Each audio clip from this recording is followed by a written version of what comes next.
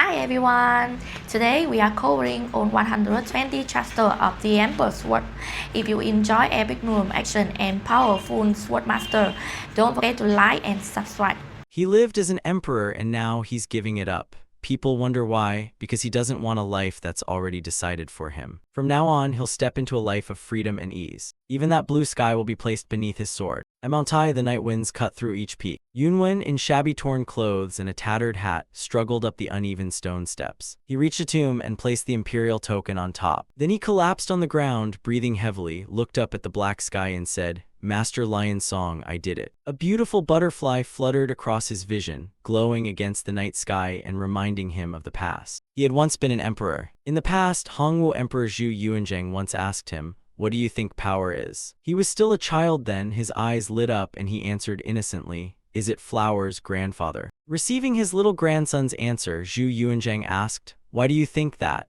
Yunwen explained to his grandfather that don't both nobles and commoners crave flowers? If power isn't flowers, then what is it? Yuanzhang, pleased by his grandson's clever reply, lifted the boy up high and praised him. Then he told Yunwen to remember this, however splendid and fierce flowers may be, later he couldn't find a suitable heir and so he passed the throne to him. Even Yuanzhang, as great as Mount Tai, couldn't escape fate. Strictly speaking, it was Yunwen who couldn't escape fate. On the day Yuanzhang passed, his regent summoned troops and seized the throne. He argued that no matter what the late emperor said, how could the fate of the nation be entrusted to a child? If you truly care for the country, renounce the throne. Yunwen panicked and asked, "What is the regent saying?" He sneered cruelly, drew his sword and threatened him, "If you're sensible, step down from the throne." It was a coup, a power struggle among kin. Many people lost their lives. In the chaos, his master Lion Song led him to flee while the army pursued like a killing wind. Lion Song brought him out of the palace through a secret underground door. He asked, "Do you remember Biha Peak at Mount Tai?"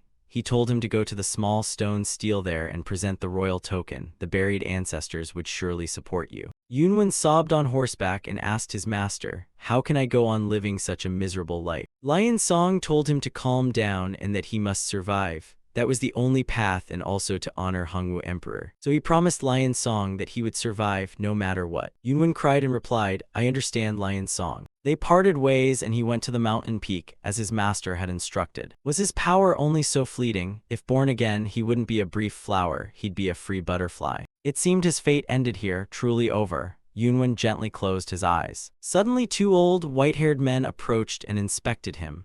One grabbed his hair and wondered who he was and why his hair was styled like that. Then he saw the royal token and was astonished, as if he'd recognized something. In a cavern on Biha Peak, Yunwen slowly opened his eyes, waking after days of unconsciousness. The 2 old men saw him wake and bowed. "Your Majesty, please forgive us for not recognizing you at first." Yunwen was stunned to realize he was still alive. They were the Hongwu Emperor's guards, Huan No and Hui No, so they had saved him. At that time, he held the imperial token in his hand, that sign of absolute rulership that only true royal blood could possess. There are always plots within the palace to guard against. The late emperor had informed the 2 of them about this token. At Biha Peak, hundreds of white candles were lit against the night sky. At Biha Peak, hundreds of white candles were lit against the night sky. Huan No produced a golden bell. The scene was truly vivid. Fundamentals of soul summoning and spirit binding, along with 2 demon soul pills, were here. The day Huan No stole it and fled, if he hadn't been favored by the late emperor, he probably wouldn't still be in this world. He asked if Hui No was ready. Hui No appeared and answered, "I peeled it off above and cut the bone. Ivory was inserted beneath the nasal cartilage and the denuded epithelium will be grafted back." Dozens of spirit elixirs and poisons were injected. Then the bone was melted and reshaped. All right, and there were no mistakes. His Majesty's transformation has been stalled for far too long. The preparations are complete. Huan No replied, "Well done, even the late emperor would be pleased." Now he had a question for him. Are you ready for life with this new existence? The heavenly demon, awakened after 1,000-year sleep, angrily asked, "How dare you rouse me?" Huan No pointed to Yunwen's body lying there and told the heavenly demon,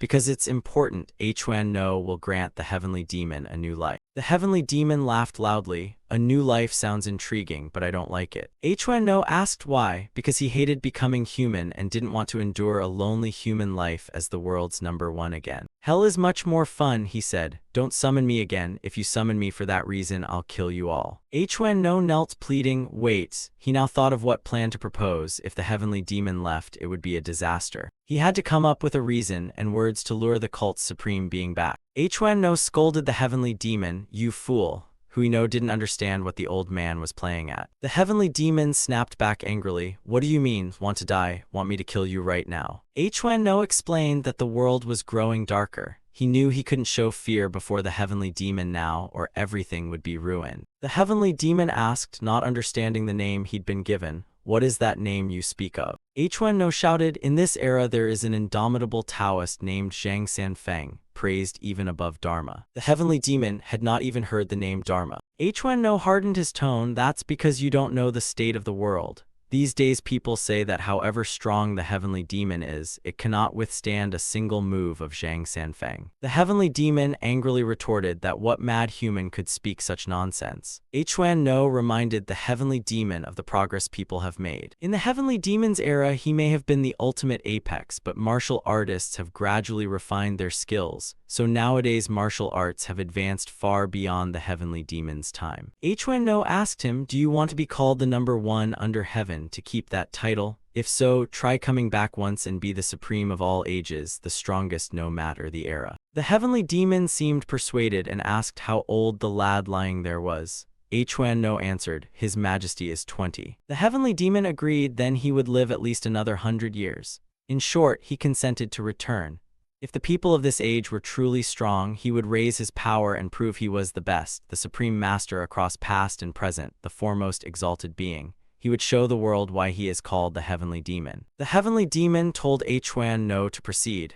He told the heavenly demon to lie down, and then he would begin. The heavenly demon entered and possessed Yunwen's body lying there. Huan-no took the soul pill to finalize matters by inserting the pill into His Majesty's body. He used a needle to perform a few delicate maneuvers. Yunwen opened his eyes and suddenly sat up. His eyes no longer seemed like his own. Yunwen screamed continuously and clutched his head, leaving them bewildered. He heard a voice and his head felt like it would explode. What was that voice? Huan-no felt his pulse to check, then pressed acupuncture points on his head. But something big had happened. Everything was out of control. Yunwen kept screaming in pain. The heavenly demon was conversing with Yunwen, so the great ritual seemed to have failed. Huino scolded Huan-no, stop pretending you don't know, don't waste time on nonsense, come up with a countermeasure. The heavenly demon couldn't fully control Yunwen, causing a clash of consciousness. If this continued, Yunwen would die. Huino told him to send the heavenly demon back to hell. The problem was Huan-no only knew how to summon, not how to return it. At this rate, Yunwen would become a cripple. Now Huan-no was also racking his brains.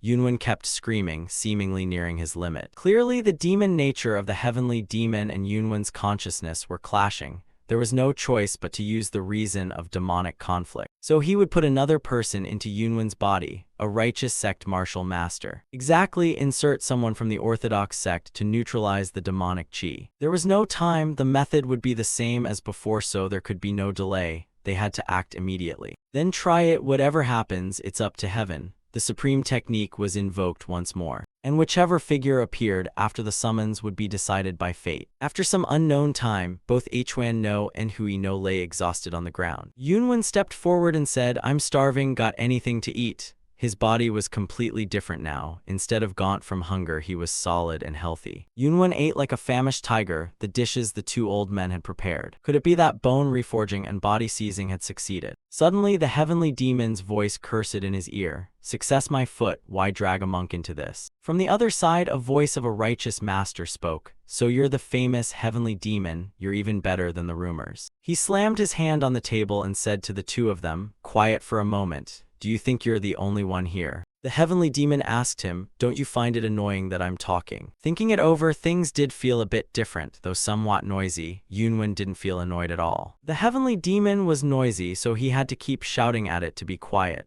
As a result, the plan to suppress the demon chi by bringing in someone from the orthodox sect succeeded. The second figure who entered the Lord's body was Huineng, a high master revered as the sixth patriarch of Shaolin. A fairly skilled person had entered the body, so thanks to that the heavenly demon could no longer bother him. The Lord thanked Huineng in a vulgar tone, which surprised both Huan No and Hui No. He turned and asked Huan No to bring him another bowl of rice. The emperor, changing as he was, would be chaotic with three personalities coexisting in one body. His temperament could shift abruptly. Hui No didn't know how to keep them balanced. While thinking, the Lord demanded of Hui No, "What are you doing? Go pour me some water." Yunwen requested to be called by his formal name Yunwen or simply by his given name.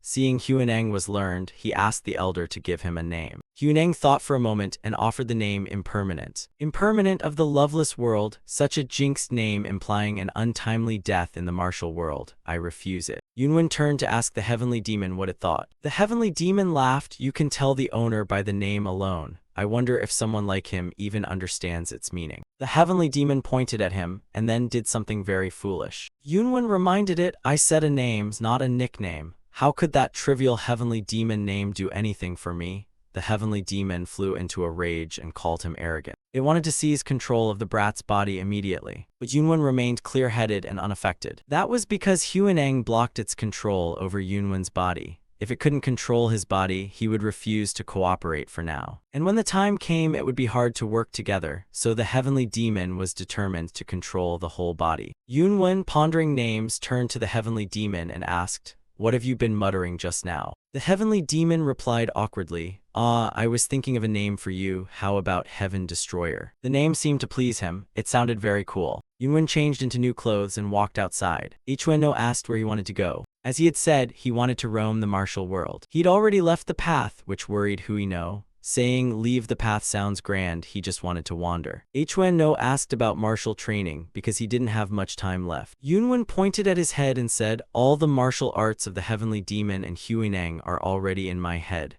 I just need to try them out. Hui No remained uneasy about letting his majesty leave like that. Yunwen took a few steps forward and told them, all right, if I do this, you two will feel better, right? He walked to an ancient tree 1,000 times his size. Heavenly demon, Yunwen said, show me your martial skill. His whole body flared with demonic chi as he launched a straight punch to clear a path down the mountain. Then he strolled off, leaving the two old men fretting behind. Huan No grimaced. Is he really going to be all right? Yunwen had truly left them, though Huan No didn't quite mean it that way. He meant it would be fine because that palm technique had reached the realm of a martial master. Winter had come and the snow fell while the two old men still sat outside, anxious and sleepless over whether the emperor would be okay. They hoped he'd live well no matter what, for his gaze so much resembled the late emperor's. They would recite sutras to pray that he might live the life he desired. On a rocky promontory, Ha Gunpyo, the demon king, was driven to the brink of death, his body gravely wounded. His blood stained the white snow on the ground red. Ha Gunpyo said, you trashy youths of the righteous sect, no matter how hard you try, you will never steal my soul. The master of the Northern Blade Association stepped forward and mocked him.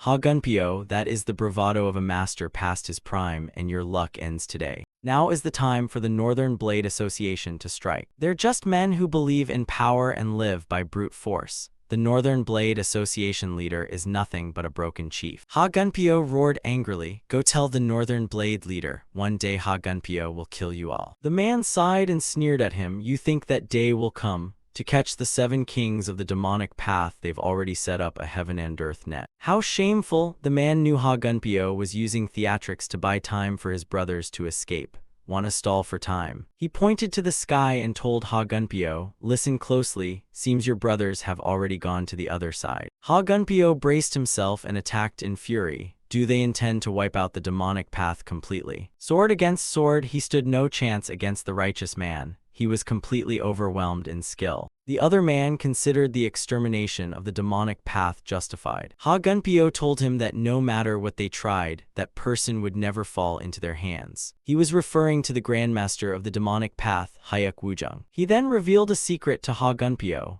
If the Sword King of the Northern Sea and the Azure Sea assassin turn their backs, what can the Grandmaster do alone? Moreover, a man on his deathbed could only fold his arms helplessly. Ha Gunpyo still couldn't believe they'd betray each other. They were brothers who'd faced life and death together. The man ordered everyone to charge and finish off Ha Gunpyo. He tried to use the last of his strength to resist them. They hadn't expected Ha Gunpyo still to possess such terrifying inner power despite his grievous injuries. Out of nowhere, something countered his blade with a sword steel. They were the three swordsmen of Tianqian. Ha Gunpyo was the only surviving member of the 7 kings of the demonic path. Today their hunt aimed to end by killing him. They looked arrogant, daring to call it a hunt for human lives was truly outrageous. The man thought it was merely a duty, and nothing excessive. Now he must die before the invisible sword net of the 3 swordsmen of Tianqian. Ha Gunpyo quietly accepted death inwardly. My brothers have come as well, he thought. He activated his final blade technique, the chronolock saber art, to fight. Just as they were about to kill Ha Gunpyo, Yunwen appeared and struck to shatter the 3 swordsmen of Tianqian's formation. The 3 old men were bewildered, not understanding the current situation. Yunwen stepped closer and curled his lips in a smile, pathetic. He placed his hands behind his neck and walked over, teasing them.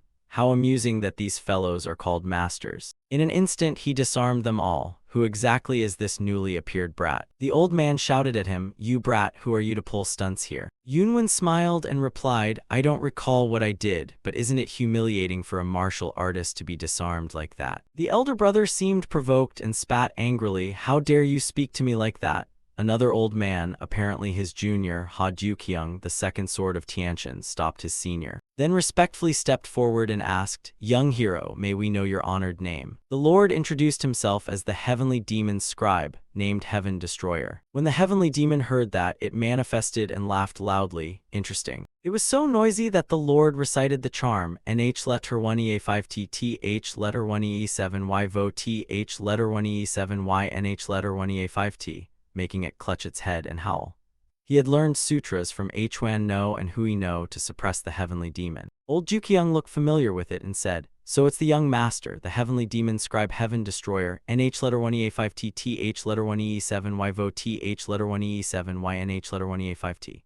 What is that? Why did this old man add that extra line? It's just heavenly demon scribe Heaven Destroyer, no extra phrase. His elder brother couldn't stand the polite greeting and angrily lunged forward, pointing at him and cursing. You overestimate your abilities, don't you? How dare you insult us? Heavenly demon, my foot, it's still a member of the demonic path. So he decided to kill him on the spot. With that he grabbed his sword and charged toward him. The heavenly demon in his head muttered, Hey, are you just going to stand there and take it? Die here? Ridiculous. I'll let them taste what the heavenly demon endured during its time in hell. Yunwen's pupils turned red like the heavenly demons as he dodged the Taoist's attack. Then he countered with practiced ease, as if thoroughly familiar with the martial art. He then surged forward and punched those loudmouthed elders. He hadn't even used 50% of his strength, yet it sent them reeling. The elder recalled his sword and charged at him. He swung his blade across Yunwen's body and laughed. How does it feel to be cut like that? But then he was aghast. Yunwen was unharmed, while his junior had been split open by a sword across the chest. Yunwen feigned surprise. Why is the whole body cut off? I thought it would only slice the hair. He asked the old man, Why did you cut down your fellow disciple? The old man screamed in fury and was kicked by Yunwen. They were furious to see their senior struck and rushed up together, pointing swords at him. Of course, Yunwen easily dodged and dealt with them. When elder asked, What exactly did you do? How can this be? He answered, Because he likes to fight like that, so I indulged him. They couldn't understand how he could appear before them without a trace.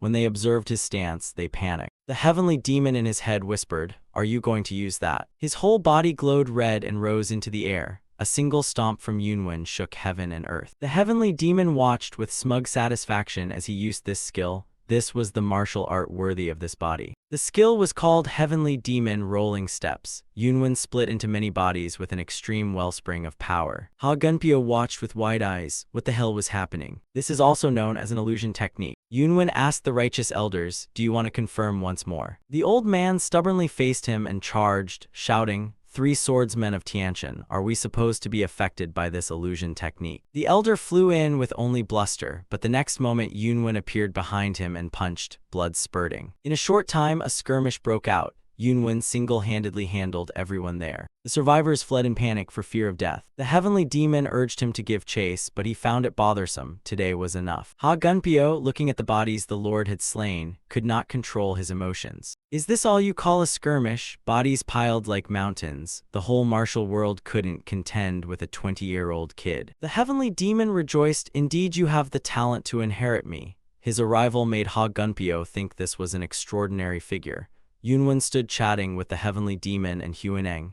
After dealing with the righteous lot, he suddenly turned his head back. He saw Ha Gunpyo bow down and kneel before him, saying, "Hero, please take me with you." Yunwen looked at him and briskly hopped away. He didn't like clingy people, they were scary. In Kaifeng, there was a great shock in the martial world. 2,000 swordsmen of the Northern Blade Association together with 500 masters of the 9 Orthodox Alliance went hunting the 7 kings of the demonic path. They killed 6 of them, and unsurprisingly the righteous side overwhelmingly dominated the 7 kings of the demonic path. But a new figure appeared to shake the martial world. The heavenly demon scribe, Heaven Destroyer. Heaven Destroyer defeated 528 masters of the Northern Blade Association and 127 masters of the 9 Orthodox Alliance. A new demon god had emerged. Heaven Destroyer walked the streets and heard everyone talking about him. Word had it that everyone who looked at Heaven Destroyer ended up dead. Some said he had a demonic face, but according to the second sword of Tianqian, he was a good man. Rumor had it the Northern Blade Association had sent an investigation team. Perhaps bloodshed in the martial world was imminent. The heavenly demon was delighted as everyone panicked over their affair. What a splendid debut. Heaven Destroyer admonished the heavenly demon for being too loud, and he felt as if he'd been dragged into a pointless fight. How embarrassing. The heavenly demon thought there was nothing to be ashamed of since Heaven Destroyer had just changed clothes and no one could recognize him. Huineng knew that wasn't what he meant. The heavenly demon angrily chided him. "If not that, then what did you mean?" He snapped at the two of them to be quiet. They were too noisy. Anyway, that second sword of Tianqian already knew his face, so he considered the matter of a disguise. Huineng suggested that instead of flashy disguises, they simply change the atmosphere for a while. At the Neutrality Pavilion Inn, a young waitress was warmly greeting guests. She suddenly froze at the sight of a young man so handsome he seemed perfect. Heaven Destroyer told her to bring a flask of any wine and a simple appetizer. Seeing her starring, he asked bluntly, "Why are you starring at my face? Are you worried she knows my name and has recognized that I'm causing chaos in the martial world?" The young waitress answered coyly and shyly, "Pardon my rudeness, but in my 10 years working here I have never seen such a handsome gentleman as you." It turned out she was smitten with his looks. She told him to wait a moment and she'd bring the food right away. The food was set on the table. Heaven Destroyer poured the wine and tasted it. It was sharply spicy and different from the wine he drank in the palace when he was emperor. Huineng didn't know the taste of the wine, but perhaps it was something that brought joy to ordinary villagers. The flavor of wine in the martial world was very different from that in the palace. In fact, back when he was in the palace, he had plenty of chances to drink at banquets, but he never enjoyed it. Usually it was his foster father who drank, and the wine was always bitter. Huineng had heard that bitter wine meant the drinker had a troubled heart. He wanted to tell him once more. Although this time he had broken the prohibition against killing out of necessity, no one can take on the guilt of the deeds he himself committed. So if a fight can be avoided, it should be avoided. Moreover, he warned him not to act foolishly and cause needless bloodshed. Only then can one taste the sweetness of wine. Heaven Destroyer seemed enlightened by Huineng's counsel, but the heavenly demon appeared and cursed Huineng. "What nonsense are you spouting? Do you even know what wine smells like?" The heavenly demon argued that if they didn't kill others, they'd be killed by them, not just in the martial world, but across the entire world. Huineng remained calm and spoke to the heavenly demon. "Now that Heaven Destroyer has appeared in the martial world and caused such great slaughter, show him mercy." Heaven Destroyer also felt Huineng was right. He hadn't expected the heavenly demon's martial skill to be so formidable. For the first time, he felt such freedom. But if he used this power solely for his own benefit, how would he be any different from his adoptive father? Heaven Destroyer told Huineng, "When I can truly taste the sweetness of wine, I'll have a drink with you." Huineng declined. "Master of the ceremony, this humble monk cannot drink." A man in the tavern was walking toward him. The heavenly demon, eager and amused, tensed. "Someone's coming your way." Heaven Destroyer wondered if the young man was from the Northern Blade Association. But the man set a cup of wine on the table, clasped his hands, and introduced himself. "I am Tang Jiangwu of the Sichuan Tang clan." He pointed behind him toward his brothers and said to him, "If you don't mind, shall we sit together?" Judging by the looks of those from the Sichuan Tang clan, they seemed about his age and clearly came from the martial world. He was bored and thought he'd go sit with them, maybe pry out some information. So the heavenly demon agreed with Jiangwu and they moved over. Jiangwu told his brothers and sisters, "This gentleman has accepted our invitation. Greet him properly." A red-haired youth rose and bowed to him. "Greetings, sir. I'm Namgung Hukrian of the Divine White Sword Dragon, somewhat known in the martial world." Heaven Destroyer raised his hand in return. "Very pleased to meet you." Another rough-looking fellow introduced himself as Peng Jianghu of the Iron Blood Fist. The pretty red-haired young woman was Namgung Ayan. The girl beside her was Namgung Hyemi. Both of them couldn't help thinking, how is there someone this handsome in the world? Heaven Destroyer, embarrassed, said he was very happy to meet them. The greeting went on a long time because there were so many people. After they finished introducing themselves, it was his turn to introduce himself. Heaven Destroyer politely said they all came from prestigious clans and were so generous to him that he was truly at a loss how to respond. He introduced himself as just a wanderer. For now, they could call him Wenian. The heavenly demon wondered why someone called Heaven Destroyer would present himself this time as Wenian. Who would know his true identity? He grumbled. In his mind, these were the martial world figures sitting here. He had originally intended to call himself Heaven Destroyer, but after hearing the introductions, he realized the status of these 4 men and 4 women was terrifying. These were major righteous forces. Compared to the Northern Blade Association and the Southern Blade Coalition, known as the very large 5-clan league, the core powers of the 5-clan league were the Namgung clan, the Peng clan of Hebei, the Tang clan of Sichuan, the Yan clan of Jinzhou, and the renowned Murim clan. In short, these people are the future leaders of the 5-clan league. Heaven Destroyer asked them why everyone had come to the Kaifeng mansion. Wasn't this quite far from Jiangnan's capital? The heavenly demon scolded him inwardly. "What, you don't know anything about the martial world? He really looks down on you. You practically had the continent's map memorized while you were emperor." Peng Jianghu thought the matter was too long and that even if explained he might not understand. This is martial world business. As introduced, they belong to the 5-clan league. Kaifeng also hosts the main guild of the Beggars sect. In addition, the base of the Northern Blade Association is here. Heaven Destroyer was a bit flustered. The Northern Blade Association's base is here too. He wondered why everyone had gathered here, alongside the Northern Blade Association. Suddenly the girl Hyemi slammed the table, pointed her chopsticks at his face, and shouted, "Hey sir, that's enough meddling. This time the Northern Blade Association is holding the Righteous Grand Banquet." What an ugly stunt is she pulling? Namgung Hukrian admonished Hyemi for being rude to the gentleman, and she pouted and went back to eating. So because of the Righteous Grand Banquet, righteous sect members had to assemble here. He hadn't realized the martial world was so fiercely divided into factions. Heaven Destroyer admitted he knew nothing when it came to the martial world. Hukrian noticed too. No wonder he looked curious when the martial world was mentioned. From his assessment, the martial world is brutal, but the conflicts now are even more intense. Even someone ignorant of the martial world would have heard of the righteous and demonic paths. Looking at its history, those two forces were never as clearly divided as today. Anyone in the martial world must choose one side. But aren't there some people in the martial world who don't want to belong to either the righteous or demonic side? Hukrian confirmed that yes, such people exist, but ambiguous individuals or factions in the middle are often treated as enemies and easily killed. It's terrifying to be killed merely for not siding with them.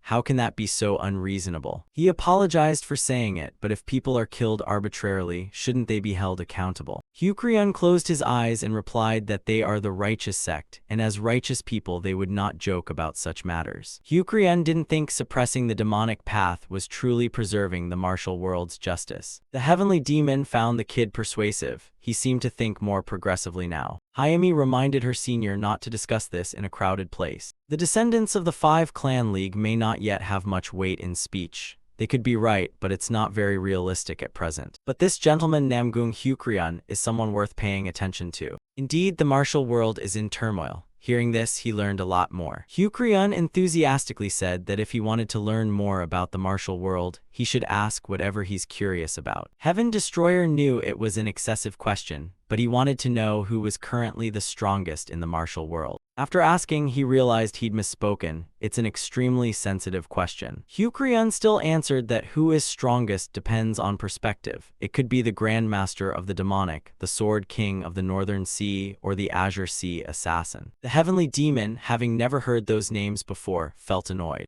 But in such a vast Jianghu, there will surely be hidden masters. Hyukryun thought masters stronger than those he listed could appear anywhere at any time. Heaven Destroyer asked them what they thought of Huineng, the former master of Shaolin. Hyukryun laughed at the question, thinking he was joking. Huineng has been dead for over 700 years. The heavenly demon overheard and seized the chance to tease old Huineng. Heaven Destroyer continued, asking what they thought of the heavenly demon. At that question, they all seemed a bit suspicious of him. Clearly, he claimed to know nothing of the Jianghu, so how could he name figures from its history? As for matters about the heavenly demon, they were all absurd. Whether to believe them was very unclear. The heavenly demon grew angry at being called dubious. Everyone across the three realms should know him, he snapped. While they were talking, a commotion at the door made the whole tavern turn. A group of Taoists were cornering a young woman until she had to crawl on the ground. The shiniest old man in the litter mocked the girl. "You think you can run away from us?" The young woman was in tears, begging for help. From their clothing, Heaven Destroyer quickly recognized them as members of the Northern Blade Association. The old man leading them was White Tiger Sword, God Juksum, deputy captain of the Northern Blade Association's enforcement team. He grabbed the girl's hair and scolded her for abandoning her father and fleeing alone. What nerve she had. "Spare me, I beg for my life," the young woman wailed. Hayami charged forward, pointing her sword at him, and asked, "Since when has Kaifeng become such a lawless place? How could a martial artist of a proper sect bully a weak young woman like that?" Everyone in the tavern praised her. Yes, even members of the Northern Blade Association. Acts like this are over the line. Gojuksum sneered that someone had the gall to meddle in the Northern Blade Association's affairs. He warned that those who touched the association wouldn't be left in peace. Hayami, unafraid, shouted back, "You think you can use the Northern Blade Association's name to oppress others? Not against Namgung Hayami." Everyone already knew her identity, the young lady of the Namgung clan. That is, she was the daughter of the Azure Sky Divine Sword. God Juksum reminded Hayami not to meddle in another sect's affairs. It's an unwritten rule in the Jianghu. Of course, Namgung Hayami wasn't foolish enough to be unaware. Yet turning a blind eye when witnessing injustice in the Jianghu is not something a martial artist like her would do. Moreover, from what Hayami saw here, what they were doing amounted to kidnapping that girl. Gojuksum said Hayami acted out of ignorance of the situation. The girl was named Zhu Zhongfeng, daughter of the Demon Frontier sect leader, Zhu Jingyi of Kaifeng. They had orders to arrest anyone associated with the Demon Frontier sect, so they had no choice. If Miss Hayami still wanted to block their way, they'd be forced to use violence. Hyukryun laughed scornfully and asked the old man, "You say you'll use force? Since when did the Northern Blade Association's enforcement team get so brazen?" So they all stood with Hayami, ready to fight the Northern Blade Association old man. Leaving Heaven Destroyer bewildered behind them, he thought, "I shouldn't have bothered befriending them." Juksum repeated, was he on duty or was the gentleman deliberately trying to threaten them? Glancing at Hyukryun's attire, he guessed he was of the Namgung clan. Hyukryun grinned wickedly, "Threaten you? If I'm right, what are you going to do about it?" The old man swallowed and replied there was nothing to do but reported up the chain. The Northern Blade Association's enforcement captain Wu Hyunchung entered and said, "No need to report this. Retreat is not in the enforcement team's dictionary. Would you really report such nonsense to the higher-ups?" Seeing their captain appear, they all knelt down and paid their respects. The heavenly demon thought the enforcement captain looked like a stick and must have a screw loose. He stepped forward and spoke to Hyukryun in a grave manner. Didn't the Namgung heir realize he was overstepping? He didn't grasp the enforcement captain's point. He explained further, if young Master Hyukryun's intervention here were discovered by the head of the Five-Clan League, could he shoulder the responsibility? Could Hyukryun guarantee he wouldn't be punished if the next head of the Namgung clan opposed the Northern Blade Association just for sheltering a remnant daughter of the demonic path? Hyukryun wasn't afraid of his threats. "I dare you to say that again," he shot back. Wu Hyunchung thought he had a point. If the Namgung heir made relations between the Northern Blade Association and the Five-Clan League awkward, could Hyukryun bear the consequences? Peng Jianghu pointed at him and cursed, "Bastard, how dare you threaten the future head of the Namgung clan? While we're being polite, shut your mouth." Wu Hyunchung grabbed his own tuft of hair, looked at Peng Jianghu and said, "If I remember correctly, you must be a descendant of the Peng clan." He said the other had it wrong. So far he hadn't spoken any disrespect to the Namgung heir. Moreover, considering Jianghu's age and standing, what right did he have to speak insolently to him? Wu Hyunchung ordered all enforcement team members present around the area, From now on, no one is allowed to leave this place. After issuing the order, he looked at the Namgung heir and asked, "So what do you intend to do now, young master?" The heavenly demon watched, furious at that arrogant man. Those righteous types weren't to be underestimated. They'd been wolves in sheep's clothing from the start.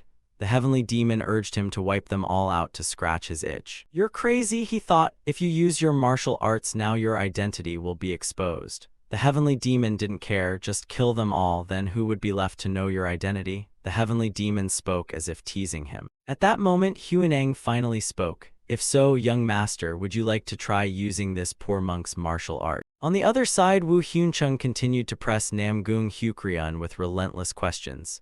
"Young master, I'm asking you, what will you do now?" Hukrian demanded they hand the girl over, otherwise they'd follow them to see how her father would interrogate her. Even if the girl's father were a great demonic lord slaughtering lives or an enemy of the world, that had nothing to do with her.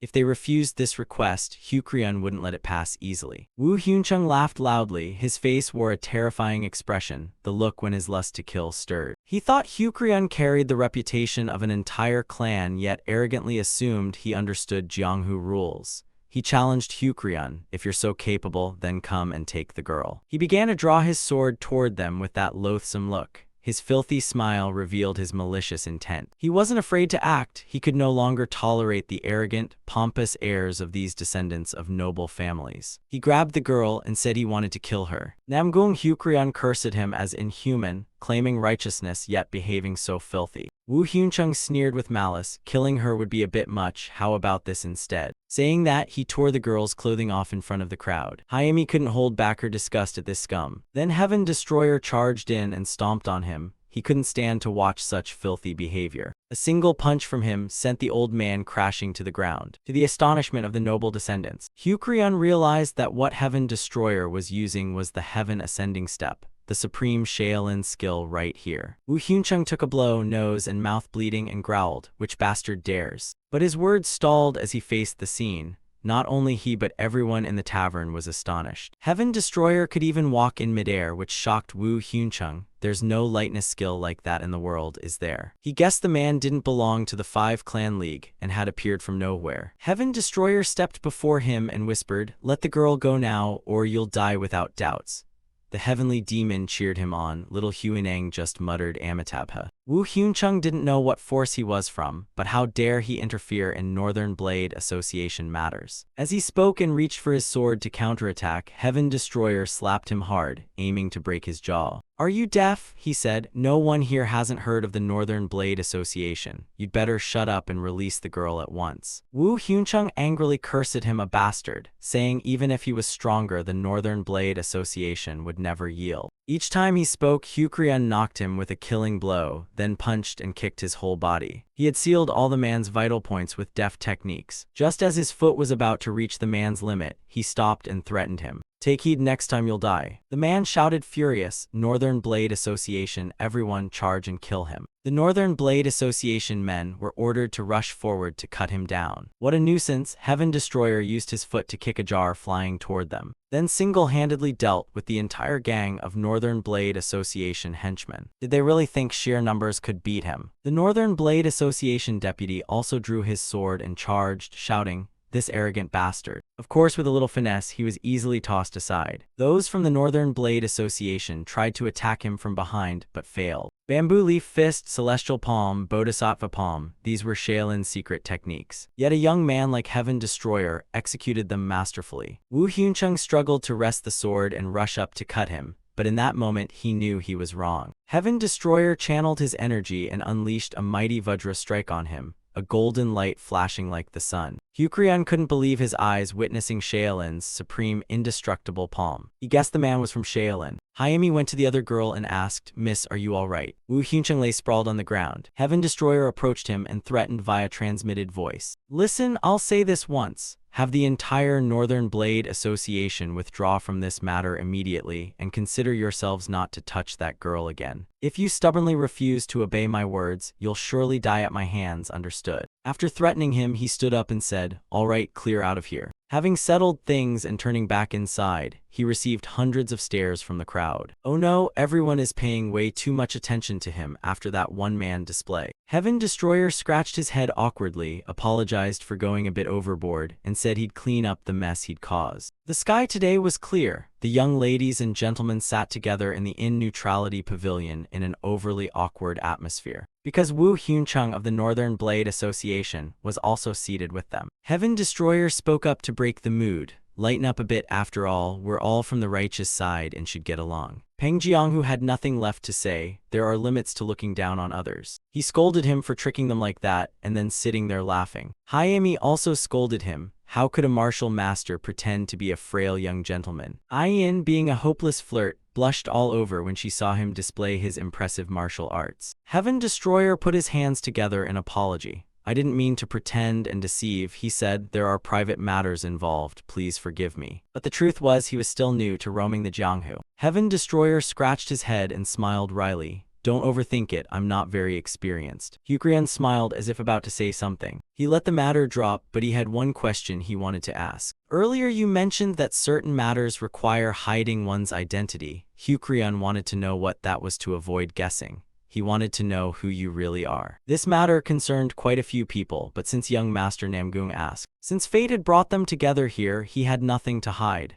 Heaven Destroyer admitted he was the legitimate successor of Master Huineng of Shaolin. The answer left them all stunned, mouths agape. The heavenly demon praised him for being quick-witted in handling the situation. Huineng himself felt the claim wasn't impossible. Hyami heard this and found it impossible. This was too absurd. Master Huineng lived in the Tang era. How could he have a living successor? What possible reason would make the young master a rejuvenated ancient oddity? They found the whole thing so absurd they couldn't believe it. The heavenly demon judged these youngsters to be quite clever. Heaven Destroyer explained further, I may have explained poorly and caused misunderstanding. I am indeed a successor of the master, but I didn't learn the martial arts directly from him. Heaven Destroyer boasted that he grew up at the foot of Mount Tai. One day while chopping wood he happened upon a cave, and inside found a manual of the master's martial art left behind. From then on he had the chance to learn the master's techniques. Although he'd never contacted formal martial instruction, over time and reflection he'd achieved some skill. After finishing his tale, he looked back and asked if everyone understood. Hyami frowned, but since the young master demonstrated such skill, they had no choice but to believe him. Hyukrian felt this meeting was serendipitous. He hadn't expected the chance to get acquainted with him. Heaven Destroyer also apologized for deceiving them and hoped for their forgiveness. Namgung Hyukrian told him not to blame himself. Isn't it a joy for the Jianghu to gain another hero? Though Hyukrian knew him, he still urged caution. Heaven Destroyer didn't understand what he meant. Why should they be cautious around him? Heaven Destroyer was new to the Jianghu and didn't know that everyone's role there was important. If he truly was Master Huineng's successor, who would dare offend him? Well then, since we're sharing a wine table today, let's put everything aside and drain our cups together. Woo Hyun-chung felt awkward, thinking to himself, why do these bastards keep forcing me to sit here? Heaven Destroyer used transmitted voice to speak to him. Can't you try acting friendly? Wanna die? He warned him not to ruin the mood here. If he said anything wrong, he'd get his mouth broken. Woo Hyun-chung felt scared, thinking, this bastard is terrifying. He can act without flinching, and the dual mind inner skill he uses can be performed perfectly at this age. Heaven Destroyer turned to him and said, everything's been settled now, right? Woo Hyun-chung was forced to put on a radiant smile and speak. That's right, I assure you nothing like this will happen again. He thanked him for cooperating and withdrew to tend to his wounds. That evening, when Hyukrian learned he still had no place to stay, he suggested they all go to the next inn and book rooms to rest. And that's why he was at that inn bathing, wanting to roam the Jianghu freely but getting tangled in far too much trouble. The heavenly demon told him not to complain. If you meddle, you must take the consequences. What else can you do? This incident was something to thank Master Huineng for. Today had truly been a tiring day for him. As he closed his eyes to enjoy the bath, the heavenly demon woke him. A huge guy had appeared where he was. Wasn't he that hairy fellow Ha Gunpyo from before? This old man was the one who had begged him to take him along. He'd met him on Mount Tai earlier. How did the old man still cling to him and follow him here without letting go? The old man kept begging him to take him in. He spoke so loudly it made his ears ring. He had refused before, yet the old man still followed him. Ha Gunpyo beat his chest, saying his life had been saved by Heaven Destroyer, and since he was still alive now, he vowed to follow him. It was unbearable. The heavenly demon asked if he intended to recruit the old man as a follower. If he took the old man along, what freedom would he have on the road? He'd attract attention. If so, he'd accept him, but he already had other plans in mind. On Mount Tai, Hwan No and Hui No were cutting wood and storing it in the snowy mountains when they suddenly heard a sound. A fat man carrying a bundle on his back ran up to them. Ha Gunpyo's eyes lit up like stars when he saw the two old men. The story was that night Heaven Destroyer agreed to take him as a retainer, but since his skills were lacking, he told him to go to the two old men to train further. Ha Gunpyo knelt to pledge himself to his master here, to apprentice under Hwan No and Hui No to learn their art. Not everyone knows this place. How could he manage to come here to take a master? Who besides Yunwen sent him here? What exactly did you mean by sending him? Heaven Destroyer was practicing under Master Huineng's guidance. He reminded him to focus on the path of inner force. Internal energy moves through the meridians like water follows its source. Just go with it and you'll be safe. Huineng praised him. Very good, your internal skill has improved a bit. The heavenly demon found Huineng's teachings boring. He thought those things were unnecessary. Huineng explained to the heavenly demon that a foundation is needed before one can advance. The heavenly demon asked him if he had any plans for the future. Heaven Destroyer replied, I don't have any plans yet. The heavenly demon was curious that Heaven Destroyer, with two such powerful teachers, had no ambition to dominate the martial world.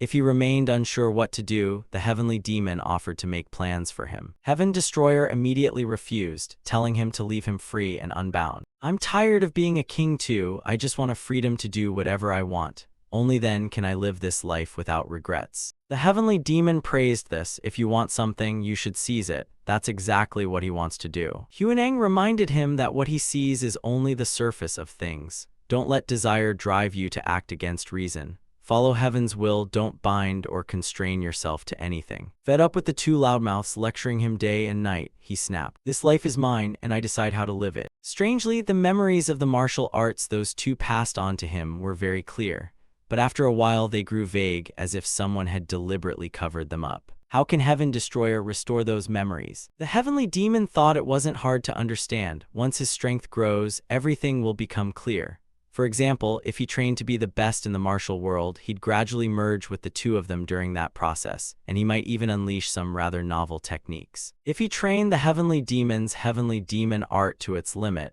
the demon could fully express its prowess through his body. Once the unification realm was reached, they could freely release themselves from his body.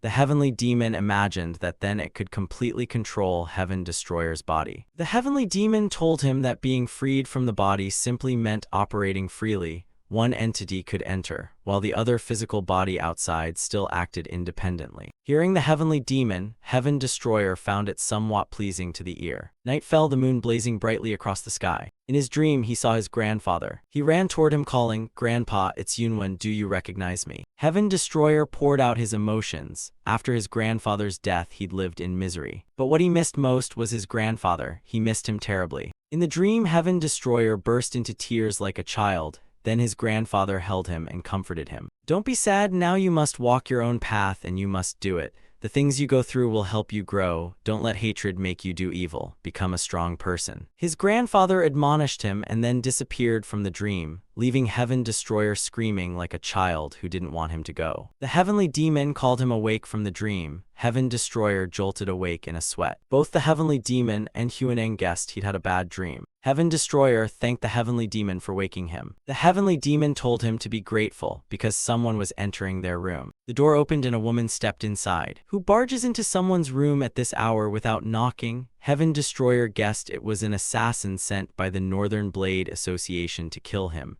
but Ha Gunpyo had only just arrived at Mount Tai. By her footsteps and aura, the heavenly demon deduced it was a woman. Namgung Ayin opened the door and entered his room. They looked each other in the eye. Heaven Destroyer didn't understand why she had appeared in his room at this hour. Ayin knelt by his bed and said, this girl has sensed that our bond is fate. She felt that if she didn't bravely rush forward, she'd lose Heaven Destroyer. While speaking, she tried to press her body against his. The heavenly demon chuckled with delight. Huineng reminded him not to cross the line. Namo Amitabha. Ayin felt he was truly handsome and very attractive. Her face looked love-struck and seductive as she gazed at him. Heaven Destroyer pressed her face and pushed her away. Miss, don't make me embarrassed. Go back to your room.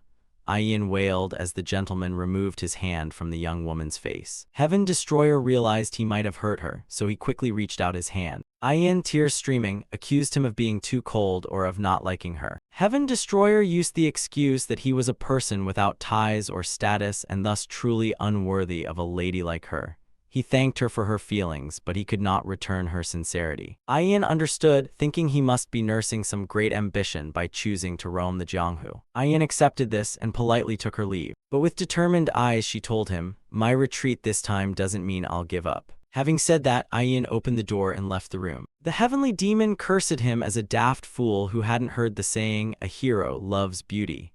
Huaneng praised him for handling it well. Heaven Destroyer sighed at all these pointless affairs. Heaven Destroyer rose from the bed as if to go somewhere.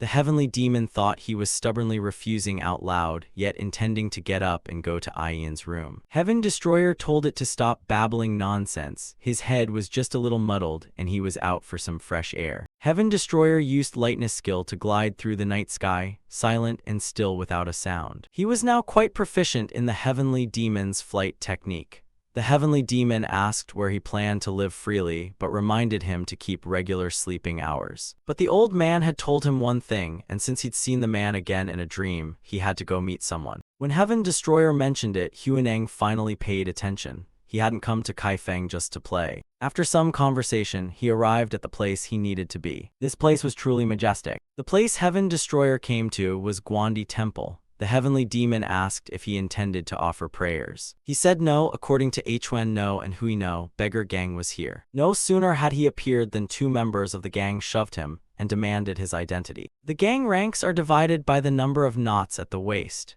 2 knots indicates membership over 3 years. It seemed the information from the people at Namgung was somewhat useful. They asked who he was and why he had shown up here. He introduced himself as Wenian, here to see the grand gang leader Peng Chunho. At that name, they stepped back instead of attacking and asked him, "Could it be that you are the jade-faced divine dragon Wenian?" What jade-faced divine dragon? He didn't even know where that title came from, but Wenian was indeed his name. They asked if he was the one who had clashed with the Northern Blade Association at the Neutrality Pavilion Inn. Of course he didn't deny it. As expected, the gang's spies were everywhere in the martial world. There was nothing they didn't know. The two respectfully invited him to follow them. In the reception room, Wenian stood waiting for a moment before someone stepped out and spoke. "I pay my respects to young Master Wenian. Apologies for earlier rudeness." This man had 3 knots at his waist, truly a person of standing. He asked what matter had brought him to see the grand sect leader at this hour. Heaven Destroyer took out a metal token from his person and instructed him, "Just give this to the gang leader, and he will know why I have come." He took the metal token from the other's hand and told him to wait a moment. He delivered the message to the grand sect leader as quickly as possible. Heaven Destroyer wondered why the man obeyed him without a hint of doubt or question. In Kaifeng, the Northern Blade Association and the beggar gang are always at odds. Hearing that he'd taught those thorn in their side types a lesson made them feel quite relieved. They didn't know his exact relationship with the grand sect leader, but they still cared about his actions. That's why he didn't need to feel indebted to them. After speaking, the man told him to wait while he went to inform the grand sect leader. The beggar gang's headquarters wasn't flashy, but it was solid. Looking over their base, it was clear this was a powerful force, not as impoverished as it appeared. Truly, you shouldn't judge beggars by their cover. While they were sitting, someone suddenly burst in with such force it felt like they wanted to tear the sky and pound the earth before him. He asked, "Young master, are you the one who brought this jade amulet?" Heaven Destroyer looked puzzled at the newcomer, noticing many knots at his waist. When he said he was indeed the one who brought the amulet, the man immediately knelt and performed the ritual. "Your servant Peng Chunho pays respects to His Majesty the Emperor. Apologies for the delay in greeting. Please forgive me." Heaven Destroyer was bewildered. How did the man recognize him as the Emperor just by looking at the metal token? Peng Chunho vowed that from this moment on he would serve His Majesty wholeheartedly. Heaven Destroyer quietly understood why Huan No and Hui No had told him to come to the Kaifeng residence to meet the Grand Gang leader and present the amulet. He remembered the dream from last night, the old man telling him not to be sad because he would no longer wander this world alone. So it turned out the old man had arranged this for him in advance unexpectedly. The Grand Gang leader inquired about Huan No and Hui No's health. Though they'd been gone some time, he guessed the two old men were still in good spirits. Jinho told him not to bother with formalities when speaking with him. Actually, Heaven Destroyer felt at ease speaking now that he was no longer emperor. Jinho didn't need to be ceremonious with him. Jinho clasped his hands. "I will follow your majesty's orders." Although the Jianghu power left by the late ancestor rested only with Huan No, Hui No, and Jinho, their strength was not weak.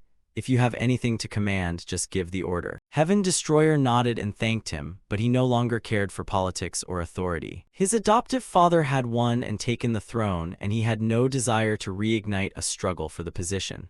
So Jinho didn't need to worry about that anymore. Jinho understood and asked whether he had any further intentions. Though he had abandoned the throne, he would not live this life in vain. Heaven Destroyer asked Jinho, "Do you think I can unify this Jianghu? If I can properly use the twins' strength along with the beggar gang's far-reaching network, we could bring many sects to heel. As my power grows, there will be opportunities to subdue guilds and prominent clans across the martial world." After outlining his plan, he turned to Jinho to probe his thoughts. "Old Peng, what do you think? Could he join him in carrying out this grand scheme to conquer the Jianghu? Let's together ignite this war." He meant to instigate a power struggle across the Jianghu. The beggar gang currently isn't part of the Nine Orthodox Alliance to maintain independence and not be beholden to any power. Although a major gang in the Jianghu whose strength is comparable to other top forces, they remain neutral to avoid getting entangled in the bloody wars of the martial world. But if Heaven Destroyer wishes it, even if this body dies on the battlefield, he will never refuse to follow Heaven Destroyer's will. Indeed, the forces the late Lord left behind are true loyalists. They will carry out their master's orders no matter what. Still, he didn't expect the man to simply accept such a risky request from a child like him.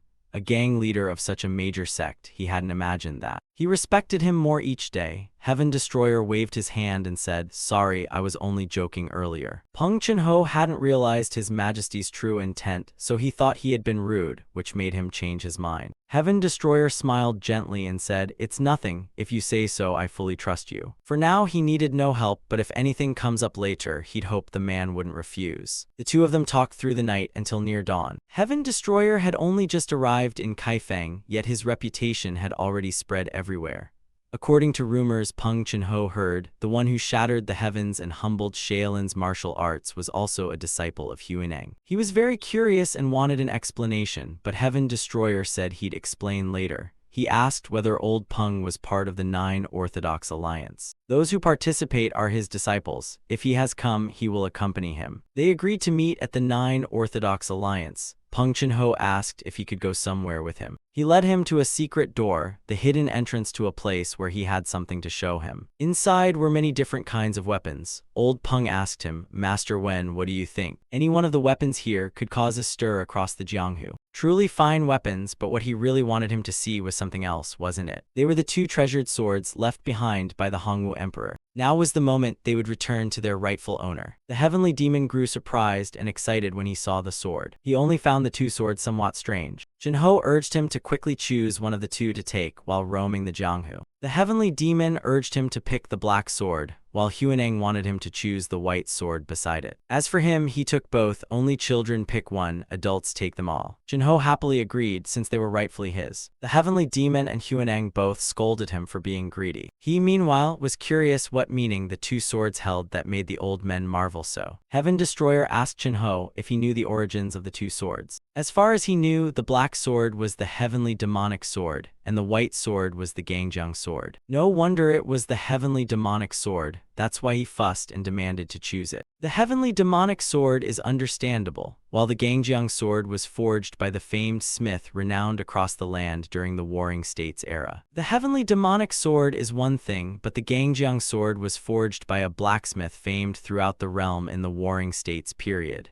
In addition, it is also called the Emperor's Sword. After taking the two swords home, he thought a great deal about this Emperor's Sword. At the inn's door, he saw the Namgung group standing outside chatting happily. They came up and asked where he'd been. Heaven Destroyer said he felt restless, so he took a walk to ease his mind. Namgung Hukrian had noticed the two new swords on him. Before they could ask, the girl Hayami rushed forward in surprise and asked, "Going out at midnight and hauling back two swords like this?" Heaven Destroyer scratched his head and said the two swords were something he happened to obtain, not anything impressive. Hayami could clearly see they were two treasured swords. Peng Jianghu urged them to hurry from behind because the Nine Orthodox Alliance was approaching. Hyukryun invited him to join since the Shaolin chief monk would also be present at this Nine Orthodox Alliance. At Yunxian a Great, many people had come to attend. Before long, people were already hailing him as the jade-faced divine dragon. His reputation had shaken all of Kaifeng. The Nine Orthodox Alliance would certainly draw a lot of attention toward him. Heaven Destroyer was humble. Now that he was a nobody with no backing, he felt unworthy of such praise. Miss Aiyin, standing beside him, looked at him admiringly and said, "A nobody, not at all." Why did he get the feeling she was trying to flirt with him? But the Righteous Alliance looked truly imposing. Even from a distance, you could make out the massive pavilions. The Northern Blade Association, overlord of Jiangbei, had a temperament somewhat different from the Southern Blade Coalition, Five Clan League, and the Nine Orthodox Alliance.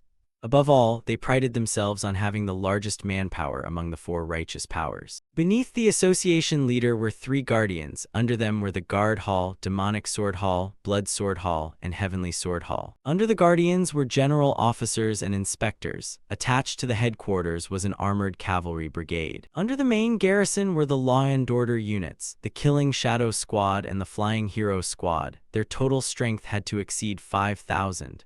Aside from the Beggar Gang, the Northern Blade Association could be called the largest righteous power. Though the Northern Blade Association currently tended to rule by force, the most worrying elements were the Demonic Sword Hall and the Blood Sword Hall. The names alone sounded a bit savage. Because they originated from the demonic path, the Northern Blade Association once compromised and recruited them. But their vicious nature had seeped into their blood, so even joining the righteous path didn't change their character. Each time, the Northern Blade Association steadfastly turned a blind eye, which was why relations between the Five Clan League and the Northern Blade Association soured. A group from the demonic path being under a righteous power sounded truly contradictory. But he had to admit the front halls were indeed huge. Surely it cost a good deal to build them. Rumor had it took 100,000 taels of gold to construct them. Where on earth did they get such a vast sum? The Northern Blade Association's main income came from transporting goods.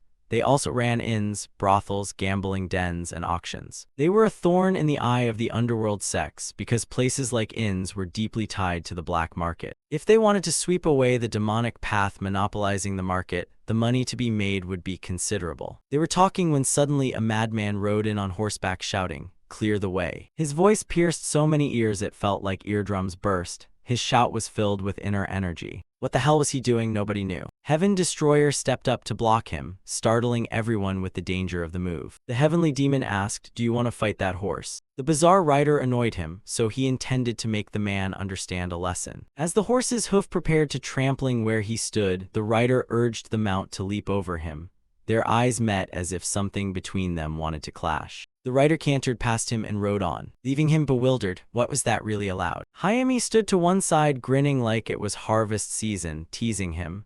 The dashing young master had turned into a country bumpkin. Truly, the little wench loves to tease people. The Heavenly Demon was no exception, laughing and joking. He pretended not to know what was going on. Heaven Destroyer had to admit that the fellow was pretty formidable. You couldn't even find someone with that equestrian skill in the army. He hadn't expected anyone in the Jianghu to possess such masterful horse-riding magic. Moreover, the rider just now had been a woman. Everyone in this crowd had come to attend the Nine Orthodox Alliance gathering. Waiting to enter the assembly was tiring. It took a long time, so Hayami complained and grumbled. Heaven Destroyer spotted something and turned to Hyukryun excitedly.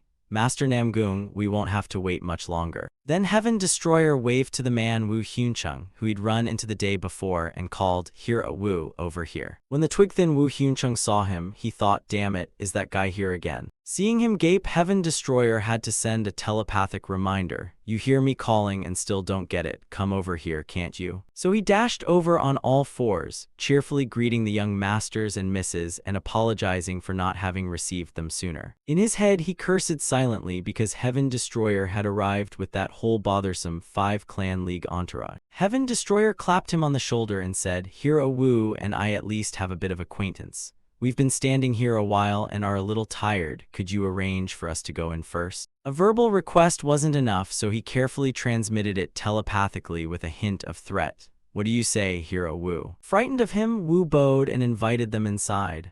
Of course, that's what I should do. After all, we have a connection. How could I let you wait? Heaven Destroyer thanked him. The two exchanged polite niceties like actors on a stage. He led them into the waterfront pavilion, the waiting room where honored guests could rest. Members of the Northern Blade Association who saw him recognized him immediately, since their subordinates had been made to lose face by some strange youngster at the inn. They also saw that Wu Hyunchung no longer had the strength or dignity to be captain of the Law and Order unit. Having to kowtow to Heaven Destroyer on their turf was utterly disgraceful. The association leader appeared and asked if the man was really called the Jade-Faced Divine Dragon. They were surprised to see the association head show up here. He thought Heaven Destroyer was very bold to cause such trouble and still dare set foot on their territory. At the inn, Heaven Destroyer had inflicted heavy losses on the Law and Order unit. Many subordinates were wounded, guest property damaged, and the unit had to compensate for the losses.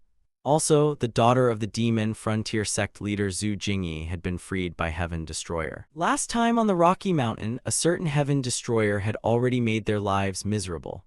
Now another troublemaker had appeared on their turf. Since when had the Northern Blade Association become something the Jianghu looked down on? The association leader certainly couldn't let this go. He demanded someone bring him to meet the man and that he would pay for what he'd done. Heaven Destroyer, meanwhile, was still joking and trading gossip happily with friends, not very concerned.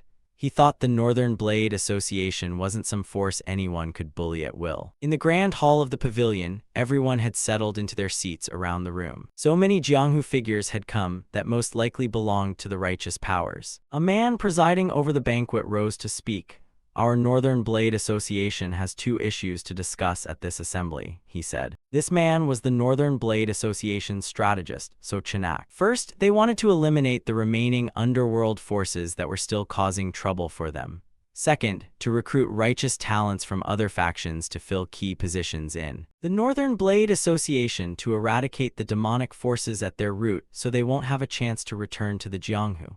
The strategist boldly nominated the Northern Blade Association as the main power to rally martial artists to rise up and sweep away the demonic sects. His meaning was to wipe out the underworld forces in the Jianghu. He certainly knew how to speak and rally the martial world. Truly a strategist, his speech and ability to rally were exceptional, but it seemed the Northern Blade Association had already revealed its hegemonic ambition. But powers like the Five Clan League couldn't casually oppose them.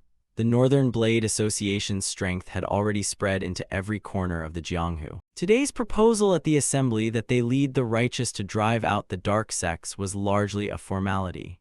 It was also their clever tactic to probe other righteous powers' attitudes and reactions, making it easier to plan counters. The strategist continued to call out, "Fellow cultivators, the Northern Blade Association dares to propose this. Please give your opinions on the matter." They cheered and praised the Northern Blade Association for joining to smash the demonic cults. Heavenly Demon judged them as clever bastards who'd likely planted many small factions of their own at this assembly to stand up and shout support. He and Heavenly Demon saw through their trick. A Grand Master appeared, and suddenly the atmosphere changed a bit. The monk who arrived was Grand Master Jigong, abbot of Shaolin's Discipline Hall. Heavenly Demon teased Huaneng, "Look, your disciple has arrived." Huaneng had indeed seen a later generation successor of his. Grand Master Jigong stepped forward and introduced himself. "I am Jigong from Shaolin." As a Shaolin representative, he could be regarded as speaking for the Nine Orthodox Alliance. He had heard the Northern Blade Association's proposal just now, but he held a somewhat different view. From his perspective, the Northern Blade Association's proposal to topple the demonic sect had some merit, but everything should start with discussion. At present, the demonic path lay dormant and had shown no aggressive moves toward the Jianghu, so there was no need to provoke them into rebellion. The martial world was peaceful, demonic and righteous paths were in a time of truce, so this was a good situation. He recalled when Heavenly Demon once ruled the underworld, they had been fairly tolerant toward the righteous side, precisely to allow mutual existence and keep each other in check. Since the demonic path had such thinking, the righteous couldn't simply attack and spark a bloody dispute. Therefore, Shaolin and the Nine Orthodox Alliance opposed the Northern Blade Association's proposal to assault the demonic sect. Unbelievable that the Nine Orthodox Alliance rose to oppose the Northern Blade Association.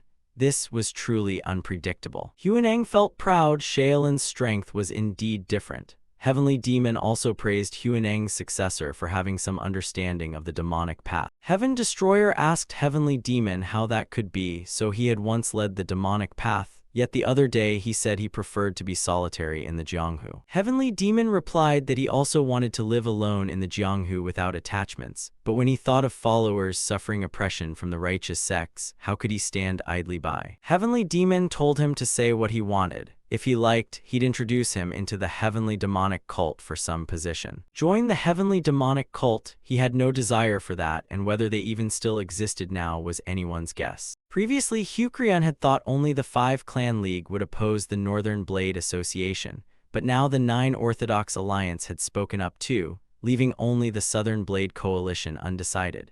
The plan to topple the demonic path had already received 2 opposing votes from 2 major powers. In his view, relations between the Southern Blade Coalition and the Northern Blade Association weren't great either, so they might oppose the proposal as well. So if the Southern Blade Coalition also opposed the idea, how would the situation unfold? By then everything would be decided. If the Southern Blade Coalition agreed, the situation would become complicated.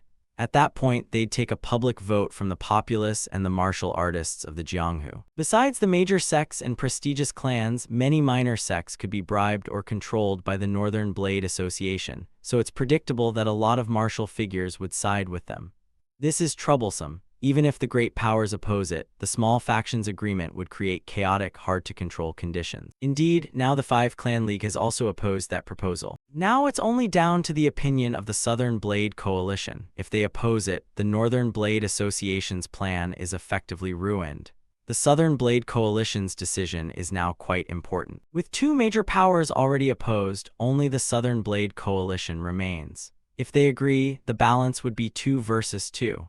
Everyone at this assembly paid close attention to the representative of the Southern Blade Coalition to see what they'd say. Fa Thien judged this man to look like a master. He was Gu Ryunjin, the great elder of the Southern Blade Coalition. He too opposed the Northern Blade Association's proposal to attack the demonic sects. So all 3 major powers had opposed the Northern Blade Association's proposal. Clearly, the Southern Blade Coalition had previously negotiated with the Northern Blade Association. The Southern Blade Coalition elder turned and said to everyone, "My opposition here is only my personal opinion." After the Southern Blade Coalition discussed the current situation, they agreed with the Northern Blade Association's proposal to campaign against the demonic sects. Thus, the Southern Blade Coalition agreed to the campaign to punish the demonic path. When the Great Elder finished speaking, he turned to the Northern Blade Association's strategist and asked, "Is that sufficient?" Then he spun on his heel and left with an indifferent air. The strategist was furious that the Southern Blade Coalition dared treat the Northern Blade Association like a joke. What the hell was happening? He personally opposed it, yet the Southern Blade Coalition as a whole agreed. This was truly bizarre. Those 2 powers had long been at odds, yet now both agreeing with the Northern Blade Association's proposal was absurd. It was exhausting. Now both sides were at an opinion stalemate. When the assembly ended, the crowds filed out, bustling at first then gradually thinning. The situation for now was that the opinions of the martial figures had been gathered. Heaven Destroyer found the assembly's ending inexplicably dull. Hucrian asked if he wanted to bring up anything else. He had expected there would be duels to decide winners and losers among the opposing forces. Hucrian told him he was joking, such a thing was impossible, which left him disappointed. Heavenly Demon scolded the cowardly righteous martial world for not settling it. If they were tied, they should just fight to decide. That way you'd know who was strong and who was weak. He wasn't actually hopping for righteous sects to quarrel. That would be a shallow thought on his part. Heaven Destroyer only said that, but Heavenly Demon could already guess the intent in his head. In the martial world, as in all human societies, the strong survive and the weak are eliminated. The strong are revered, the weak are weak. A brat like him with the ambition of a demon god, he wanted to pass on what he knew to help the boys slowly dominate the martial world.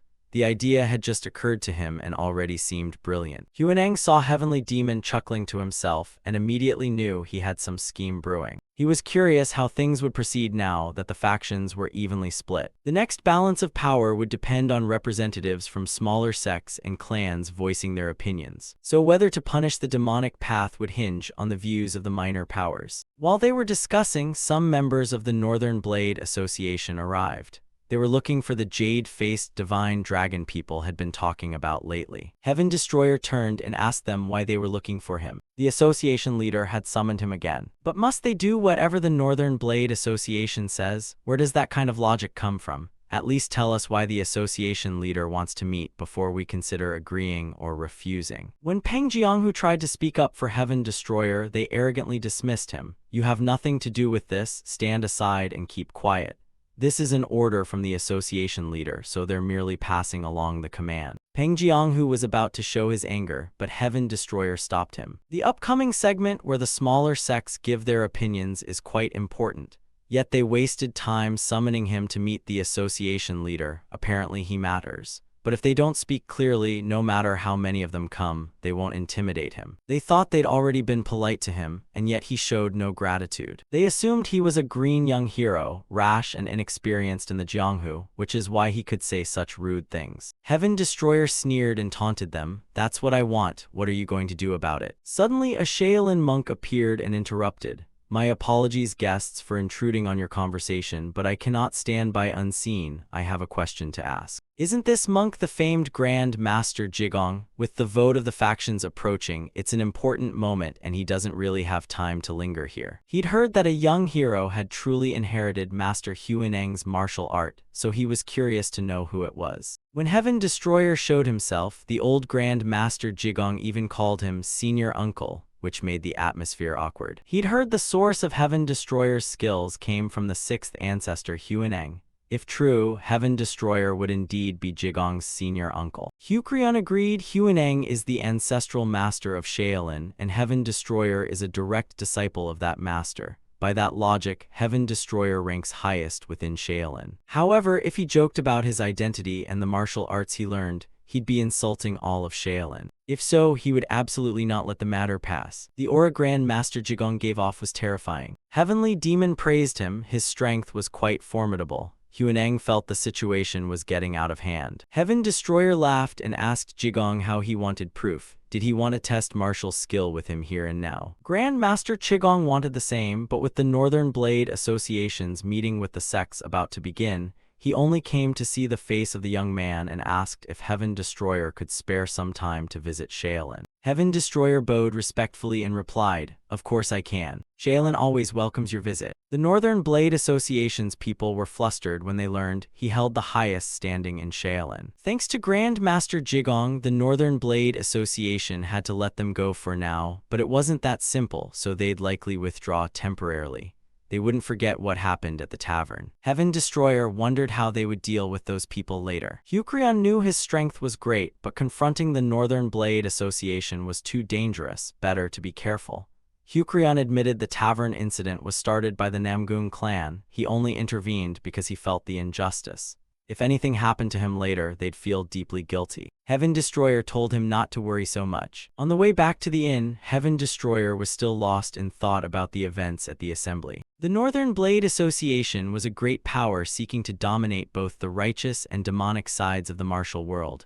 But whatever they are, they have supporters. Whoever holds power makes the rules. Everyone's sense of right and wrong varies with their perspective and interests. That's why before, Heaven Destroyer wasn't angry. He wanted to avenge his adoptive uncle, but he lacked the strength, so he lost out in the struggle for position. Now, having roamed the Jianghu, that becomes obvious. If my adoptive uncle becomes king later, his perspective on things might change. He might then do what's right. He has real power, therefore he can do whatever he wants. He was vaguely reflecting on his past and suddenly realized a few things. Whether Zhu Yunwen, the scholar Heaven Destroyer, or the jade-faced divine dragon, the three identities all still exist. None of them have vanished. They shift and appear as needed. Depending on the situation, he must use them in. But the martial world is currently in chaos. Everything has been appended. Since events can't be forced, Huineng advised him not to dwell too much on his past actions. In this situation, the imbalance in the martial world is his opportunity, or perhaps the path he must take to rediscover his own desire. At the waterfront pavilion, Heaven Destroyer lay on the roof, bored and unsure what the assembly's vote had decided. While lying there, something suddenly leapt past him. The mover's lightness skill was quick and sharp. This is the Northern Blade Association's territory. Could an assassin really be so bold here? Heaven Destroyer followed, wanting to see who he was. He was experienced, the other moved only in shadow, nimble with lightness skill and plenty of experience. His true strength was unknown. At the Divine Sword Pavilion, the 9-story central tower of the Northern Blade Association, this is the association's most important place. Right now, there are only 2 people in the martial world who hold the title Divine Sword.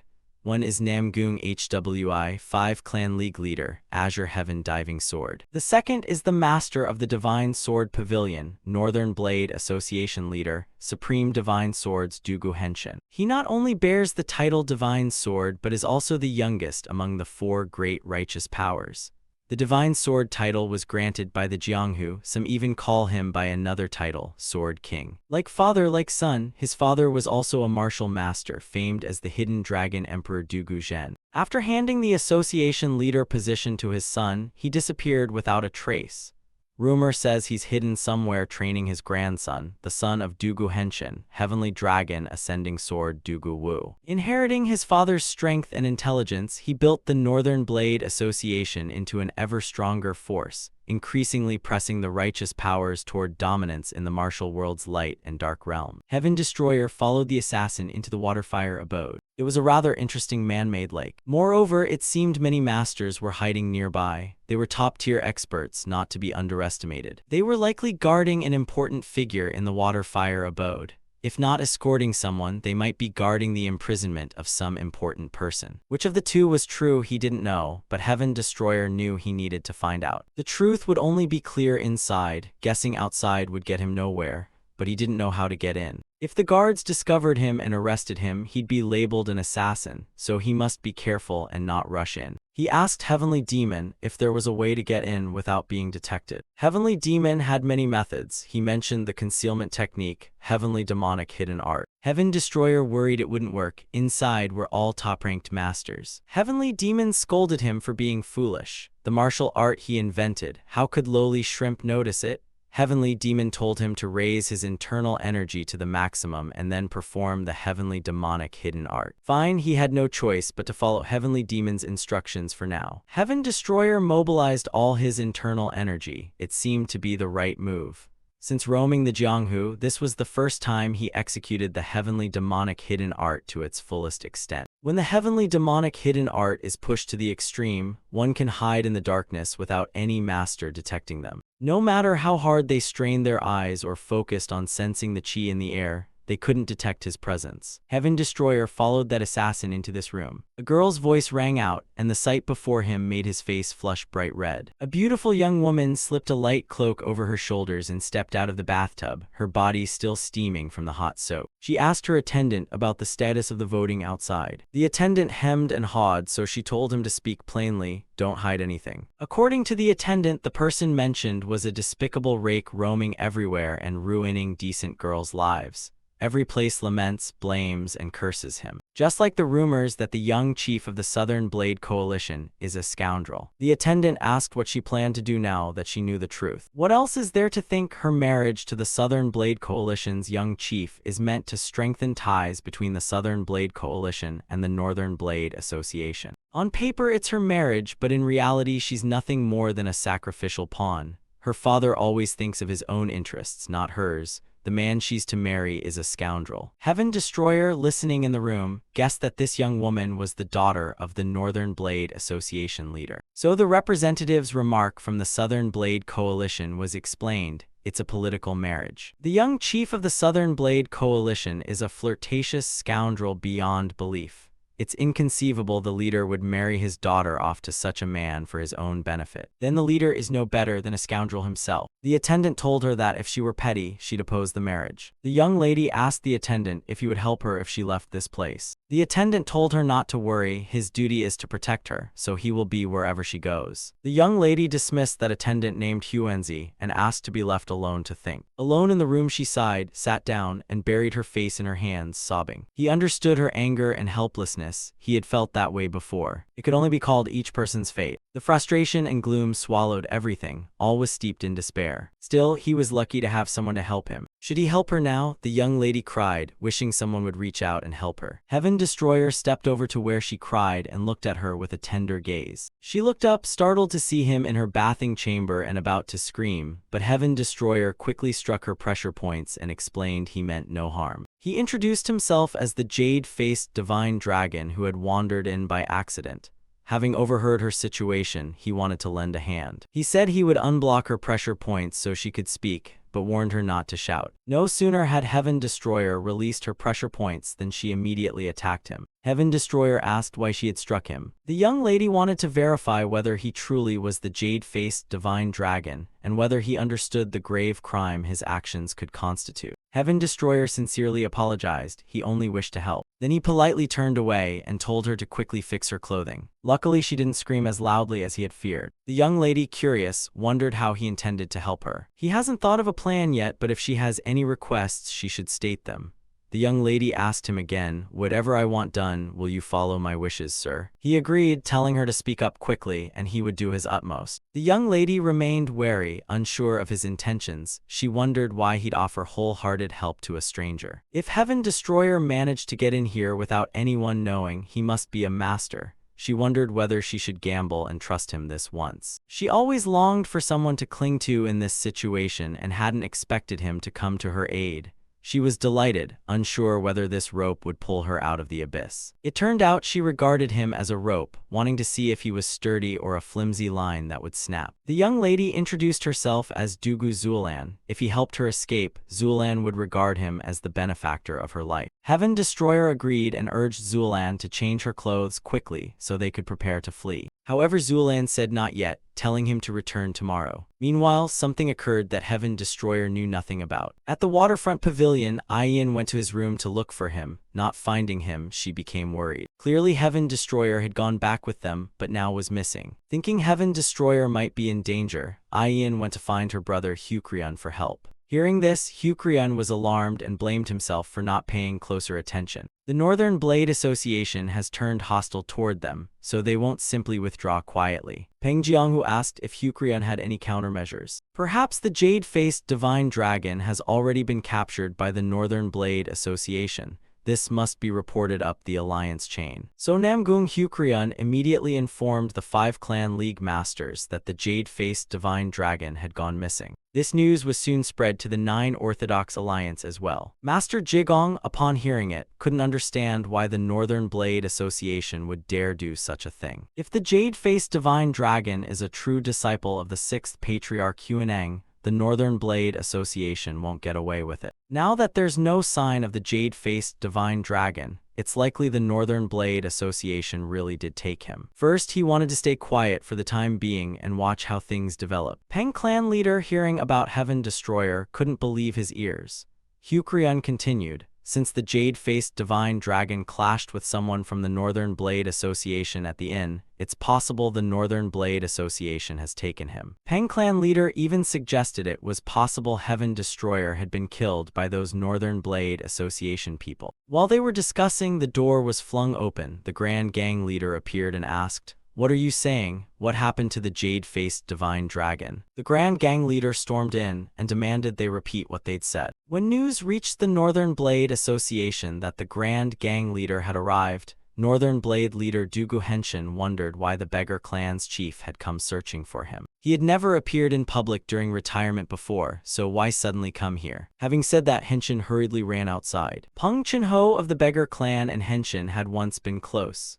In terms of seniority, Peng Chenho could be considered Henshin's elder, so it's understandable he rushed out to receive him. In the Northern Blade Association's reception room, the association leader appeared, curious why the seniors had come to the Northern Blade Association in person. The Grand Gang leader pointed at Dugu Henshin and scolded, "Are you fit to be the association leader? You have over 15,000 followers, yet can't find one missing person. If anything happens to the jade-faced divine dragon, it will be on you. Then all beggar clans across the land will unite and won't leave the Northern Blade Association in peace." The association leader didn't think Heaven Destroyer was that important. Why would the disappearance of a kid like him make the beggar clan's chief so angry? Could there be some awkward relationship between them? Moreover, Master Jigong had come here immediately after hearing of Heaven Destroyer's disappearance. Perhaps it was the rumor that he was a disciple of Huineng that made Master Jigong so eager. Then that rumor must have some basis. Henshin felt troubled. Now, besides the beggar clan, he'd also provoked Shaolin. Shaolin had previously opposed the purge of the demonic sect, and with this incident, the Northern Blade Association and the Nine Orthodox Alliance would find it increasingly difficult to agree on anything. Master Jigong said nothing as he stared, but his mind schemed. This situation also put Southern Blade Coalition leader Gu Ryunjin in an awkward position. On top of that, Peng Hao's senior elders were just waiting to jump in and oppose him. Inside it was tense, but outside Heaven Destroyer was strolling leisurely back home. Zuolan had arranged to meet him the next evening. He hoped it wasn't one of her traps. Heavenly Demon asked if he truly wanted to save her. Heaven Destroyer said yes. Heavenly Demon thought he liked her. After thinking it through, it's odd that someone she just met could be trusted with something so important. Perhaps Heavenly Demon didn't understand. For a girl forced to look into someone's eyes, he knew she wasn't lying. Heavenly Demon shouted at him to be sensible and reconsider. His relationship with the Northern Blade Association wouldn't be smooth in the future. Zuolan could be his enemy. Ignoring Heavenly Demon's 100 nagging warnings made him angry. Youth, after all, no experience and unwilling to take advice. Only now did he realize that something must have happened at the Northern Blade Association for everyone to be in such an uproar. He asked around and was told the Five Clan League had issued an order to search for someone. The person to be found's appearance was unknown, so there was no information, only the name Jade-Faced Divine Dragon. Hearing that, Heaven Destroyer panicked, realizing he was the center of this whole mess. The strategist reported to the association leader that there was still no news about the Jade-Faced Divine Dragon. Peng Hao and the strategist began arguing back and forth. Earlier, the Northern Blade Association had been humiliated by the Jade-Faced Divine Dragon, who then disappeared from their territory. Doesn't that make things obvious? The strategist warned Peng Hao not to falsely accuse them like that. Peng Chenho shouted, "Everyone shut up, arguing won't solve anything right now." While they were arguing, news came in from outside. Master, the Jade-Faced Divine Dragon requests an audience. He stepped in under everyone's attention. Peng Chenho ran over, knelt, and said to him, "Master, you're lucky to be safe." Everyone heard the beggar clan chief call Heaven Destroyer Master. Heaven Destroyer told him to stand up and speak. Peng Chenho is one of the highest status figures in the martial world. Why would someone like him kneel before a youngster like Heaven Destroyer? Everyone was curious about what exactly Heaven Destroyer's true status was. Heaven Destroyer whispered to Chenho, "Old Peng, please stand, people are suspicious." He disappeared without warning and had the old man worrying himself sick. Peng Chenho asked where he had run off to that caused so much concern. Heaven Destroyer scratched his head and explained to everyone that old Peng treated him like family, hence the worried behavior. Old Peng played along, saying, "Truly, this kid worries me to death." Heaven Destroyer bowed and apologized to everyone. "I had some matters to attend to and didn't realize it would cause such chaos. Please forgive me." He also offered a special apology to the association leader. With Heaven Destroyer returned, the matter was considered closed. Since everyone was gathered, the association leader had a celebratory banquet prepared. He poured wine and treated him with utmost respect from start to finish. Out of curiosity about the relationship between Peng Chenho and Heaven Destroyer, he behaved so cautiously. That kid might truly have an extraordinary background, and he was determined to investigate his true identity. At the impromptu banquet hosted by Dugu Henshin, everyone was cheerful and cordial. Of course, some remained uneasy, but overall they kept it to themselves. Hucrian couldn't believe he was sitting among such top martial figures. Heaven Destroyer also didn't understand why he was sitting here amid such stiff atmosphere. As is known, the beggar clan is always a major force in the Jianghu. So the presence of the elderly senior of the beggar clan cast an invisible pressure over the banquet, making the juniors somewhat uncomfortable. The banquet included leaders and clan chiefs, but their attention naturally focused on Heaven Destroyer, a rising talent who'd already attracted notice with his actions. Sitting at the table facing so many gazes, Heaven Destroyer was, of course, rather uncomfortable. Especially old Dugu Henshin, who kept glancing at him and wondering why Peng Chenho had called him Master. Peng Hao asked Hucrian whether he had ever witnessed young Master Heaven Destroyer display his martial arts. He just hoped he wouldn't say any more. Wasn't he already not getting enough attention at this banquet? Hucrian answered honestly, At the time, the junior was a bit surprised and hadn't expected to witness such a forceful display of the learned martial art. The lost Shaolin techniques had only been heard of, never seen. Seeing the Fa Thien move in person truly opened Hukrion's eyes. He just hoped that Hukrion wouldn't say any more. Heaven Destroyer awkwardly explained modestly that he'd only been lucky to learn some Shaolin techniques. It was more like showing off a few moves. Who could surpass Master Jigong in Shaolin martial arts? The Beggar Clan's supreme chief joined in with a few words. Who's higher or lower aside, if it's verified to be the 6th Patriarch's Shaolin skill, wouldn't this young master then hold the highest standing in Shaolin? I wouldn't dare claim that. Everything must be decided by Master Jigong. The master thought the supreme chief had a point. If the young man truly learned the art of Patriarch Huineng, even by chance, he could not help but recognize Heaven Destroyer's standing. If verification proves it true, then come to Shaolin to receive a rank equal to Master Jigong. The Northern Blade Association and Southern Blade Coalition, hearing this, panicked and asked how he could be on par with Master Jigong. This concerns Shaolin, but also the entire martial world. That would make him nearly the highest-ranked figure in Orthodox Jianghu. Peng Chenho's remark had caused the banquet's atmosphere to dampen slightly. Heaven Destroyer told everyone he was a newcomer to the Jianghu and would not dare claim rank equal to the elders. Dugu Henshin was furious. Who knows where this fellow crawled out from to receive recognition from Master Jigong? He'd heard reports.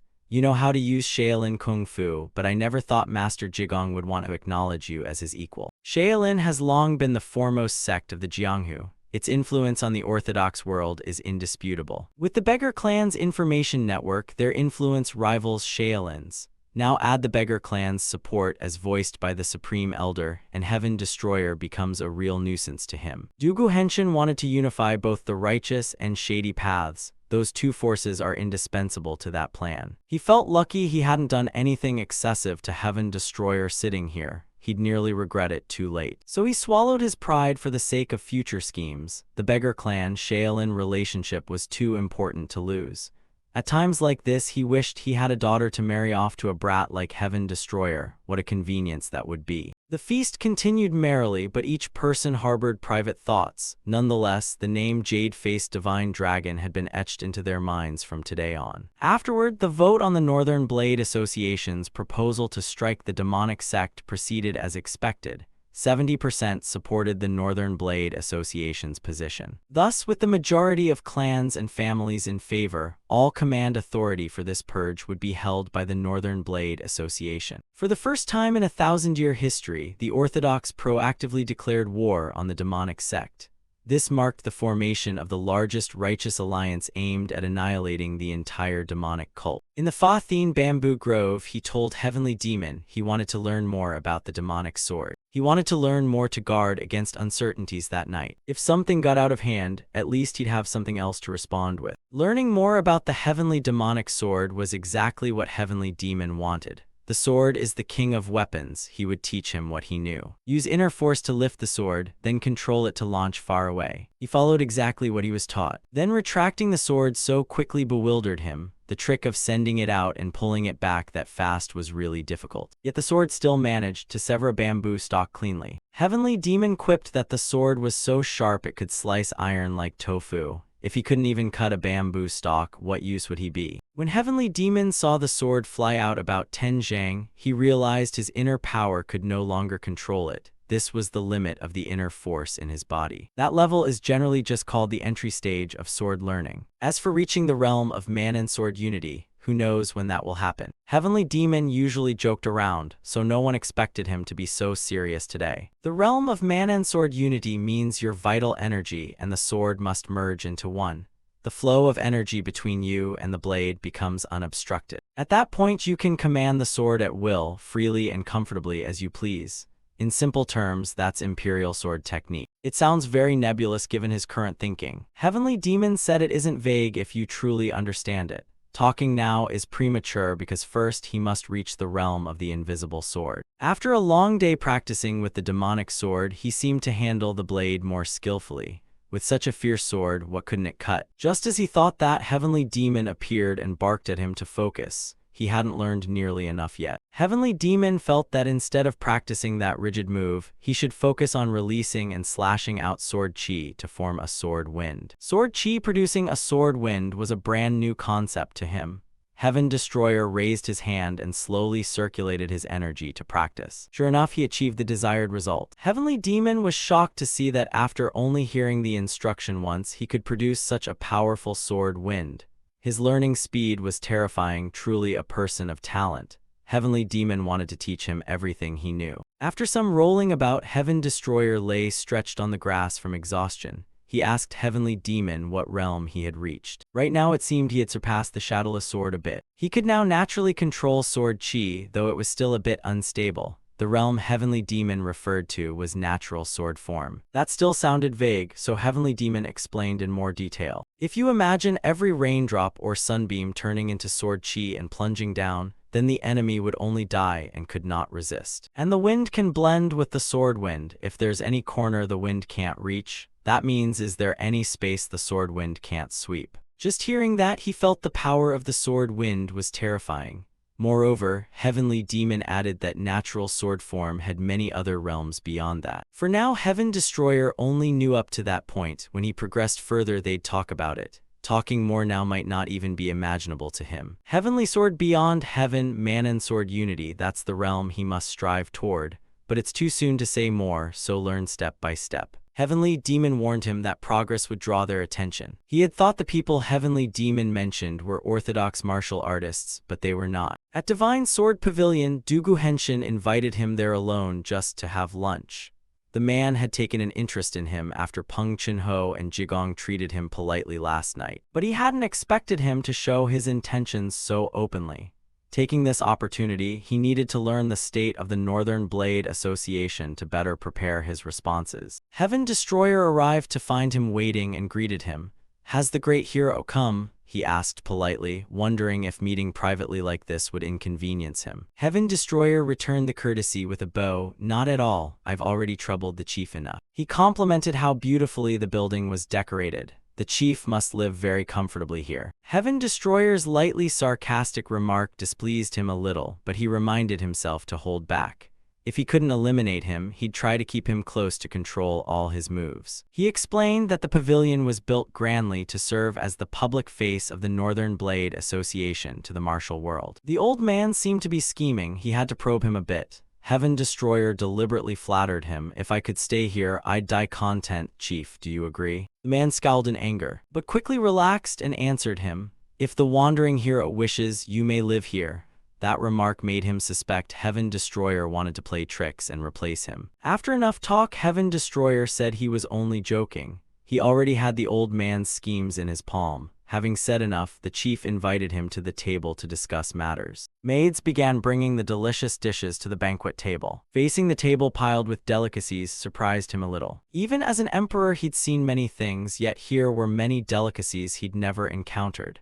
The old man truly lived lavishly. Even the real emperor in him was impressed. He invited him to enjoy the meal and added that the entire spread was prepared by a top chef. It sounded nice, but what good was eating at a time like this? Heaven Destroyer bluntly asked when he intended to punish the Heavenly Demon sect. The Murim's vote, all brothers agreed with that view, so he only represented justice. "Justice, my foot, aren't you doing it all for yourself?" Heaven Destroyer asked how he planned to punish the Heavenly Demon sect. Perhaps he had already plotted everything. According to the chief, such matters must proceed slowly because they're weighty. It would likely take several years to form a complete plan. The Heavenly Demon sect's main headquarters is in Hangzhou, but its smaller branches are spread across the Jianghu, so destroying them requires careful calculation. Heaven Destroyer asked further what the Murim would do after eradicating all the demonic cults. Faced with his probing questions, the man was uncomfortable but still answered.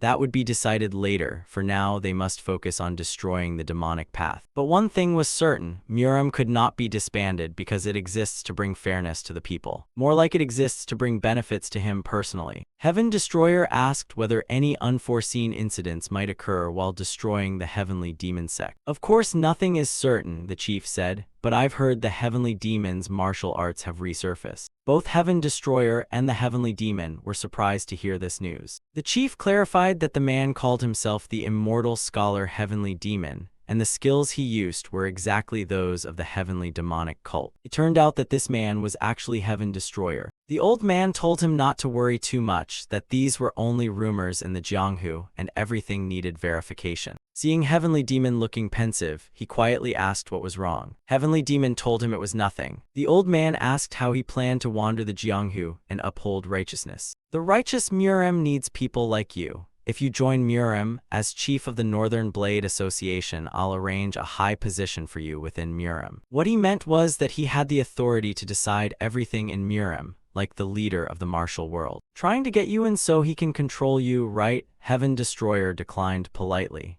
Thanks for the invitation, Chief, but I still have many shortcomings. Please give me some time to think about this. Seeing him refuse, the man grew irritated. Dealing with him would not be easy. The chief said he could tell him whenever he agreed. While the two were drinking tea, Zulan entered to pay respects to her father, the chief. What did he want calling her here? The chief reminded his daughter to go greet him. When Zulan turned to him, she recognized Heaven Destroyer as the young lord who had met her last night. Hiding her surprise, Zulan quickly bowed and paid her respects. Not expecting her to appear, Heaven Destroyer stood and returned the bow, saying he was honored to see such a beauty. Seeing Heaven Destroyer's manner toward his daughter, the old chief smiled as if he had a scheme. He told Zulan to sit beside him and speak with the young lord, then boasted, "My Zulan truly is a rare daughter in the world. I knew he was trying to pair you with Zulan to draw you to his side." Heaven Destroyer blushed and scratched his head in reply. He's seen many beauties, but truly the young miss is an extraordinary beauty, no exaggeration. Heaven Destroyer also sent a whispered message to Zulan. Don't forget our appointment tonight. The chief turned to Zulan. She's nearly 19 and it's time to marry her off, but it mustn't be casual. She should be wed to someone like him. Heaven Destroyer politely thanked him. Chief, you flatter me. With your concern, I will devote myself to Murim and the righteous martial world. Heaven Destroyer's assurances made the old man think he'd bitten the bait.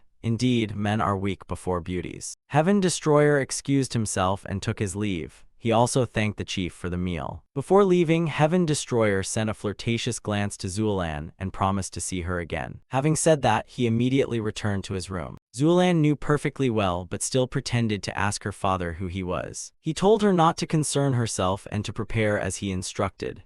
Next spring, Zulan will be married. She asked whom she would marry. The answer was the young leader of the Southern Blade Coalition. Zulan was about to argue when he snapped at her. Just do as I say, is that understood? The late-night revelry at the pavilion had everyone talking. They said it was to discuss plans for the attack on the demonic cult. At the Waterfire abode, Heaven Destroyer hurried over swiftly as promised. Perhaps the chief did not expect what he was about to do next with his daughter Zulan. Inside the Waterfire abode, Zulan was talking with her followers. A retainer asked if she was truly ready. Though she had planned carefully, could she trust that man called the Jade-Faced Divine Dragon? If she disappeared, the whole net would be laid across Kaifeng. She understood Huanya's worries, but she believed everything would turn out fine. Heaven Destroyer had concealed himself and entered the room to overhear their conversation.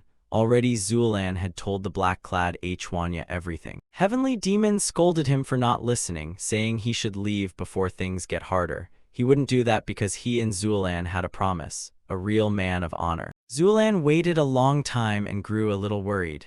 Huanya thought he'd been scolded and was too afraid to come. Heaven Destroyer appeared beside Huanya and asked, "Do I know you?" Huanya jumped and turned around, unable to believe Heaven Destroyer had come so close without him noticing. From Huanya's gaze, Heaven Destroyer immediately realized this was the person who had ridden like the wind the other day. Huanya also recognized him as the one who had startled his horse that day. So who's crazy now? Riding a horse at full gallop is crazier. Huanya removed her veil. She was a girl with short blue hair. She said she couldn't entrust the young miss to a vague stranger like him. Heaven Destroyer walked past her and said, "What are you saying, and why take off the veil anyway?" He went straight to the young miss and asked if she was ready. The young miss took out a sack as big as a barrel and said, "These are some of her clothes and jewelry." Heaven Destroyer told Zulan to leave it all behind and just come along with him herself. He asked Huanya, "You're coming with us too, right?" Huanya covered her face again and replied, "Of course I'm coming." Heaven Destroyer asked Zulan if that girl would truly follow them.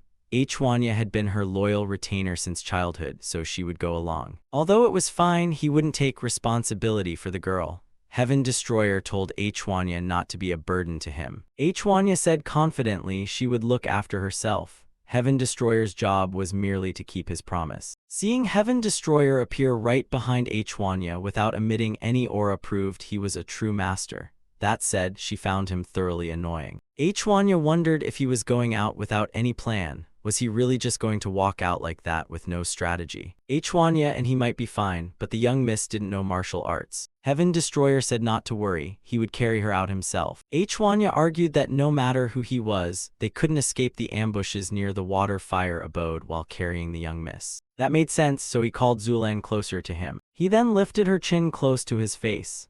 They were face to face affectionately. Zulan's cheeks flushed bright red with shy embarrassment as she looked at him. Heaven Destroyer telepathically communicated with Heavenly Demon. Would the method he proposed work? Heavenly Demon affirmed it would, but only for a moment. That would be enough, Heaven Destroyer said. He had a plan and told them both to listen carefully. Hwanya was annoyed that he was being vague with her young mistress. Zulan, however, did not dislike him at all. From now on, Heaven Destroyer would change young Miss Zulan's face. The plan was this: he would change Zulan's face into someone else's, then calmly leave with Hwanya. Once they broke out of the water-fire abode's ambush point, he would carry her and leap out. They were only concentrating surveillance on the water-fire abode, so other areas were unguarded. Besides, with a banquet tonight, the guards would be even laxer. Zulan couldn't believe changing her face could be done. Heaven Destroyer wouldn't say it unless he could do it. Zulan didn't want her face changed. She feared looking ugly. Heaven Destroyer reassured her the face would return to normal after a moment. Quick thinking, Hwanya realized Heaven Destroyer planned to use a variant of face-changing technique. She reminded him that Zulan didn't know martial arts. Of course, Heaven Destroyer remembered that, so he told Hwanya to listen carefully. Then ordered someone to fetch a maid who frequents the water-fire abode. He needed to check her face. If everything was ready, today he'd show them a marvelous technique. Called by Hwanya in the middle of the night, the maid still looked sleepy. Hwanya told her to just stand there for a moment. The maid didn't understand but obeyed Hwanya.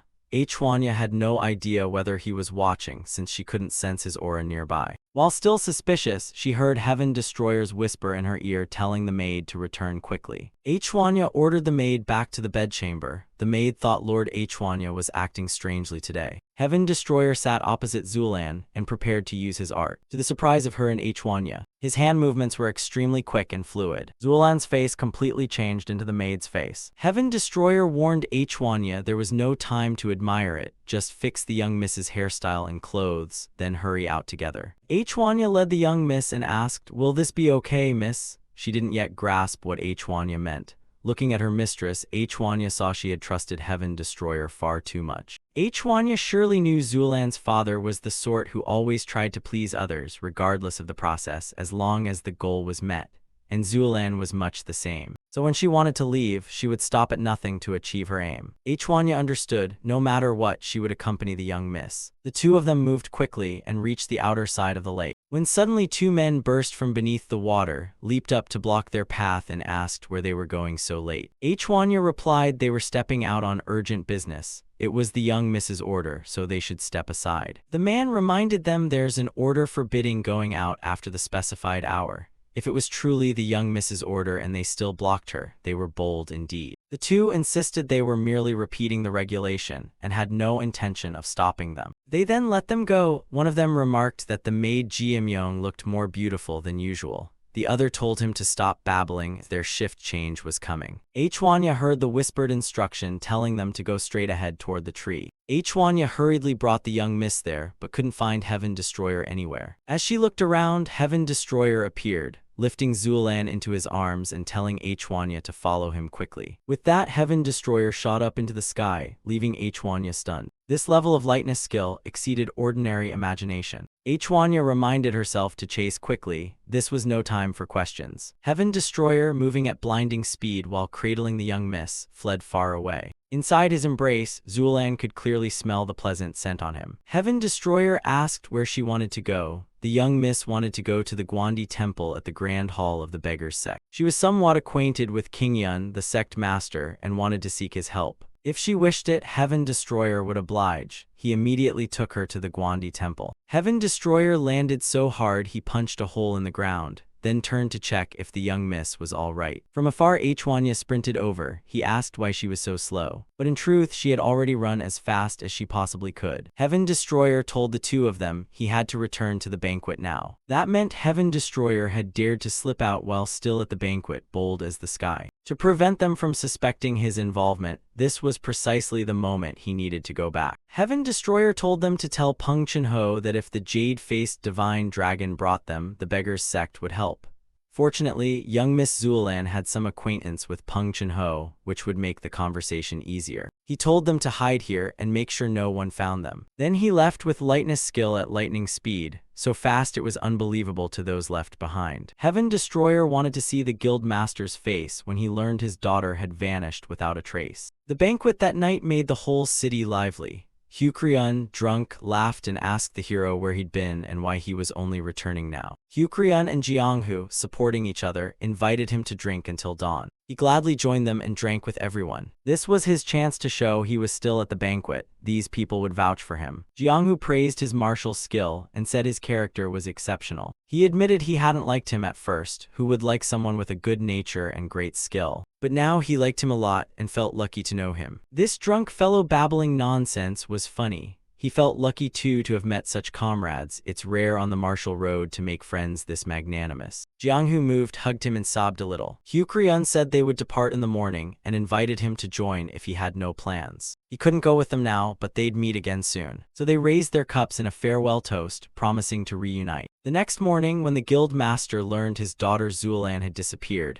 he went mad. The strategist's investigation concluded it wasn't a kidnapping but an escape. The water fire abode was guarded very tightly. Zuelan couldn't have been abducted out of there. According to the guards, last night Hwanya and a maid, Jiamyong, left the water fire abode. But when interrogated, Jiamyong said she hadn't gone anywhere with Hwanya, and certainly hadn't left the water fire abode. Thus it must have been face-changing technique, or an art even higher than that. Since Zuelan had never trained in martial arts, this proved a third party was involved, or Hwanya had used face-changing on her. Hwanya was not a master of that level, so a third party must have intervened. Those of that caliber would be either representatives of the three great families or leaders of major sects.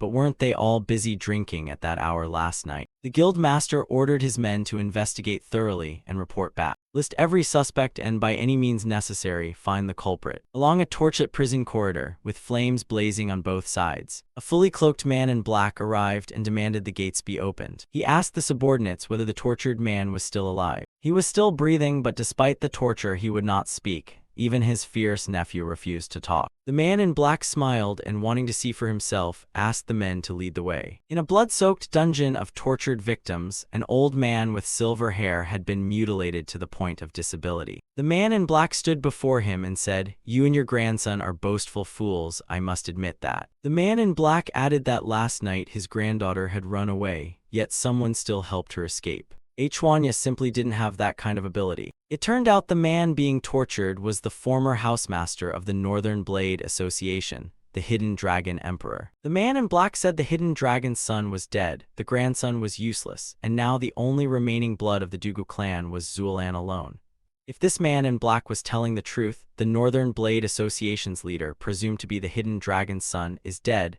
Then who is the one posing as the guild master now? The Hidden Dragon Emperor declared Zuelan's life or death to be the girl's destiny. What a cold man! Would Zuelan even understand her grandfather's heart? The man in black told him one thing. The Northern Blade Association would soon drown the Jianghu in a sea of blood under the banner of purging the demonic path.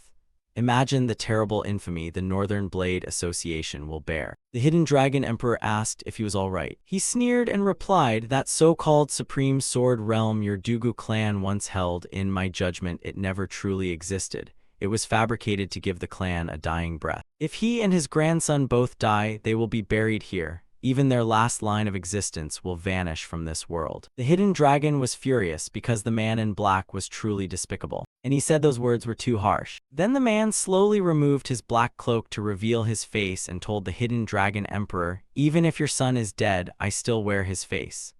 So the truth was revealed. The Northern Blade Association's guild master now was an imposter. The real one was dead. The next day, the Northern Blade Association launched a focused investigation and summoned those connected to young Miss Zulan's disappearance. Everyone felt indignant about the matter and resentful toward the Northern Blade Association. The association's strategist claimed this was just a routine investigation, a bit inconvenient but asking everyone to cooperate. They gave no reason and imposed their will. Since when had the Northern Blade Association become such a lawless organization? Because they didn't explain, people's reactions were abnormal, but the Northern Blade Association seemed to ignore them and pressed on with a forceful inquiry. They began investigating unclear movements from the hour of the rat to the hour of the ox. They also selectively targeted only noteworthy masters for investigation. The investigation proceeded one by one, and at some point it reached Heaven Destroyer's turn. The strategist asked him what he had been doing and where he had been during that time. Heaven Destroyer looked at him and asked, "Must I tell you?" The man invited him to speak. If he had nothing to hide, what could he not say? Or was there some reason he couldn't reveal? He bluntly said he wasn't very pleased with this investigation. They were pressing him as if he had committed a crime. If they wanted his answer, they should call the guild master. The man grew angry at his extreme arrogance. "The arrogant one isn't you, it's them," he retorted. The heavenly demon whispered to him to let it go and run. "Why keep fighting?" He reassured. "Let him wait. Everything is in my plan because the other side will be the one at fault first." A familiar face from the Northern Blade Association, seeing him making trouble for their men, stepped forward. He asked how dare he casually call for the guild master as if he were his friend. On sight he recognized the man, the same one who had requested to travel together last time. Who on earth dared speak to him like that? He introduced himself as Yon Samu of the White Sword Rank, Heavenly Sword Hall, of the Northern Blade Association. Yon Samu told him to answer their questions at once. Not sure if they understand human speech, he said if they wanted his answer they should summon the guild master here. Yon Samu cursed in anger, truly a fellow beyond words. He drew his sword and decisively swung a blade at him. Heaven Destroyer stopped the blade entirely with just 2 fingers, mocking that Heavenly Sword Hall's technique was dreadfully slow. He, dissatisfied, pressed a fiercer attack, but with a few small moves Heaven Destroyer could toy with him. The heavenly demon told him to sheath his sword, but drawing on someone like this felt like a waste. Heaven Destroyer laughed and gently kicked the man. Without needing to draw his sword, Yon Samu was sent rolling on the ground. Heaven Destroyer leapt forward, activated the 18 hands of Avalokitesvara, Supreme Strongman and the Iron Earth Moon Chain, and struck him squarely. Those strikes were enough to make him collapse and no longer dare oppose him. The overwhelming power was absolute. One move ended it before everyone's eyes. Yon Samu clutched himself, coughing and unable to speak. Heavenly Sword Hall and its pride, was this really all their skill amounted to? Yon Samu lay on the ground in pain, fighting for life against him. But before he could do anything, the Northern Blade Association's guild master appeared and killed him. The guild master apologized to him for his subordinates' rudeness and begged forgiveness for their offense. On the way back to his chamber, Heaven Destroyer pondered deeply. With the appearance of the Northern Blade Association leader, Heaven Destroyer could leave and avoid many troublesome situations, yet their attitude toward him was contradictory. Dugohenshin's cruelty made him feel deeply disgusted. The heavenly demon asked him why he was in a bad mood. The more he thought of that Dugohenshin, the more he loathed him, for using his daughter's marriage for power and treating his subordinates' lives like trash. It's unfathomable that such a person holds the most power among the 4 great families. The heavenly demon asked suspiciously, "Aren't you usually very rational? That the one in charge isn't kind but strong, what's illogical about that?" The heavenly demon asked if he now wanted to become an envoy of righteousness, or perhaps it was because of the beautiful young Zulan.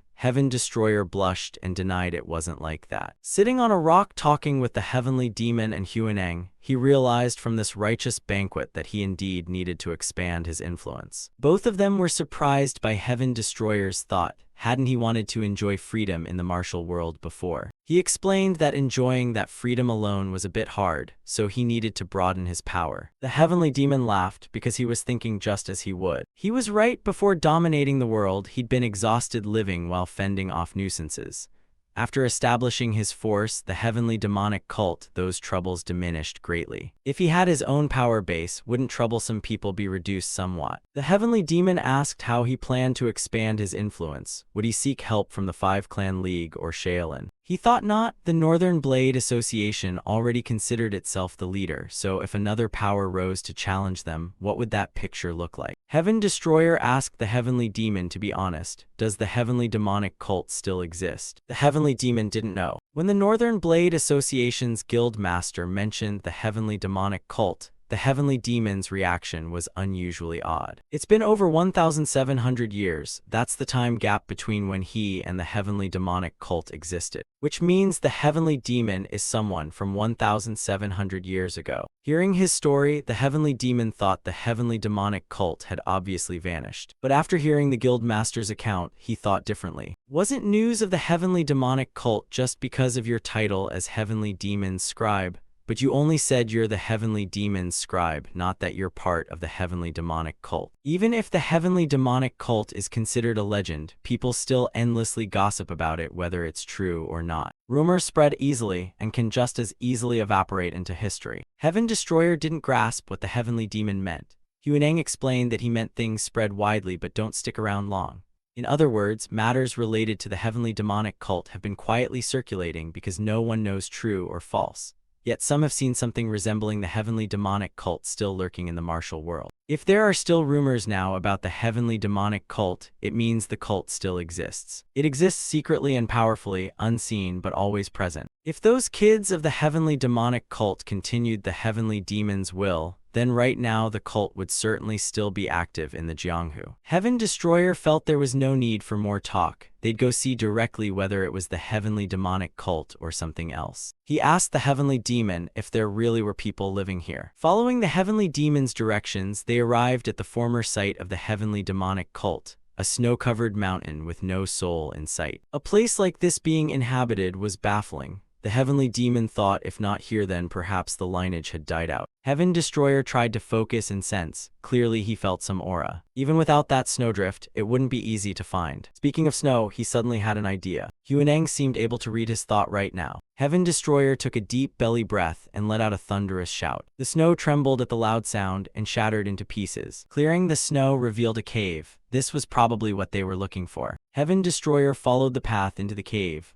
The passage was narrow and perilous. On the ground, they saw traces of human hands. He also sensed a warm current inside. After struggling for a while, they couldn't find anyone. Where on earth were they? He was too tired to keep searching the maze. The heavenly demon asked if, having come this far, he would really give up now. Heaven Destroyer told him to look at the nearby rock. There was an engraving considered a sigil of the heavenly demon. Any descendant of the heavenly demon would recognize it. The heavenly demon told him to search around that rock for any secret mechanism and try to operate it. Heaven Destroyer found mechanisms below resembling places to input a code. He followed the heavenly demon's instructions. Though a bit complex, it opened a hidden tunnel. It seemed they'd found the right place, and now they would enter. Inside, the scene left him awestruck, an underground forest. It connected to other places through subterranean tunnels. The heavenly demon looked proudly at the work of later descendants. Heaven Destroyer used the celestial demon concealment technique to hide when he detected people. They were two green-haired girls who looked like twins. They were saying something about who would win. The green-haired girl thought that whoever won would still follow old Vermilion Sun Demon's wishes. The red-haired girl said that was unpredictable. She wished Lord Vermilion Sun Demon would win so she could go outside. If the Blood Demon wins, their plan to advance into the Central Plains would be ruined. Roughly speaking, if Vermilion Sun Demon wins, the cult will leave here. If Blood Demon wins, they'll stay. The girls of the heavenly demonic cult want to rampage the Jianghu with young Master Jade Killen in the Central Plains.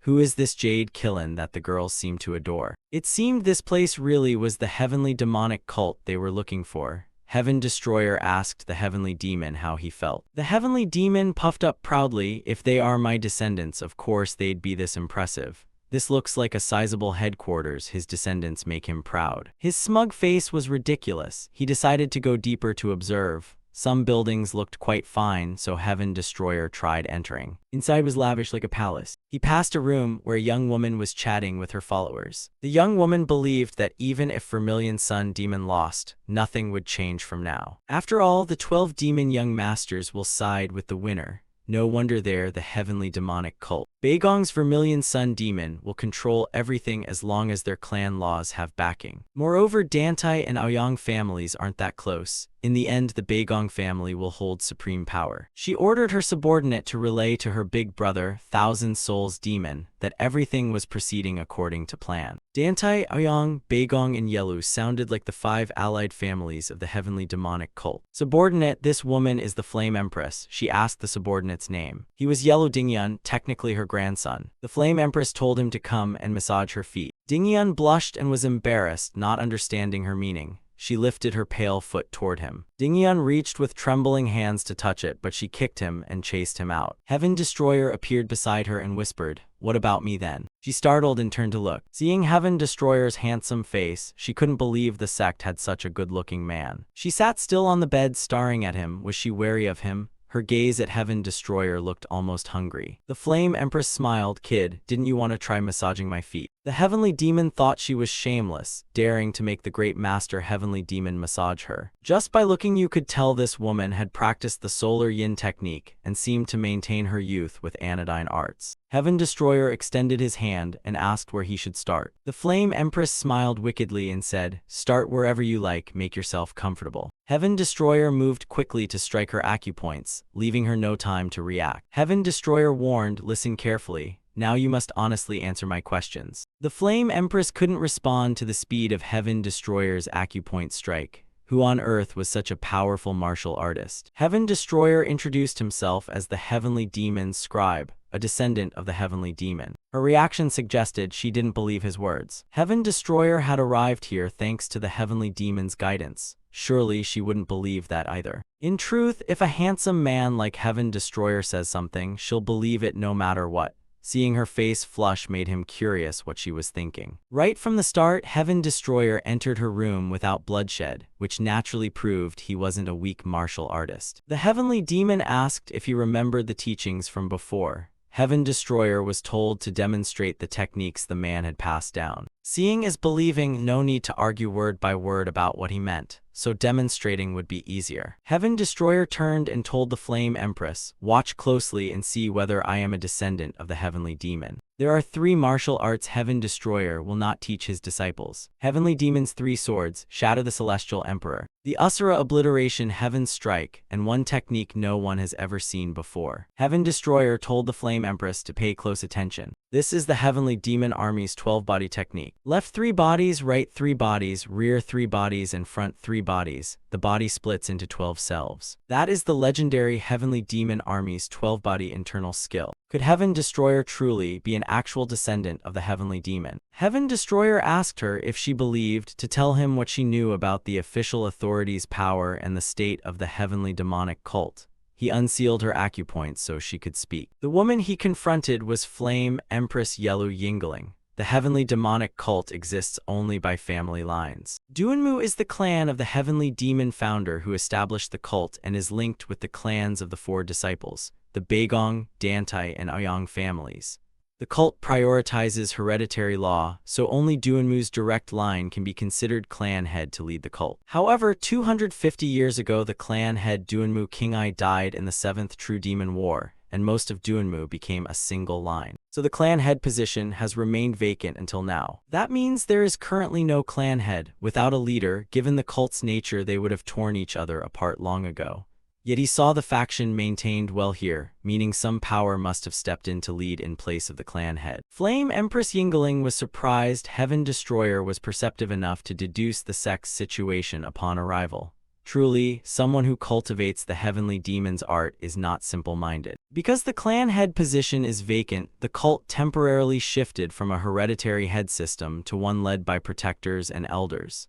The protectors oversee peripheral clans that can't be clan head like Duanmu. Currently, the sect has 3 protectors and beneath them 7 elders. In addition, there are the 4 demon lords. The protectors and elders may be figurehead old men. The 4 demon lords are likely the ones with real power here. The 4 demon lords are Blood Demon, Vermilion Sun Demon, Thousand Souls Demon, and Poison Demon. They are the clan heads representing each family in the sect. If he wanted to take over the heavenly demonic cult, he would need to diminish the 4 demon lords' influence and subdue them. There are also the 4 empresses and 4 flowers, elite female masters within the sect. If Yingling is the flame empress, then she is probably one of the 4 empresses. But the ones who can command the most followers in the sect are the 12 demon young masters. It sounded complicated, so Heaven Destroyer bluntly asked her how many disciples the cult had in total. In reality, the capable and active disciples here number roughly 2,000. But including all disciples across branches, it's over 20,000. Compared to the Northern Blade Association's roughly 5,000 personnel, that's far more. If it's that many, they'd be a substantial manpower resource he could use. Yingling told him not to celebrate yet.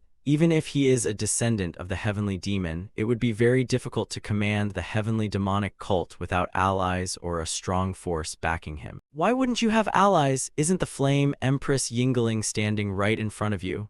Yingling didn't understand what he was rambling about, suddenly appearing out of nowhere and talking as if the cult were already in his hands. She truly couldn't grasp how far Heaven Destroyer's mind was running, but she couldn't deny Heaven Destroyer's ability. It made her curious. The Flame Empress agreed to be his ally, but in return she had one condition. If he promised to grant her one thing she wanted, at any time, the Flame Empress would support him wholeheartedly. Heaven Destroyer agreed, saying that as long as it wasn't an unreasonable demand, he would promise her. The two considered the condition mutually accepted. Flame Empress Yingling knelt and paid her respects to him. It is an honor to behold the supreme heavenly demon. Heaven Destroyer asked what he should do first. To be recognized as the supreme heavenly demon or heavenly demonic grand master, he must gain the elders and protectors' recognition. Then he must subdue the 12 demon young masters. Facing the 4 demon lords comes later. Heaven Destroyer thanked Yingling for the guidance. He would try to take the heavenly demonic cult in a suitably impressive fashion. According to the Flame Empress, first he must gain the Protector's recognition. Heaven Destroyer left in the direction Yingling pointed out. She warned him to be careful because the Protector Hall is guarded by the Sword Emperor's 10 guards, the Elder Hall by the Bodyguard 10 guards, and the Elders and Protectors are secretly cultivated masters. The heavenly demon guessed Heaven Destroyer wouldn't go straight to inspect the Protectors, but would wander around to see what those 10 guards would do. Admittedly, the heavenly demon was astute to notice he wanted to test their strength. From Medora Pitchblack head popped out, then lunged up to slash at him. However, he found it odd. After swinging, he saw no one. He clearly sensed a slight disturbance in the air. Heaven Destroyer asked suspiciously whether the heavenly demon's concealment art truly prevented detection. Why could the man still sense him? The heavenly demon explained that his internal power was low and couldn't fully manifest, so he couldn't do more now. Besides, the man was using a basic stage heavenly demon concealment technique. Heaven Destroyer's level was higher, so he likely wasn't detected. Within the heavenly demonic cult, it was natural to use the old heavenly demon's martial arts. Everyone understood each other's techniques, so matters were more complicated. The man thought his body had been weakened lately, which explained the misperception. This one seemed fine, but if the Sword Emperor's guards were more skilled, he would need greater caution. Now Heaven Destroyer would enter the Protector Hall. The 3 protectors were sitting together discussing matters of the heavenly demonic cult. A senior protector asked the right protector whether the youngster's martial skills had improved at all. The youngster's strength had progressed promisingly. Especially this time, there were many youths with outstanding potential. As for Vermilion Sun Demon's movements, asked the left protector. That fellow hasn't shown any unusual action so far. After entering secluded cultivation, there has been no sign. Actually, if considering only martial skill, Blood Demon holds the advantage, so Vermilion Sun Demon probably knows this and is striving to train. Duanmu Xing asked King Yun whether he thought Vermilion Sun Demon would make a better leader than Blood Demon. King Yun said that if the majority wanted to purge the martial world, then they'd likely entrust that leadership to Vermilion Sun Demon. Duanmu, who believed Blood Demon surely wouldn't sit idly by if he lost. But that's not the case because Blood Demon is a powerful, proud demon lord. If he lost, he'd accept the result.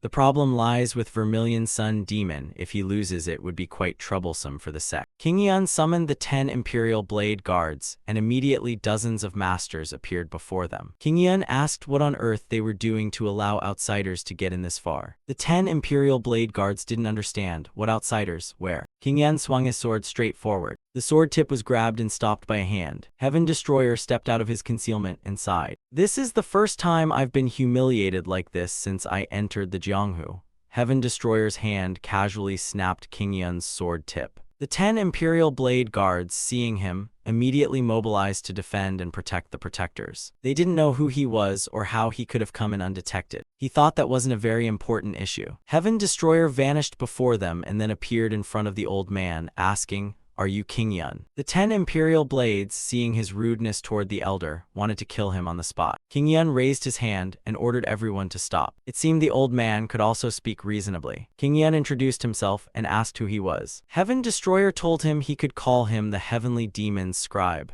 Heaven Destroyer, or indeed a descendant of the Heavenly Demon, either was fine. Earlier in the room, he had asked Flame Empress Yingling about the 3 great protectors. Left protector, Golden Buddha faced Duanmu Hu. Duanmu Xing, the Demon Ring Golden General, and the one to watch most closely was the Supreme Protector, 9 Heavens Demon Emperor Duanmu King Yun. King Yun was very old and his true realm no one could know, thus his actual strength remained a mystery. It seemed one of the 12 demon young masters was his disciple. Meeting King Yun in person, he had to admit the old man was a true master. Being able to see through his concealment art was no small feat. After Heaven Destroyer introduced himself, Duanmu Xing and Duanmu Hu objected. They believed the title Heavenly Demon was not something to be claimed casually. Does that even need saying? The title Heavenly Demon suits him, others are not permitted. If Heaven Destroyer can self-proclaim that title, he must possess extraordinary strength. King Yun asked what proof he had of his ability. Heaven Destroyer thought for a moment, then drew the sword at his side. It was the heavenly demonic sword of the old heavenly demon. Heaven Destroyer asked them if that was enough to convince them. King Yun thought it might be Ma Tian's sword technique, but that alone didn't qualify him to claim the heavenly demon title. If Heaven Destroyer came to the sect simply to return the heavenly demonic sword, the elder would be grateful. But if he intended to use it to cause chaos here, the elder would deal with him. Heaven Destroyer laughed out loud upon hearing the elder and spoke to the heavenly demon. "Heavenly demon, how are you? I brought the heavenly demonic sword here and it seems useless. Looks like the disciples don't honor the heavenly demon much." The heavenly demon was also very angry and thought they needed to be punished. If the heavenly demon wanted him to do that, he couldn't easily refuse. Everyone watched Heaven Destroyer babble to himself as if he were frighteningly mad. King Yun said that if he wanted to prove he was the heavenly demon, there was a simple way. Use his own strength instead of relying on the heavenly demonic sword. Then King Yun, leading one of the 10 Imperial Blade Guards, went deep into a certain place. The tunnel was deep, yet the air circulation remained surprisingly good. After half a day's travel, he finally reached the heavenly demonic secret vault. According to King Yun, if he were the true celestial demon, he only needed to fetch one item from inside to prove it. The item he needed to bring back was the heavenly demonic ring. It was the token of the heavenly demon, a symbol only the supreme heavenly demon could wear.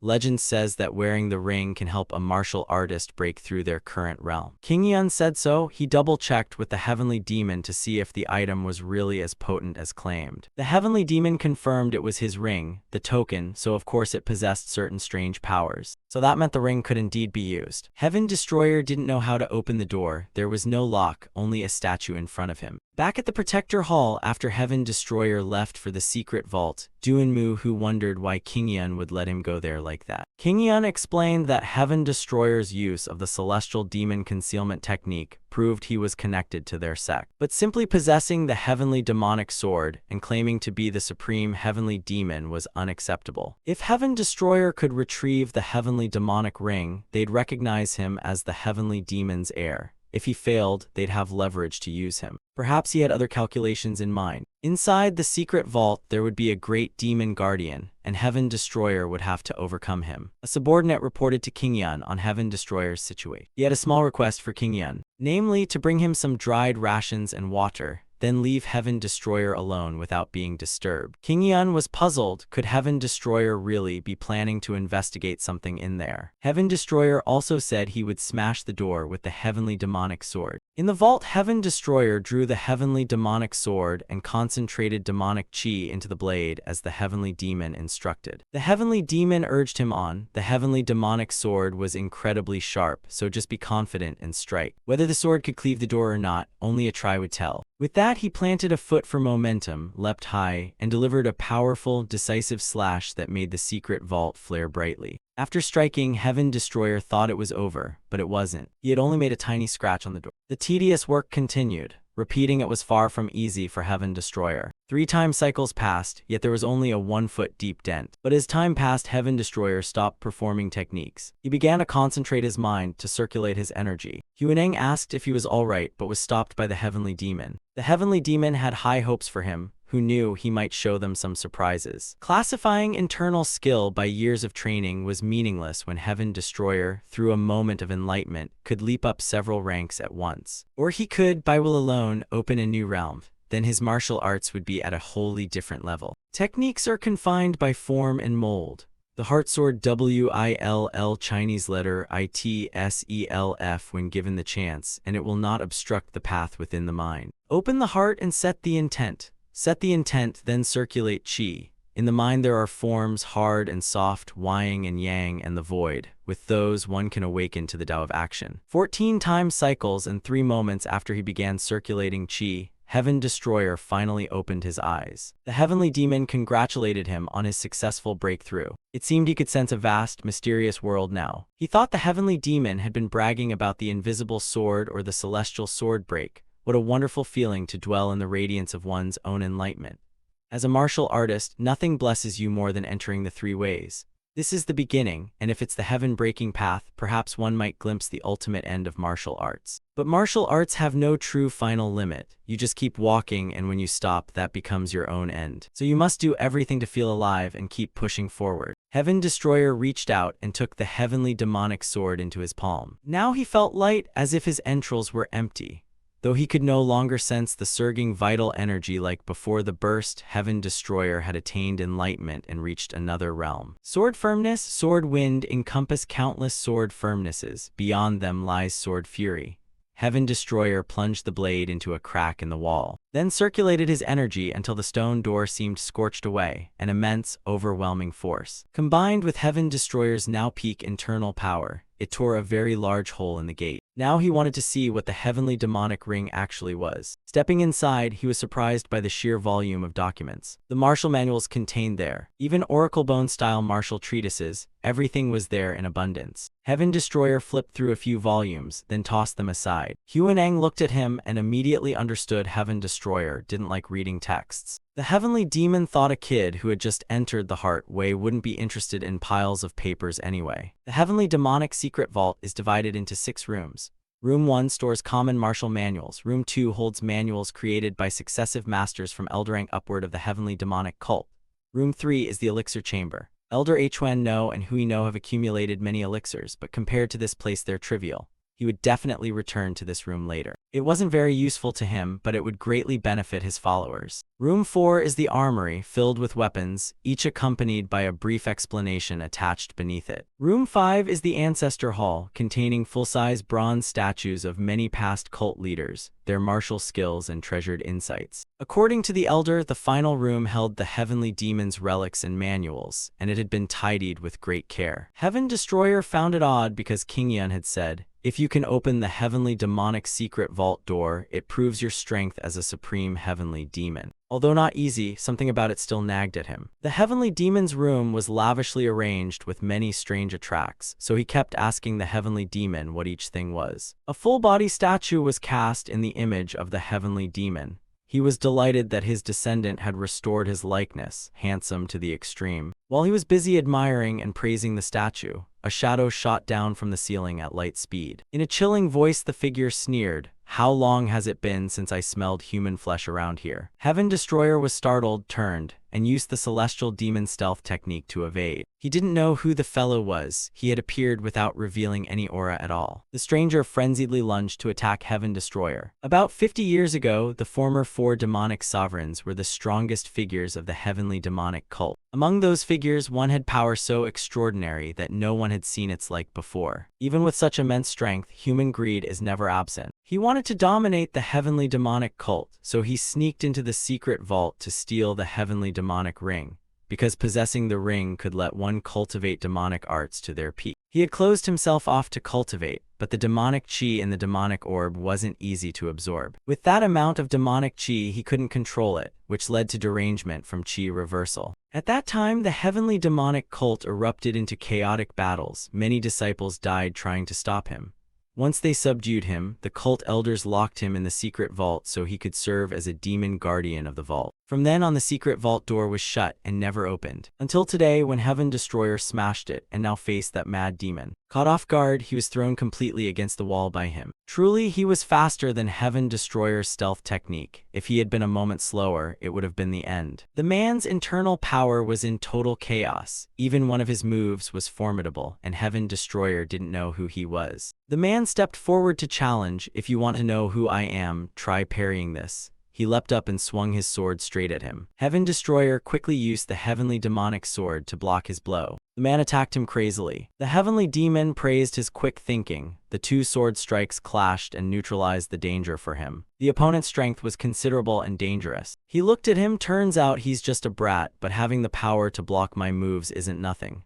Perhaps we need to exchange a few more techniques." He frenziedly charged, always on the offensive, while Heaven Destroyer only defended and remained passive. They struggled back and forth, both growing tired. He seemed to have reached a semi-demonic state. His internal skill was no joke. Though Huan No and Hui No had taught Heaven Destroyer much internal skill, facing him was still very difficult. He hadn't expected to encounter a young master of the cult here like him. He judged Heaven Destroyer to be quite young, yet already at a high level of demonic cultivation. The man stepped closer to ask, "So you were sent here by those old men to do something, right? I didn't think the sect still raised young powerhouses like you." He stretched politely and replied, "You're flattering me." Heaven Destroyer had a question too. Who was this guy to be in the vault like that? He saw that the man's strength here was on par with the elders. Clearly he could leave any time, so why didn't he? Because he had unfinished business here and didn't want to leave yet. He asked what Heaven Destroyer was doing here, since this place was practically forbidden territory. Heaven Destroyer honestly answered that he had come to take the heavenly demonic ring. Hearing this, the man stroked his chin thoughtfully. Seems Heaven Destroyer really was sent by those old men. "That's not wrong," he admitted, "but you don't have to obey their orders. Heaven Destroyer came only to take the ring because he needed it. To get the heavenly demonic ring, you'll have to defeat him first." He thought he had been lenient with Heaven Destroyer before, but now he wouldn't be. "To obtain the item, you might even have to pay with your life here." Hearing his threats, Heaven Destroyer wasn't very afraid. He summoned his sword into his hand, ready to fight. He seemed to be all bark. "Talk is cheap unless you can deliver. As for me, I boast because I'm the descendant of the heavenly demonic cult leader." He recalled his childhood in the heavenly demonic cult during a decisive battle. The loser lay on the ground crying, "Zhuguang, spare my life this once, remember old times." Zhuguang looked at his opponent and then killed him. An announcement of the victor rang out, "Dantai Zhuguang." He didn't understand what everyone was celebrating. The opponent didn't inspire him at all. Like a tiger feeling no joy after killing a rabbit. Bored even within the heavenly demonic cult, where the strong rule all, Zhuguang's boredom wasn't eased because no one could match him. So he deliberately stole the heavenly demonic ring and sank into the demon mind. But that intensity was only temporary. When he sobered up and realized he had personally killed over 300 people in the cult. Some 300 people died one after another before his trivial swings and strikes that even Zhuguang himself couldn't fully recall. It was a despair beyond mere boredom. The horror of his own strength contrasted with their weakness.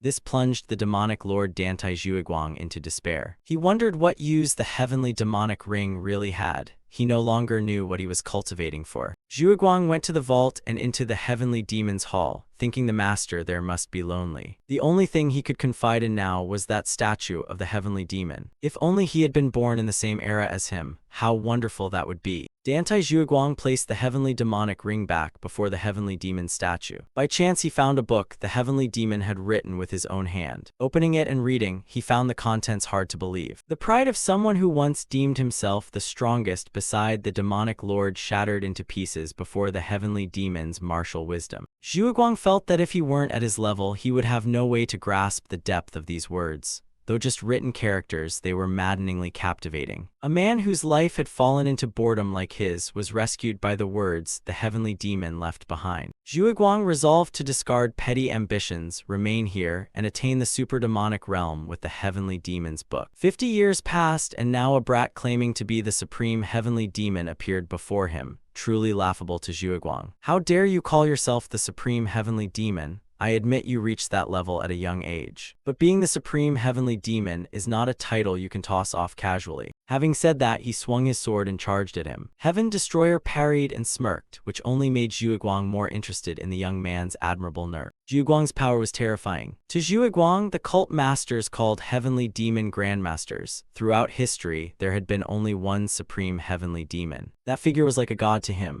If Heaven Destroyer sought death today, Zhuguang would grant his wish. His sword firmness was so overwhelming that even Heaven Destroyer was surprised. Zhuguang warned him to be careful, then decisively lunged in to cut him down. Heaven Destroyer braced the heavenly demonic sword and resisted his power until his face contorted. Not stopping there, Zhuguang attacked mightily once more. Seeing Heaven Destroyer seemingly overwhelmed, he surged forward, activating the full forms of supple and ultimate sword firmness to finish him. Contempt for things like changing techniques would cost Heaven Destroyer dearly. Zhuguang took that as the raw strength of his body. Yet Heaven Destroyer still held firm, which astonished him greatly. The heavenly demon cursed him a fool, seeing Zhuguang's torture. This wasn't an attack he could continue to face.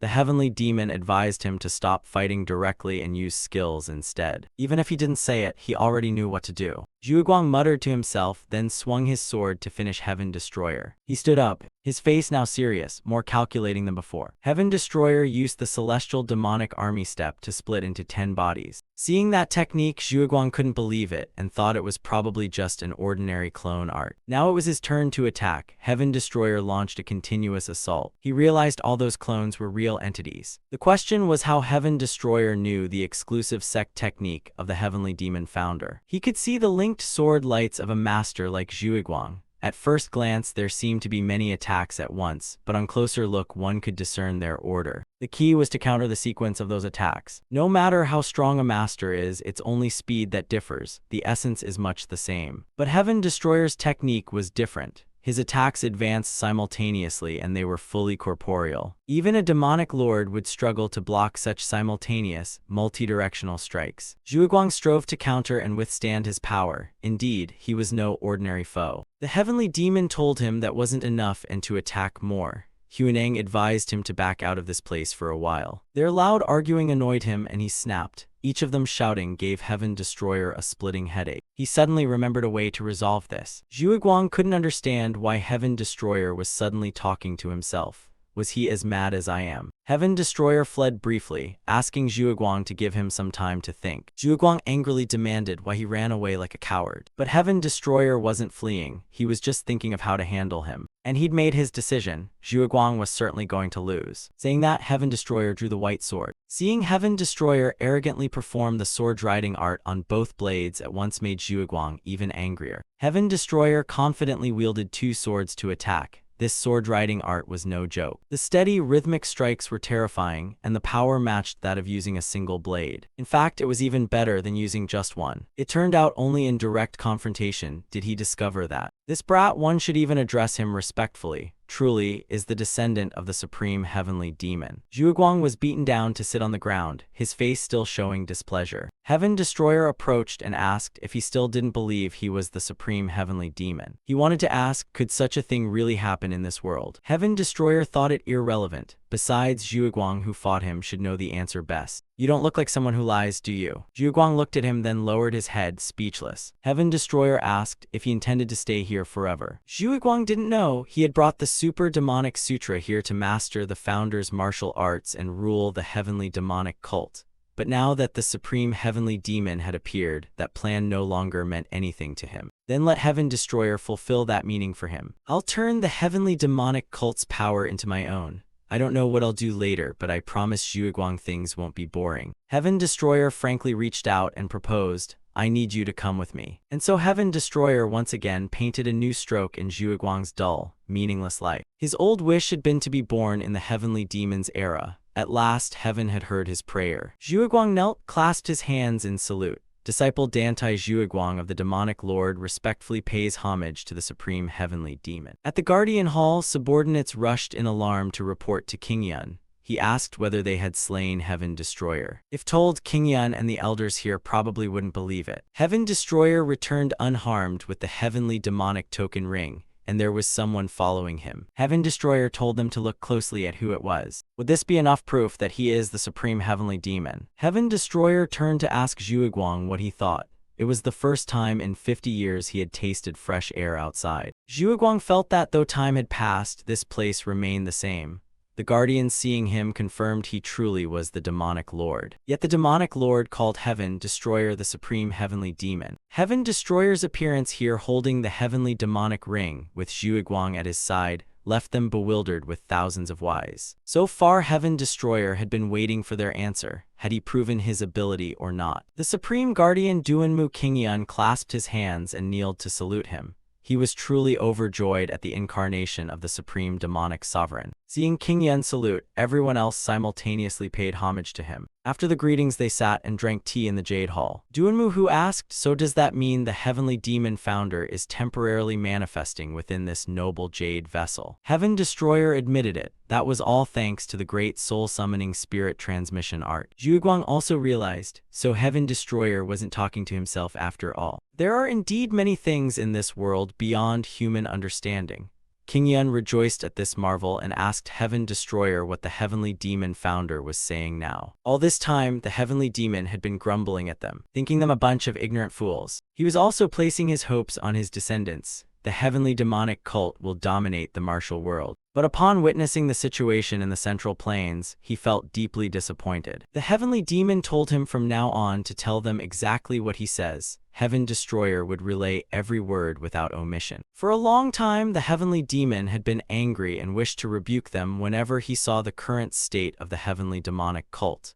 The heavenly demon ordered that Heaven Destroyer be treated as an equal and that they obey his commands. Of course, no one dared doubt Heaven Destroyer's ability. Everyone obeyed the heavenly demon's orders. Qingyun asked if he would like to try using the heavenly demonic ring. He raised his hand to look at the ring on his index finger. The ring had a rather peculiar shape. The heavenly demon wanted to personally show him how formidable the heavenly demonic ring is as a weapon. If you channel a source of power into the ring and throw it, the destructive force becomes enormous. No matter how strong one's defense, it will be pierced by it like paper. It also has another ability called water-fire non-penetration. Bite it and circulate your qi, and the poisonous energies lodged in your body will be expelled. That explains it. Clearly this is no ordinary ring. He called Zhuguang to go meet the 12 princes. They would assist him through the arduous roads ahead. Everyone was surprised that he wanted to see the 12 princes. Qingyun stroked his beard and said, true to their name, they are the best masters of our sect. They are promising leaders who will steady our sect's future. With their help, the road ahead would look less thorny. Heaven Destroyer and Zhuguang went to find the 12 princes. He wondered why they needed to use invisibility. It was because they feared the princes would panic and run, so they had to sneak about cautiously. After walking a while, they found the 12 demonic princes Heaven Destroyer had mentioned. They were sitting together, drinking and talking happily. Heaven Destroyer stepped forward and called, hey everyone, can we join your party? Those fellows, not knowing where he came from, showed annoyance. Since a 12 prince had personally asked his name so kindly, he let Zhuguang answer for him. Zhuguang unleashed the demonic aura on his body at Heaven Destroyer's command. The 12 princes felt confident facing Zhuguang, but after a moment, each of their faces crumpled. The 12 princes couldn't understand what trick Heaven Destroyer had played.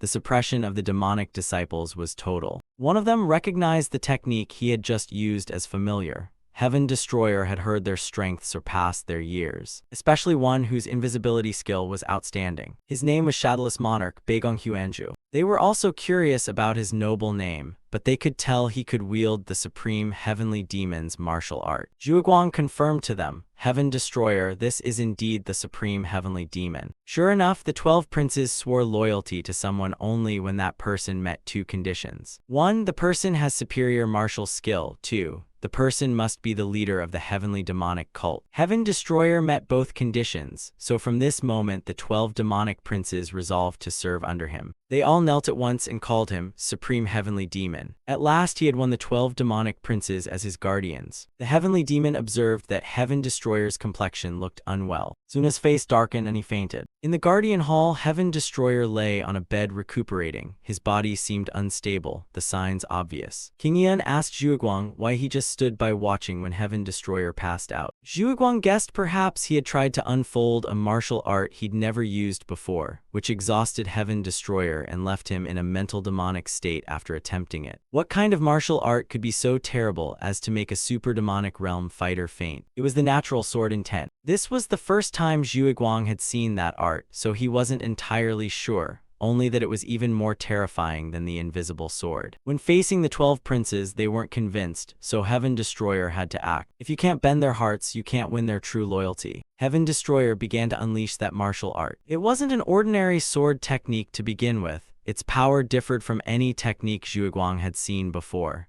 It felt distinct when executed. The user's aura was strong and smelled of burning incense. The aura pouring from the power quickly grew dense, forming a misty veil around the wielder. The surrounding space seemed to congeal as the oppressive chi spread. The 12 demonic princes watched the scene with astonished, awed expressions. In an instant, they felt their bodies freeze, unable to move, their breathing halted. Heaven Destroyer had forced them into total submission. The natural sword intent proved even stronger than the invisible sword. Does something like that truly exist? Even King Yun had never witnessed it. Zhuguang now felt there was no need to question further, for Heaven Destroyer already possessed enough power to lead the heavenly demonic cult. What remained was simply to obey the supreme heavenly demon's orders. They all hoped he would wake up soon. To be so young yet surpass the super demonic level, this was likely unprecedented in martial history. Perhaps he was a rare prodigy of their cult. After several days in a coma, Heaven Destroyer finally woke. Upon waking, he was greeted by the heavenly demon and Huaneng. He had dreamed he stood amid a black ocean.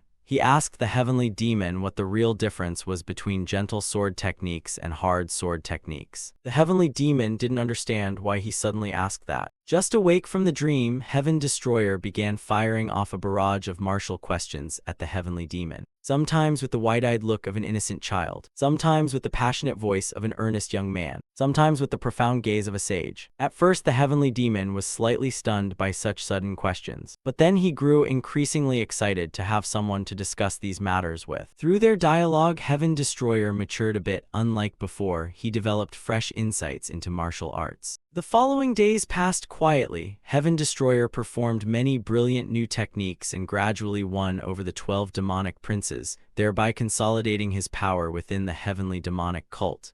Heaven Destroyer taught them many things. This was the first time anyone had taught the 12 demonic princes martial doctrine. Heaven Destroyer had already entered the super demonic realm and could freely wield the invisible sword at will. Heaven Destroyer became more proficient in swordsmanship than anyone. That meant in some aspects he had even surpassed the heavenly demon. A few days later, Heaven Destroyer sat in the imposing seat of the cult leader, guardians, and the 12 demonic princes below him. Everyone displayed reverence toward him. Flame Empress Yingling also knelt below. She thought him remarkable for having won over the guardians and the 12 demonic princes in just a few days. Moreover, beside Heaven Destroyer stood Zhuguang, who had once been the subject of many scandalous rumors. Seeing Yingling staring at him, Zhuguang glanced and asked, "What are you looking at?" After all, Yingling acknowledged Heaven Destroyer as an outstanding man. King Yun asked him to reveal all the facts and propose a development plan for their heavenly demonic cult. Earlier, Heaven Destroyer had one request. He hoped everyone in the heavenly demonic cult would sincerely recognize him as the supreme heavenly demon.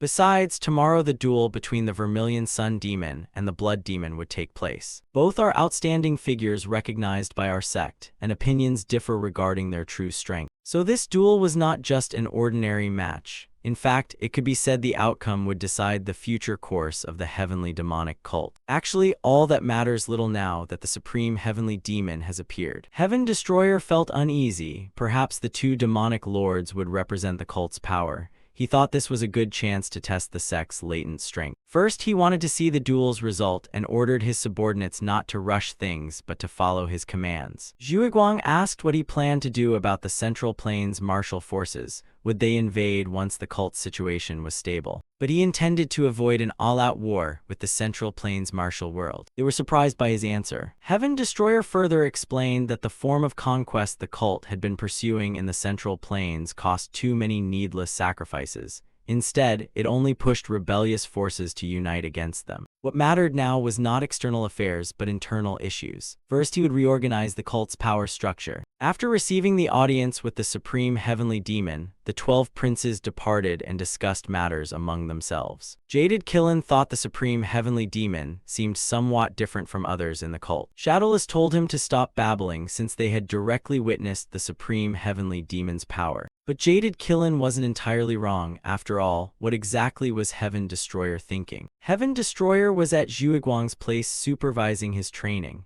Only now did Zhuiguang feel his muscles relax. The man had an odd fondness for relaxation. He came to speak with him and ordered him to secretly select loyal masters under 40 for the cult. Zhuiguang asked whether to recruit men or women. Gender wasn't important to him. Moreover, they needed to reassess conditions at the training camp. Zhuiguang obeyed, though he couldn't help wondering what Heaven Destroyer was truly plotting. Heaven Destroyer sat alone in the hall thinking. When he summarized the information gathered so far, the duel at tomorrow's assembly could confirm the cult's internal intent regarding the Central Plains conquest. Soon a brutal struggle for survival would begin between the righteous and demonic paths, centered on the Northern Blade Association. Fortunately, the heavenly demonic cult remained out of their immediate concern. Perhaps the Jianghu's situation was about to shift. Heaven Destroyer summoned the Ten-Sword King to give orders. He instructed him to prepare and send his letters down to the Central Plains for martial artists skilled in body technique and concealment arts. The next day the duel began. Drums and horns sounded as the crowd cheered and watched. The Central Plains was a name that had to be mentioned. It was a place the heavenly demonic cult considered necessary to conquer. It was also a place that vaguely stirred nostalgia for homeland. Perhaps because of its uniqueness, whether people supported or opposed conquering the Central Plains, the mood of the demonic martial artists gathered at this duel was highly excited. The three guardians stepped forward, and two new faces appeared, Heaven Destroyer and Zhuiguang.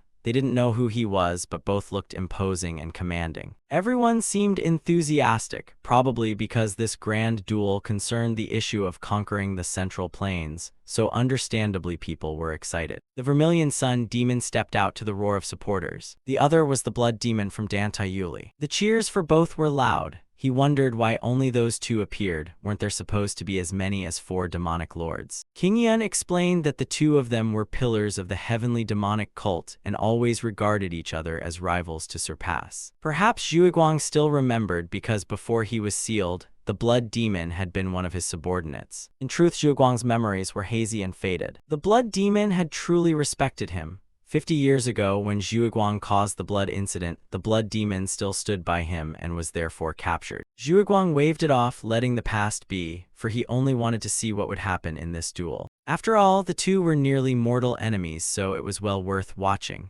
Heaven Destroyer told King Yun to begin the duel. Today's duel would be important, deciding the action plan for the entire heavenly demonic cult. Both sides must submit and accept the outcome, whatever it may be. The Blood Demon had no objections, but the Vermilion Sun Demon did. He said he stood here today hoping to fulfill the long-held aspirations of their heavenly demonic cult. From the stands came cheers supporting him. The Vermilion Sun Demon continued, "As a martial artist, I also respect the Blood Demon. The long-cherished wishes of everyone should not be abandoned for the sake of one person. Now that the heavenly demonic cult is growing strong, we must enter the Central Plains to reclaim our ancestors' glory." Hearing those rousing words, the crowd in the stands cheered even more loudly for the Vermilion Sun Demon. Heaven Destroyer judged that the old Vermilion Sun Demon sure had a way with words. King Yun shouted, "The duel begins. The match will not end until someone admits defeat." The duel officially commenced. Heaven Destroyer watched them for a while, then turned to ask the Heavenly Demon why the two sides only stood and stared. Because when two masters fight, a single slip can mean death, so they were being cautious. Though they only glowered at each other on the surface, in reality they strained their minds to observe every move.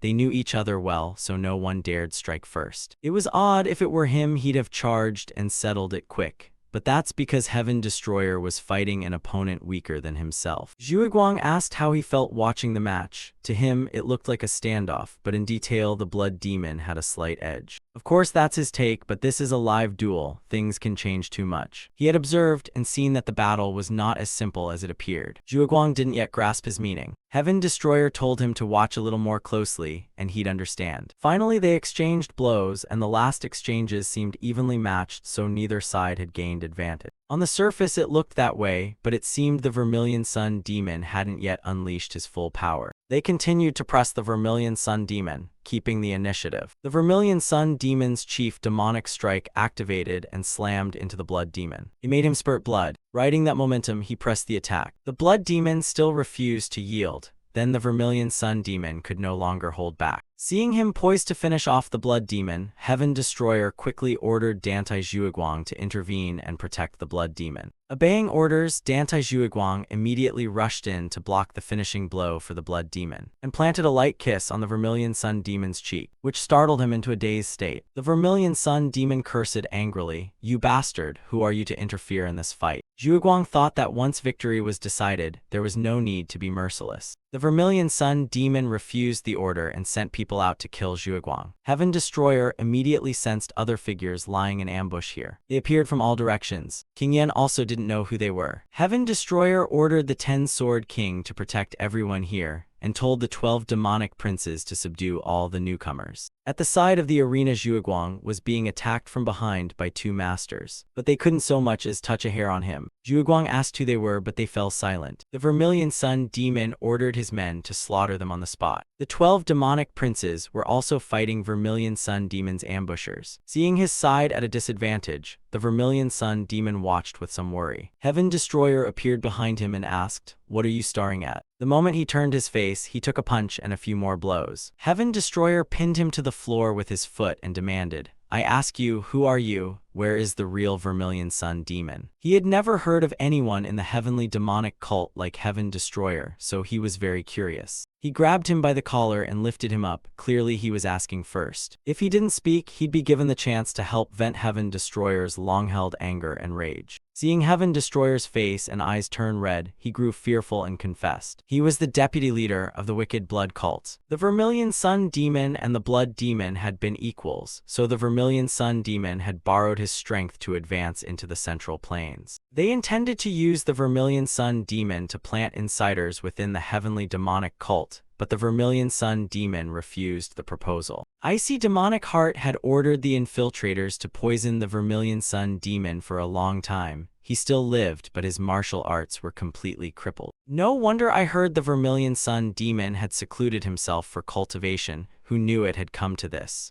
The real Vermilion Sun Demon must be there. The 12 demonic princes shouted, "Report! The Supreme has captured and killed all the black-clad assassins." Everyone in the cult couldn't believe it when the 12 demonic princes called him the Supreme Heavenly Demon. Icy Demonic Heart was furious to see his black-clad men all slain. And they'd even called him the Supreme Heavenly Demon. Who else could be the Supreme Heavenly Demon but him? He said he had answered. Now Heaven Destroyer must keep his promise to spare him. The man annoyed him greatly.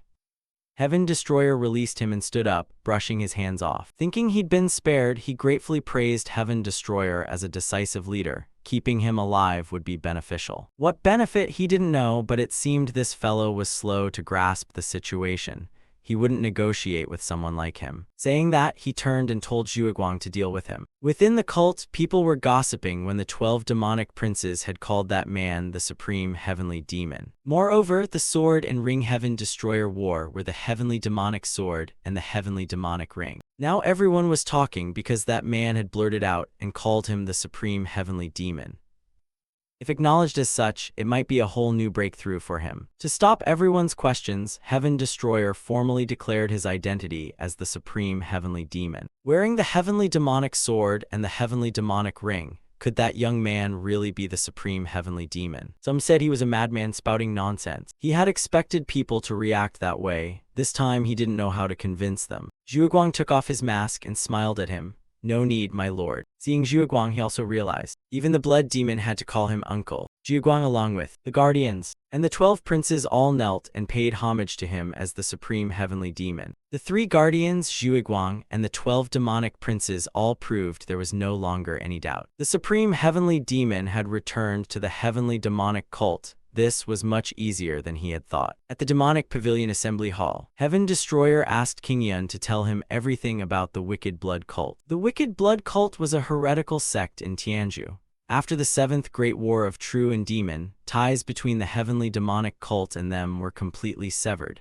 King Yun had no idea they had infiltrated their cult and carried out such a terrible plot. Heaven Destroyer said it wasn't entirely his fault. He then asked about the scale of their forces compared to the cult's. By appearances, they seemed to have real strength. King Yun didn't know their current scale, but based on past records, they were by no means inferior to the cult in size. If so, why wasn't their reputation large in the Central Plains? That's because, like the heavenly demonic cult, they were a secret force and had never entered the Central Plains.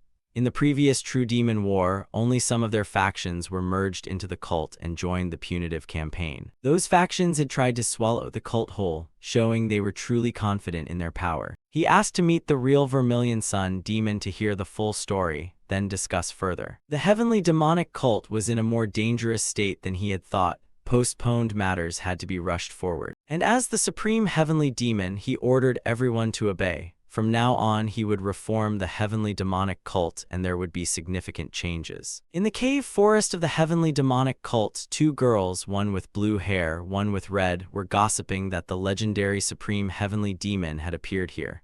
They thought they must be dreaming. His handsome face had the girls in the cult swooning. King Yen opposed opening the heavenly demonic secret vault. He argued that only those qualified should consult the secret books in the vault that had been the tradition for 1,700 years. This reminded him of when he'd been emperor. His court ministers also opposed his policies. Tradition will eventually be broken. Even a rare treasure only has value when used where needed. He allowed disciples to view the secret books in the vault. Moreover, weapons and elixirs would be used to strengthen the disciples' martial arts. This left the Guardians perplexed, unsure how to accept it. Also, from now on, his organizational reforms would prioritize individual ability among the followers. There would be no distinction of rank. If a talent truly surpassed others, he would promote them to higher positions in the cult. The new systems Heaven Destroyer introduced were truly radical. He restructured all ranks of the heavenly demonic cult into 10 levels and assigned robe colors according to them. He also reformed the cult's organizational structure, minimized separate factions, and raised the purity and competence of each unit so they could operate more effectively. The captaincy of the personal guard attached to the seat, the demonic Emperor Sword Squad, was assigned to Zhuiguang.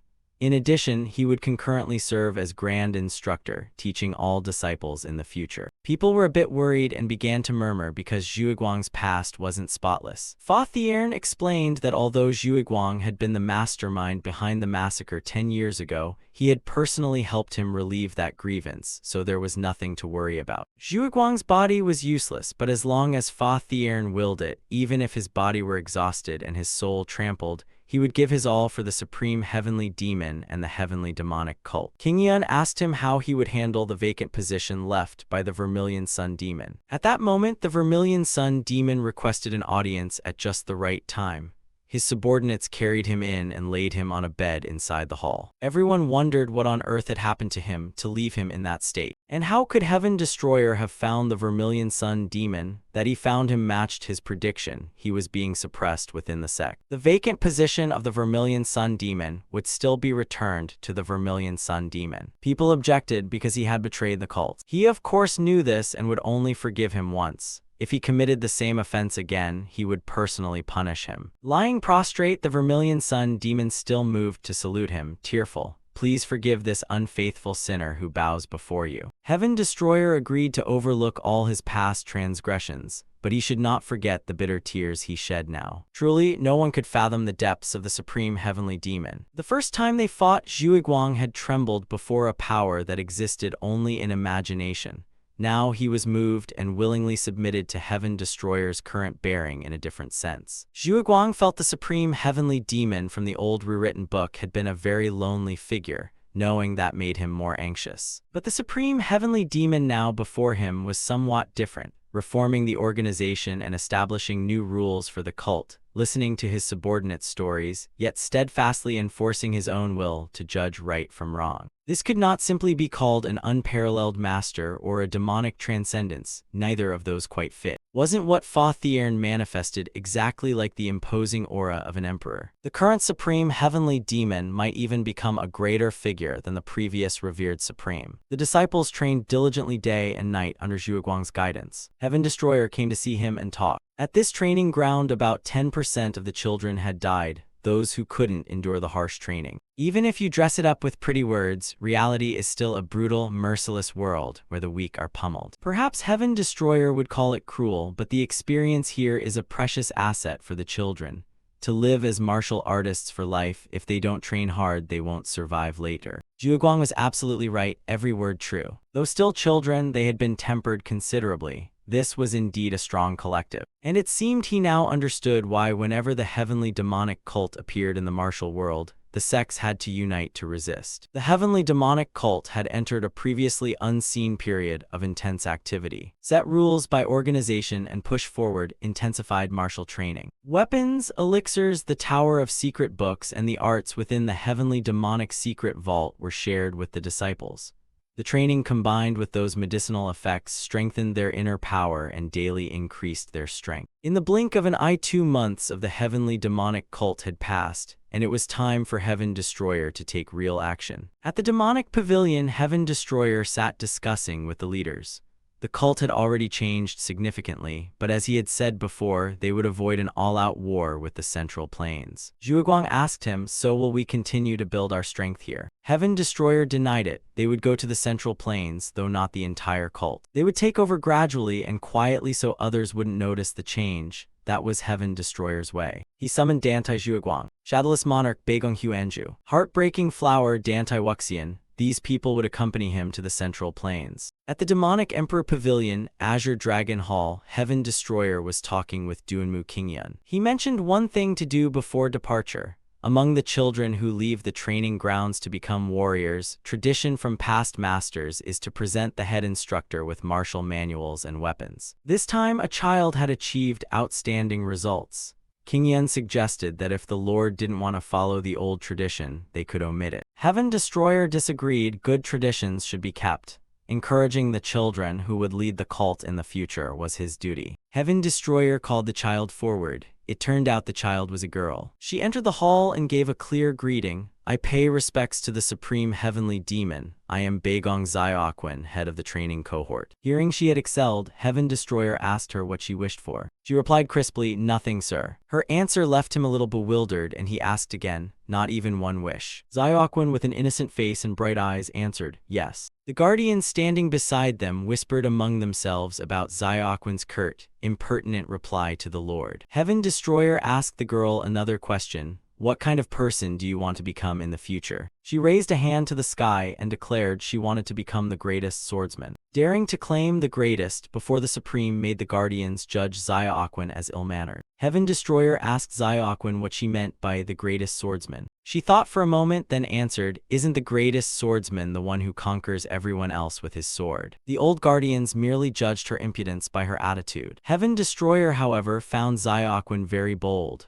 Her answer exceeded expectations and pleased him. Tradition called for giving the head instructor manuals and weapons. He would give her one more thing, 3 gifts. He hadn't brought many weapons, so he drew a sword and gave it to Xiaoquan. Qingyun saw that the weapon came from the heavenly demonic secret vault and tried to stop him, thinking it was excessive. Heaven Destroyer saw nothing excessive. The second gift was himself. From now on, Heaven Destroyer and Xiaoquan would be master and disciple. He would gradually teach her martial arts. As for the third gift, becoming the greatest swordsman was a fine long-term goal, but his third gift was a nearer-term objective for Xiaoquan. She would follow him to the Central Plains to conquer the martial world there. Xiaoquan's eyes shone like stars as she obeyed the Supreme. Finally, Heaven Destroyer's group's journey to the Central Plains began. All members of the heavenly demonic cult gathered at the grand training ground to see the Supreme Heavenly Demon.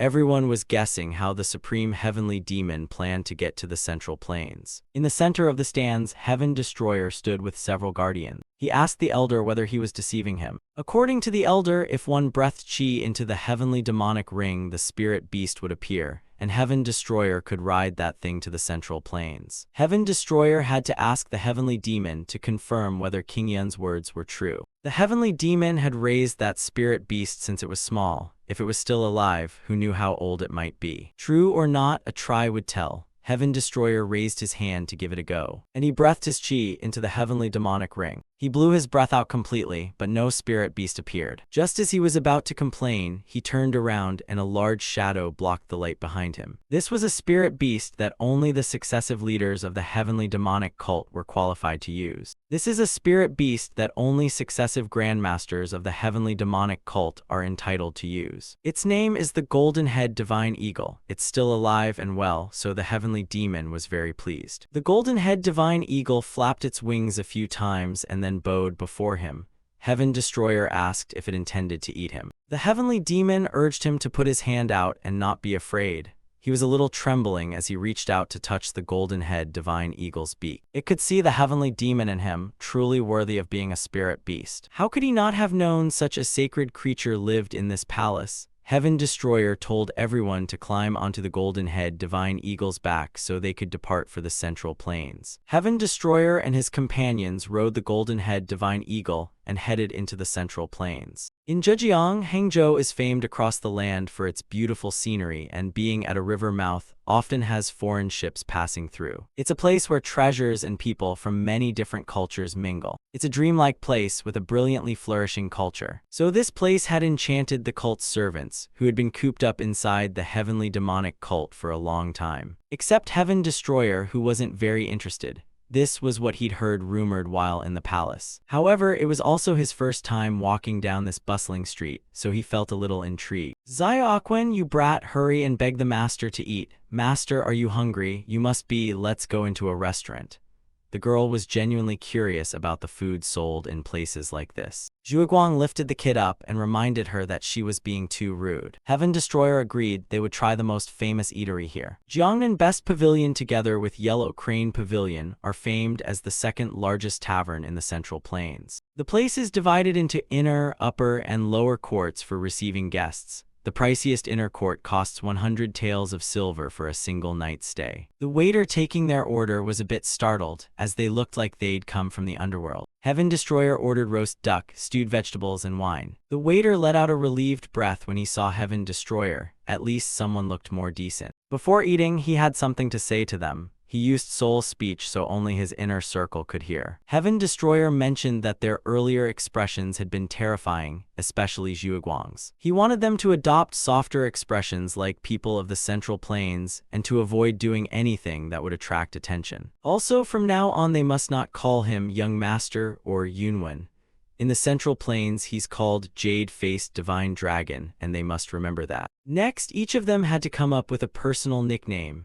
Calling yourselves Mad Demonic Sovereign or Shadowless Monarch would quickly draw everyone's attention. The food was served by the waiter, and they picked up their chopsticks to enjoy it. Awakens chewed with her mouth full on both sides but still asked her master, "The Central Plains are so vast, why choose Hangzhou?" Because he had heard a rumor that the leader of the Demonic Path Syndicate was here. Hangzhou was the quickest place to gather such information. Before he returned to the sect, the Northern Blade Association had formed a Murim alliance and launched a purge of the demonic path, so by now the results would likely be clear. That's why Heaven Destroyer came to see the outcome with his own eyes. After the master explained, Awakens roughly understood. Two figures who looked like martial artists entered the tavern. Zhuguang noted that they weren't commoners but martial artists. Heaven Destroyer had been waiting for them, and they arrived just in time. Heaven Destroyer sent a soul whisper to his teammates, "From now on, do not move." The two guys had been eyeing Heaven Destroyer's table. Could they be members of the Murim Alliance? Where did Heaven Destroyer suddenly appear beside them? The two jumped in surprise. They spun around to defend themselves and drew their swords. He politely asked if they could tell him the location of the Demonic Path Syndicate. Hearing the name Demonic Path Syndicate, one of them reacted violently, drawing his sword and pointing it at him.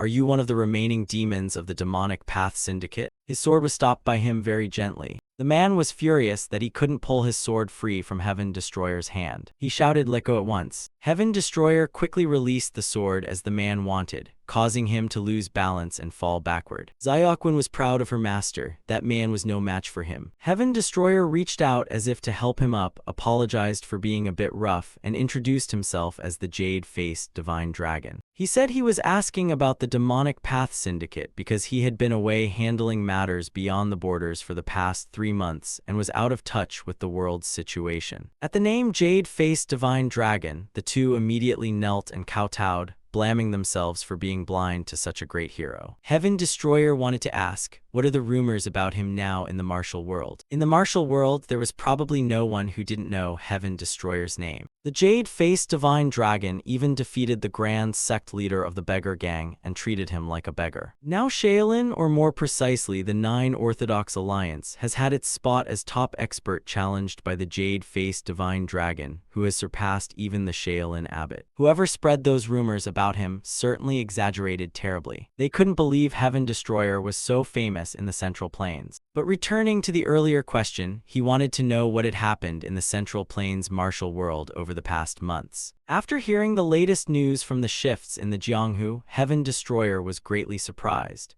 It was that Dugu Henshin, leader of the Northern Blade Association, after unifying the martial world, had called the sects together to form an alliance to resist the demonic path under his command. The alliance was formed to repel the demonic path. Once settled, they launched an all-out attack on the Demonic Path Syndicate's headquarters in the forest outside Hangzhou. However, unexpectedly, the Murim alliance suffered a crushing defeat and was temporarily driven back. The Demonic Path Syndicate achieved this through prior preparation and partly by taking advantage of the treacherous terrain where their headquarters were located. It's baffling this Murim alliance had gathered most of the martial world's talents with strength far surpassing the Demonic Path Syndicate. How could they be defeated? Heaven Destroyer wanted a full account to understand better. This was truly beyond the Alliance's expectations. The Demonic Path Syndicate could not face the Alliance head-on, so they relied on treacherous terrain and mastered guerrilla ambush tactics against the martial artists. They would strike and then withdraw, setting deadly traps that prevented the Murim Alliance from mounting a coordinated full assault. The Murim Alliance had just formed, so they couldn't coordinate smoothly. Moreover, the alliance was a ragtag gathering of fighters whose morale quickly collapsed when the crisis hit. It seems the Demonic Path Syndicate used guerrilla ambush tactics cowardly from the Murim Alliance's point of view. But in the end, victory is what matters. They had no other choice, given the Demonic Path Syndicate's weakness compared to the Murim Alliance. In summary, the Demonic Path Syndicate attacked in small bands, ambushing and assassinating based on terrain. Their main forces had not yet appeared on the battlefield, indicating prior planning to counter the Murim Alliance. The Murim Alliance's bold but ill-planned full assaults led to their defeat. Their aim of quick strikes and swift victory has now been completely shattered. But all of this is only part of the rumors. More importantly, it said the Demonic Path Syndicate had backing from a hidden power which allowed them to hold off the Murim Alliance. That mysterious figure seems to be a descendant of the Zhuge clan. With that person scheming, the Demonic Path Syndicate could temporarily repel the Murim Alliance. The claim that a descendant of the Zhuge clan serves as strategist for the Demonic Path Syndicate can't be true. The other warned his friend not to spread unverified news recklessly. If this got out, neither of them would be safe. In any case, it's just a rumor. These are simply the recent bits the two have overheard about the alliance, hoping it might help Heaven Destroyer a little. Heaven Destroyer thanked them for taking the trouble to report it. Whether true or not, it's information he needs. They hadn't expected the jade-faced divine dragon's demeanor to be so straightforwardly pleasant, so different from the rumors in the Jianghu. Heaven Destroyer didn't think the Demonic Path Syndicate could stand up to the Murim Alliance without being defeated. Before, he assumed the syndicate would be completely wiped out once the alliance attacked. Not only did that not happen, they counterattacked and left the Murim Alliance tasting bitterness. He couldn't understand how the rumored strategist, supposedly a Zhuge clan martial artist of the Orthodox sect, could side with the Demonic Path Syndicate to help them oppose the Murim Alliance. Heaven Destroyer told everyone to prepare quickly and set off at once for a place. Who Heaven Destroyer wanted to contact needed a fast information network spanning the country. At present, the force to turn to was the Golden Frog Money Shop. The Golden Frog Money Shop was the most influential force among communication networks in the Central Plains. They had branches across the territory and even beyond Inner Mongolia. The Hangzhou branch chief Zhang Yongxing fumed and cursed. Who dared come to bother him during his break? If he caught them, they'd get a beating. He opened the door and found Heaven Destroyer standing there. At a glance, he looked like a snot-nosed kid who couldn't be worth much, which only annoyed him more. He asked what the boy wanted. Of course he had business here. Unofficially, the Golden Frog Money Shop belonged to the old men Huan No and Hui No. Heaven Destroyer simply showed his token and the man immediately changed to a servile attitude. Frankly, the entire Golden Frog money shop was practically under Heaven Destroyer's control. In the meeting room, the old man fussed over them nervously for fear Heaven Destroyer would blame him. After pouring tea, he asked Heaven Destroyer to forgive him. He'd been short-tempered from lack of sleep yesterday. Heaven Destroyer didn't want to scold him. He had come to contact Huan No and Hui No and wanted a quick way to reach the two old men. He couldn't know the exact whereabouts of those two shop owners, but he'd send people to search and contact them as quickly as possible. If they reached them, they should tell them to come to Hangzhou to meet him immediately. Zhang Yongxing agreed and asked if they'd found lodging in Hangzhou. Since they'd rushed here, they hadn't yet found an inn. So he told Heaven Destroyer to leave it to him. He'd take them to Jiangnan Best Pavilion in Hangzhou to rest. That's one thing he could help with. He'd personally handle their food and lodging. Heard the lodging and meals there were pricey, but he said Heaven Destroyer needn't worry. The Golden Frog money shop certainly wasn't short of silver. Heaven Destroyer must be unaware since it was his first visit. Indeed, there was much he didn't know about the Golden Frog money shop. Bringing his token here, he only hoped for assistance and hadn't looked into it deeply. The old man began to boast about the Golden Frog money shop. As for their wealth, limitless was the word. With influence across the Central Plains, their possessions were incalculable. So the search for the Golden Frog money shop's help was complete. Heaven Destroyer would stay in Hangzhou a few days to wait. He hadn't expected the Golden Frog money shop to be so wealthy. Their resources might even exceed Heaven Destroyer's treasury in the Imperial Palace. Thanks to this trip, he realized that funding operations in the Central Plains wouldn't be a worry in the future. At night in Hangzhou, the city was at its most beautiful. Young men and women went out to stroll, recite poetry, and exchange verses. Right now, Heaven Destroyer had nothing to do. Waiting at the inn was boring, so going out for a stroll was better. Thus their group relaxed and wandered all over Hangzhou sightseeing and enjoying the breeze. An old man named Pojo, following orders from the branch chief, was assigned to take care of his movements and lodging in Hangzhou. If anything was unclear or any mistake occurred, Heaven Destroyer was asked to forgive it. He courteously thanked Pojo. He wasn't yet familiar with the place and would need assistance. So they cheered and shouted, "Let's have fun to the fullest." They hadn't been enjoying themselves long when Heaven Destroyer's voice telepathy reminded them this trip wasn't for play. He led them around to mingle with the people of the Central Plains, to wash away the old temperaments from the heavenly demonic cult. He'd said it many times before, whatever they did, they mustn't cause trouble. Wuxian and Xiaoquan were young and playful, especially attracted to the street food, so they dragged each other off to eat. As for the shadowless monarch, he was fascinated by the pretty dancers on the street and had disappeared as well. Only Heaven Destroyer and Zhuiguang remained, standing under the sky watching fireworks. He asked him how it felt to come to the Central Plains after leaving the heavenly demonic cult. Zhuiguang found the place lively and bustling. Having been away from his sect for so long, he felt a bit strange and hadn't yet adapted to it. Heaven Destroyer thought that given his age, there was hardly anywhere Zhuiguang hadn't been. Though he was now 137 years old, this unfamiliar world was entirely new to Zhuiguang. He'd focused mostly on martial cultivation before and paid little attention to worldly matters. So he's 137 years old, astonishingly old beyond imagination. In any case, Zhuiguang felt reassured to follow him. In the wide Jianghu, there would be many things he had never experienced. While they were talking, some careless fellow bumped into Zhuiguang. Still, Zhuiguang cheerfully took the initiative to apologize to him first. But that man was ungracious and threw a tantrum, scolding Zhuiguang. "Do you walk with your eyes on your butt or what?" Heaven Destroyer saw this and his face darkened. That man was asking for death. He hoped Zhuiguang would stay calm and not start trouble. Emboldened, the man slapped Zhuiguang and berated him. "Are you pretending to be deaf and mute? Don't think I'll let it pass if you say nothing." Zhuiguang grabbed his shoulder, making him startle. Feeling his strong body and agile limbs, he held on a moment. He assumed Zhuiguang was rude to make such a move. Now it was too late to kneel and beg for mercy. Zhuiguang had already apologized. What more did he want to forgive him? The commotion drew the attention of people on the street.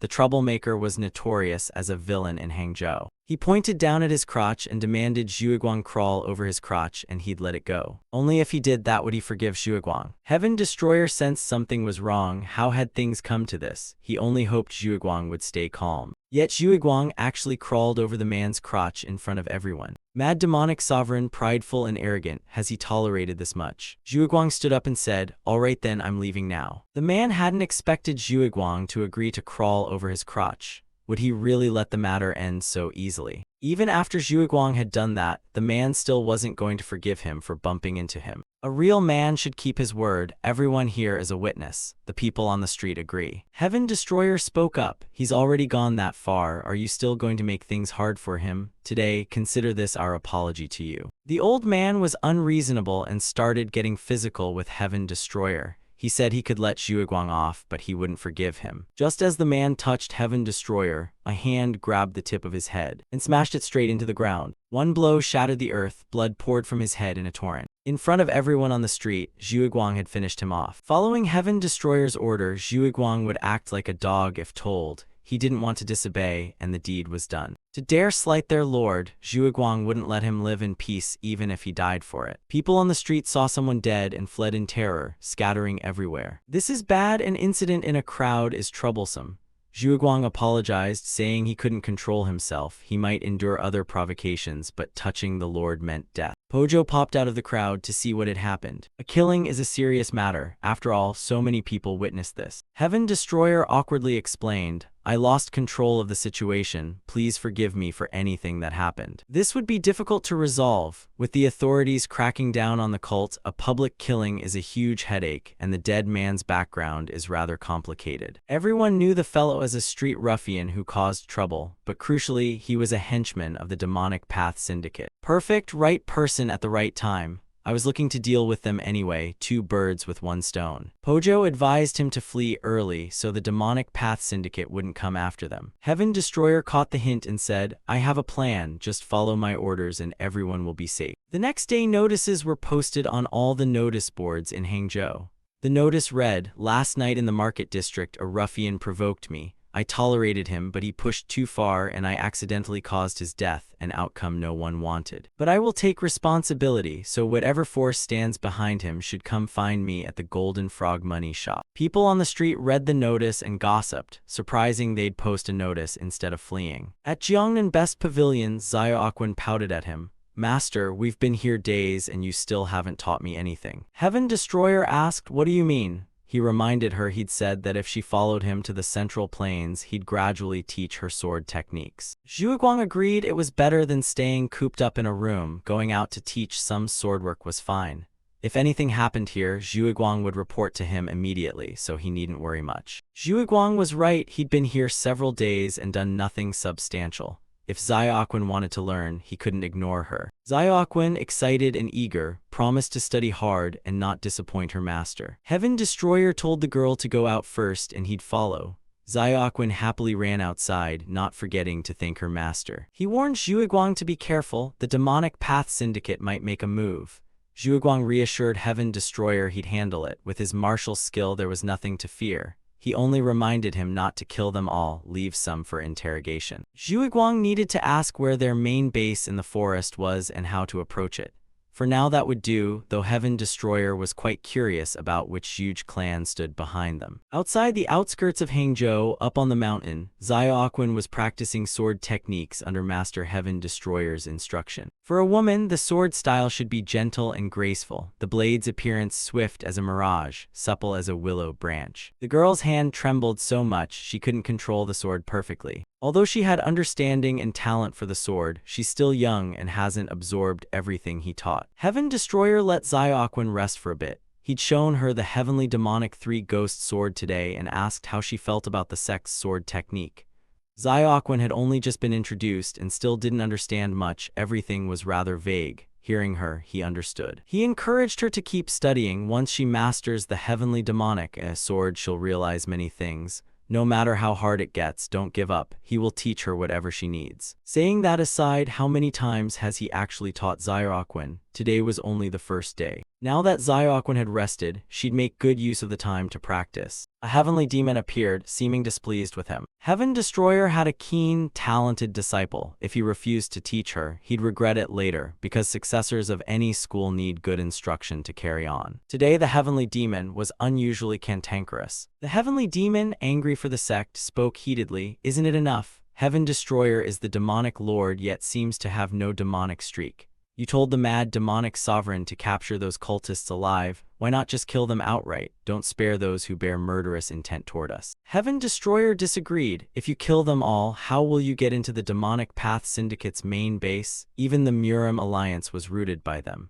He's testing how powerful they are first, then we'll plan a unified eradication. The heavenly demon, a bit discouraged, replied, "Fine, you might be right. If it were me, I wouldn't bother thinking. I'd just wipe out anyone who resists." But that's wrong. How many forces would come crashing down on the sect then, and how many would fall? Huineng agreed with Heaven Destroyer's thinking. If they started a war, countless people would suffer. Heaven Destroyer thanked the heavenly demon for the advice but said he had his own plans, so there was no need to worry about him. While talking with the heavenly demon and Huineng, they heard a sound. Zhuiguang seemed to have captured some cultists.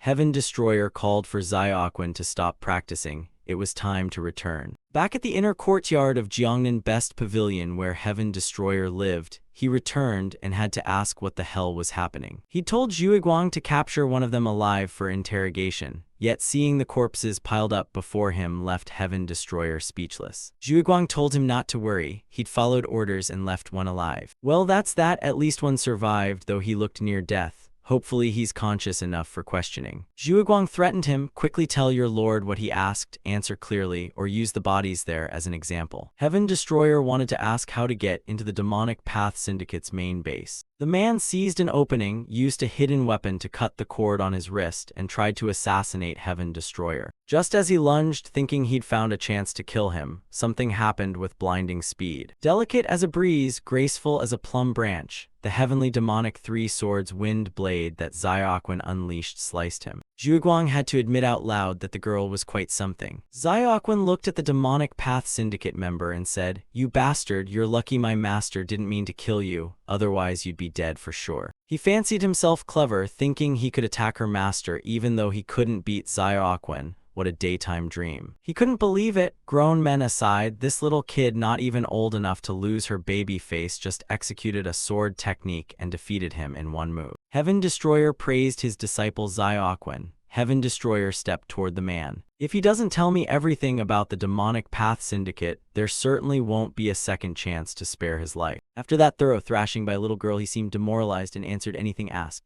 offering no resistance. The information Heaven Destroyer extracted about the Demonic Path Syndicate was roughly as follows. The syndicate comprises 8 active forces under its banner. Black Tiger Faction, Green Forest, Dongting 18 Strongholds, Wicked Snake, 5 Elements Clan, Killing Mask, Demonic Flower Palace, and Sun Fortress. Those 8 powers together form the Demonic Path 8 faction. This man is Black Crow of Wicked Snake, primarily tasked with assassinating key enemy leaders when ordered. He came here this time intending to assassinate Heaven Destroyer on the orders of Wicked Snake's chief. So it's clear Heaven Destroyer questioned his connection to the thug he met on the street the night before. The man he killed on the main road was kin to the chief of the Slaughtering Sword Unit. That explains why they sent someone to assassinate him. Heaven Destroyer asked if the man could lead him to the Slaughtering Sword Unit's chief. Of course, he claimed Heaven Destroyer was coming with good intent to apologize. The man refused. Him coming meant the assassin team would fail, and if they failed, not only he'd die, but his whole family would be killed. The heavenly demon warned him to be careful. It seemed more guests were approaching the place. Heaven Destroyer told Zhuiguang to be cautious. It looked like the other side had guessed the assassin team's failure and sent another team. The man thought that impossible. How could the Slaughtering Sword Unit have learned of the failure so quickly? Heaven Destroyer turned to Zhuiguang. Stick to the plan as told and don't disappoint me. If you fail, don't expect me to trust you again. Zhuiguang, pleased to grasp his meaning, replied plainly, "All right, trust your subordinate. I definitely won't let you down." Shadowless Monarch asked Qilin what Zhuiguang was talking about. Wuxian explained. About 2 days ago Zhuiguang had mentioned it. 2 days prior, after provoking that bully on the main road, he returned home. Zhuiguang remarked that Heaven Destroyer's martial skill needed no discussion, but those who hadn't faced him and only judged by appearance wouldn't believe his strength. He meant that because Heaven Destroyer looked small and frail, he came off as a scholarly pretty boy. Zhu Guang wasn't entirely wrong. How could one judge him weak just by looking? Only common folk judge a person by build. Of course Zhu Guang knew, but ordinary people wouldn't recognize Wuxian's true martial ability. Subordinates like Zhu Guang knew his strength, but how did that demonic path syndicate member know? If they judged by looks, more troublesome incidents like today's on the main road could happen. The way to stop them judging power by face was simple. Heaven Destroyer could wear a mask. That aura of mystery would naturally make people more fearful. Heaven Destroyer understood their point. He'd adapt and respond according to the situation. Today Black Crow was lucky. He'd be the first enemy to witness this little wonder. Heaven Destroyer lightly stroked his face with his disguise technique and transformed into an entirely new face. The new visage looked more demonic than his real one. Now all that remained was to wait for the guests and have a bit of fun. People on the street were all curious why Jiangnan Best Pavilion was closed today. Seeing they'd snuffed all the lanterns and weren't serving patrons, folks figured they must be busy with something. Jaru also went out to apologize to everyone and ask for their understanding. We're closed today due to business. No one expected Jiangnan Best Pavilion here would close and stop taking guests. It turned out the owner was being threatened with death by the Demonic Path Syndicate. Everyone working in the tavern was completely under their control and dared not make a sound. One man opened the door into Heaven Destroyer's room. He could sense the intruder's arrival. And if you're already here, come in, don't skitter about like a bunch of field mice. An old man opened the door and stepped into Heaven Destroyer's room. Black Crow showed obvious fear when he saw him. This proved he was Ha Jincheng, head of the slaughtering sword unit. He looked at Black Crow and said, "It seems you're the only one left alive. Have your comrades all been killed?" His cruel gaze turned to Black Crow. "So what are you sitting there for? Speak up." Black Crow looked into his eyes and replied trembling, "Yes, subordinate understands." Then he tried to bite his tongue to kill himself. Heaven Destroyer shoved his hand into the man's mouth to stop him. Heaven Destroyer told him not to be hasty, there'd be time to talk later. Jincheng judged Heaven Destroyer bold for staying to wait for him instead of fleeing. Of course, why would he run when he's comfortably enjoying himself here? Where else could you get such top-notch service? Jincheng thought he was young and inexperienced. Arrogant jerks in the martial world often act like Heaven Destroyer. Today, as chief, he'd send this brat off to join his brother in the afterlife. Heaven Destroyer couldn't resist teasing him a bit. "Did you mean to say you're going to reunite with your brother in the netherworld? I'm sure that bully will be very grateful." Jincheng thought he'd better kill Heaven Destroyer outright to save time. Today, he intended to take the kid's life right here in the tavern. Fine words, let Heaven Destroyer show how he performs in actual combat. He grinned wickedly and lunged forward with his sword. A glance at his sword technique showed it was fairly ordinary. For a captain of the slaughtering sword unit, such ability was disappointing. He couldn't believe Heaven Destroyer dismantled his sword move with a single technique. When he blocked Heaven Destroyer's sword, it felt as if his arm was torn and numb, unable to withstand it. He judged that the brat had real strength, so why was he fighting him with only a sheath? Someone like him, Heaven Destroyer thought, didn't need to use a sword. Ha Jincheng felt furious. He never imagined he'd face a situation like this. Of course, as a seasoned veteran, he had not only strength but brains. His greatest confidence lay in judging and assessing the battle. From the sword move just now, he sensed that the seemingly naive boy Heaven Destroyer was actually an unpredictable master. Knowing his opponent concealed true power, he couldn't rashly charge in without assessing the situation. Black Crow urged the chief to stop. The young man before him was the famed Heavenly Demon's Scribe. Ha Jincheng asked in surprise, "You say this is the Heavenly Demon's Scribe renowned in the Jianghu? The one who once single-handedly defeated the Deadly Sword Brigade and inherited the title Heavenly Demon. He'd witnessed that strength and knew Heaven Destroyer was unpredictable. The very figure the Demonic Path Syndicate had been seeking was here, never when they looked, but right when they didn't expect it. The chief showed visible joy, thinking himself lucky and sure he'd be rewarded by the syndicate. This was the Heavenly Demon's Scribe, famed in both the righteous and the black paths. He'd once crushed the Northern Blade Association and wreaked havoc on snowy peaks, giving the Orthodox world plenty of headaches. After learning such a figure existed in the Jianghu, the Demonic Path Syndicate sent people to recruit him to boost their strength. Of course, the scribe later disappeared without a trace, so the syndicate couldn't find him. Now the Heavenly Demon's Scribe has appeared here. If he can speak well of the Demonic Path Syndicate and be recruited, the chief's life will soar like a kite, an opportunity no one would pass up. The chief turned on a dime more flattering than a rice paper fan and asked him, "Young master, are you truly the heavenly demon's scribe? What the hell, this is a life or death fight, and he flips loyalties faster than a rice paper pancake." Zhuiguang offered his view. "I told you, everything can change depending on appearances." Trusting Zhuiguang this time was indeed correct. From now on his opinions should be taken seriously. Of course, it wasn't about looks so much as the reputation of the heavenly demon's scribe. Meeting Heaven Destroyer here moved him deeply. He then introduced himself as Ha Jincheng, leader of the Black Sword Band, and begged Heaven Destroyer to pardon his earlier blindness. Truly, anything can change. What were once implacable enemies have turned friends in the blink of an eye. It's safe to say he was both impressed and frightened by your strength. He nodded repeatedly in agreement. "Yes, that is right. How could I dare underestimate your power? Meeting you here and learning you're the heavenly demon's scribe the sect has long sought is beyond my hopes.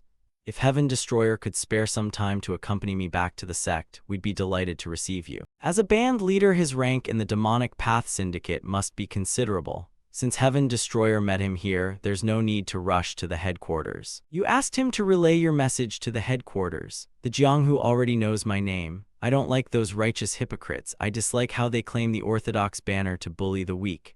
They rely on numbers and trample others, stitching all sorts of slanders onto the demonic path. Now we share a common enemy in the Murim alliance, so I want to meet the Grand Branch Master to discuss countermeasures."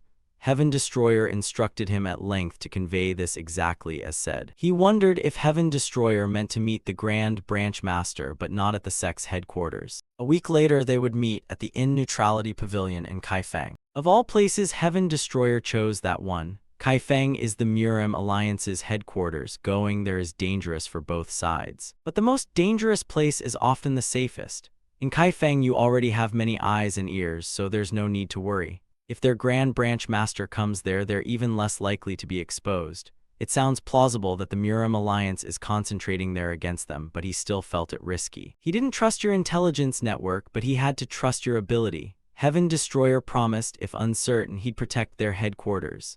The Murim Alliance are all style and moral posturing. They have little real strength. I frequented their headquarters enough that it's no stranger to me. Heaven Destroyer's confidence won him over. The heavenly demon's scribe truly matched his reputation in the Jianghu. He would return to relay the message to the Grand Branch Master. Thus matters here were provisionally concluded. About 3 days later, Xiaoquan ran around the inn all day long. Pojo kept yawning short and long and dozing off. So Heaven Destroyer asked why his face looked as if he'd lost money. The last incident had been settled. What was there left to worry about? Or did he have something unspeakable on his mind? Pojo answered honestly, "It's about business. Lately there have been fewer customers, so business has slumped. In short, that's the story." After the scuffle with the Demonic Path Syndicate over the hooligan on the main road and the Slaughtering Sword Unit's assassin inquiry, many mysterious figures, wherever they'd come from, crowded around Jiangnan Best Pavilion like ants.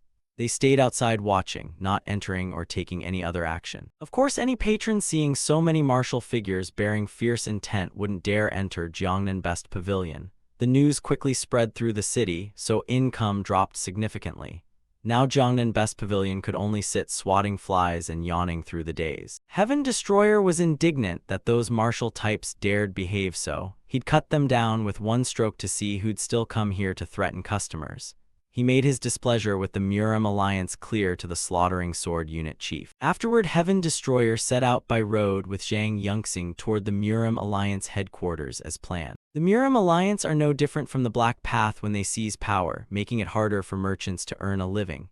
Every trade route has a toll, and merchants must pay the local fees. Commerce within towns must also pay their protection money. Not just big cities, small villages aren't spared. Such people are everywhere. It's unbelievable that they, supposedly the righteous path, run their business in such a chaotic way. Merchants must be prime prey for them to extort, especially after the costly fights against the demonic cult. I don't understand why the Murim Alliance is overdoing it like this. Who can keep doing business under such conditions? Worse, they've set up trade guilds to force everyone into them. If you don't join, you might as well forget doing business. Any shop you open, they'll send people to wreck it. Jiangnan Best Pavilion has been circled by Murim Alliance men outside, which is why it's empty. Truly, those bastards just want to keep living off other people's necks forever. Now Golden Frog Money Shop must be suffering heavy losses from their pressure. Still, it's a bit spared thanks to support from officials above, so the Murim alliance hasn't dared go too far. But this situation can't last forever. Having powerful officials backing you helps. In the Jianghu, you still have to respect those in office.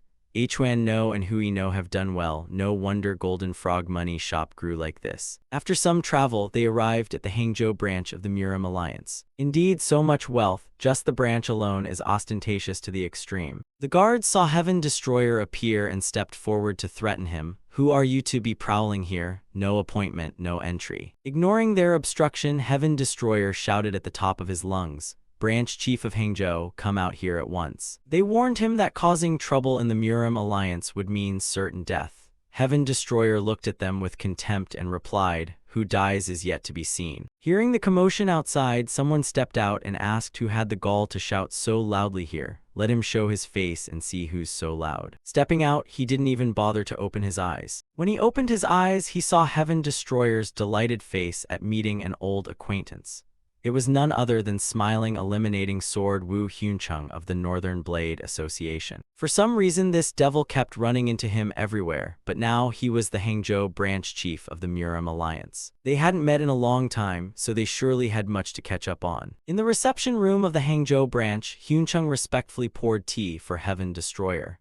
Perhaps because he'd been promoted to branch chief, his demeanor and manner of speaking were much brighter and more relaxed. Since ancient times, hasn't everyone been happier when promoted? Heaven Destroyer now got straight to the point. While he was at Jiangnan Best Pavilion, suspicious people loitering around made the tavern unable to do business. Huncheng replied politely, "What scoundrels would dare probe a hero like you? Those Jianghu bastards are brazen nowadays." He kept bluffing without batting an eye until Heaven Destroyer asked, "But those are your men, aren't they?" Huncheng denied it but couldn't explain and chose to run away. He ran off pretty fast, leaving Heaven Destroyer alone with his tea. He hadn't expected that the men Huncheng sent to loiter near Jiangnan Best Pavilion would have their intentions seen through by Heaven Destroyer. Previously, when subordinates reported that suspicious people had rented all of Jiangnan Best Pavilion, Huncheng had ordered his men to monitor and investigate every customer at Jiangnan Best Pavilion. He couldn't believe Heaven Destroyer was sharp enough to notice. Huncheng hurried outside to find his men and command them to go to Jiangnan Best Pavilion and bring their people back. A while later, Huncheng returned to the reception room, sweating but still forced a smile for Heaven Destroyer. He knew everything but pretended to ask, "You hurried off, have you resolved everything already?" Huncheng scratched his head and said with an embarrassed laugh that a breakfast issue forced him to go handle it. He'd rushed off so urgently he happened to need to use the privy at that exact moment.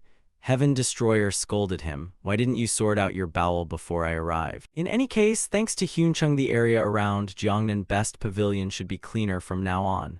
This shouldn't be a big problem, so Heaven Destroyer left it in his hands. Huncheng could do nothing but agree, promising not to let a single ant come near the Jiangnan Best Pavilion area. Heaven Destroyer already knew everything, so he couldn't argue with you.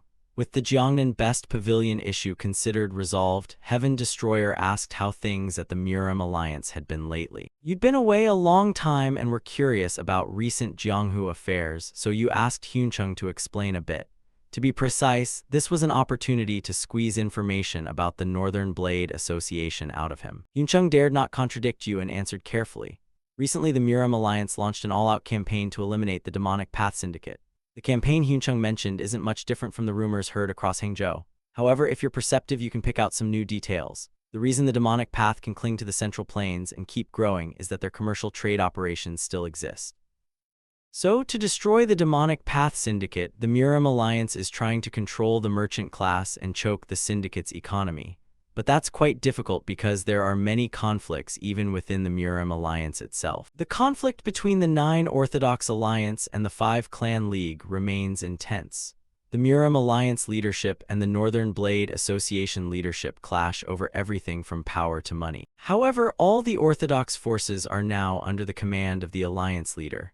As the Alliance leader said, eliminating the Demonic Path Syndicate shouldn't be a major problem. Indeed, the Northern Blade Association leader has the vision and strength to lead this righteous force. You recalled what the Hongwu Emperor told you at the palace. What can break a great dam isn't necessarily a disaster like a landslide. It can collapse because of a single little mouse. The holes a mouse digs to build its nest become large cracks over time. A small mouse burrow can undermine a dam's stability.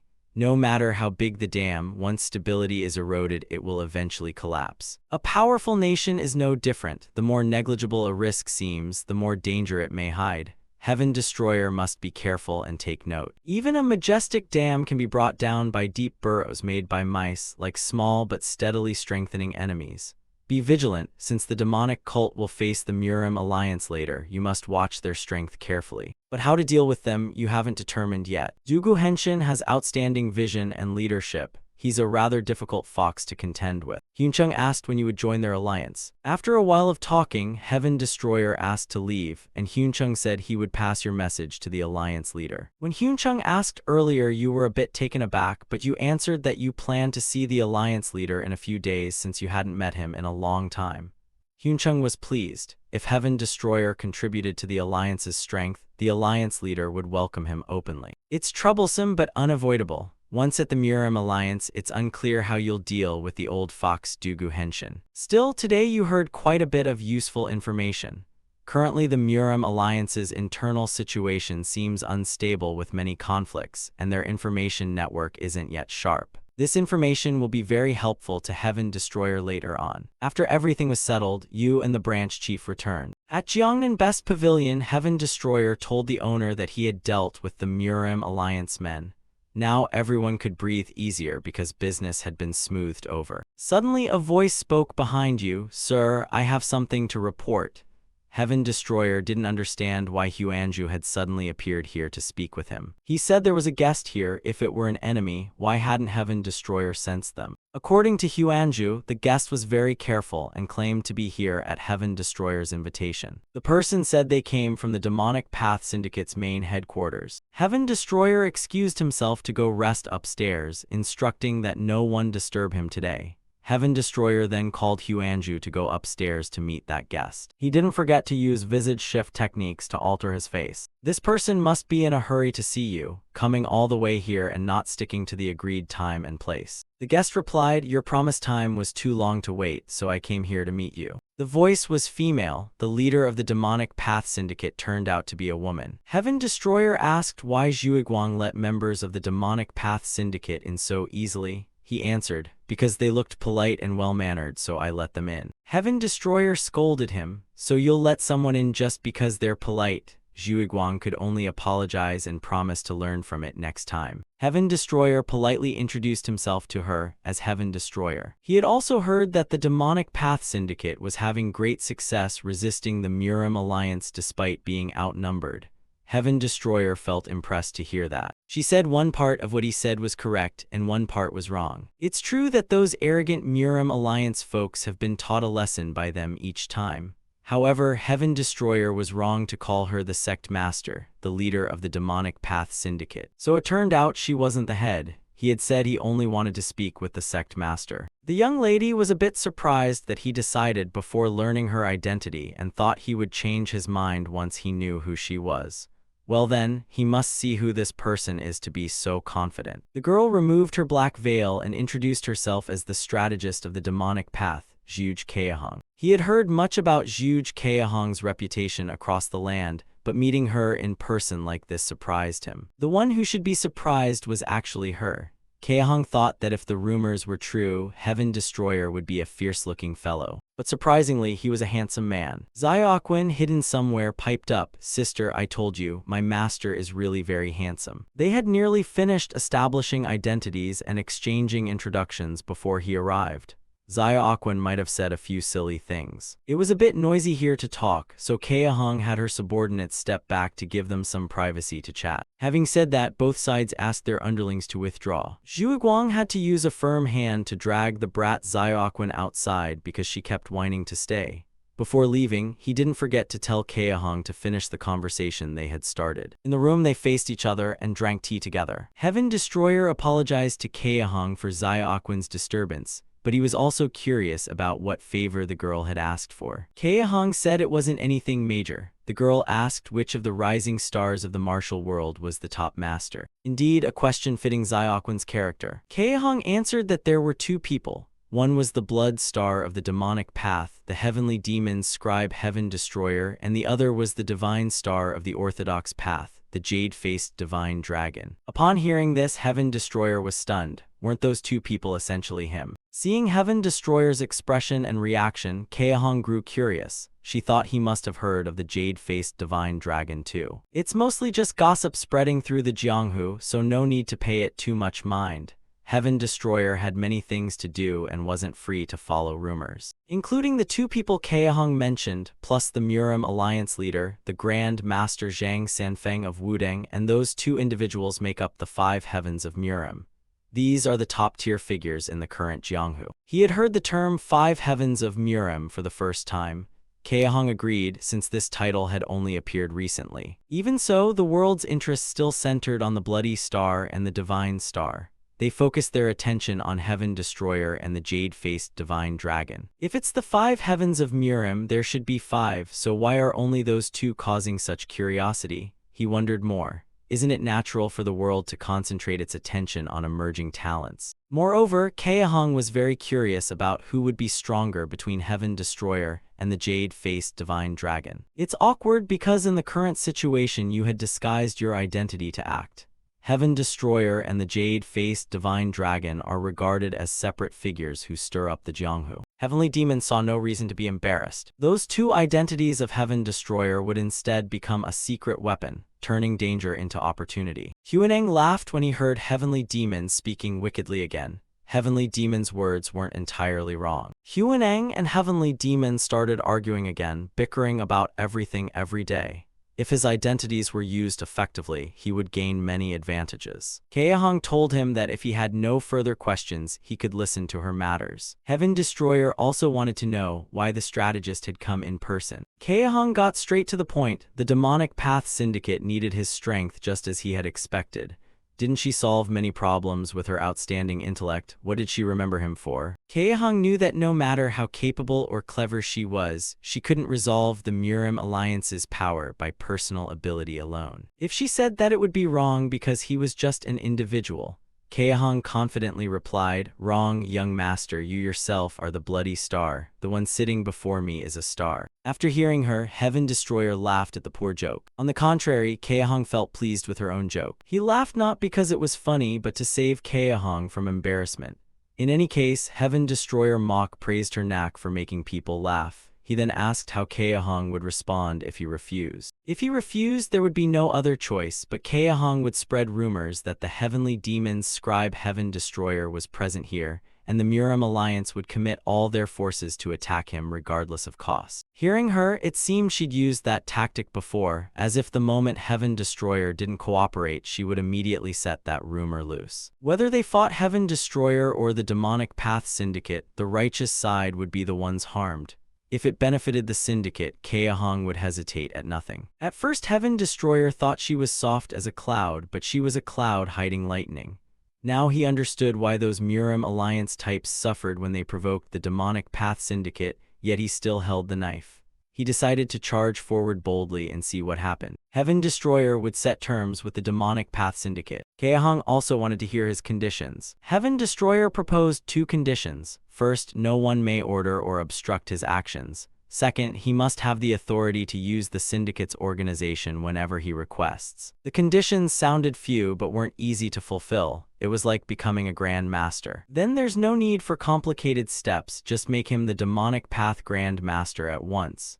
With that proposal, Heaven Destroyer really wanted to see what decision the syndicate strategist would make. Kaehong agreed and asked him one more favor. There's really nothing stingier than this request. In any case, they still wanted to borrow his strength. Because it's for the syndicate, Kaehong would not hesitate at anything. The wishes of the dead should also be fulfilled, so he would listen to what she requested. The Demonic Path Syndicate was rotting from within. The Elder Council holding the syndicate's power threatened the authority of the Grand Master. Even Kaehong could not trample on that Elder Council. She wished she could, but with the current confrontation against the Murim Alliance, if her forces or the Grand Master acted to resolve the issue, the syndicate would suffer irreparable damage. From the Murim alliance to the demonic path syndicate, both sides had similarly complex internal issues. If that's true, then even if he took over the demonic path syndicate, he still couldn't do anything with it. Kaehong admitted that, but argued that if Heaven Destroyer could cut out the rotten wound inside and reform the demonic path syndicate,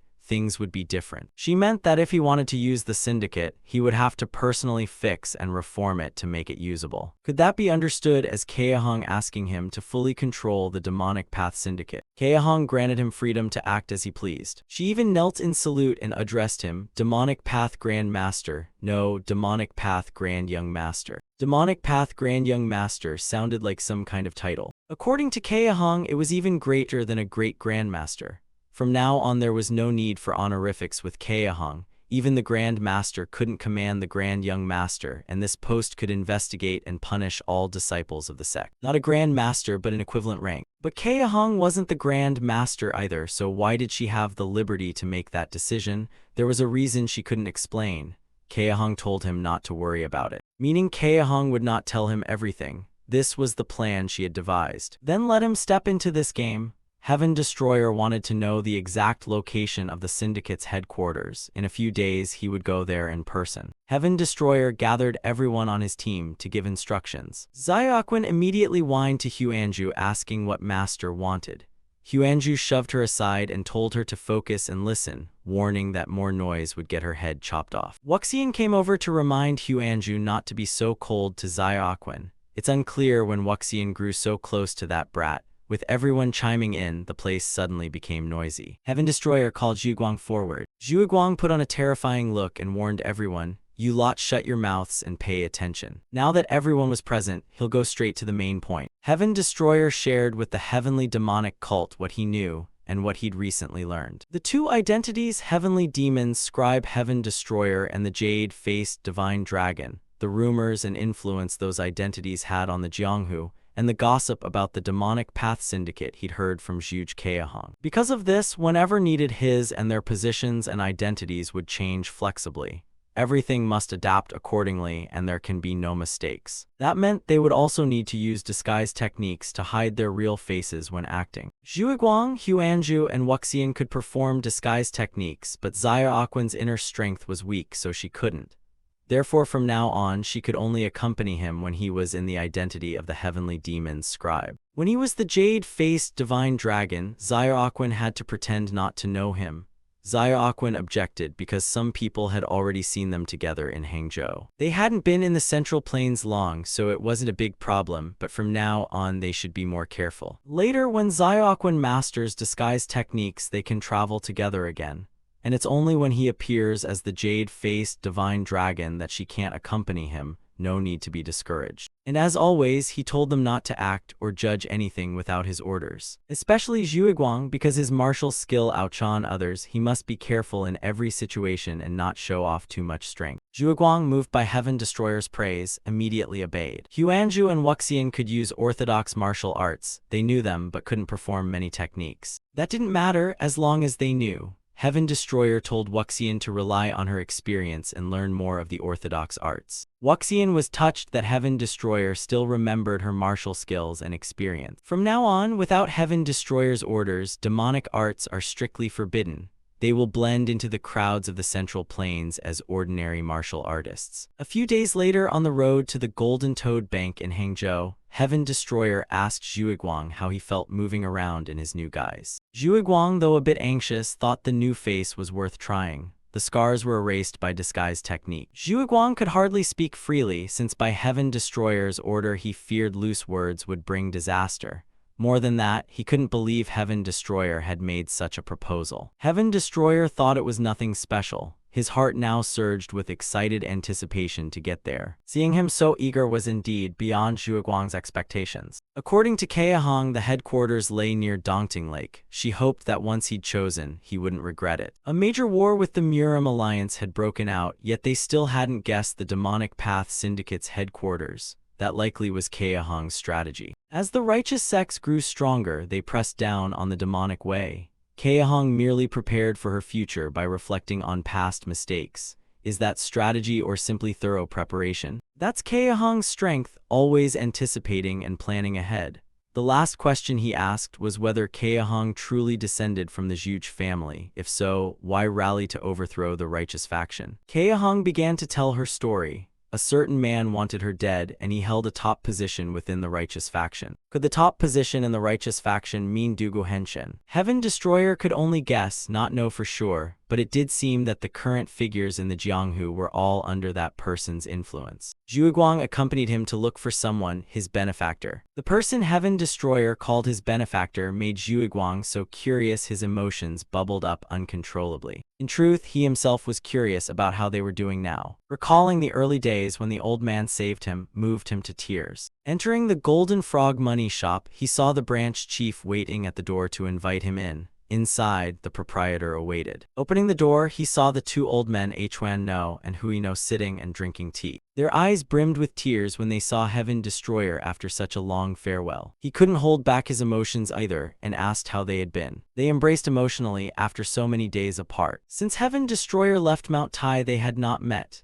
Seeing him recovered, his aura of authority and the strength suffusing his body and demeanor, whether in court or hiding in the Jianghu, were unmistakable. The emperor left the two old men at a loss to explain their feelings in that moment. Heaven Destroyer hugged the two old men to comfort them. "Don't cry so much, I'm about to cry myself." Someone appeared and called him the Supreme. It was the blue-faced demon King Ha Gunpyo. He looked quite grown, proof of a grueling period of cultivation, yet still stubbornly refused to put on a shirt. He had gone through a time he preferred not to remember, but thanks to the grace of the Supreme, everything was fine. Zhuiguang watched Gunpyo and wondered why that shaggy fellow with scribbles on his face acted as if he knew the Supreme so well. Annoying to look at. Heaven Destroyer comforted the two old men and, looking at Gunpyo, felt a resemblance to Zhuiguang. He introduced Zhuiguang to Gunpyo. Zhuiguang introduced himself as Heaven Destroyer's closest, most intimate friend. Gunpyo wouldn't be outdone and introduced himself as Heaven Destroyer's very first subordinate. The two of them wanted to spar a bit to see who was better, a little challenge to assert dominance. Heaven Destroyer told them to save that for another time. The elder of the beggar sect was also present. They hadn't met in ages. Peng Chenho, he's living with the granddaughter of an old friend and seemed very happy. She was Dugu Zuolan, she was here to see him. He remembered when Heaven Destroyer escorted Zuolan to flee to Guandi Temple. Her scent stirred her, and his kindness had swept her off her feet. They met again today. Zuolan scolded him for saying he'd return soon but not showing up. Heaven Destroyer awkwardly explained that he had been under severe strain then and had to travel from place to place afterward. They asked about each other's well-being thanks to Heaven Destroyer's favor. Now she was living comfortably beside the elder of the beggar sect. Peng Chenho spoke up. As the tearful reunion wound down, "We have something to discuss with you." Heaven Destroyer told him to go ahead and say it. Zuolan's romantic mood was cut short by him. Afterwards, only those approved by Heaven Destroyer gathered to begin the meeting. There is currently turmoil within the Murim alliance. They are suppressing rebels and opponents under the pretext of purging the demonic way. The 9 Orthodox Alliance and 5 Clan League are now loose affiliations at best. Both sides are clearly weakening. It's an obvious tactic of oppression and rule. Who can say how the 9 Orthodox Alliance and 5 Clan League ended up this way? Almost all forces have to acquiesce to the Murim alliance. However, there's still hope. A new organization has formed. A secret group has been established around young members of the 9 Orthodox Alliance and 5 Clan League. If the Murim Alliance was created to conquer and suppress the demonic way and its opponents, this new group aims to prevent the alliance leaders' autocracy and tyranny. It intends to protect martial figures, but the Murim Alliance leader Dugu Henshin, as you know him, is hardly a benevolent saint. He won't allow an opposing organization to stand. For that reason, the alliance leader watches that group closely. Of course, many martial figures who aren't on good terms with the Murim alliance have supported the group significantly. That new force has rapidly grown in strength. Rumor has it some foundational figures of the Murim alliance and master elders have joined too. Peng Chenho asked if he knew how Dugu Henshin deals with his enemies. As Heaven Destroyer knew, if an enemy could be eliminated, he would show no mercy. If not, he would find a way to turn them into an ally. He had done the same with Heaven Destroyer. The alliance leader supported that organization because he couldn't destroy it, granting it authority and encouraging it to draw others in. Perhaps this is only an initial move and he won't sit idly by. Now that many prominent figures have joined, he is temporarily holding back his anger to follow the situation. What he'll do later is anyone's guess. This was fresh news to him, an independent force within the Murim alliance opposing its autocracy. Moreover, the vacant top position presented a convenient opportunity for him to seize. Peng Chinho's information about the martial world was far superior to other sources. They'll need his help more in the future. But Huan No and Hui No looked a bit jealous when Heaven Destroyer praised Peng Chinho, thinking the old man was hogging Heaven Destroyer's attention. The two old men wouldn't be outdone by Peng Chinho. They also had matters to discuss with him. A force had been prepared independently for him. The two had secretly gathered and trained orphaned youths for over 30 years, and the number had grown to nearly 1,000 fighters. That's a considerable number. Heaven Destroyer inquired about the skill level of those fighters. Although none had yet reached true master level, one child's internal skill had risen to first class, truly remarkable. Heaven Destroyer thanked the two for doing such an excellent job. Although this force has many flaws and is weaker than the heavenly demonic cult, it is still a substantial force. No need to belittle their hard work by constantly comparing the two. Peng Chinho curiously asked about the relationship between him and Miss Zuolan. To be honest, he only called it an acquaintance. Since Heaven Destroyer entrusted Zuolan to the old man Peng Chinho's care and left, she asked about him often, leading the old man to suspect there was something more than ordinary between Heaven Destroyer and Zuolan. The topic was getting awkward, so Heaven Destroyer deftly changed the subject. Observing around, he noticed Huanya, the subordinate who should be beside Zuolan, was nowhere to be seen. The Supreme Elder was about to tell him the same thing. Huanya had gone missing. Before departing, Heaven Destroyer confirmed once more what he had requested of them. Ha Gunpyo will secretly gather demonic practitioners who are not members of the Demonic Path Syndicate and form an organization, then await orders from Heaven Destroyer. Next, Peng Chinho will mobilize all the forces of the Beggar Sect to investigate factions and the movements of merchant guilds trading with the Murim Alliance. Song Lao will monitor and control the flow of funds in the Central Plains through the Golden Toad Bank. Be especially wary of forces attempting to approach the palace. Also consolidate the bank's financial power by aligning medium and major merchants, secretly trading and seizing business ties between merchants and the Murim Alliance. Everyone here is highly trustworthy, so today's meeting will conclude and plans will be made for the next one. After the meeting, those connected to Heaven Destroyer resolved issues they had been unable to settle before. Zhuguang arranged with Gunpyo that next time they met, they'd have a showdown match. Zuolan also wanted to say goodbye to him, not knowing when they might meet again. Heaven Destroyer didn't know what Miss Zuolan thought of him, but he still had many tasks and might not live up to her expectations. Zuolan understood Heaven Destroyer's meaning. Consoling him was her private sentiment. Huanya went on a mission and hasn't returned. Now Zuolan can only stay and support Heaven Destroyer. She understands his thoughts about the greater future. Zuolan was still unaware of Huanya's disappearance. It would surely be very hard for the girl to learn that the person she trusted and relied on had gone missing. She must be very lonely by herself, if only he could care for her more. Zuolan took off the necklace from her neck and gave it to him, asking Heaven Destroyer to accept it as her heartfelt token. Whenever he sees it, Zuolan hopes he will think of her, simple as that. The piece was ornate and valuable, leaving Heaven Destroyer a bit embarrassed. But Zuolan looked at him pleadingly. It was her way of showing care, and she begged Heaven Destroyer not to overthink it. Heaven Destroyer meant no offense. It is burdensome to carry many things, but he would always carry her necklace. And Heaven Destroyer promised he would never forget her. Zuolan would never forget him either. After meeting those he had longed to see, Heaven Destroyer hurriedly took his leave. At the Yangtze Canal, Heaven Destroyer's group left Hangzhou for their next destination. Currently, Huanya disappeared while tracking the whereabouts of the hidden Dragon Emperor. There are MANY Chinese letter that even the Supreme Sect leader cannot explain. When former Northern Blade Association leader Hidden Dragon Emperor Dugu Zhen vanished, there were no traces indicating he had left the Northern Blade Association. That means Dugu Zhen never stepped out of the Northern Blade Association since his disappearance. That is the Beggar Sect's conclusion, and now the Grand Sect leader is still sending people to investigate further. This means Dugu Zhen is still within the Northern Blade Association.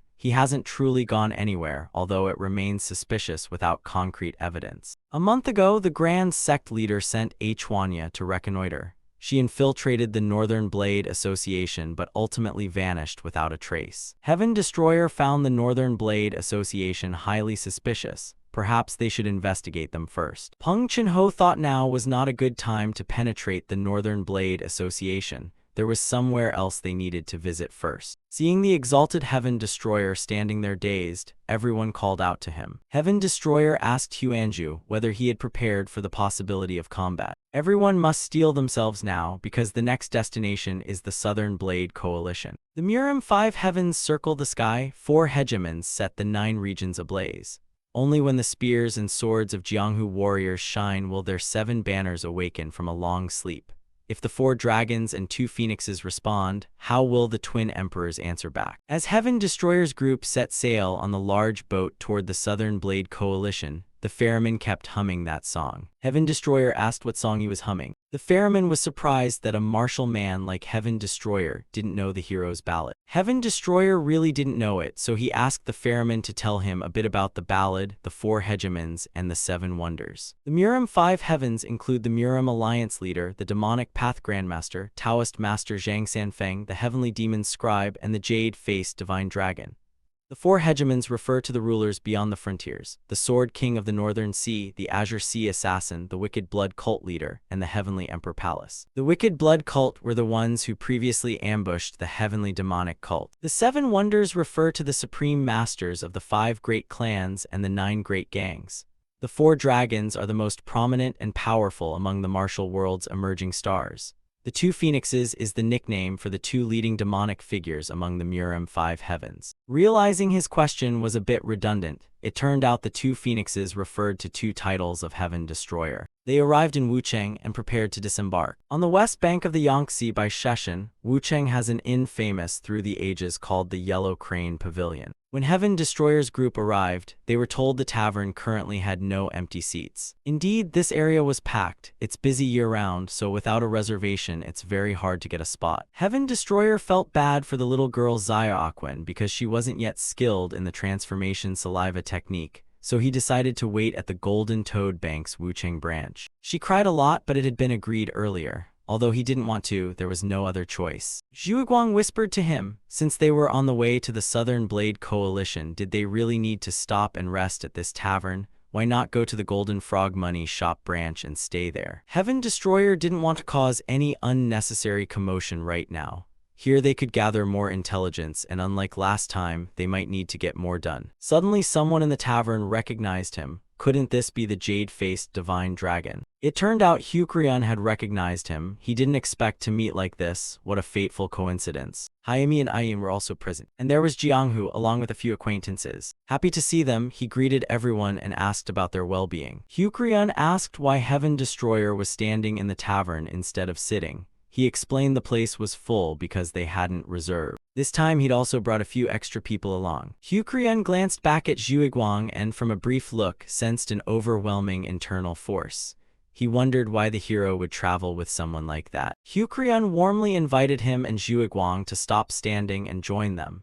Hucrian had reserved many seats and there was room left even for Heaven Destroyer's companions. It was lucky to meet them and receive their help. People in the tavern began to notice him. They recognized him as the jade-faced divine dragon, one of the Murim 5 heavens. The main thing was Heaven Destroyer's looks were striking, his appearance very handsome. Sitting at the banquet table in the center of the tavern, all eyes turned to Heaven Destroyer. Attention was especially fixed on him.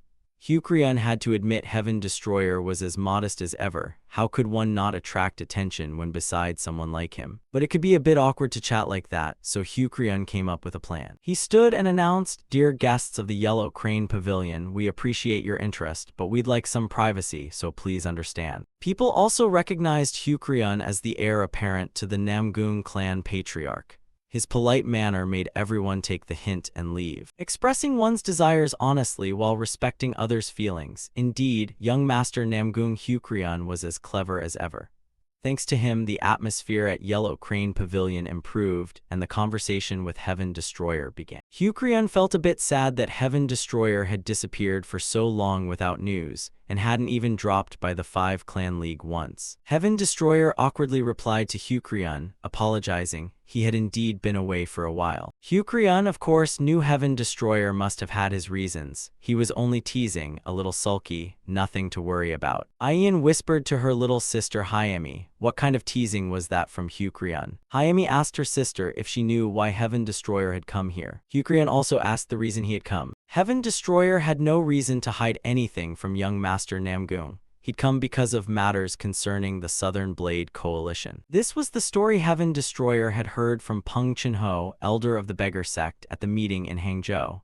The elder judged it was not a good time to infiltrate the Northern Blade Association. Instead, there was a place Heaven Destroyer should visit first, the Southern Blade Coalition. Is a gathering place for many martial artists under 40. The sparring tournament is held at the Southern Blade Coalition. The sparring tournament isn't just an ordinary martial contest. The winner will be wed to the heavenly scented Jade Phoenix, Zai Yun. She is both a disciple and the adopted daughter of the Southern Blade Coalition leader. That matter is even more important than the Murim Alliance's major affairs. What does someone else's marriage have to do with him? Peng Chenho meant he'd heard rumors that the Southern Blade Coalition's son had gone mad and become a cripple. The very pervert the Northern Blade Association leader planned to marry his daughter to. Peng Chenho heard it from Tiat Lan. Although she didn't explain exactly what was wrong with the Southern Blade Coalition's son, there was something odd. Initially, the Northern Blade Association and the Southern Blade Coalition kept each other in check. However, such important marriage negotiations proceeded quickly and in secret. Back to the Southern Blade Coalition, details are still under investigation. Aside from the son who went mad, the only child he has is his adopted daughter Zai Yun. Isn't this really about who will marry the adopted daughter and become the coalition's heir? Meaning this contest will decide who inherits the Southern Blade Coalition. If you only look at the contest and its stated reason, it isn't the most suspicious thing. The thing that made him uneasy was something else. All appointments in the Southern Blade Coalition go through Zai Yun. In fact, the Southern Blade Coalition leader hasn't shown himself. Just like the previous head of the Northern Blade Association, the Hidden Dragon Emperor, who is also mysteriously missing. This internal turmoil within the Southern Blade Coalition has drawn the martial world's attention. Moreover, the Southern Blade Coalition leader Peng Chenho knew before was very diligent. He wouldn't have acted so rashly recently. For these reasons, Peng Chenho hopes Heaven Destroyer will target the Southern Blade Coalition rather than the Northern Blade Association next. If things go smoothly, the Southern Blade Coalition will support him later. If that happens, the martial world will have a hard time dealing with the Southern Blade Coalition's shift when its former supporters turn against them. So isn't young Master Hyukryun also here because of the Southern Blade Coalition's succession? He's a noble scion of the Namgung clan. Attending out of curiosity, many notable figures gather at this event. Rumor says 2 of the 4 dragons officially declared participation this time. With the jade-faced divine dragon entering too, Hyukryun was eager to see how things would unfold. Heaven Destroyer denied it. He had no intention of entering the tournament. He hadn't planned on marriage. Hyukryun asked in surprise, "What, weren't you saying you came because of the Southern Blade Coalition?" Ayin brightened when she heard Heaven Destroyer wasn't here for a marriage of successions. Thinking it through, to investigate, they needed some way to get inside the Southern Blade Coalition. First, joining the Southern Blade Coalition alone and revealing oneself as the jade-faced divine dragon would be too conspicuous and make the investigation impossible. Going together with others would form a nicer picture alongside rising masters from the 9 great sects. Then he wouldn't stand out so much among them. The question is whether he should try it. Heaven Destroyer admitted he was heading to the Southern Blade Coalition but not to compete. His reason? He had previously met the Northern Blade Association leader, so this time he wanted to meet the Southern Blade Coalition leader. Heaven Destroyer proposed the idea that they all go together to the Southern Blade Coalition. At the Southern Blade Coalition, a servant sweeping the yard heard loud voices coming from the apothecary. It seemed a guest had arrived. The person also appeared to be one of the well-known figures in the Jianghu. Apparently, it was a companion of the Namgung clan's scion, the famed jade-faced divine dragon, some prince famous in the martial world. Hearing the name jade-faced divine dragon, the Southern Blade Coalition servants were astonished. On Mao Street, foot traffic was sparse. Awakens, wearing a mask, stomped along the road in a huff. She didn't know any of that silly transformation face technique, so having to wear a mask like this was a real nuisance. On the street, a man was berating and beating a kid, scolding him. In my life as an innkeeper, I've never seen anyone as annoying as you. Xiaoquan watched this, arms crossed with a mocking smile. It seemed someone over there was suffering as pointlessly as she was. The boy pleaded with his tormentor, though I may not be rich today, tomorrow I might be different, so please show mercy to me. The man thought he'd already shown mercy by chasing the boy away. If the steward found him here again, the kid would be doomed. No sooner had he finished speaking than the steward appeared. He struck the other man, furious that he couldn't even chase off a beggar at the door and had to solve it himself. He threatened his subordinates, business at the inn, been slow lately, this has given me a headache, get back to work or I'll toss you out like that beggar. The beggar held his begging bowl up before him. I only ask for a bit of leftover rice and thin soup. Please have mercy, one day I'll repay you, he begged. Xiaoquan thought the boy was crazy to stand there before a freak like that steward instead of leaving quickly. The steward sneered and spat into the beggar's bowl. He figured the kid was brazen, already in a bad mood. Seeing a beggar there only made him angrier. Seeing the boy's lack of sense, Xiaoquan decided to let it go. Her master had told her not to cause trouble. She didn't have to intervene in every matter. She hoped the boy would be sensible and beg elsewhere. If he lost it and fought back at the steward, he'd be dead for sure. The steward told the beggar, "All right, be gone, and don't you dare come near here again." The boy kept testing the steward's patience, which made him angrier. Xiaoquan thought the kid was insane, but admitted he did have that beggar's charisma. The steward, enraged, raised his hand to beat the boy to death. If the boy wanted to die, he'd grant that wish. His hand swung so hard the boy's face was smashed, blood and bruises everywhere. He beat the kid until his face was unrecognizable, then finally let him go. Seeing the beggar not moving, the steward turned and went inside to wash his hands. Suddenly a hand grabbed the hem of his robe. It was the beggar. "If you've beaten me that much, you should at least compensate me a little food. That's only fair, otherwise you're not leaving this place." The steward refused to let him go and, furious, drew his blade to take the boy's life. "If being a beggar is miserable in this life, then I'll reincarnate rich next time." As he moved to kill the beggar, Xiaoquan couldn't stand it. She snatched a cloak from a woman passing by, wrapped it around herself, and rushed forward to rescue the youth. Xiaoquan had covered her face so thoroughly no one could recognize her. This time it involved a life, so she couldn't stand by idly. Xiaoquan leapt up and used the Tu La Ma Heavenly Chief's heaven-breaking strike, hitting the steward squarely in the stomach. The blow sent the steward spitting blood and he fainted. The beggar panicked. "Oh my, is he dead?" Xiaoquan said, "He's only injured, not dead, so don't be afraid." Then she hoisted the beggar up and, using lightness technique, escaped with him. After Xiaoquan's punch, the old man had fainted. People thought he was dead and moved to check on him. He woke up and demanded to know where those bastards who beat him had gone. He swore he wouldn't let it go and that next time he found them he would kill them all. He wanted to report this to the Southern Blade Coalition first. As he was walking, a hand landed on his shoulder and he immediately collapsed unconscious. It was Shadowless Monarch Baegong Huanju who acted, putting him out for a few days so he wouldn't cause a scene and ruin Heaven Destroyer's plans. Truly, walking the street and seeing Xiaoquan slip up, she just had to stir up needless trouble. But you can't blame the kid's nature, and Heaven Destroyer certainly wouldn't scold her. The guest's underling, seeing the steward unconscious, hurried over to support him, startled.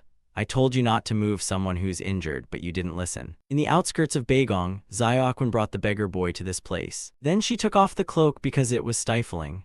The girl scolded the beggar for being weak yet stubborn. "If you're a beggar, act like one at least." The boy, seeing Xiaoquan's appearance, exclaimed in admiration, "Sister, are you really that beautiful and strong?" Hearing such praise made Xiaoquan's face flush. "Admit it, this beggar kid actually has an eye for people, huh?" The boy admitted he had a good eye, but Xiaoquan had gotten one thing wrong. Although he was grateful that Xiaoquan saved him, the beggar he imagined was different from Xiaoquan. An old beggar appeared. "So what do you think a beggar is?" He appeared without any aura. Xiaoquan asked him who he was. He said he was just an old beggar passing by. The beggar, seeing Peng Chunho, recognized him as the leader of the beggars. "Leader of the beggars, isn't that the head of the beggar sect?" Xiaoquan recalled her master saying he met him in Hangzhou before. The beggar boy probably didn't know, but Xiaoquan recognized this beggar as an elder of the beggar sect. The beggar boy accused Peng Chunho of ruining the beggar sect. Peng Chunho didn't understand what nonsense the boy was suddenly spouting. The boy had once tried to join that place called the beggar sect, but they said he lacked the qualifications and wouldn't accept him. Beggars need qualifications now? How ridiculous. They don't think of themselves as beggars yet act like beggars. If the leader is someone like Peng Chin-ho, then all the faults stem from him. Beggars originally had no strength and nothing, so they endured humiliation and beatings to survive. If a beggar like Peng Chin-ho pretends not to be a beggar, then he isn't a beggar at all. Peng Chin-ho sat and looked at the kid. It seemed the old man had indeed met the right person today. He asked the boy what a true beggar was. A beggar is someone who, even when beaten or driven away, holds their head high without shame. They are the ones who awaken the dark side of people so others can find courage by looking on. Even if they live the most miserable life, they must show a face of happiness. That is the true beggar. The kid pleased him greatly, so Peng Chin-ho felt that with proper training he could become an outstanding figure. Today the boy had also awakened something in him, so he invited the boy to follow him. But the boy flatly refused, saying he would not go to the beggar sect. He wasn't telling the boy to join the beggar sect, he asked him to follow him. Peng Chin-ho. Awakens also intended to take the boy away because it was she who saved him. Hyunju suddenly appeared using invisibility technique to remind Awakens not to be stubborn and to hand the child over to the elder. He didn't forget to warn Awakens to stay back or she'd get sliced. Peng Chin-ho told Hyunju there was no need to call him elder. Hyunju introduced himself as an underling of the jade-faced divine dragon and said he'd heard all about the beggar sect from his lord. Realizing the man was an underling of the supreme, Peng Chin-ho probed a bit and found his inner skill was indeed quite good. Thanks to Hyunju's mediation, the beggar youth finally agreed to go with Peng Chin-ho, while the girl Awakens was inconsolably regretful. Since the boy had no name, Peng Chin-ho gave him one, Peng Jurek. The boy didn't seem too pleased with that odd name. Clever Awakens gifted him another name, Baegong Xiaoing, consider it a parting present. That sounded cooler than Peng Jurek, so the boy decided to take it. They parted ways there. Awakens sobbed her eyes out saying goodbye to the brother she'd known for 5 minutes. Thus the little commotion of Awakens and Xiaoing came to an end. Baegong Hyunju urged them to set off on their mission. Not long before, at the Southern Blade Coalition guest villa, he had been briefed by Heaven Destroyer. Circling around the Southern Blade Coalition because they couldn't yet determine the coalition's exact troop strength, and if they acted rashly there was the risk of a counter-chase. Heaven Destroyer and Zhuiguang Wuxian would remain inside the Southern Blade Coalition waiting for Hyunju to avoid danger. Hyunju would scout around Wuchang and after erasing as many traces as possible, re-infiltrate the Southern Blade Coalition's interior. If they started investigating from inside, there was a risk of being tracked back. Leaving intrusion traces from outside and investigating would create the illusion the enemy infiltrated from beyond. After re-entering their ranks, investigate the alliance leader, the young head of the Southern Blade Coalition, especially the one called the foster daughter. Heaven Destroyer trusted Hyunju to do well. He himself was always doubting his own strength within the sect. But would his martial skill be effective in the Central Plains? Heaven Destroyer, seeing that worried look on his face, asked about it. Hyunju wondered if he could do it. If this task were given to Zhuiguang, it might make more sense. Heaven Destroyer insisted this had to be done by him, encouraging him to trust himself. In the sect, no one could catch Hyunju with his Heavenly Demon concealment technique, except Heaven Destroyer. He would absolutely not betray Heaven Destroyer's trust. Hyunju's concealment technique proved truly excellent, as Heaven Destroyer said. He prowled through the Southern Blade Coalition without being detected and began investigating the places Heaven Destroyer had mentioned. Hyunju found nobody in the young head's room who looked like a lunatic at all. Moreover, why were the hidden masters scattered throughout the Southern Blade Coalition carrying swords instead of sabers? When Hyunju went to what appeared to be the foster daughter's living quarters, he ran into a hot scene. Just as she was changing clothes, he felt ashamed or embarrassed at seeing the woman half naked. And a tiny burst of energy in that brief moment revealed his position. The sly shadow guarding Ziyun seized that moment. It demanded to know who Hyunju was, then attacked relentlessly. It asked why Hyunju was here and kept attacking him. Hyunju spat blood. It was the first time he'd seen someone in the Southern Blade Coalition wield weapons so skillfully. He didn't care much, just get the assassin's life and it would be fine. Ziyun, inside the room, heard the noise on the roof and called out, "Is something happening up there?" He told her not to worry, he was CU. A name borne by someone who survived and gained strength through many life-or-death battles. A fine name, but Hyunju had no interest in knowing it. Yu said that as a warning to Huanju about the death he was about to meet. That is a death that will fall like rain, impossible for the opponent to dodge. It's the finishing move to see how Huanju could possibly evade it. His speed was too fast, but that alone wouldn't be enough to take down Huanju. That earlier move was just an illusion. He followed with another technique that forced Huanju to collapse. Huanju knew he'd been too complacent, which is why the situation became so dire. It truly couldn't be avoided, and now Yu will kill Huanju. At that moment, Huanju wondered if he would really die like that. He had no regrets about his life, only a bit of anger. 4 families built the heavenly demonic cult, Beigong Yelu Dantaiyang. One could say the heavenly demonic cult's current power stems from the special bonds among these 4 clans. To maintain that, their system isn't much different from Central Plains martial circles. The families arrange matches for those of marriageable age to form ties, but it's not that simple. These bonds don't bind anyone absolutely. If during such meetings a pregnancy results, the child will be raised by one of the 2 clans. That's why those children often can't know their biological parents. All are gathered and raised by wet nurses. Those children grow up and become warriors of the heavenly demonic cult. So they always feel gratitude to the sect for raising them. That affection only deepens in their hearts. Human life passes quickly, so there's no need to harbor regrets. He remembered his deceased mother. Everything has cause and effect, and he would follow what he believed right. He would always remember the place where his birth mother rests. After seeing his mother off, Huanju returned filled with many emotions. After all, death is part of life's feelings. Everyone will die sooner or later. But would Huanju really die here? What would there be left to regret? Within the cult, he was the best at concealment techniques. Heaven Destroyer called him his hand. Losing a hand would hurt terribly. So Heaven Destroyer ordered him to definitely survive and return. Now death approached Huanju as before. He kept telling himself this is something everyone must face. But no, he could not die like this. Huanju had to live to return to Heaven Destroyer. With that motivation, the breaking chain saved him in the deathly moment. Yu hadn't finished him off yet, but he would soon. Huanju wouldn't let himself die here. He musters all his inner strength and uses the extremely demonic heavenly concealment technique. A terrifying power. Huanju's evasion was so fast Yu couldn't track him. Is there really such a supreme concealment art in the world? At the Southern Blade Coalition, Heaven Destroyer going out late at night was scolded by the heavenly demon for not sleeping and dragging him out.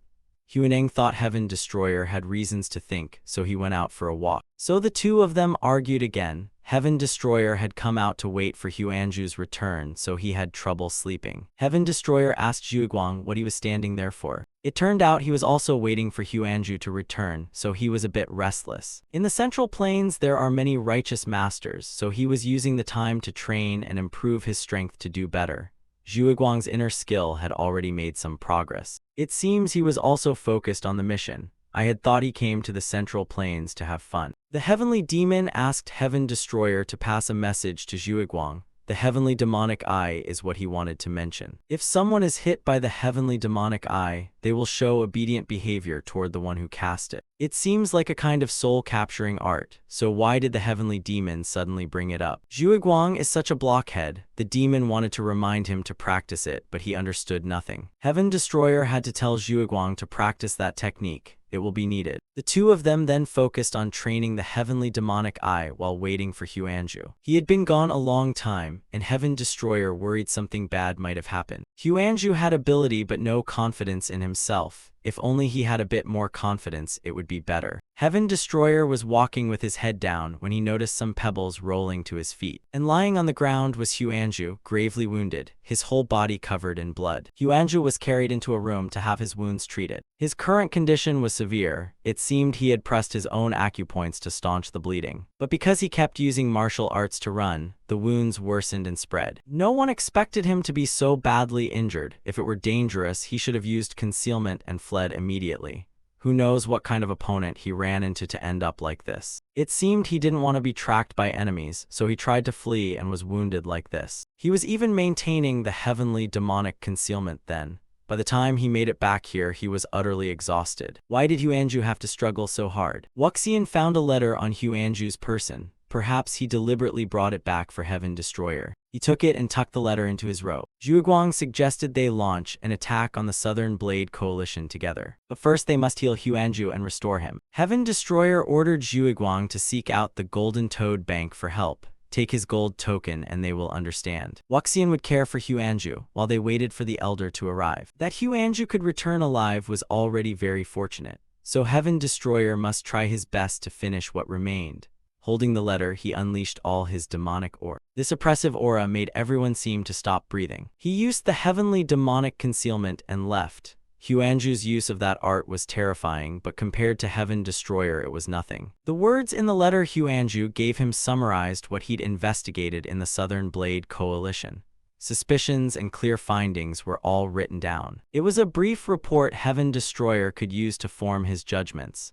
It was a concise style of writing he had never seen before. Heaven Destroyer was furious to see Huanju so gravely injured, but after reading the letter, he grew utterly cold. So he employed the heavenly demonic concealment to act himself. Since Huanju's previous mission wasn't completed, only Heaven Destroyer could accomplish it now. Therefore, he needed to finish it to ease Huanju's burden. It was also a test for him. The information Huanju gathered was nearly complete. The small remaining part Heaven Destroyer would finish in person. Heaven Destroyer infiltrated the place Huanju had visited yesterday. Indeed, this place had layer upon layer of agencies on rooftops and courtyards, all guarded strictly.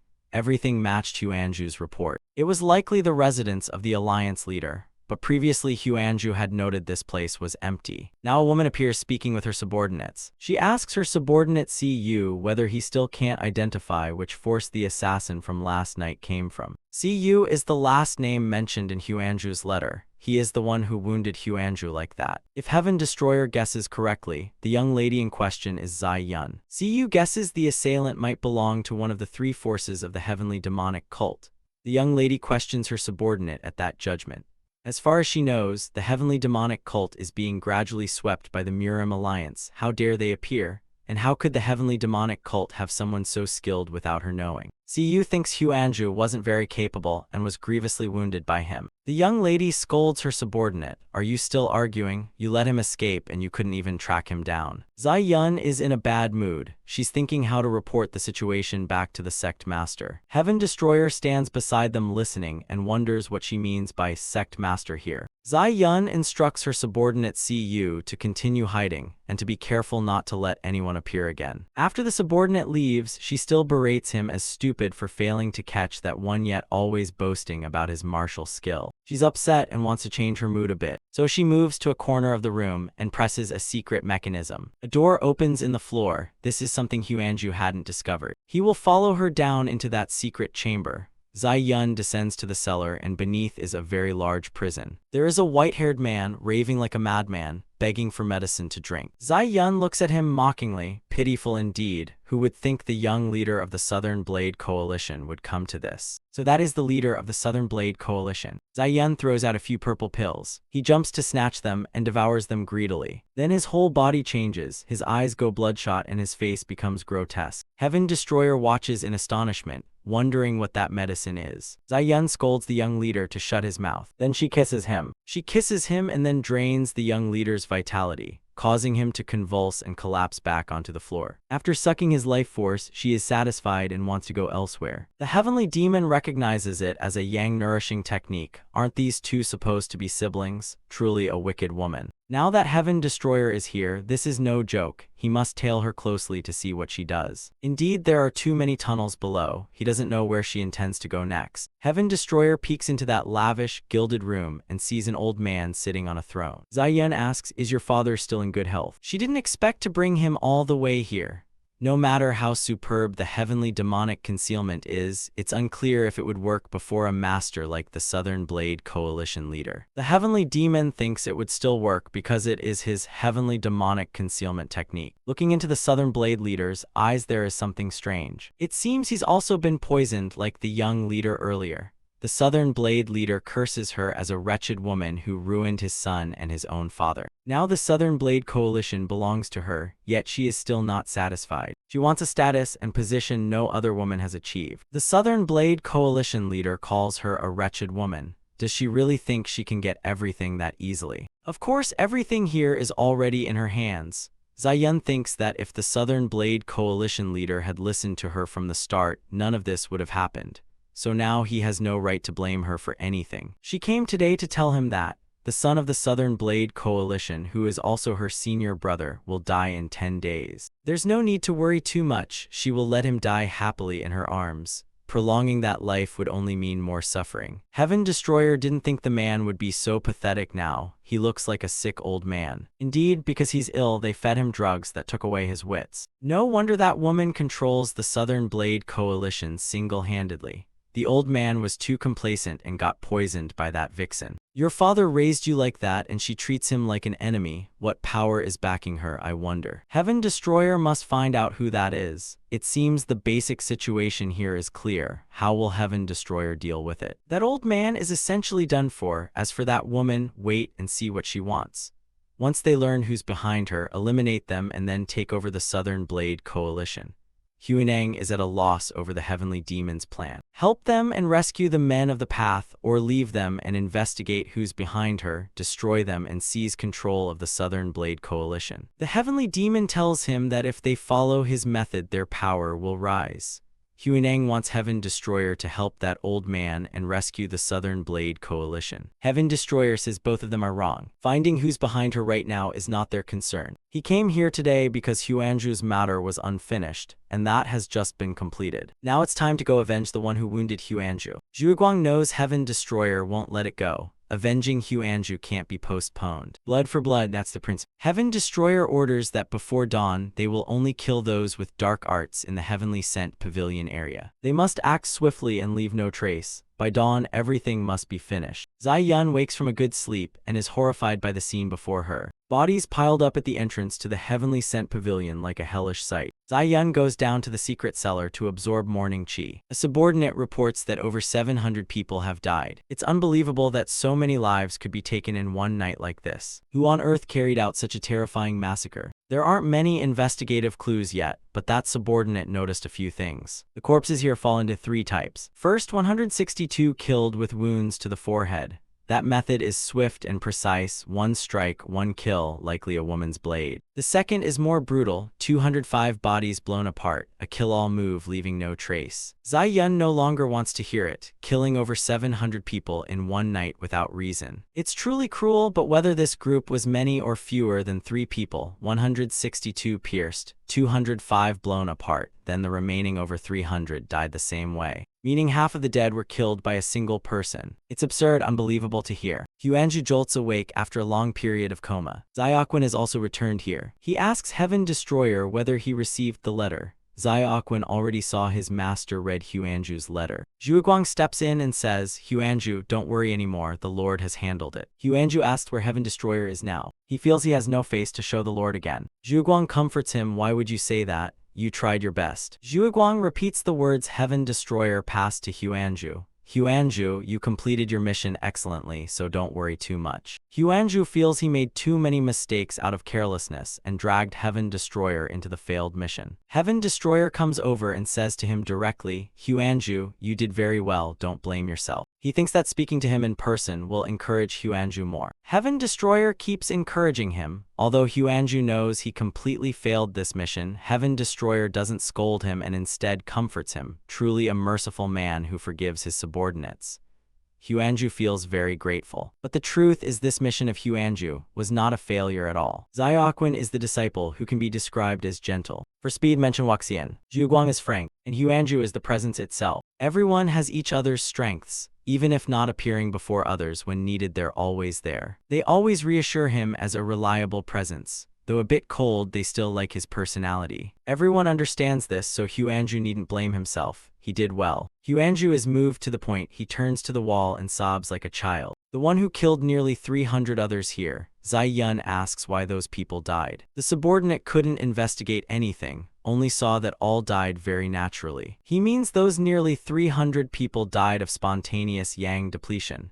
Careful inspection shows no external or internal injuries. It cannot be explained what caused it. When Heaven Destroyer acted, although it was a major disturbance, they only saw flashes of light and didn't detect his presence. Heaven Destroyer feels very good. he can kill them without any sensation. What the dead saw was only a flash of light. They died very gently and without pain. The heavenly demon sensed the ruthlessness in each of Heaven Destroyer's sword strokes, heavenly terror and might. Huneng intends to advise him but then stops. Zai-yun heard but didn't understand further, so she left. She orders her subordinate to check whether Cu is among them. Because there are so many bodies, they can't check them all yet. Zai-yun worries Cu may also be dead. The martial arts tournament is near. If he's dead, they might have to extend the event a bit to find a replacement. Everything she does must not be ruined because of this. The next day, the arena matches take place. The fighters fill the stands and all discuss the shocking massacre from the previous night. No matter how much the Southern Blade Coalition tries to cover it up, such a shocking incident cannot be concealed. But the more the Southern Blade Coalition's leaders try to hide it, the more the matter spreads uncontrollably. Strangely, heavenly sent Jade Phoenix shows almost no worry. She remains calm, displaying the poise of a leader. Zai-yun's beauty that day eclipsed the whole martial tournament, and it proceeded as if nothing had happened. Seeing her acting like nothing happened makes Heaven Destroyer judge her as a woman who handles things quite well. Rumors say many fighters died in perfectly natural postures as if nothing happened. It's true. Even the Southern Blade Coalition hasn't figured it out. The Heavenly Demon praises Heaven Destroyer for his vicious strike. Everyone wants to know what happened but can't. Today there are far too many people. Those sitting above can observe everything in the arena. The complicated events planned for today haven't occurred. After what happened last night, he has even less desire to stand out among this crowd. Heaven Destroyer wants to see what the people of the Murim Alliance will do. A man who seems to be from the Northern Blade Association looks pretty annoyed having to sit there. Then the Heavenly Seal Illusion Blade appears and the whole arena looks up. From this moment, the martial arts tournament officially begins. The atmosphere livens as the fights begin. The format this time, anyone who consecutively defeats opponents on the floor becomes the final winner.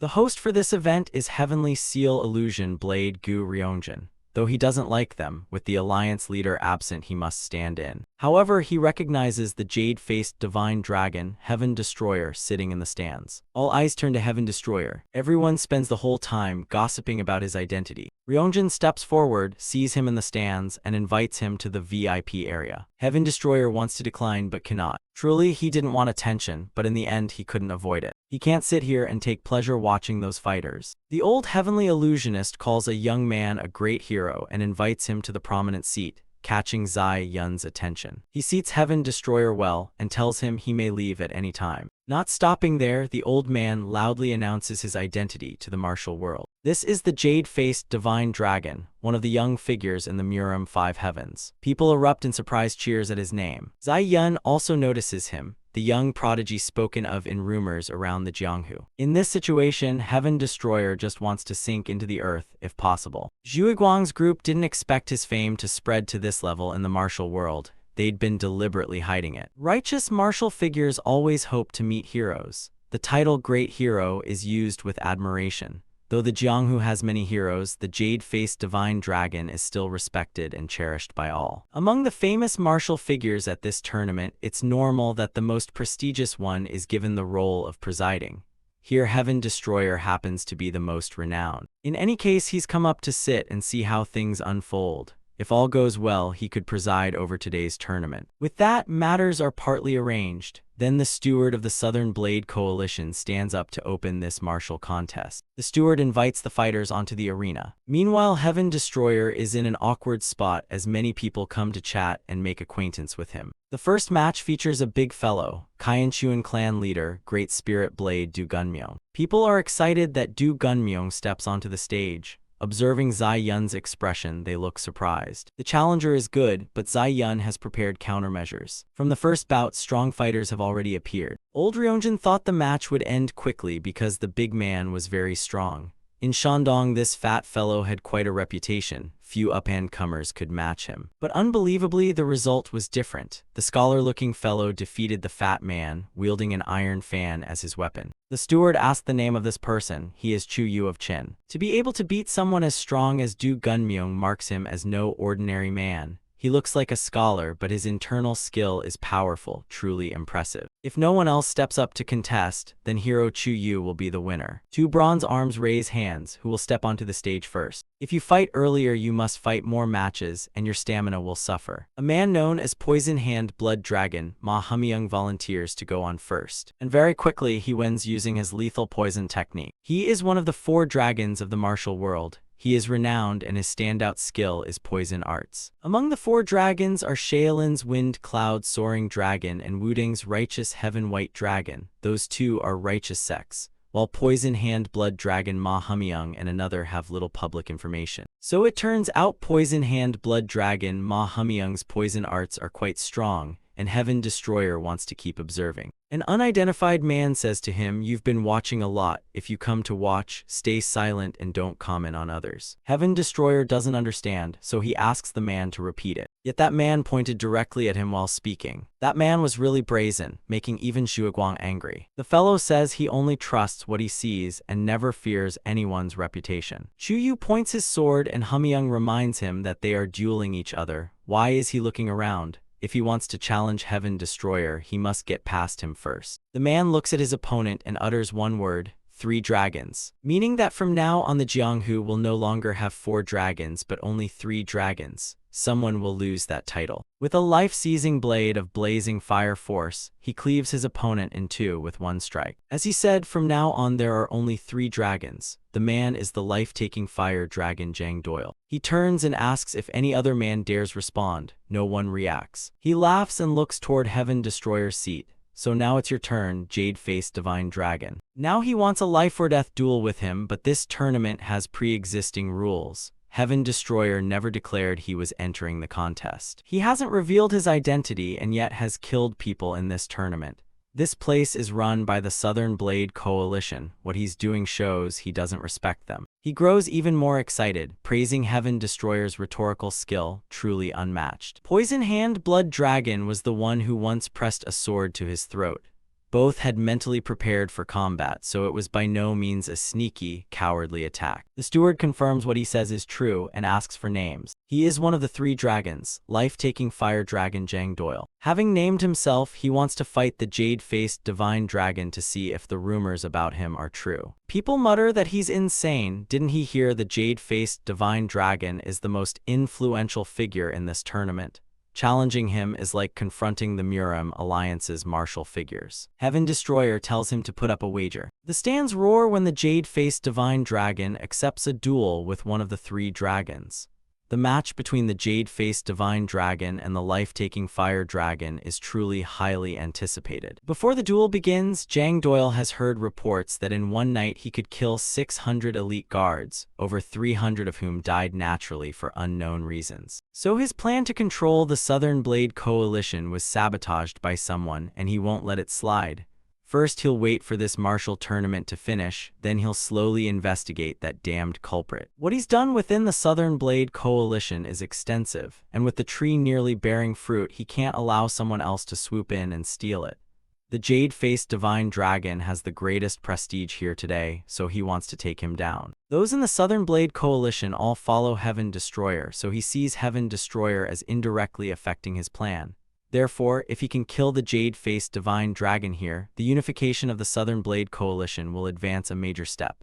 If he achieves that, his fame will thunder even louder. That's what he wants. The steward invites the jade-faced divine dragon onto the arena. He did say to fight, but he didn't say he'd strike directly. Zhang Doyle is curious to see what trick he's pulling. The one who will fight him on this side is Zhuoguang. Needless to say, Zhuoguang is ecstatic. He thinks the jade-faced divine dragon has looked down on him. He may tolerate someone like Heaven Destroyer, but he treats Heaven Destroyer's subordinates as worthless. Heaven Destroyer tells Zhuoguang to go up and give him a match. Let him say whatever he wants. The two had discussed it beforehand. Zhuoguang would step up to fight him. Huanzhu hasn't healed from injury. Wuxian is a woman, so she can't. This opponent is whom the heavenly sent Jade Phoenix prepared for the tournament. Therefore, Zhuoguang must seize this chance to defeat him and shatter her plan to seize the Southern Blade Coalition. Judging by Zai Yun's demeanor throughout the event, she shows no fear or worry because she knows that the life-taking fire dragon will almost certainly win the duel. He'd been pondering long why she concealed that their men massacred her people last night. As he guessed, there's only one reason. She has already prepared the next master of the Southern Blade Coalition. In this tournament, she will first seize prestige among martial peers, then reveal it. Surely the person she entered to compete is an exceptional master. He will win and gain the tournaments and the martial world's support. Thus, through the contest ritual, he will be recognized by everyone. She will quietly take the Southern Blade Coalition openly and legitimately. When that bastard Jang Doyle named himself and challenged him as if certain to win, her expression seemed to change. Heaven Destroyer's point is that he himself would be the one to unify the Southern Blade Coalition instead of her. Credit where due, Heaven Destroyer has very keen sight and excellent judgment. Now he knows her scheme. Whether he can foil it depends on Zhuiguang's challenge on the stage. The steward says if Zhuiguang goes up in place of the jade-faced divine dragon, he must also announce his name so everyone knows. Zhuiguang awkwardly transmits to Heaven Destroyer, what title should this lowly one take now? Heaven Destroyer tells him to use the title he'd mentioned before, below 1 and above 10,000s. But he said it softly, so the steward tells him to speak it louder. Zhuiguang crisply proclaims his new name. Hearing such a flashy name shouted out, everyone assumes he made up the title himself. It's a real mess. On the street, Zhuiguang handled things smoothly, but on stage he seems flustered and clumsy. Still, announcing that title is enough to unnerve his opponent. Later, someone should teach Zhuiguang a bit of etiquette. The steward also catches on names are just formality. Now the two can duel. Zai Yun feels lucky that the jade-faced divine dragon didn't take the stage himself. That way Jang Doyle will almost certainly win this battle. At a glance, it does seem he has connections with that wicked Zai Yun. Indeed, the moment Zhuiguang stepped onto the stage, her expression changed. Zhuiguang will display some real skill in this fight. If he wins here, he'll gain some renown and further solidify Heaven Destroyer's prestige. Such an important matter cannot be allowed to fail. The other man looks a bit flustered when he hears Zhuiguang confidently announce his title. Zhuiguang will completely wreck your plan to unify the Southern Blade Coalition today. Heaven Destroyer encourages both sides to provoke. More provocation draws more attention from the martial world. Zai Yun worries to see Jang Doyle facing a subordinate who seems lacking in confidence. The reason his expression is stunned is that Zhuiguang's title resembles his master's. If the jade-faced divine dragon learns his master's title and that his master exists, he cannot be taken lightly. He must quickly win and then report back to his master. Time is gold and silver, there's no more delay. He draws his sword and suddenly slashes straight at Zhuiguang, thinking how could a subordinate of the jade-faced divine dragon possibly withstand his palm force. Facing him, one should prepare to die under the life-seizing flame inferno divine skill. A massive explosion occurs, filling the air with smoke and dust. At that moment, he thinks his prediction was right. The opponent surely couldn't endure that move. The smile fades as the smoke clears to reveal Zhuiguang intact, his clothes torn but his body without a scratch. Zhuiguang laughs loudly, is that all? Now it's my turn to strike. Zhuiguang charges wildly, appearing and disappearing as he attacks, leaving Jang Doyle unable to retaliate. He is beaten black and blue. If he's beaten like this, how can people here recognize him? Indeed, Zhuiguang is a master. He had to use that martial skill to be able to contend. But he's very afraid someone here might discover that technique.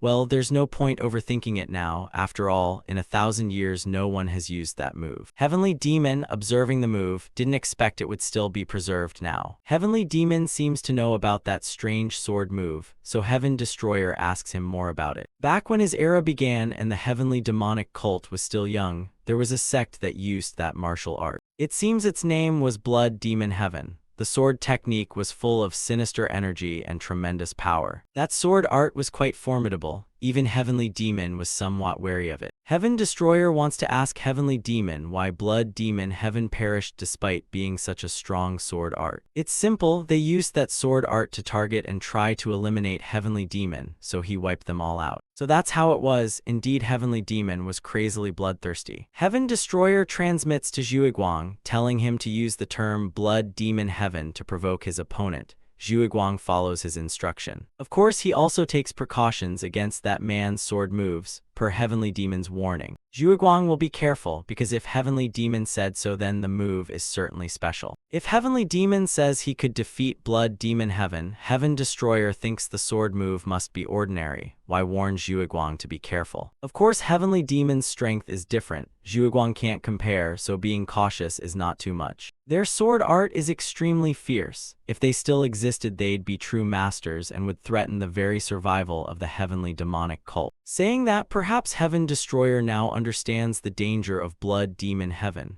Heavenly Demon saw that danger and thus had to eradicate them first. So in short, that sect was a nemesis to the heavenly demonic cult. They named themselves as such because they intended to wipe out the demon sect. But all that said, they were already exterminated, so how did that sword technique survive? Heavenly Demon isn't sure, but now he sees it as one of the 3 great demonic arts of Blood Demon Heaven. You can see it now. As for how powerful it is, observation will make that clear. That Jang Doyle begins the ritual and unleashes the Blood Demon friction sword. People whisper about this strange sword move that looks like a curtain of bones. No one knows where Jang Doyle learned it. Purple bone strands spread in all directions. Seeing him crawl inside that smoke makes Zhuguang uneasy. At a glance, it's somewhat similar to our sect's dark sword art, but the execution is more complex. He's completely concealed himself within that black aura, so you can't predict how he deploys the sword technique. Zhuguang plunges into that black bone veil on his own initiative, to everyone's astonishment. Everyone thinks there's a path. Why crawl headfirst into death? They're ready to call the match already. This black mist lets Jang Doyle hide within it, but now that Zhuguang has entered to close the distance, all those displayed sword moves are essentially wasted. The momentum is fierce but insufficient. That guy can't hide in there forever, the damned disciple of Blood Demon Heaven. Hearing Zhuguang's taunts enrages him. How dare he speak disrespectfully of his sect? He reveals himself and with the Blood Demon friction sword, strikes down from above Zhuguang's head. Good, he's exposed himself. Zhuguang was waiting for this moment. Zhuguang blocks the sword with one hand raised to the sky. The two emerge from the black bone veil, and Jang Doyle's technique is completely undone. Indeed, Zhuguang has improved greatly. Against a master with the Blood Demon friction sword and the Blood Demon blade, he could simply dispel that sword technique. It was a well-executed attack with sharp, perceptive eyes. Zhuguang parries his sword with only one finger. That itself demonstrates the gap in their true strengths. Zhuguang broke the sword move taught by his master. Truly, he's no longer merely human. But it's not over for Zhuguang. He'll make that arrogant fellow take one of his blows.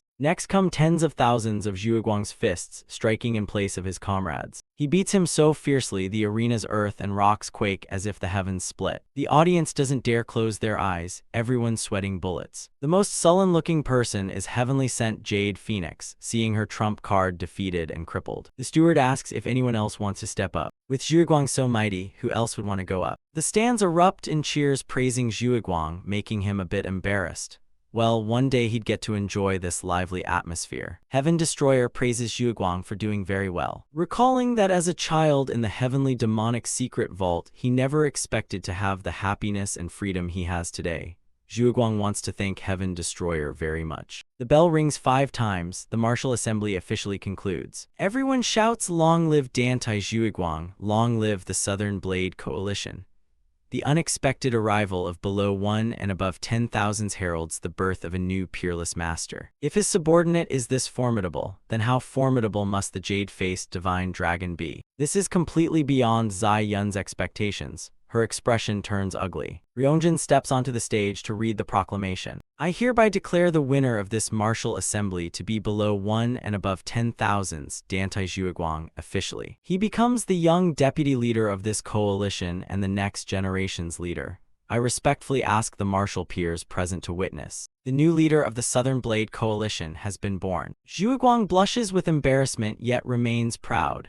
Even if it's an order from the alliance leader, bearing such responsibilities across the Central Plains so early feels a bit heavy for him. Next, at this hour tomorrow, the wedding of the alliance's daughter disciple, Heavenly Sent Jade Phoenix, and Dantai Zhuguang will be held with great ceremony. At the mention of marriage, Zhuguang's smile vanishes. Could the leader really be ordering him to actually marry? There's no other choice. After all, Zhuguang entered the martial assembly and won. Zhuguang simply cannot marry that witch. The water's already spilled. How do you scoop it back up? Would he dare defy his master's order? Zhuguang swallows his bitterness and, resigned, agrees to marry that woman. At the heavenly sent pavilion, Zai Yun sits in her room biting her hand and thinking. Life-taking fire dragon Jang Doyle was famed as his master's second disciple, yet he died at the hands of an unknown nobody outside the Murim 5 heavens. No martial art in the Central Plains can break the 3 demonic arts of Blood Demon Heaven. That was her master's constant admonition. Even if Jang Doyle hadn't perfected them, he shouldn't have been so easily defeated. The reason Blood Demon Heaven delayed purging the martial world was the Patriarch's decree. The decree said, so long as the heavenly demonic cult exists in the martial world, remain hidden and wait for the opportunity.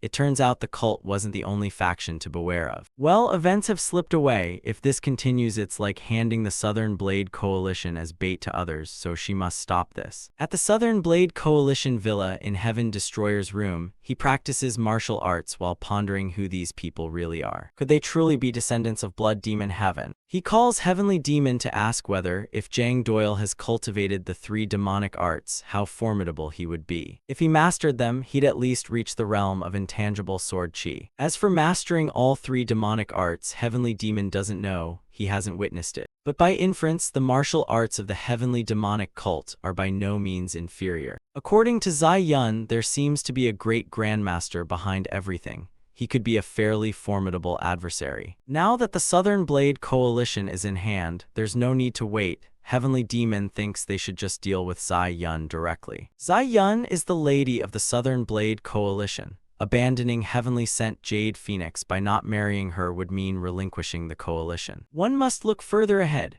The Heavenly Demonic Cult, Murim Alliance, Demonic Path Syndicate, Wicked Blood Cult, Heavenly Emperor Palace, Northern Sea Ice Palace, Southern Sea 4 Emperor Castle. Hidden forces are even more terrifying than those already revealed. First, Heaven Destroyer wants all those forces to reveal themselves. Then when the time is ripe, he will annihilate Blood Demon Heaven. Heavenly Demon doesn't understand. Given their current strength, they could compete outright. Why take a roundabout path that makes things harder? Heaven Destroyer believes his current power is nothing. An enemy 10 times stronger. If you lose 10 small fights, you gradually weaken. Moreover, a single catastrophic loss in one major battle could mean losing everything. Heaven Destroyer has reflected on that deeply and understands it clearly. Although it was a past failure, part of Heaven Destroyer remains haunted by that defeat. But that very thing makes Heaven Destroyer more exceptional than anyone in the Central Plains martial world. Heaven Destroyer asks why Huaneng has been silent lately. Huaneng thinks now is not the time to reveal the wordless heavenly scripture. The wordless heavenly scripture means the Dharma transmitted directly from mind to mind without language or text.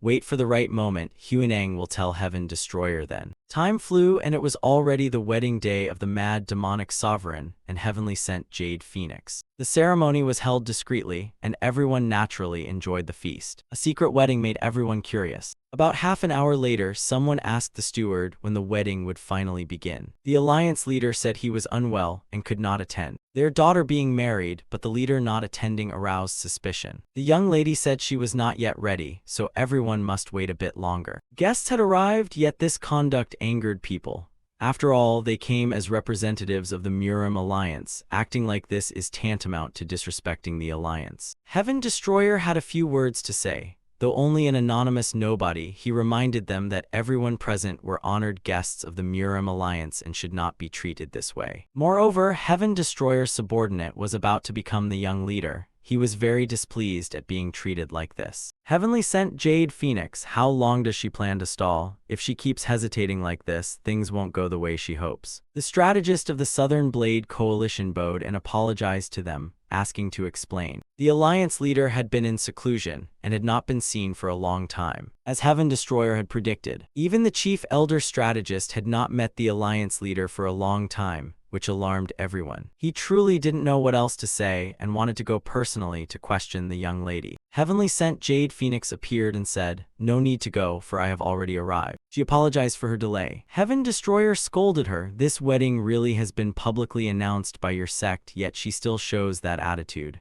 Besides, her outfit doesn't look like that of a wedding officiant. Could she have deliberately delayed the wedding?" Zai Yun realized the jade-faced divine dragon was the one truly controlling this place. Moreover, Heaven Destroyer believed that a succession decision the sect leader did not directly agree to was unacceptable.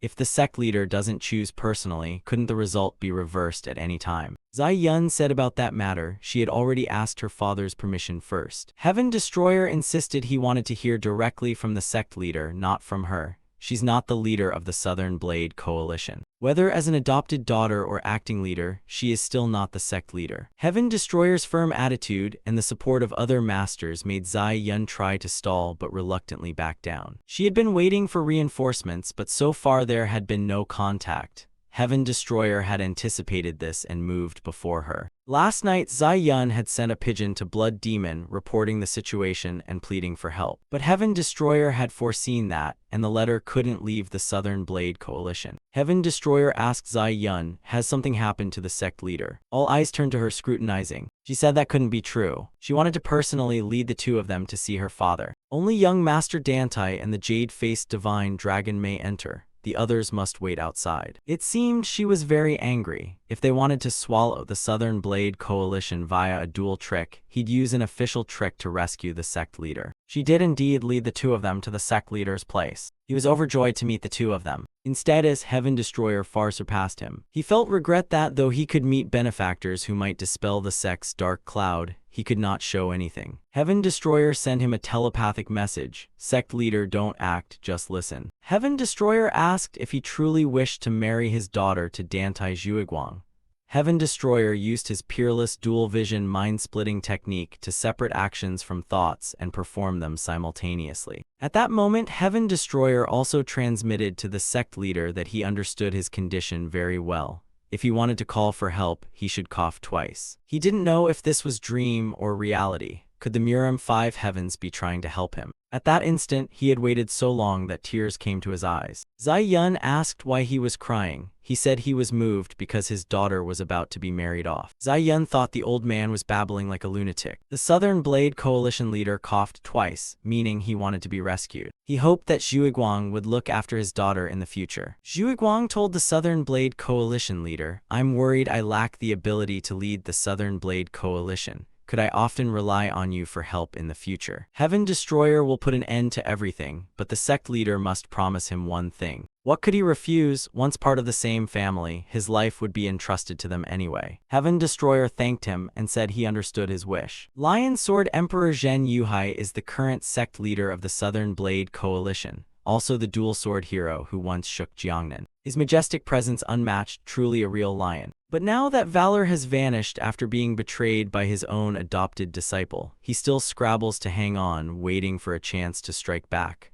Was it because he was poisoned? Absolutely not. It's because his heart broke watching the Southern Blade Coalition. He spent his life building become a sacrifice to a rabble. Clinging to life in a miserable grind through this earthly hell, he had only one wish: to protect the Southern Blade Coalition's honor and pass the seat to someone trustworthy. But that wasn't as easy as he'd hoped. Even he himself didn't dare believe that wish could come true. Now reality had changed because Heaven Destroyer had appeared and offered him a helping hand. Meeting him and speaking face to face wiped away all the doubts and worries in his heart. Heaven Destroyer will return soon and free him. Zhen Yuhai urged everyone to hurry with the wedding preparations and proceed to the ancestral hall. And so the wedding that concealed both sides' ambitions was held simply. Whatever their true relationship, the fact that the two became husband and wife was an unchangeable truth. That night they had to perform the bridal chamber ritual. Both felt awkward facing each other. Heaven Destroyer instructed him that, if possible, turn Zai Yun into one of theirs so they could easily gather enemy intel and seize the entire Southern Blade Coalition. Having been locked in the secret vault for so long, Zhuiguang's mind grew dizzy at the mere scent of a woman. She saw Zhuiguang's expression and knew at once he'd never been intimate with a woman. If exploited well, this could lure him over to her side. Zai Yun formed a plan and took the initiative to embrace Zhuiguang, saying she couldn't hold back any longer. Then she summoned the general and kissed him. Zai Yun kissed him passionately and deliberately so Zhuiguang would slip inside and be under her control. Zhuiguang realized she was using yin-yang arts on him, so this was her way of bewitching men. But Zhuiguang was no fool. She had underestimated him. When he was inside the heavenly demonic secret vault, what happened to the powerful vital energy he cultivated there for years? It was all accumulated within Zhuiguang. The yin energy arrived and passed through the Ren meridian down to the meeting point, combined with his vital energy, then circulated a celestial circuit through the Du meridian. If she sought yang energy, Zhuiguang would give it to her many times over. Zhuiguang kissed her proactively but was actually handling this wicked vixen. All night a golden light shone from their room. By morning, when Heaven Destroyer and the others came to check, they were astonished. Zai Yun seemed to have completely lost her scheme. She was doting on her husband Zhuiguang. So he had successfully completed the mission. He had used the heavenly demonic eye Heaven Destroyer taught to finish this task, fully subduing that she-devil. They congratulated him on his marriage and switched topics. After being struck by the heavenly demonic eye, Zai Yun became a woman wholeheartedly devoted to Zhuiguang. During the meal, the two were intimate and affectionate. Heaven Destroyer hadn't expected Zhuiguang to be made happy this way. He was even a little jealous. Huanzhu couldn't understand how he could fall for that she-devil. Heaven Destroyer felt it wasn't the time for jealousy. He tested whether the heavenly demonic eye worked by asking her if she knew who he was. Zai Yun answered, Heaven Destroyer is the lord of my husband. She is also my lord. Huanzhu understood this was a kind of hypnosis, so it wasn't her true love for Zhuiguang after all. Heaven Destroyer asked her which organization she belonged to and what rank she held. She honestly replied that she belonged to Blood Demon Heaven and was the third disciple of the Lord. So Blood Demon Heaven indeed still existed. Her rank was quite high. Above her were two senior brothers, the first Grand Master and the second Grand Master, then 3 guardians and 20 elders. That means there were 28 people above her. In total, they numbered about 340,000. In the Central Plains, there were 3,000 in Jiangnan and 5,000 in Jiangbei, making 8,000. At the Heavenly Demonic Cult, there are only about 10,000 in the Central Plains. Their power is truly great, and many have infiltrated the Central Plains. Heaven Destroyer asked her to tell him about the first Grand Master and the second Grand Master. The first Grand Master is the supreme commander of the invasion of the Central Plains, but she didn't know him well because she'd never seen his true face. The second Grand Master is in charge of Jiangbei. She also didn't know where he was or what he looked like. Heaven Destroyer asked the most important question. What kind of person is the Blood Demon Heaven Leader? The Blood Demon Heaven Leader is her master. Within the sect he is like a god, but he has been in seclusion for 10 years, so she has never met him again. When he emerges from seclusion, the invasion of the Central Plains will begin. He closed himself off to cultivate. Could it be because of the 3 great demonic arts? Zai Yun confirmed this. He wanted to train to the highest level. If he succeeded, I'm afraid no one in the world could match him. Although Zai Yun was controlled, she still retained a certain respect for her lord. He must be an extraordinary figure. It seemed they wouldn't be easy to deal with, and a new plan had to be made. Wuxian wondered what to do with Zai Yun, leaving her as is risked arousing enemy suspicion. Upon hearing about dealing with her, Zhuiguang reacted strongly, as if he had already fallen in love with her. Leave Zai Yun be and I'll cure the Southern Blade Coalition leader's internal energy, then link with her to manage the Southern Blade Coalition. After all, outwardly she's still the wife of the young leader of the Southern Blade Coalition. If they hastily eliminate her, it could cause major trouble. Zhuiguang was alarmed when he heard Heaven Destroyer plan to eliminate his wife. First, to heal the Southern Blade Coalition leader, they needed to find the Twin Elder. So Heaven Destroyer ordered Huanzhu to ride the Golden-Head Divine Eagle to fetch Huan No. In the Southern Blade Coalition leader's bedchamber, Heaven Destroyer was transmitting internal energy to heal him. The sect leader felt much better thanks to him. Heaven Destroyer was only temporarily using internal energy to sustain his life. Huan No was on the way, so they had to wait patiently. Suddenly, he burst into sobbing like a child, making him think the man was in pain somewhere. Without Heaven Destroyer, the Southern Blade Coalition might have been destroyed, so the leader was moved and didn't know how to repay the favor. Besides, this wasn't a one-sided help, but the leader's display made him feel he wasn't meddling for nothing. He vowed that Zhen Yuhai, once he spoke, would never go back on his word and would surely repay this debt.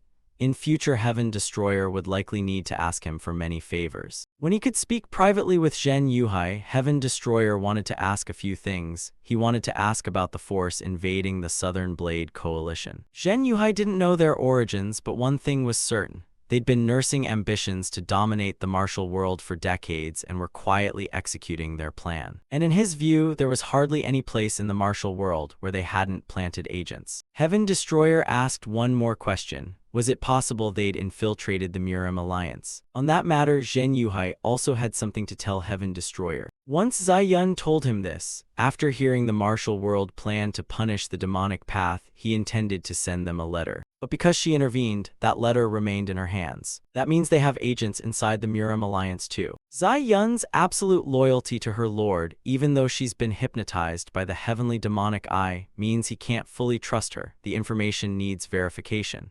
It seems Zhen Yuhai still doesn't know about Blood Demon Heaven, and their influence has even crept into the Murim alliance. Combining Zai Yun's and Zhen Yuhai's information lets him draw some conclusions, but with so little data, he can't act rashly. He must weigh what he has and the current situation very carefully. Time passed quickly, and it was time for people of the Southern Blade Coalition and the Five-Clan League to depart. They'll probably take up residence in the Murim alliance later, since the current situation needs sex to reinforce against the demonic path syndicate. Moreover, after witnessing Zhuiguang's prowess and the Four Dragons' secret techniques, Hucrian learned a great deal. He realized how weak his skills were and resolved to start training from scratch. Next time they meet at the Murim alliance, he'll show Heaven Destroyer a completely new version of himself. Heaven Destroyer saw he was motivated and wished him success on the path he chose. The first step to becoming strong is recognizing your own weaknesses. Hucrian will surely grow far stronger than he is now. An hour after their group left, Huanju returned Huino. Where did Xiaoquan come from, running in and screaming so loudly? Her master had allowed the girl to move about freely. The child liked being close to Huanju, but was always threatened with a beating by him. Heaven Destroyer ordered Zai Yun to withdraw all the guards stationed at Zhen Yuhai's place. Huino the physician examined Zhen Yuhai. The poison had penetrated to the bone. If left like this, not only his martial skill but even ordinary life would be impossible. Heaven Destroyer asked whether he could be cured. Was there any doubt? Huino had once saved Huanju with a single treatment. This time he had come here specifically to do it again. Heaven Destroyer was asked to post a guard for 1 hour, just that would be enough. Indeed, Huino was very reliable. If it was him, there was no question whether it could be done. 1 hour could dispel the dark cloud. As long as there's a glimmer of hope, Zhen Yuhai will seize it. He would gladly wait that hour. An hour later, Huino's treatment proved truly miraculous. If Zhen Yuhai could indeed restore his power, he would certainly do one thing. Zhen Yuhai knelt before Heaven Destroyer and Huino and kowtowed. What he had always pursued was the honor of the Southern Blade Coalition. But the righteousness of the weak cannot match the ambition of the wicked. All his life he had yearned and strived for something he couldn't even define. But he finally found a new ray of hope that surpassed all those values. The martial world will soon face threats no individual can shoulder. Only the law of survival can govern the Jianghu. The Southern Blade Coalition would choose the path of survival. From now on, they would follow the jade-faced divine dragon. Huino couldn't believe his eyes when Zhen Yuhai swore loyalty to Heaven Destroyer. He only smiled and said, "Perhaps someday I'll rely on you." Having once died, Zhen Yuhai had abandoned all ambitions. If Heaven Destroyer requested it, he would accept anything. He was deeply moved by his sincerity. They stopped being formal with one another and sat down to drink tea.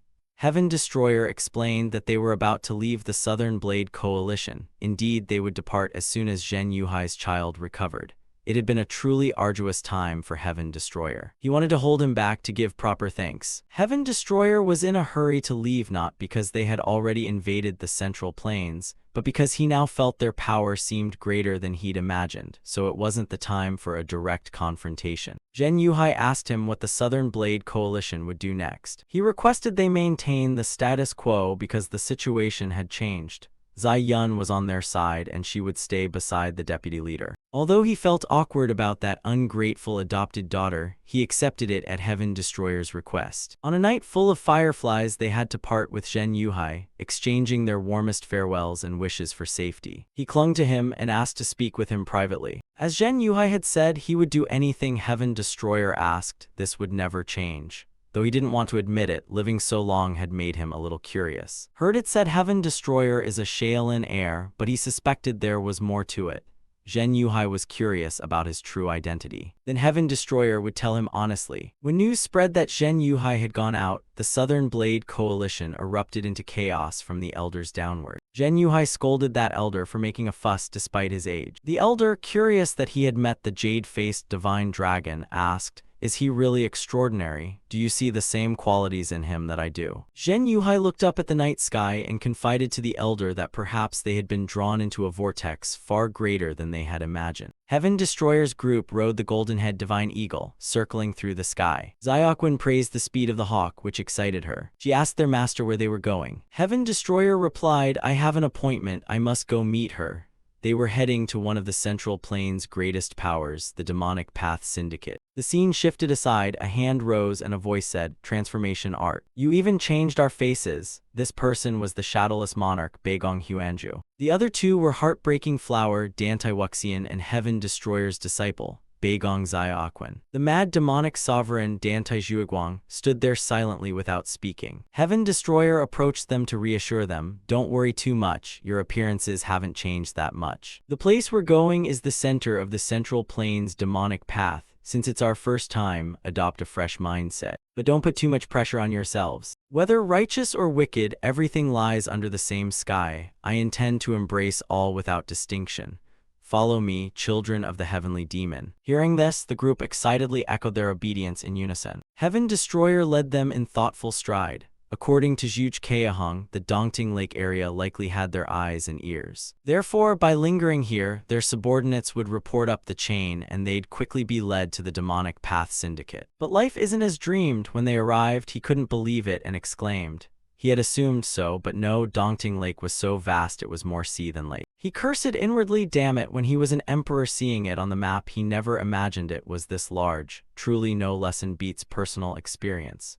Hearing Xiaoquan shout beside him calling it a sea, he immediately retorted, "It's not a sea. We can't wander aimlessly around Dongting Lake." Heaven Destroyer and his companions went to Yujiang, located northeast of Dongting Lake. At the Yujiang Inn, outside, there were many people gathered. Xiaoquan sighed, "Another inn." Heaven Destroyer smiled. "There's no choice, we must go where people are if we want useful information." He thought to himself that Zhuge Keahong was not someone who acted casually. If he'd known this would happen, he would have asked her for the direction to the headquarters back then. The group then went to table, sat down, and ordered food. Seeing Xiaoquan eating like she hadn't eaten in days, Huanju irritably asked, "Hey, after complaining about the inn, aren't you the one eating too much?" Xiaoquan kept chewing without slowing and replied, "That's irrelevant to this matter." Suddenly Heaven Destroyer called out to Zhuiguang, "Are you all right?" At this moment Zhuiguang looked oddly pale and utterly lifeless. But as soon as Heaven Destroyer spoke, his face flushed back to health and he answered, "I'm fine, of course I'm fine." He briefly showed some vigor, then returned to that same listless state. Heaven Destroyer was full of doubt. Why had he been like this ever since leaving the Southern Blade Coalition? It was as if he'd lost his mind. Wuxian nearby spoke up, "Isn't it infatuation?" Heaven Destroyer, puzzled and agitated, asked, "Infatuation? Who? Could it be the heavenly sent Jade Phoenix? No way, it's just a political marriage." Wuxian smiled, "Matters between men and women often don't follow reason. Besides, I think Lord Zhuiguang is a very romantic man." An embarrassed look crossed Heaven Destroyer's face. Romantic, really? It seemed Wuxian might be right. Heaven Destroyer kept mulling over the word romantic. He stood up and took out a small cloth. "Romantic, huh?" Night fell on the second day at the Yujiang Inn. Heaven Destroyer and his companions remained there in a very bored mood, still with no contact. We were all tired of waiting. At that moment, someone at a nearby table spoke loudly. "Hey, have you heard? I hear the jade-faced divine dragon has taken control of the Southern Blade Coalition." Another person chimed in, "You say the jade-faced divine dragon? I heard below 1 and above 10,000s is the new leader of the Southern Blade Coalition." The old man pointed and chuckled, "You really know nothing. That below 1 and... fellow, isn't he a subordinate of the jade-faced divine dragon?" Hearing this, Zhuiguang snarled angrily, teeth grinding. "Below 1 and... what? Those bastards." Heaven Destroyer raised a hand to stop him. "That's enough, Zhuiguang." The old man continued, "But there's something more interesting. Since the Southern Blade Coalition is under the jade-faced divine dragon, if he joins the Murim alliance, the martial world situation will shift. The 9 Orthodox Alliance and the 5 Clans League have already backed the jade-faced divine dragon, and now he has the Southern Blade Coalition too. For some reason, there's also a movement supporting Wengong Hero to become the leader. Heaven Destroyer gaped, sweating. What supporting who? The young man across side is the Murim Alliance leader, just ordinary. He's a sword saint. How could anyone replace him? The old man went on, that's exactly the point, friend. It shows the atmosphere in the Murim Alliance isn't normal. Won't there be a major upheaval? Heaven Destroyer stroked his chin thoughtfully. As Peng Chin-ho said, we've taken the Southern Blade Coalition, but the wave created by that might be larger than expected. Just then a shrill cry rang out, catching his attention. Over there a conflict had broken out, leaving someone lying on the floor. The swordsman sneered coldly. You ran all the way here, impressive, but I bet you didn't expect I'd be waiting in Yueyang, did you? The woman knelt in front, crying and wailing. Why did you harm my father? Why would you do such a thing? The young man answered loudly without a hint of weakness. Do you know what kind of man your father was? A bastard who killed my father and even betrayed his friend out of greed.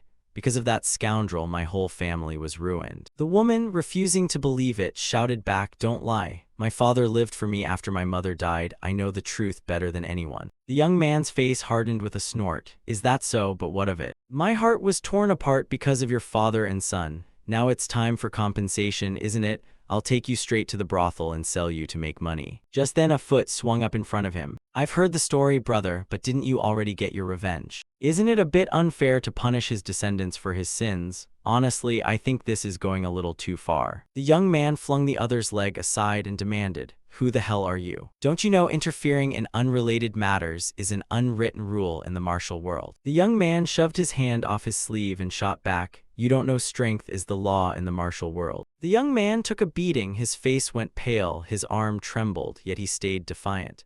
Do you know who I am? I'm about to become a son-in-law of the Wengong family. You have the protection of that respected leader of the Yueyang branch of the Murim Alliance. Heaven Destroyer watched beside them, thinking helplessly, does he really need such a long introduction? The young man continued shouting wildly, you lot are just wanderers and you dare meddle in the Wengong family's affairs? Aren't you afraid of the consequences? The other man was unafraid, instead he laughed contemptuously. Consequences? We don't even know where the Wengong family is. Or perhaps this respected leader will be made an example, killed horribly by the future son-in-law of the Wengong family. The young man, finding he couldn't intimidate the other and instead being threatened back, grew even more frightened. He immediately ran outside, shouting as he fled, bastards, just you wait, if I leave you be, I'm not a man. The young man didn't pursue, he stood there sighing. Always like this, big bark, no bite. He then turned to the woman and said, Miss, please stand up, he'll arrange your funeral. The woman, though confused, thanked him. The young man's companion asked in confusion, wait, are we not already busy enough to add a funeral?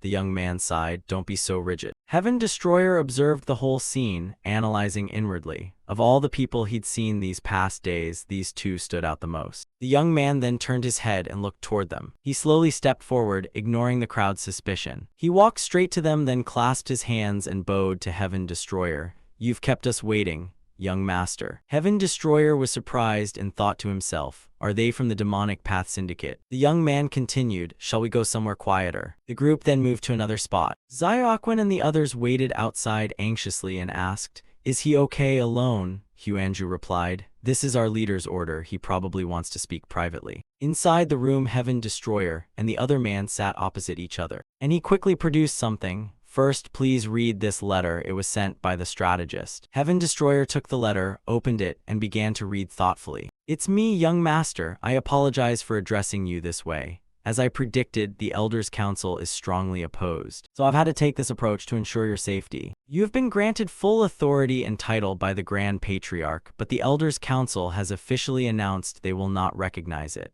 In short, they will send assassins to your location as soon as they discover you. Therefore, visiting the headquarters by official channels has become very difficult.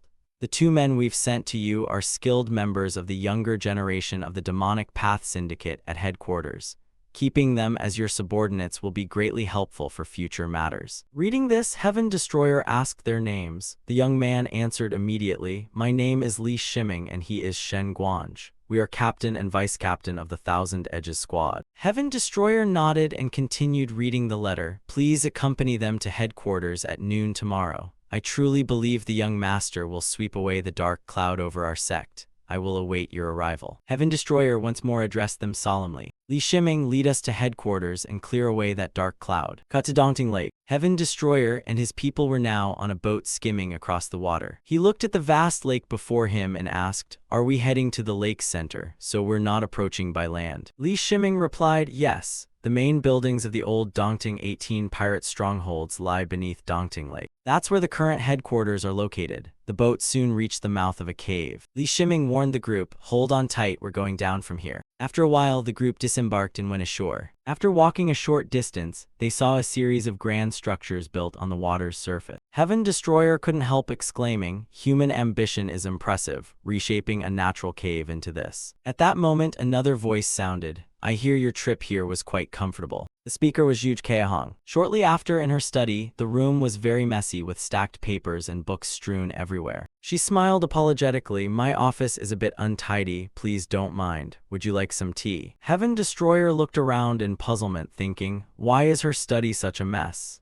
He then shook his head to indicate he didn't want tea. "Where is the Grand Patriarch? I want to meet him." Kaehong hesitated and replied, "The Grand Patriarch entered seclusion yesterday, and he has also handed all his authority to the young master." Heaven Destroyer was startled. "What? He's planning to leave all the difficult matters to me and vanish? Truly shameless." Kaehong asked reluctantly, "Getting the entire demonic path syndicate to follow your orders won't be easy, right? Have you considered winning over the hearts of the Elder Council?" Heaven Destroyer crossed his arms, a bit embarrassed. "Probably yes." Kaehong exclaimed in surprise, "Really? May I listen in?" Heaven Destroyer smiled and looked her straight in the eye. "Explaining it is tiresome. Wouldn't it be better if you saw for yourself? Right now send a letter ordering all central forces of the Demonic Path Syndicate to gather in one place." Kaehong wiped sweat from her brow, thinking, what is he plotting? Though puzzled, she obeyed. Accordingly, Li Shiming, captain of the Celestial Men team, traveled throughout the Demonic Path Syndicate to relay Heaven Destroyer's orders. "You have become the young master chosen by the Grand Patriarch. Heavenly Demon's scribe Heaven Destroyer has arrived at headquarters and ordered all the elders and captains to be summoned back." After reading the letter, the elders were furious. That snot-nosed young master has really crossed the line. Quickly, they convened the Elders' Council of the Demonic Path Syndicate's 7 demon gods. One leading elder shouted, "I can't believe this new kid in office is ordering us around." Another elder chimed in office, we never recognized him as young master." One by one, they began to murmur.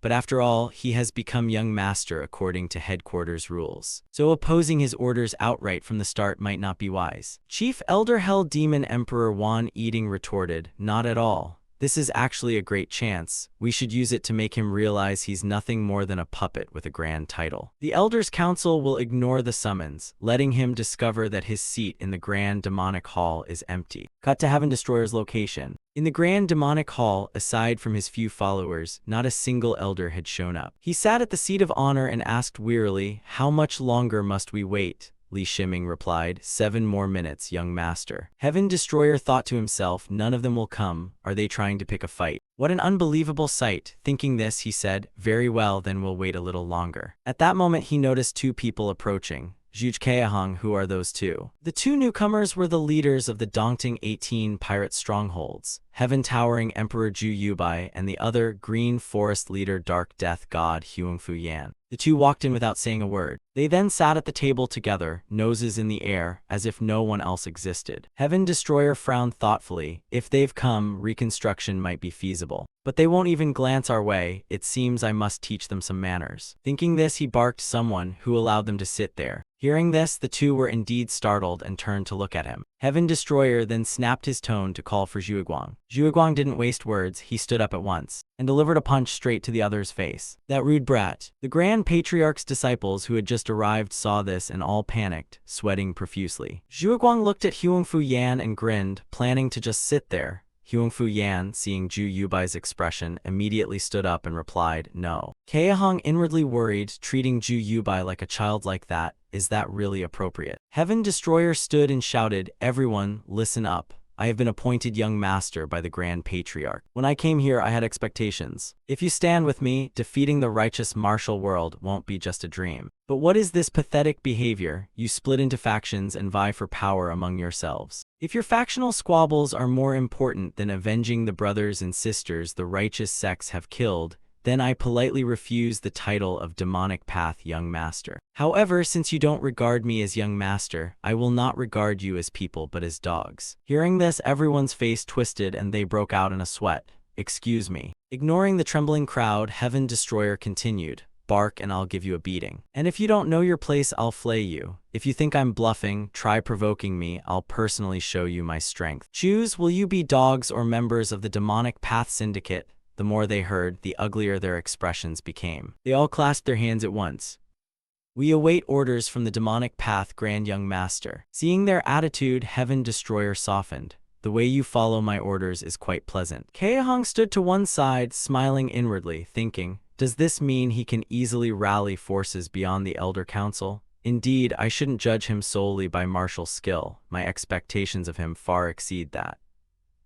"Young Master, what will you do here? The Elder Council won't be swayed that easily." Heaven Destroyer then turned to call Li Shiming. "Looks like you'll have more work to do. Deliver this message. All elders who did not respond to the summons need not come anymore. Anyone who fails to answer the summons from now on will be expelled from the Demonic Path Syndicate." The news reached the elders, leaving them unable to believe it. "What? Are we going to be expelled from headquarters?" Wan Eating then turned and called for Han Dang. They all then went to Heaven Destroyer. He sat on the platform, smiling at them. "When I asked politely, you didn't come, so what now?" All gathered to make a show. Wan Eating retorted without backing down. "Listen, heavenly demons, scribe, whether you're the Young Master or one of the Murim 5 heavens, we don't care." Heaven Destroyer's face tightened.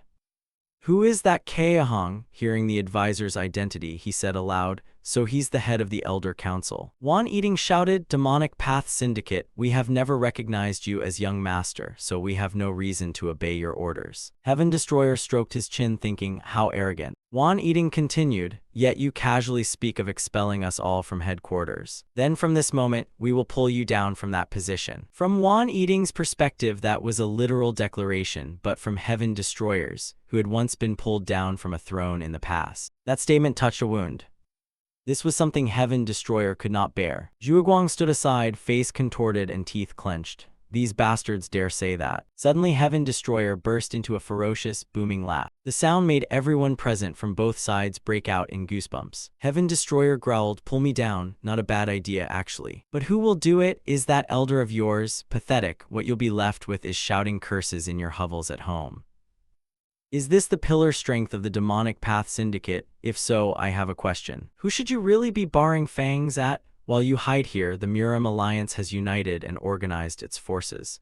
Do you think that's all? Once things stabilize, the Murim Alliance won't leave you in peace. Wan Eating's face tightened with stress. "What did you say?" Heaven Destroyer continued in a cutting tone, "Demonic Path Syndicate, unfortunately, you are the most backward. Do you really think you can stand against the power of the Murim Alliance? As long as you old fogies keep getting in the way, the Demonic Path Syndicate will have no place in the martial world. If you truly care about headquarters, make way for the passionate younger generation to rise and lead. Prepare the ground for them to take root. That's the only way to preserve the lifeline of the demonic path." The aura radiating from him made the elders involuntarily gasp. Wan Eating exclaimed, "Even if what you say is true, we will decide the heir to the Grand Lord position. You go your way, we'll handle our own affairs." Heaven Destroyer looked at him with a puzzled expression. "You will decide the heir to the Grand Lord. Now I see why you've treated me like this. You've already prepared an heir on your side, haven't you? Looks like I'm a thorn in your eye." Wan Eating grew tense and broke out in a sweat, momentarily at a loss for words. He knows everything. Heaven Destroyer continued, "Stop stalling, bring out your heir. If he can defeat me, I'll immediately acknowledge him as the heir to the Grand Lord. If he can't even do that, then get lost." Wan Eating didn't hesitate and immediately called back for Han Dang. The young man Han Dang, with a long scar across his face, stepped out at once. "Yes, Elder." Heaven Destroyer frowned, thinking, "So that's the one. Who will our side send then?" After a moment's thought, he summoned Huanju to take the field. Heaven Destroyer transmitted a reminder. "Use our sect's martial arts freely, but remember to finish it cleanly." After a while, both sides had gathered at the Demonic Path Syndicate's dual platform. Wan Eating shouted, "Hey, heavenly demons, scribe, why did you appoint someone to stand in for you?" Heaven Destroyer shot back, "Didn't you do the same?" Huanju on the platform asked coldly, ready to begin. Han Dang gave no answer, standing there in silence. Without a word he blinked and swung his sword at Huanju. Outside, Heaven Destroyer sat with arms folded, murmuring, "Fast indeed, perhaps that's why he was chosen as heir, but can that sword reach Huanju?" As he expected, Han Dang's strike, though swift, ultimately cut only through an illusion. He frowned, realizing it was an invisibility technique. Wan Eating sneered from outside, "He's using that invisibility technique, but he's picked the wrong opponent." Heaven Destroyer asked in puzzlement, "What did he say?" On the platform, Han Dang had closed his eyes to sense. After a moment he came to again and opened his eyes. He swung his sword again. By luck Huanju arched back and dodged in time, or he'd have died. Heaven Destroyer's face was full of bewilderment, mouth agape. How did he know? The heavenly demon even praised him. That bastard has good senses. Huanju on the platform also began to frown. This brat possesses spiritual perception, so maybe I should test him with a few variables, huh? Han Dang swung his sword again tauntingly, as if to say the invisibility trick ends here. But this strike of his again met only empty air. This surprised him. He had vanished. Where could he have gone? At the arena's side, while he stood dazed in thought, Huanju launched a retaliatory sword strike. Han Dang was driven back and had to plant his sword into the floor to stop himself. He looked at his trembling sword hand, thinking tensely, "Spirit Chi, it's pretty strong. But that's fine. My Demon Dragon Slash is a flexible sword technique that uses the enemy's force against them. The power you just attacked with will become what finishes you off." Across from him, Huanju struck out twice more toward him. A smirk tugged at Han Dang's mouth. "Two streams of spirit chi. I'm basically digging my own grave here." An illusory evil dragon then immediately appeared. This was Han Dang's ultimate move, the Demon Dragon Slash. The evil dragon coiled around Huanju's two spirit sword streams, preventing them from advancing. He then roared in counterattack. The dragon knocked the spirit swords away, then lunged straight at Huanju. Outside, Wan Eating grinned with delight. The dragon slash had absorbed the spirit chi's power.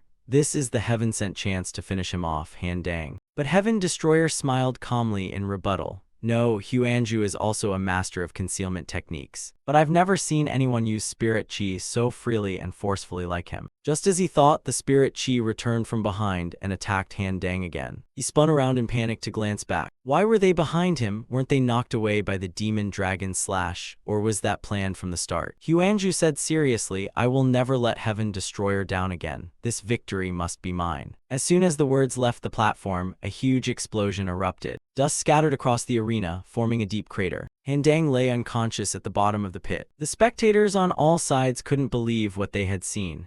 If just one subordinate is this powerful, how strong could the heavenly demon's scribe be? Heaven Destroyer leaned on one hand, pleased. "Well done, Huanju." He then addressed the others. "Everyone's seen that. Han Dang is certainly talented. But he's still far from being a core member of the Demonic Path Syndicate. The Demonic Path Syndicate is strong, but the new enemy and the Murim Alliance are even stronger." Huangfu Yan, sweating profusely, said it was hard to believe how easily Han Dang was defeated.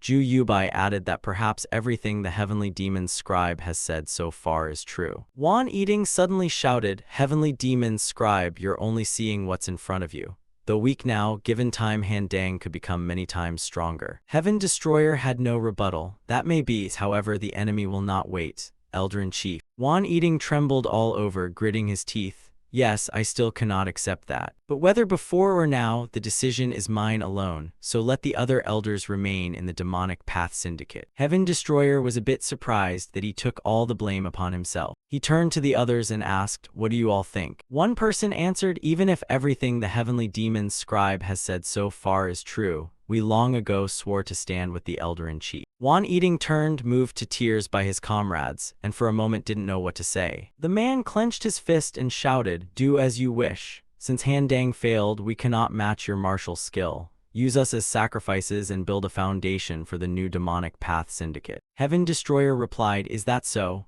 Then there's no other choice." Kaehong rushed forward in panic to try to stop him. "Young master, you can't kill them." Heaven Destroyer asked back, "Why not? Aren't they the ones constantly opposing your revered Grand Lord? Aren't you the one who controls the Demonic Path Syndicate?" Kaehong explained, "It's true that these elders of the Institute always intended to oppose the Grand Lord. That's a problem.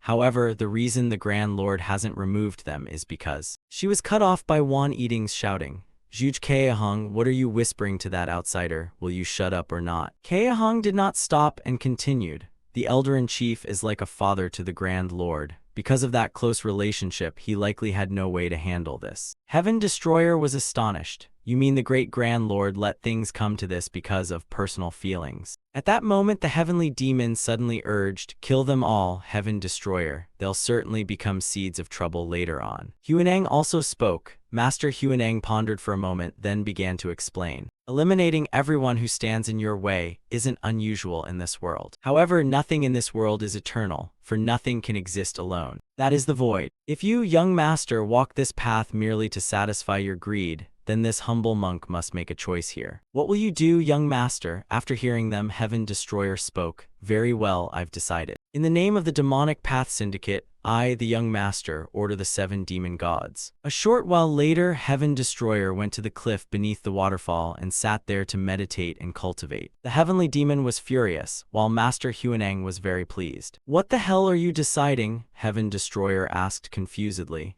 Why are you picking a fight all of a sudden, heavenly demon? The heavenly demon snapped angrily. Only exile and punishment. They're leaders of the rebels, tear them to pieces. A traitor deserves death, that's eternal truth, especially that elder-in-chief. Heaven Destroyer smiled. You haven't forgotten that, have you? You're right that traitors should be punished, however, they've already been punished, the heavenly demon asked in confusion. What, when? A father-son relationship isn't formed overnight. Just as the Grand Lord regards the Elder-in-Chief as his father, the Elder-in-Chief surely regards the Grand Lord as his child. To the Elder-in-Chief, my presence was also a reminder. Step back and you step down, father. I didn't expect someone of the Elder-in-Chief's stature to act recklessly without caring about consequences. But after listening to Zhuge Keahong, I find it reasonable. They bear grand titles like Grand Lord and Elder-in-Chief, but how troubled must he have been? In the end, they're still father and child. The heavenly demon cried out helplessly. That bastard called the Grand Lord has acted bizarrely enough, but even you are swayed by emotion. At this rate, you won't live long. Heaven Destroyer folded his arms irritably and replied, this is just an exceptional case. Do you think I'd slaughter all the elders knowing that? Do you take me for a murderer? The heavenly demon pressed, didn't you kill many members of the Southern Blade Coalition? And what about the Mount Tai incident? Heaven Destroyer ran a hand through his hair and replied irritably, what? At the Mount Tai incident I had just joined, so my head wasn't clear. As for the Southern Blade Coalition, they harmed my subordinate. How could I possibly forgive that? I don't intend to live like a rigid monk, but that doesn't mean I agree to senseless killing. I will live as myself. Huaneng nodded in approval and said nothing. Each time the young master kills, my mind grows heavier. Becoming accustomed to it is terrifying. Even vigilance against killing grows dull. No, it's not vague, it's gradually forming clearly. Then it's a demon. But the decision he made today regarding the elders of the demonic path syndicate could be called mercy, or perhaps compassion. I'll observe the path you take, young master, a bit more leisurely, shall I? He had just chanted a Buddha phrase when Heaven Destroyer suddenly shouted in surprise, Huaneng, you finally spoke. Are you going to dismiss it like that? Say something. How annoying. The heavenly demon snarled in resentment. So you're trying to draw attention that way? Baldy, should I teach you a gag order? 2 days later, before the grand hall of the demon temple, someone sat sprawled there looking thoroughly drunk. This fellow was the demonic path syndicate's drunkard, Jang Ung. The 3 of them, Heaven Destroyer and company, came out and were puzzled to see him wailing there. What's wrong with him? He was fine this afternoon and already this wasted. Zhuguang suggested, shall I go reason with him? Heaven Destroyer replied, you planning to kill him, don't do that. Keahong beside them hesitated to speak, then fell silent. Heaven Destroyer looked puzzled. Do you know who he is? Keahong said, that man is Jang Ung. He was the former captain of the demonic ice squad. Heaven Destroyer grew even more puzzled. The captain of the demonic ice squad, wasn't he a trusted aide of the Grand Lord? Keahong continued to explain. Yes, with his straightforward nature, he constantly clashed with the Elders Institute, so he became a thorn in their side. However, during that time, he committed a crime and had his martial arts forcibly removed. He was expelled from the demonic ice squad and became a drunken cripple. Heaven Destroyer asked suspiciously what crime he had committed.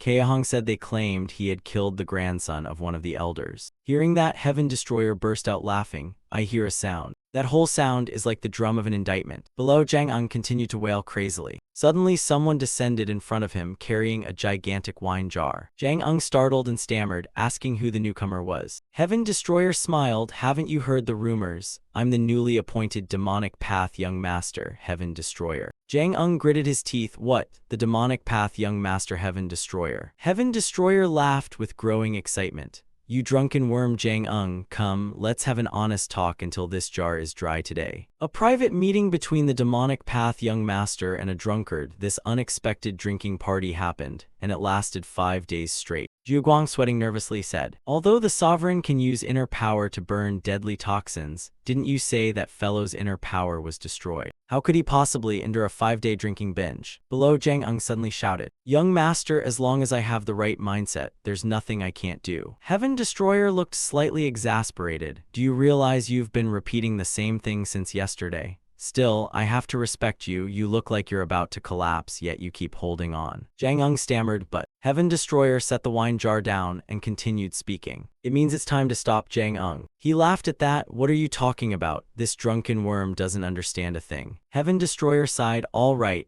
then transmitted his voice to Zhuguang. Zhuguang and all of you around here, fall back. No one is allowed to eavesdrop on the conversation between me and Jang Ung. He didn't ask questions and immediately shouted for everyone to leave. Seeing Kaehong's puzzlement, he yelled, don't ask, move quickly. Anyone I catch here will die. The crowd dared not argue. They hurried away, leaving the space to the two of them.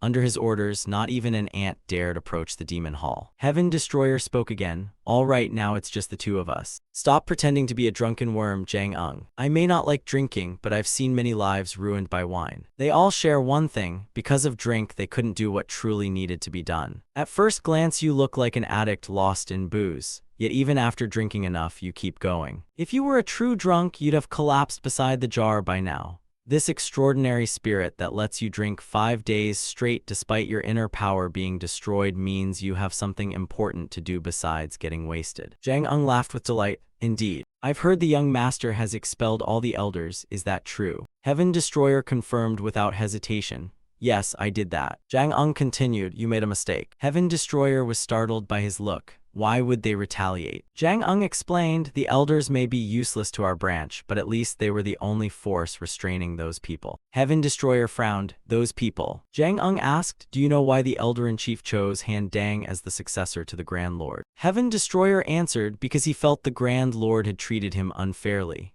Jang Ung lifted his head and burst out laughing, unfair. Although the Elder-in-Chief and the Lord are like father and son, they know how to distinguish duties. Accusing the Grand Lord over such a petty reason is impossible. Heaven Destroyer stroked his chin thoughtfully, so there must be some special reason. Jang Ung continued, even if I thought such a thing possible, I could clearly feel the Lord had become someone else. Heaven Destroyer asked again, the demonic path leader has become someone else. Do you have any evidence? Jang Ung shook his head. Evidence? There is none. Heaven Destroyer was helpless. Are you mocking me? Jang Ung shouted loudly, though there's no direct proof, I have circumstantial evidence. As the former captain of the demonic Eye Squad, I was the Grand Lord's most trusted. When I began sensing something wrong with the Lord, the Elder-in-Chief also began clashing with him. Heaven Destroyer interjected, if what you say is true, then the Grand Lord is an imposter. But your circumstantial evidence is hardly convincing. Jang Ung stood up, maybe there will be no proof at all. Seeing him turn to leave, Heaven Destroyer couldn't help but ask suspiciously, we're talking, where are you going? Jang Ung shot him a glance and replied, take my head as proof. Because I told you this, they'll kill me. Heaven Destroyer watched his retreating back helplessly. What on earth is going on? Is he paranoid? Have I really been listening to his babble for 5 days straight? The next day, Li Shiming came to report something to Heaven Destroyer. That's what they said. Heaven Destroyer sat there, chin in hand, pondering. Is that so? So Jang Ung really was killed. After recovering Jang Ung's body, Heaven Destroyer examined it carefully. The fatal wounds from a blade and a spherical weapon. This was certainly the work of a true master. He glanced at Kaehong and asked, strategist, is there anyone in our branch with inner power equivalent to 360 years? Heaven Destroyer replied, aside from the Grand Lord, no one. Heaven Destroyer asked again, then any sign of an outsider breaking in? Kaehong shook her head, we haven't found anything. Kaehong asked suspiciously, you don't suspect the Grand Lord, do you? Heaven Destroyer smiled, impossible. She said the Grand Lord is in seclusion, right? I trust her. Kaehong exhaled, thank you. Heaven Destroyer thought to himself, I said that, but it was definitely the skill of someone with 360 years inner power. Moreover, if the Lord had spared him, the whole thing would be mere drivel from a drunk, but the Lord had his death staged to show me. Truly powerful, is this the work of those people you mentioned? As you said, your life became the evidence, Jang Ung. A short while later, at the waterfall in the forest, Heaven Destroyer came here to train and contemplate. Jang Ung's death carried significant implications. Perhaps I should also be suspicious of Zhuge Keahung. Beyond that, what is this sense of disconnection I felt from the clash between the righteous sect and the demonic path? Heavenly Demon and Huaneng suddenly started arguing. What are you thinking? So dramatic? Damn you, Heaven Destroyer, shut up. Aren't you the noisy one?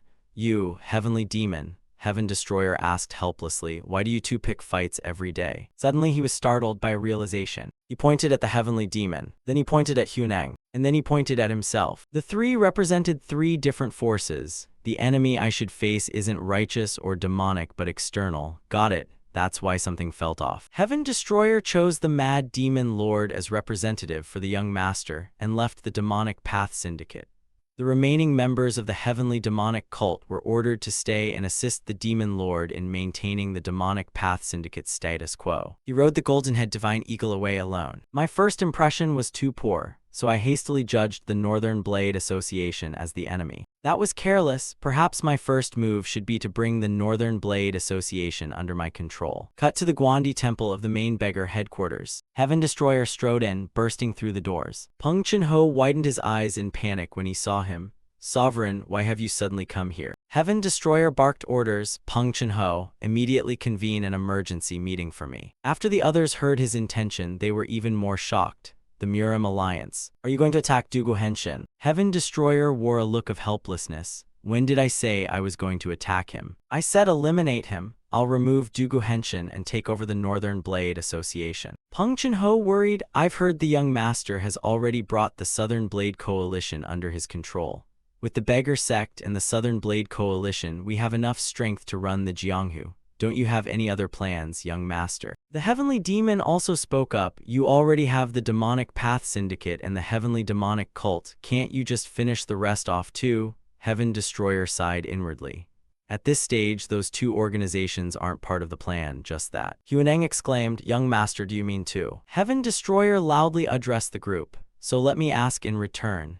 Given my current position and power, what should I do to remove Dugu Henshin and seize the Northern Blade Association? Peng Chun-ho replied, so the young lord wants to remove the leader and take over the remnants of a conservative organization like the Northern Blade Association. Another person spoke up. The Murim Alliance, in the true sense, is the righteous coalition. If you can win the favor of the forces gathered here, there might be a way to remove Dugu Henshin and take the Northern Blade Association. Peng Chun-ho interjected, however, saying it is much easier than doing it. From the start, Dugu Henshin and the Northern Blade Association have been inseparable. And even if you turn all those powers into allies, the Northern Blade Association would still be the backbone of the Murim Alliance. Heaven Destroyer nodded in agreement. Indeed, the Murim Alliance is like a lock tightly secured. That's why we need them 4 keys to unlock it. The crowd was astonished. 4 keys. The 4 keys are called the 4 origins. They are what will untangle the Murim Alliance and the problem of Dugu Henshin. A moment later, Heaven Destroyer once again rode his falcon and flew off. The 3 stood silently, watching him leave. After he departed, an old elder spoke up. Should I call it extreme or reckless? To me that matter is completely. Peng Chun-ho burst out laughing. King Yun, you're worrying too much. The puzzled elder, what? You aren't worried about him. Those baseless plans are really. Before the elder finished, Peng Chun-ho cut in. I'm not worried. No, to be precise, I feel relieved.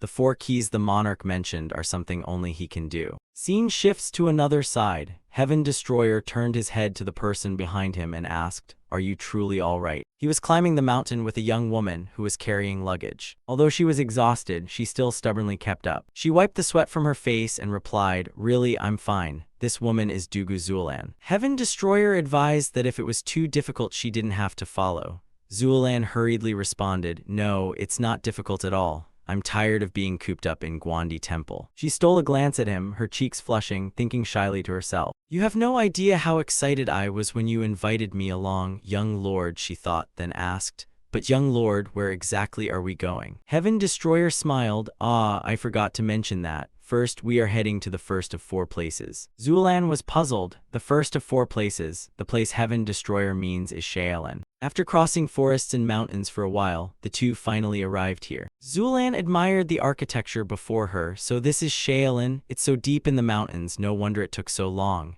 Heaven Destroyer, beside her, inwardly thought, damn, we really are lost. Then he suddenly shouted, making Zulan jump. Please, we are here to see Master Jigong. The main gate was immediately opened. A burly man came out, staring at them intently. Behind him, a number of monks rushed out. The two were thus surrounded, with no way out. Heaven Destroyer frowned and glared at the burly man. He didn't hesitate any longer and spoke up. You rude guests, where do you come from to freely call the Master's Dharma name like that? Heaven Destroyer chuckled. Do Shaolin monks these days even have long hair? So who are you? The man replied calmly, I am Murim 4 Dragons Wind Cloud Soaring Dragon Qing Yun. Heaven Destroyer frowned, pondering. Murim 4 Dragons Wind Cloud Soaring Dragon, huh? I've heard that name from Namgung Hukrian. He's definitely one of the 4 dragons of Murim. Being one of the 4 dragons, his arrogance is somewhat to be expected. But he wasn't about to let it slide. Instead, he grew louder and yelled, Bastard, don't you know the rules? I am the jade-faced divine dragon Wenian, heir of the 6th patriarch. The monks, hearing this, couldn't help sweating profusely. What? That person is the jade-faced divine dragon. Qing Yun froze as well. You are the jade-faced divine dragon. At that moment, a monk inside stepped out and told them to stop.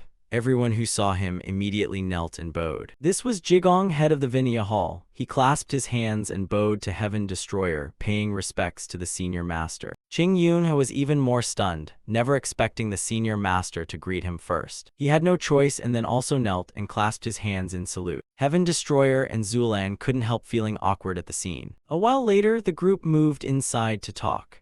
After hearing Heaven Destroyer, Jigong said, So you mean to ask Shaolin to lend its strength as representative of the 9 Orthodox Alliance? Heaven Destroyer confirmed, Yes, as you know, the Murim Alliance leader's tyranny has recently gone too far. The negative influence the Murim Alliance spreads is reaching across the Central Plains. It's practically no different from the demonic path. If we don't act now, I fear the situation will be irreversible. It would be shameful for Shaolin to be involved with such a martial world coalition. Jigong continued, You make a fair point, but may this old monk ask something? Heaven Destroyer nodded. Ask away, Jigong said. This question isn't for you. Miss Dugu is the daughter of the Murim Alliance leader. Do you agree with the senior master's assessment? Zulan lowered her head. I'm not entirely sure, sir. The monk narrowed his eyes. What the senior master means is that you not only intend to remove your father from the Murim Alliance leader position, but also implied you might take his life. Zulan clenched her fists. I know about that matter. The monk asked again, but is there no bond at all between father and daughter? Zulan replied, How could there be no bond between father and daughter? I don't wish for such a drastic outcome either. The monk cut in, Even if you say that, it seems that if the senior master acts, you won't have the power to stop him. Zulan confirmed, As you say, I don't have that power, master, however. Jigong interrupted, Forgive me, senior master, but Shaolin's position is. Just then, a monk lying nearby burst into amused laughter. What an interesting story, you all were having fun without me, Jigong. Seeing him, Jigong broke into a sweat and called out, Great master, twice. Heaven Destroyer wondered inwardly how he hadn't sensed this man's presence. Zulan was equally surprised. Does he look younger than Master Jigong? As she spoke, the monk approached her and asked, Do I look that young? Then he looked over at Heaven Destroyer, and what about this one? Your face tells me you'll die quite suddenly. Heaven Destroyer heard this and his face showed clear anger. What did you say? The monk slapped his hand and laughed loudly. Come now, just relax. I am the abbot here. Yes, this gentleman is Shaolin's abbot Xiaoyu. He then laughed and said, Ah, so you want to borrow Shaolin's strength to push the alliance leader from his seat. Is that it, jade-faced divine dragon? Heaven Destroyer nodded in confirmation, inwardly very surprised. He knows who I am. Xiaoyu threw his arm around Jigong, laughing with excitement.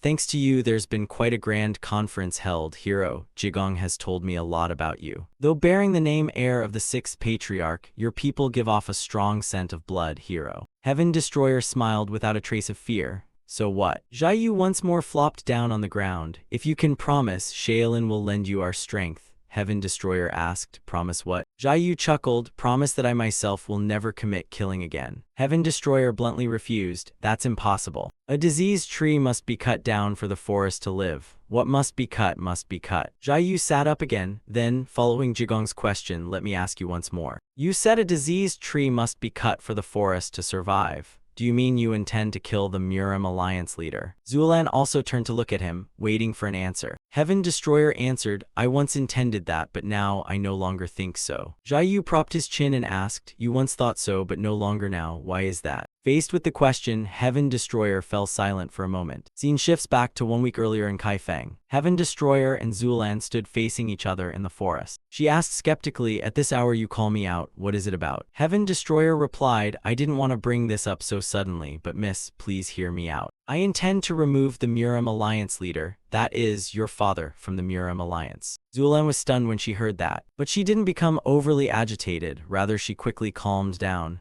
I expected this day would come. I'm not foolish enough to pretend I haven't heard the rumors spreading through the martial world, but you are truly ruthless. Why did you tell me about him? Do you intend to ask me to assist in killing my father, young lord? Heaven Destroyer beat his chest in protest. No, miss, tell me instead. Zulan asked in confusion, hear what? Heaven Destroyer said before he was Murim alliance leader, he was your father. I want to know what the outside world doesn't. Can you tell me about him? What kind of man is Dugu Henshin? Zulan then walked with him and they sat down at the base of a tree to talk.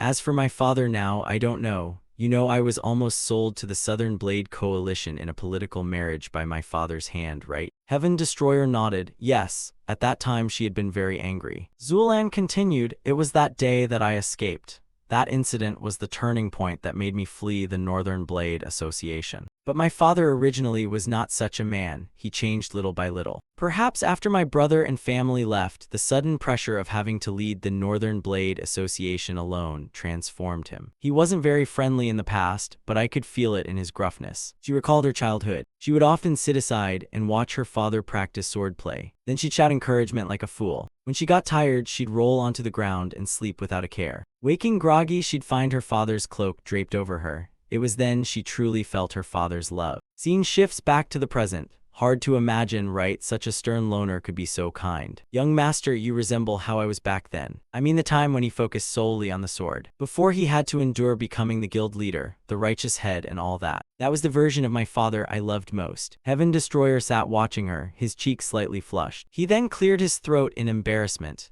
Looks like you've grown up admiring someone wonderful. For me, it was my grandfather. Zulan was surprised. Really? I like my grandfather a lot too. We have that in common. Heaven Destroyer laughed heartily. Indeed. The two of them then chatted together under the moonlight. Heaven Destroyer looked into the distance, thoughtful. I can't entirely change my judgment of the guild leader based only on what she said. Still, after listening, I was convinced. He remembered Peng Chenho's words, but this master, did he say he only wanted to remove him? Why hesitate to strike Dugu Henshin? Recalling that, he turned to Zulan. After all, he didn't want to make this woman sad. Thinking that, he spoke up, I've made my decision. He stood, held out his hand, Miss, will you come with me? Scene returns to the present. Heaven Destroyer looked sternly at them. Because even for the smallest sliver of hope, I want to save the Murim alliance leader too. Jiayu was astonished inwardly. What, he wants to save whom? He doesn't see him as an enemy to be removed, but as someone who needs saving. Heaven Destroyer clasped his hands and continued. That's why I need Shaolin's help, please support us. Jiayu sighed, thinking it's absurd that even Shaolin would follow him just because he's the 6th Patriarch's heir. I thought he acted out of personal ambition to seize the Murim alliance. What kind of person is this after all? Dugu Henshin may be a good father to his blood, but everyone knows there's a dagger hidden behind that smile. Moreover, someone like the jade-faced divine dragon would have suffered the most under Dugu Henshin's control and oppression. And yet he truly still wants to save Dugu Henshin sincerely. Is this man an innocent fool? If not, then isn't he some devout follower of Buddhist teachings? Thinking this, he stood. I thought you came just to stroll around and ask about Avalokitesvara's favor and whether you are worthy as the 6th Patriarch's heir. But I never expected to receive such a great enlightenment. Understanding the human heart and seeing true nature leads to Buddhahood. Not bound by doctrines, teachings cannot be measured. Seeing true nature is the only way. Disciple Jiayu bowed to the senior master. From now on, Shaolin will follow your orders, senior master.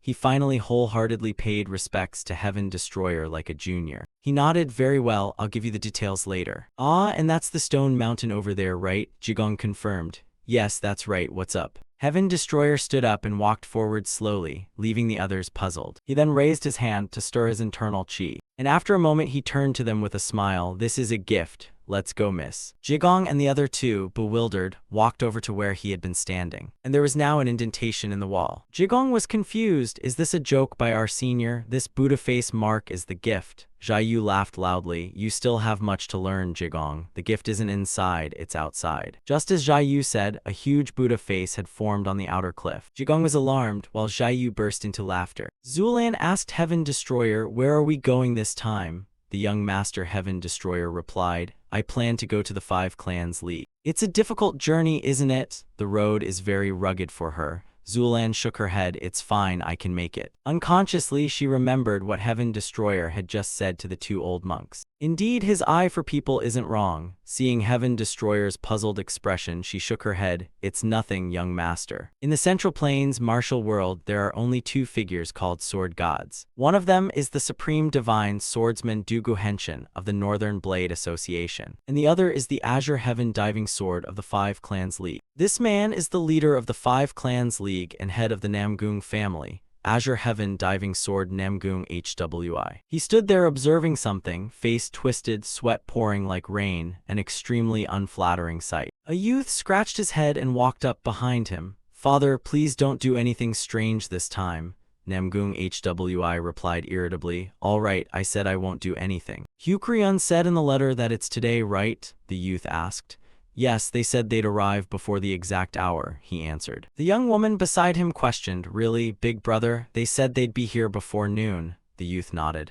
Really, it's almost time, let's wait and see. Just then a voice of greeting rang out, drawing everyone's attention. Heaven Destroyer came forward warmly, saying as he walked, Long time no see, Lord Namgung. The young man was delighted to see you arrive. Hero Heaven Destroyer still well, his younger sister shouted excitedly. That woman is Dugu Zulan. Seeing his sister's excitement, the youth couldn't help but smile. He then stepped forward to introduce, Hero, this is my father. Heaven Destroyer immediately clasped his hands in salute. Hail, League Master, it's my first time meeting you. I am the jade-faced divine dragon. Namgung HWI inwardly admired, indeed one of the Murim 5 heavens, his gaze radiating the righteous aura. He returned the courtesy politely, very pleased to meet Heaven Destroyer. But to speak frankly, upon hearing Heaven Destroyer had come, this old man's blood had been boiling all over. The youth panicked and warned, Father, not again. Namgung HWI drew his sword and shouted, One sword, one match. Hero, would you like to test yourself in a duel? Heaven Destroyer felt a bit embarrassed at him, pointing the sword at him like that. Besides his swordsmanship, the Azure Heaven Diving Sword is also famous for eccentric behavior.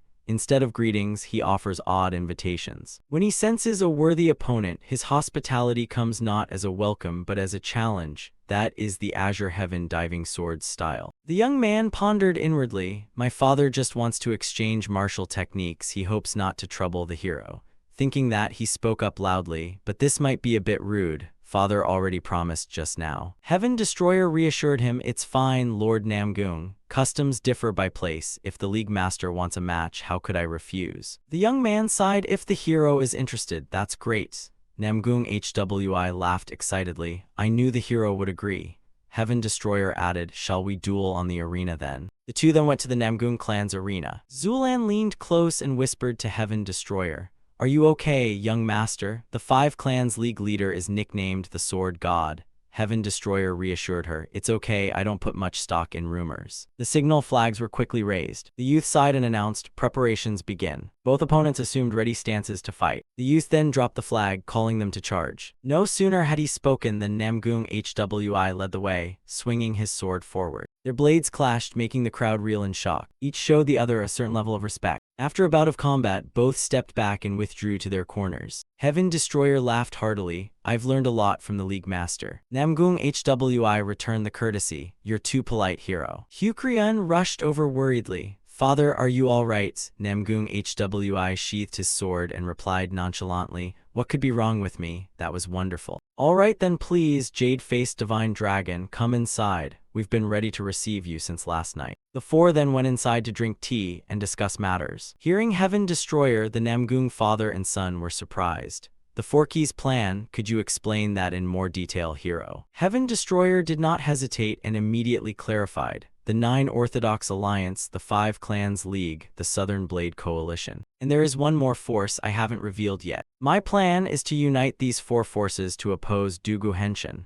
What does the League Master think of this idea? Namgung HWI replied, if everything goes according to plan, that's wonderful. But aside from us, what do you intend to do with the other two forces? Heaven Destroyer smiled. Shaolin and the Southern Blade Coalition have already decided to side with me. If the League Master doubts it, you can read the letter written by Zhen Yuhai and Master Zhai Yu. Namgung HWI read the letter and confirmed, indeed, this is the 6th Patriarch's handwriting. Moreover, there are rumors that the Southern Blade Coalition has already joined the hero. It seems the rumors were true, but the hero's words alone are still not enough. Heaven Destroyer looked puzzled. Oh. He explained, even if 3 forces choose to side with the hero, I feel there is still a missing justification. Heaven Destroyer asked, what justification? Aren't those who suffered under the Murim alliance leader themselves a reason? Namgung HWI agreed, you're not wrong, hero, but we still need a more legitimate reason. Heaven Destroyer frowned, a more legitimate reason. Namgung HWI replied, hero, listen to my story for a moment. Miss Dugu, please listen along as well. This is the tale of the first time I met Dugu Henshin. At that time, the League Master of the Northern Blade Association was the Hidden Dragon Emperor. This story took place before Dugu Henshin became the League Master of the Northern Blade Association. At that time, rumors that the Northern Blade Association leader's son was exceptionally skilled with the sword had spread throughout the Central Plains martial world. Back then, a conflict broke out between 2 men. That clash was sparked by a fight over the title Sword God. Because the 2 were sworn enemies, I sent a letter to Dugu Henshin. 3 days later, at the Hour of the Hog before Guandi Temple, a single sword match would decide who earned the title Sword God. Heaven Destroyer was very surprised to hear this. They actually fought? Namgung HWI continued, I planned that too, but Dugu Henshin said it wasn't enough. He insisted that a one-sword meeting still fell short. It must be a secret duel, a real fight, not mere practice. The 2 decided on a bloody match, wagering their lives. But surprisingly, Dugu Henshin and I were evenly matched, therefore the outcome remained undecided. After the final fight, neither retained any strength. The result was a draw. Speaking of which, he raised his hand to show the scar there. That was a chi wound. Dugu Henshin also sustained a severe wound on his right arm. Zulan covered her mouth and confirmed, yes, my father usually hides it, but I know he has a very large wound on his right arm. Namgung HWI continued, that was the prize of the 2 men. The wound even came to be called the Sword God's mark.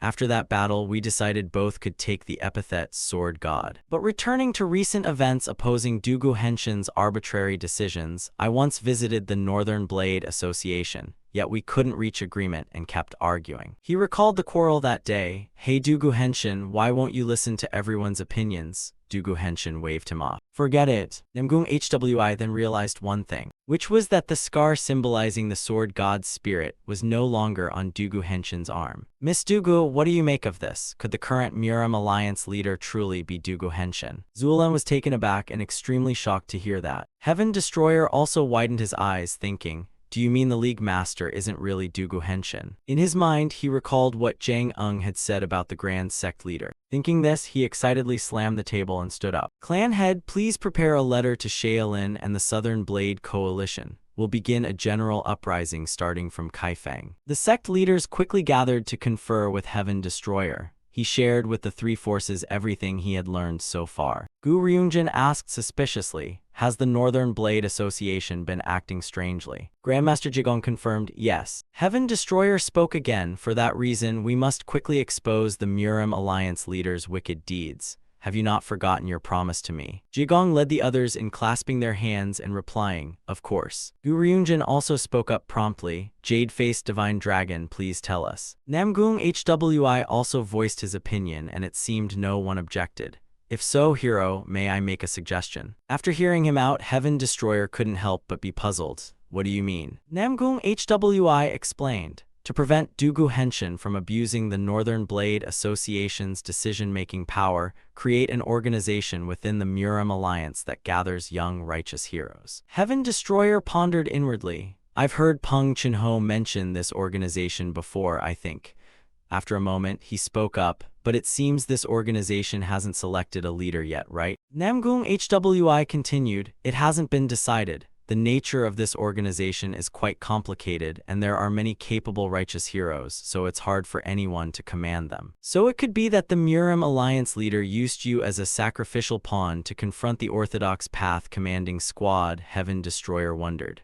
Why me? Namgung HWI countered, isn't it because the rumor that you've won over the Southern Blade Coalition is spreading across the martial world? From the Murim Alliance leader's perspective, rather than opposing you, he seems intent on pulling you to his side by any means necessary. Heaven Destroyer folded his arms and smiled. This isn't a joke. You mean the Murim Alliance leader wants to plant his own people in the Orthodox Path commanding squad and put me in that seat, so he has quite a special bait laid out for me. Namgung HWI spoke again. That's precisely the point. Hero, accept Dugu Henshin's offer and take that position. That will be when we strike together. But Dugu Henshin is no fool. Apart from the Northern Blade Association, the 9 Orthodox Alliance, the 5 Clans League, and the Southern Blade Coalition have all noticed Dugu Henshin's strange actions. Heaven Destroyer was surprised. He already knew. What are you saying? Namgung HWI turned serious. That's exactly it. Dugu Henshin has forbidden anyone from entering the Divine Sword Pavilion for some time now. Moreover, he mobilized the Sword Team's best assassins and combined the Blood Sword Array and the Demon Sword Array to create the Heavenly Sword Array,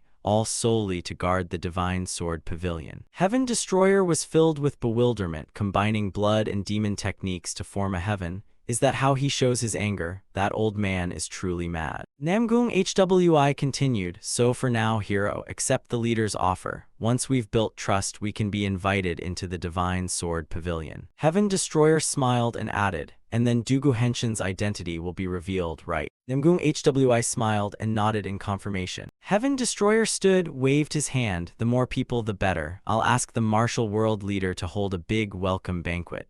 I'll visit the Northern Blade Association first, wait for my letter. Namgung HY's proposal was indeed spot on.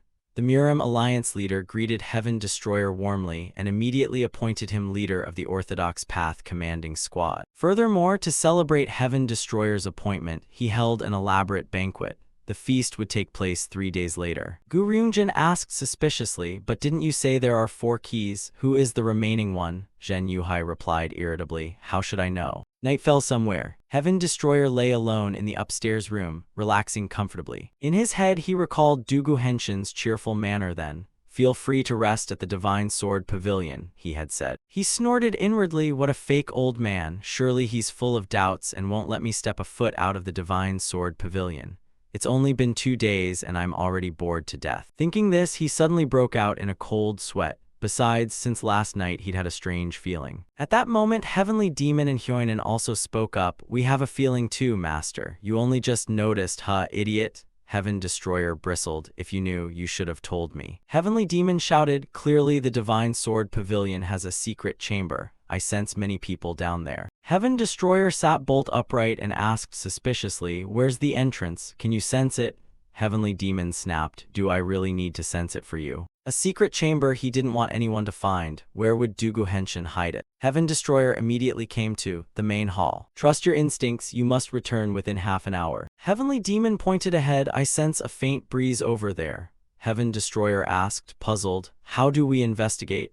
Heavenly Demon replied, even a tiny gap can be infiltrated by your Heavenly Demon concealment technique. Heaven Destroyer pondered, really, is there truly a tiny gap? He then began circulating his chi and performing the Heavenly Demon concealment technique. His body then transformed into a strand of blood chi and slipped into the gap. Heaven Destroyer's face turned horrified and he broke out in a cold sweat. Because the entrance to the secret chamber was truly enormous. After a moment's thought, he decisively leaped down. Quickly, he landed at the bottom. The place was guarded very strictly. Heaven Destroyer frowned, pondering it was a prison. And those guys. Because of the Heavenly Sword Array, they didn't look very pleasant, right? Their scent matched the suspicious assassins from the Southern Blade Coalition. Exactly, the Blood Demon Heaven. What on earth are they guarding? What is he hiding in such a deep place, Dugu Henshin? Blood Demon Heaven, Heavenly Sword Hall, together guarding 3 locations with such a large force. What are they up to? Very quickly, Heaven Destroyer spotted Hidden Dragon Emperor Dugu Zhen. Alongside Heavenly Dragon Ascending Sword Dugu Wu, both imprisoned here. Heaven Destroyer frowned in thought.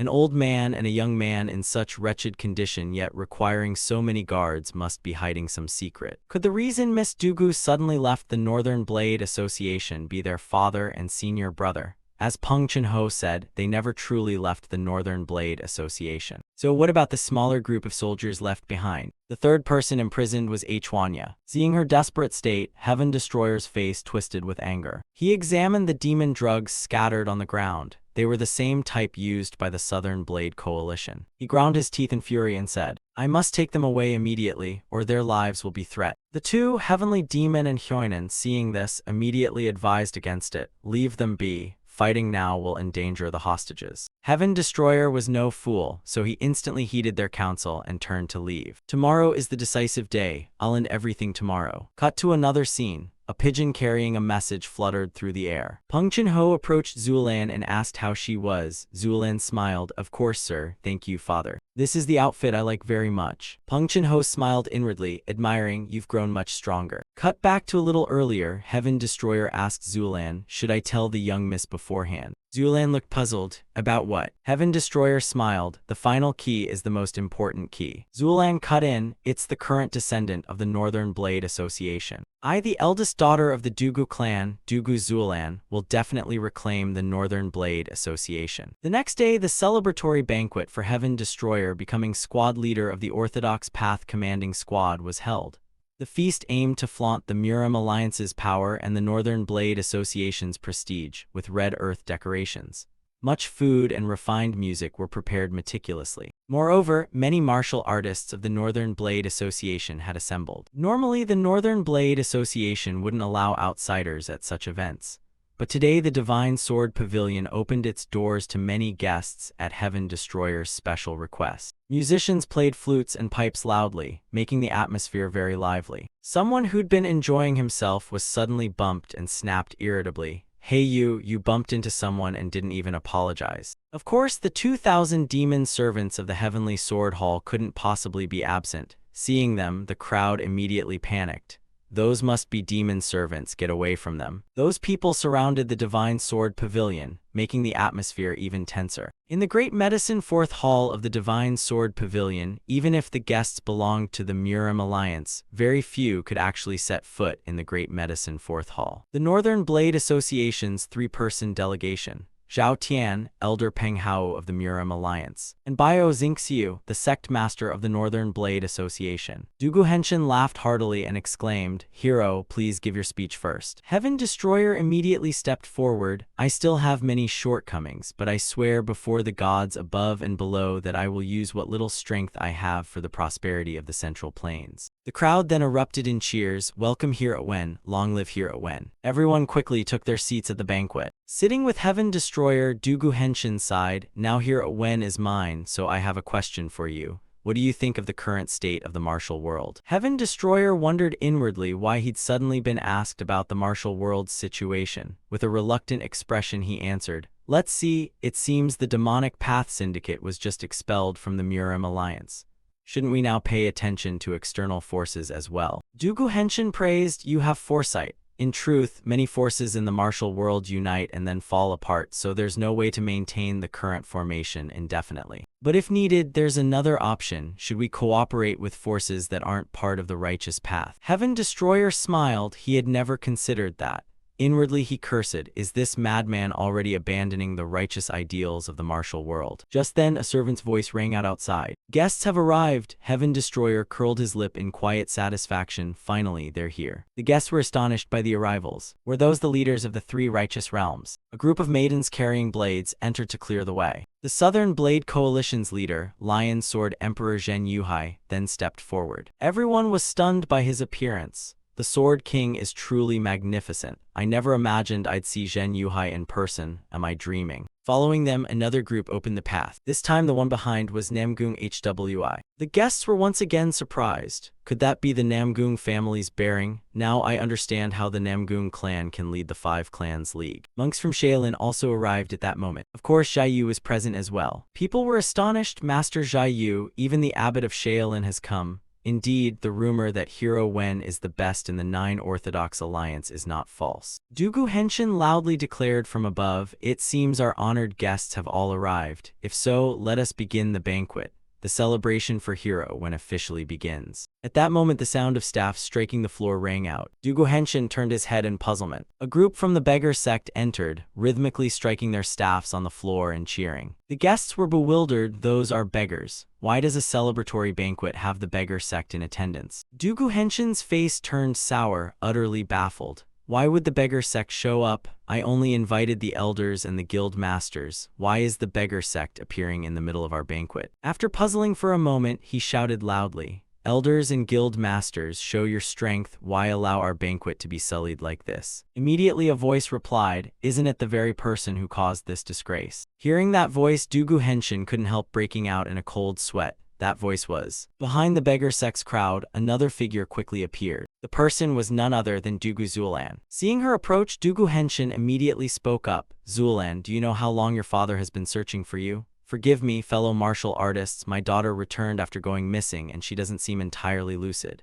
He said this outwardly, but inwardly cursed. "That bitch, what is she doing appearing here at this hour?" Zulan retorted loudly, "At this hour you still dare spout nonsense? You impersonated my father. Have you forgotten this is a truth known to heaven and earth?" Those present were left unable to believe her words. What? The current Murim Alliance leader is fake? Wait, maybe the young miss really isn't lucid. Who are we supposed to believe now? Dugu Henshin barked tensely, "You girl, have you truly lost your mind? Otherwise, why wouldn't you recognize your father and speak such nonsense? And you're wearing the Nine-Dragon robe. That symbolizes the chairman's position." Zulan replied, "The Nine-Dragon robe symbolizes the chairman. Didn't you yourself earlier say it was fake?" Cut to when Zulan was little. "Zulan, do you know what this robe means?" Zulan, lying on her father's back, answered, "It represents the chairman of the Northern Blade Association, right, father?" Dugu Henshin asked again, "Do you think a robe can make someone chairman?" Zulan puzzled, "Then what does it mean?" Dugu Henshin explained, "Never forget that everyone in the Northern Blade Association has the potential to become a dragon. And to prevent them from losing heart during arduous training, they need someone to guide them. That's why the Nine-Dragon robe is likened to the chairman. In truth, it doesn't truly symbolize anything. And I wear the Nine-Dragon robe every day to remind people of that." Cut back to the present. Zulan shouted solemnly, "To fulfill the duty of a guide, I am willing to sacrifice myself. That is my promise." Zulan's words shook everyone's hearts. Heaven Destroyer, Dugu Henshin, and the three Righteous Realms representatives. Everyone was moved by Zulan's speech. She is the chairman of the Northern Blade Association. Dugu Henshin panic-strickenly glanced left and right, watching the reactions of those present. He could no longer hold back. He drew his sword and shouted, "You madwoman, shut your mouth at once." But before the long sword could reach Zulan, Heaven Destroyer charged forward and smashed it to pieces with a punch. Dugu Henshin's arm trembled as he snapped, "Hero Wen, do not interfere in my family's affairs." Heaven Destroyer smiled, "Why shouldn't I? Your end has come." Dugu Henshin grew even more agitated. "What did you say?" "Hey jade-faced divine dragon, no, Wen Yun, how dare you defy my orders?" Heaven Destroyer replied coldly, "Crime of abusing the name of the Murim Alliance leader. Crime of tarnishing the honor of the Northern Blade Association's chairman under the name of the Murim Alliance. Crime of threatening the righteous members of the Murim Alliance. Crime of plunging the Central Plains martial world into chaos under the Murim Alliance's banner. And the crime of making a woman shed tears. Do you need me to list more of your crimes? For example, someone currently imprisoned in a dungeon." Hearing this, his face went deathly pale, terrified to the extreme. How did he know about this? Heaven Destroyer exhaled. "That's not all. What other excuses do you plan to make? Is there any excuse greater than that?" Dugu Henshin could not hold back and roared, "Heavenly Sword Hall, sweep this place clean." No sooner had he finished than the masked henchmen outside drew their swords and charged in. The people inside panicked. "Sweep the whole place clean. Has that man gone mad? Whether real or fake, we must fight. Escort brothers, charge and confront the Heavenly Sword Hall." After all the wrongs were done under the name of the Northern Blade Association, so let the Northern Blade Association fix it.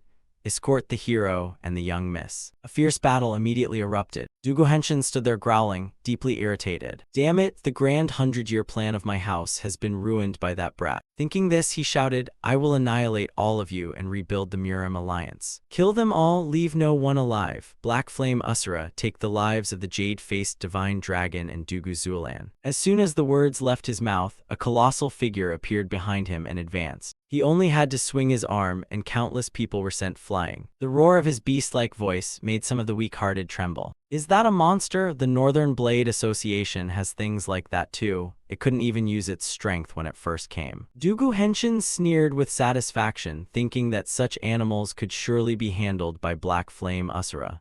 I'll leave first and come back after everything is settled. With that thought, he decisively fled outward. Heaven Destroyer watched thoughtfully from the side. Finally, the villain fled. Now it's up to Ryonjin. While he pondered, Black Flame Asura attacked first. Heaven Destroyer, unafraid, decisively leapt forward. In the blink of an eye, he had jumped in front of Black Flame Asura. He sneered coldly, looking at what? Then he decisively launched a devastating punch straight at his opponent. Everyone present was shocked by that single terrifying blow. The huge Black Flame Asura, monster-like, was struck by Heaven Destroyer's palm and knocked flat, rendered unconscious and powerless. He looked at the crowd and smiled. It was only large in size. Its actual strength was still far inferior. The battle between the Murim Alliance and the 2,000 assassins of the Heavenly Sword Hall broke out. The Heavenly Sword Hall was subsequently utterly destroyed. Their leader, Dugu Henshin, had fled and disappeared. After the recent tragedy, all eyes turned to one person, the one who could finally resolve the situation and set things in order. And Heaven Destroyer was the person everyone trusted. He addressed the crowd, "Thank you for your hard work." The Murim Alliance's chaos had at last come to an end. The cheers of the Murim Alliance fighters, baptized in blood, rose without cease. The power dynamics had shifted, Dugu Henshin was gone, and a new leader had emerged. That night at the Waterfire abode, Zulan blurted anxiously, "Young master, what on earth happened?" In front of her lay 3 people, each on a separate bed. Heaven Destroyer said, "I found them in the dungeons of the Divine Sword Pavilion. It seems that impostor had imprisoned them." Zulan covered her mouth and sobbed, "Ancestor and Big Brother, how could you all end up like this?" Heaven Destroyer glanced at the elder beside him. Elder Yi explained their condition to the young miss. Elder Yi immediately complied and quickly explained. The reason they've held on until now is hatred, but their bodies have been severely damaged. Even if they live, they won't be as lucid as normal people. The more Zulan heard, the more distressed she became. Elder Yi continued, "But luckily that Hwanya child, if she rests a few more months, she should recover. As for the wound in the heart, I don't know when that will heal." Zulan asked anxiously, "Is there absolutely no other way? I finally get to see Ancestor and Big Brother again. Must I still part from them according to your words?" Heaven Destroyer spoke, "Even if we can save their lives, how could it end in such a tragedy?" At that moment, the voice of the heavenly demon sounded. "Heaven Destroyer, there is a way." Heaven Destroyer was astonished. "A way? Speak quickly." Zulan was also startled by his words. Why is the young master suddenly talking to himself again? Elder Yi leaned toward her and softly said, "Maybe we should step outside and wait a moment, young miss." The heavenly demon quickly explained, "If we send our souls into their bodies, if we can possess those 2 bodies, we can not only prevent the parting but possibly salvage them." Heaven Destroyer asked again, "What's the chance of failure, and what exactly would we gain by doing this?" The heavenly demon replied, "The chance of failure is almost 0. Though we can't predict the exact outcome, however." At that moment, Huaneng cut in. "Because these 2 subjects haven't completely lost their souls, we can more easily enter their bodies. The important thing now is that Heaven Destroyer's power isn't yet sufficient to help us penetrate them. So if we act alone, the results aren't guaranteed. There are a few scenarios. If we can fully control them, we can borrow their bodies, but then their souls would leave and they'd die. Only the bodies and our souls would remain." Heaven Destroyer pondered inwardly. In any case, a living body would remain, right? At least it could bring some comfort to those left behind. The heavenly demon continued, "The second scenario is like Heaven Destroyer himself, a parasitic soul case. After we enter and, if successful, awaken their souls, their consciousness will be restored. In that case, we would have to return to the spirit realm once more." Heaven Destroyer gasped.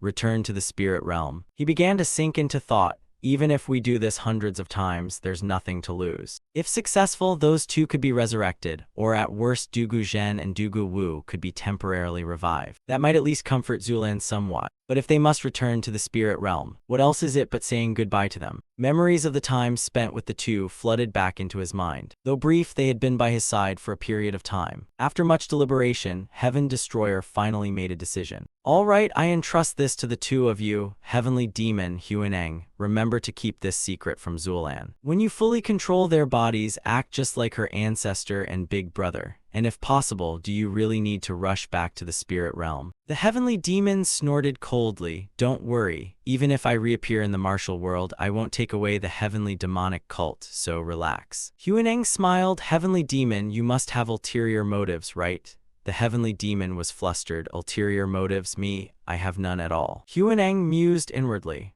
I know full well that the heavenly demon initially intended to seize Heaven Destroyer's body. But after watching the host day after day, the heavenly demon no longer harbors that thought. He's not some lonely supreme being anymore. I even found an opponent truly my equal. The two then quickly entered the bodies of those two. The heavenly demon and Huaneng disappeared. Elder Yi injected spirit medicine into Dugu Zhen and Dugu Wu. Heaven Destroyer channeled internal energy into their acupoints, and then they woke up. That meant Heaven Destroyer could no longer hear the heavenly demon and Huaneng. That left him feeling oddly hollow. 3 days passed like that at the Divine Sword Pavilion. Those present discussed matters. Everything's settled now. Shouldn't we elect a new sovereign? Of course, the position should belong to Champion Wen. Heaven Destroyer smiled. Thank you for your recognition, but I still lack the experience for such an important post. I would like to nominate someone. What do you all think? Is Namgung Hwi reasonable? Is there anyone more suitable than the champion? Heaven Destroyer smiled and signaled for the other party to enter. The great doors immediately opened. Seeing who stood outside made them all recoil in shock. That person is the Hidden Dragon Emperor. Indeed, the person Heaven Destroyer nominated was former Northern Blade Association leader, Hidden Dragon Emperor Dugu Zhen. Beside him stood Dugu Wu. Those who saw him rushed forward to salute and pay respects. Zulan stood to one side, beaming with joy. Heaven Destroyer spoke again.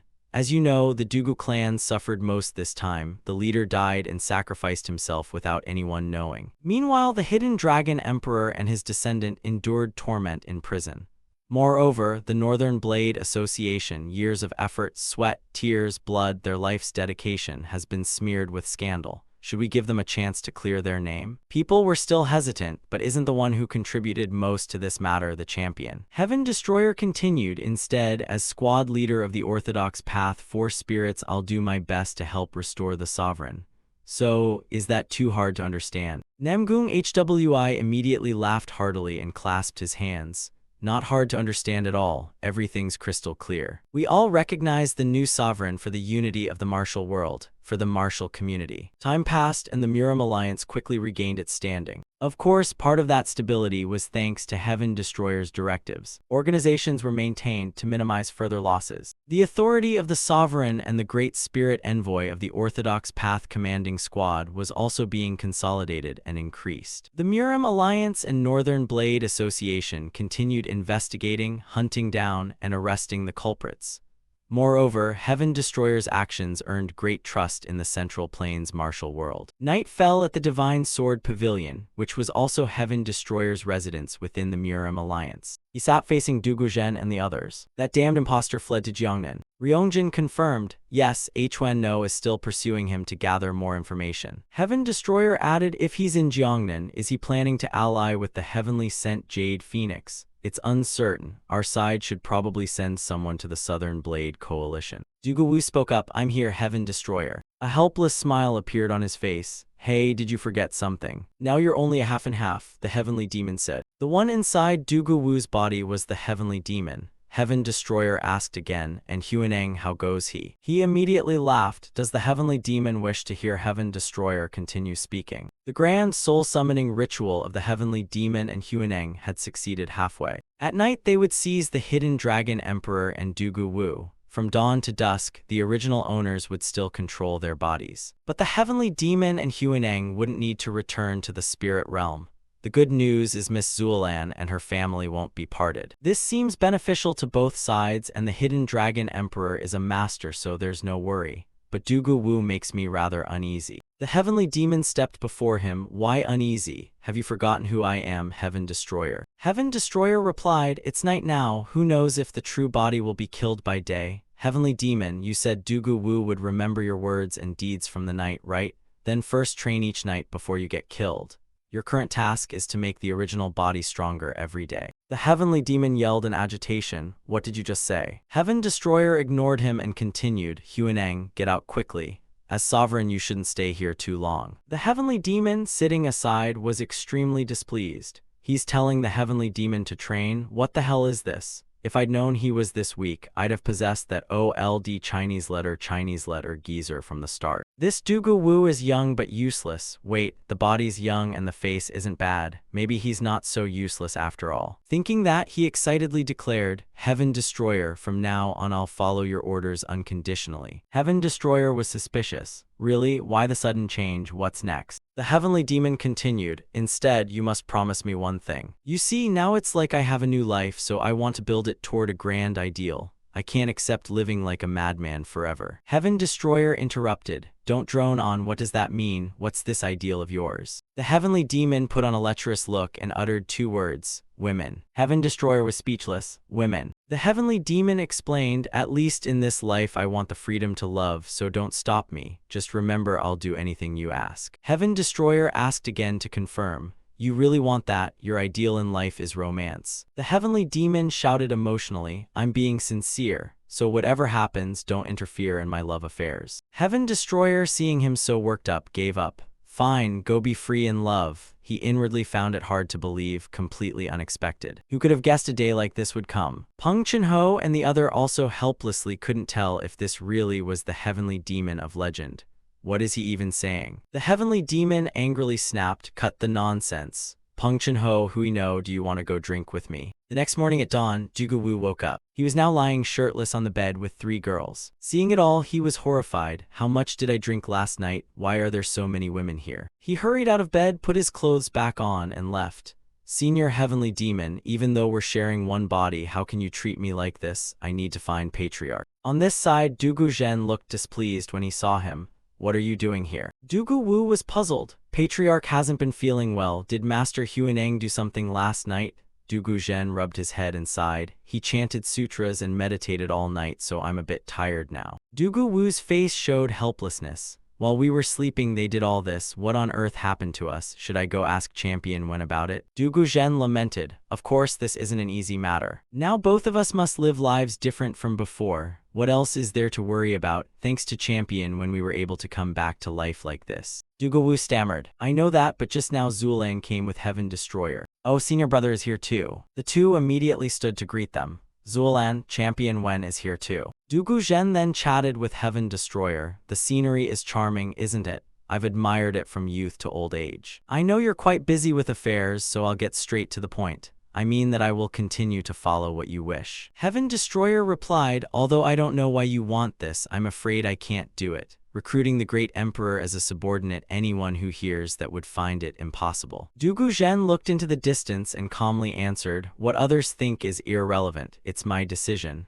I just want to know what you want. Besides, I already know about Master Huineng and Ancestral Heavenly Demon, so how could I not heed your wish?" Heaven Destroyer put his hands together. "I understand. Sorry for not considering the great emperor's feelings. I'm honored to receive strength from you. Very well, I will accept the great emperor's offer." Dugu Zhen then knelt and bowed to him. Dugu Wu on this side frowned. Even if it's a favor, why would Patriarch kneel like that? Seeing him turn to leave, Zulan called out, "Brother, where are you going?" Dugu Zhen watched his retreating back and sighed. "That kid always clings to me. He's probably feeling disappointed. Don't worry about him. He'll understand soon enough." Heaven Destroyer smiled. "Actually, that's fine. I'll need to go somewhere with Dugu Wu shortly." The scene cut to another place. Dugu Henshin said fiercely, "Heavenly sent Jade Phoenix, how dare you speak like that?" The woman opposite answered calmly, "At least here you must cooperate with me as Deputy General, right?" Dugu Henshin stood up. "You've been hiding in the Southern Blade Coalition acting like the master. Do you really think you have authority? How long will you stay arrogant? The Grand General is coming, so the Southern Blade Coalition will soon vanish from the Central Plains." 54 spirits of the Orthodox Path Commanding Squad had gathered in one place. On their chests, their robes bore embroidered symbols representing brightness and spirit,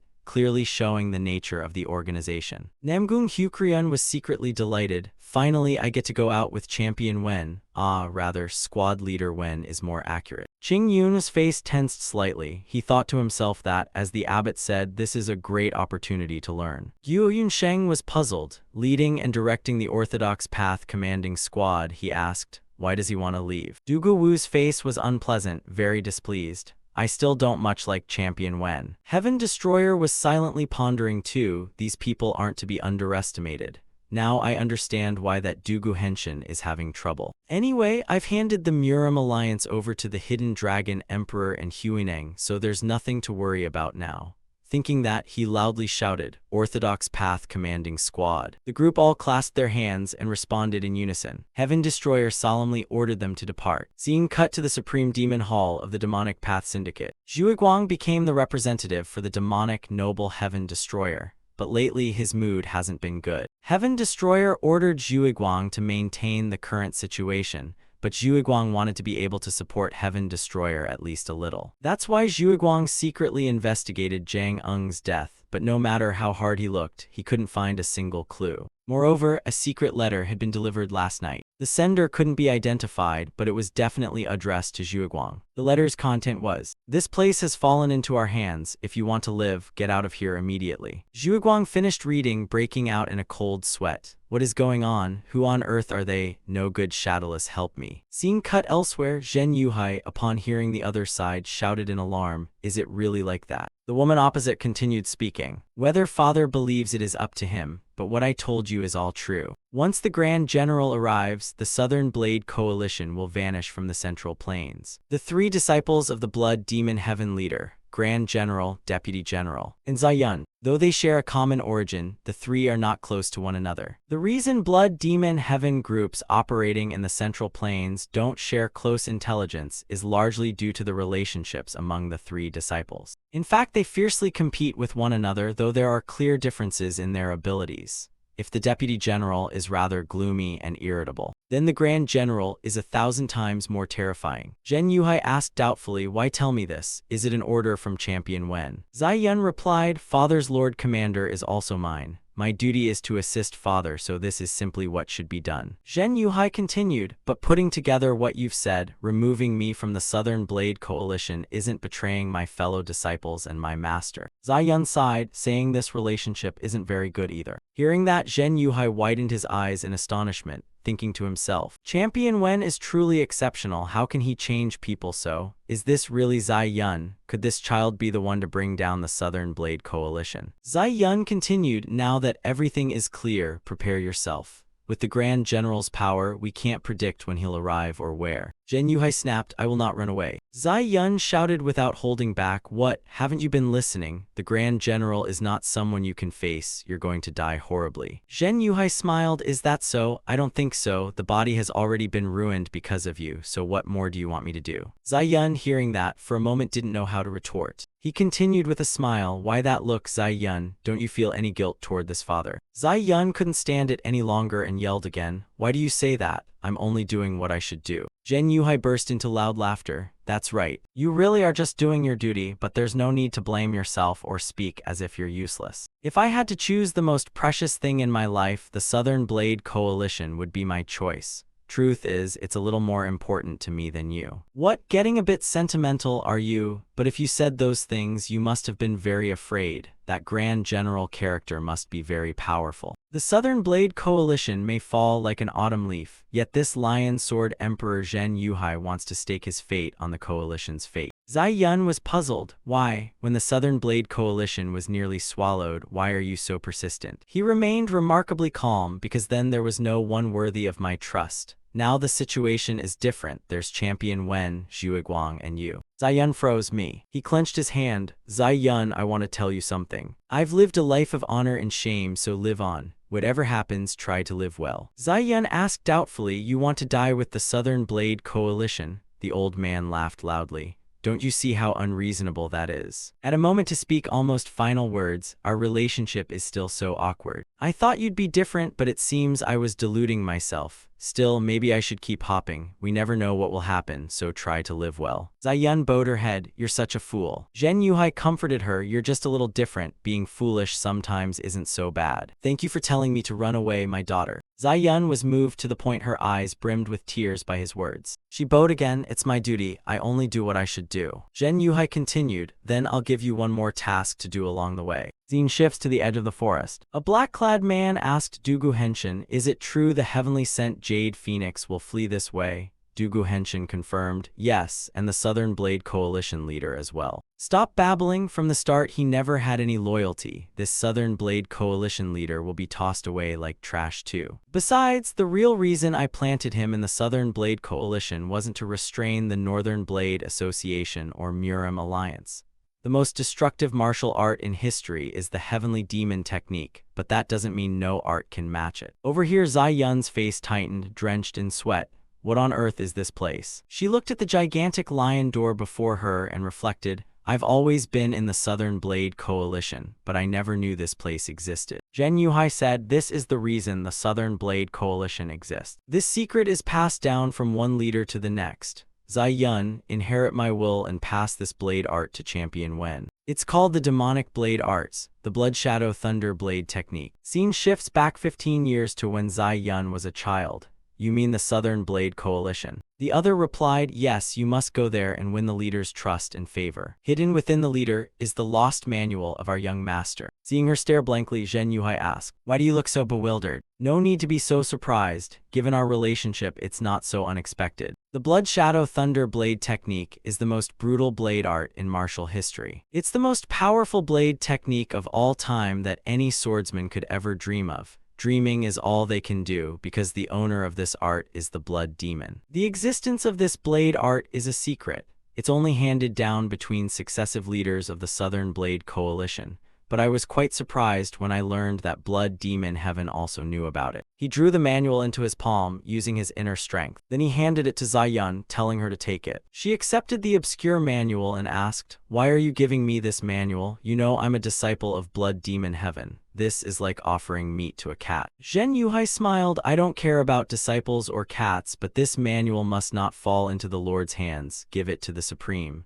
If you go to the beggar king of Kaifeng, you'll meet the Supreme. Zai Yun remained very doubtful. You trust me. Zhen Yuhai exhaled. How could a father not trust his daughter? Hurry, Zai Yun. She bowed her head and fell into silence for a moment. After a while, she clasped her hands. Then I'm leaving. Take care, father. Having said that, she quickly turned and ran off. Zhen Yuhai stood there watching her silhouette grow more distant, smiling. In his mind, he recalled the first time he met her. A child with nowhere to go, eyes so beautiful. Is your name Zai Yun? From today on you'll be my daughter, won't you, Zai Yun? Although I didn't give birth to you, I'll consider you my own daughter. Just seeing your radiant smile is enough to make me happy. Even if you betray me and stab that knife into my heart, I still wouldn't be angry at all. Zai Yun, I don't know what you feel about me, but I have seen the lion reigning in your heart. I only wish for your happiness and that you never sink into a swamp of sorrow. Even if I die, I want you to be happy. May the gods watch over you. Scene shifts to the Demonic Path Syndicate. Zhu Guang frowned thoughtfully. A deluge will overturn the Demonic Path Syndicate.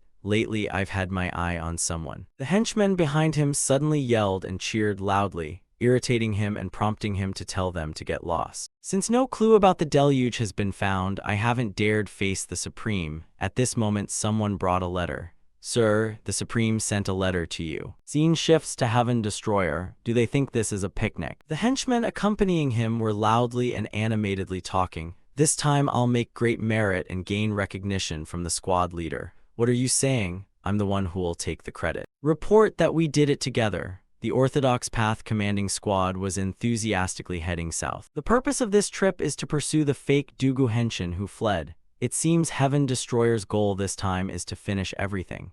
After all, this organization was established to stop the rampage of the fake Dugu Henshin. With youthful excitement and spirit, they might end this matter with their own hands. Dugu Wu stood aside pondering. What are they trying to prove to the squad leader? Truly no order and no discipline at all. Heaven Destroyer sighed helplessly. Everyone is the same.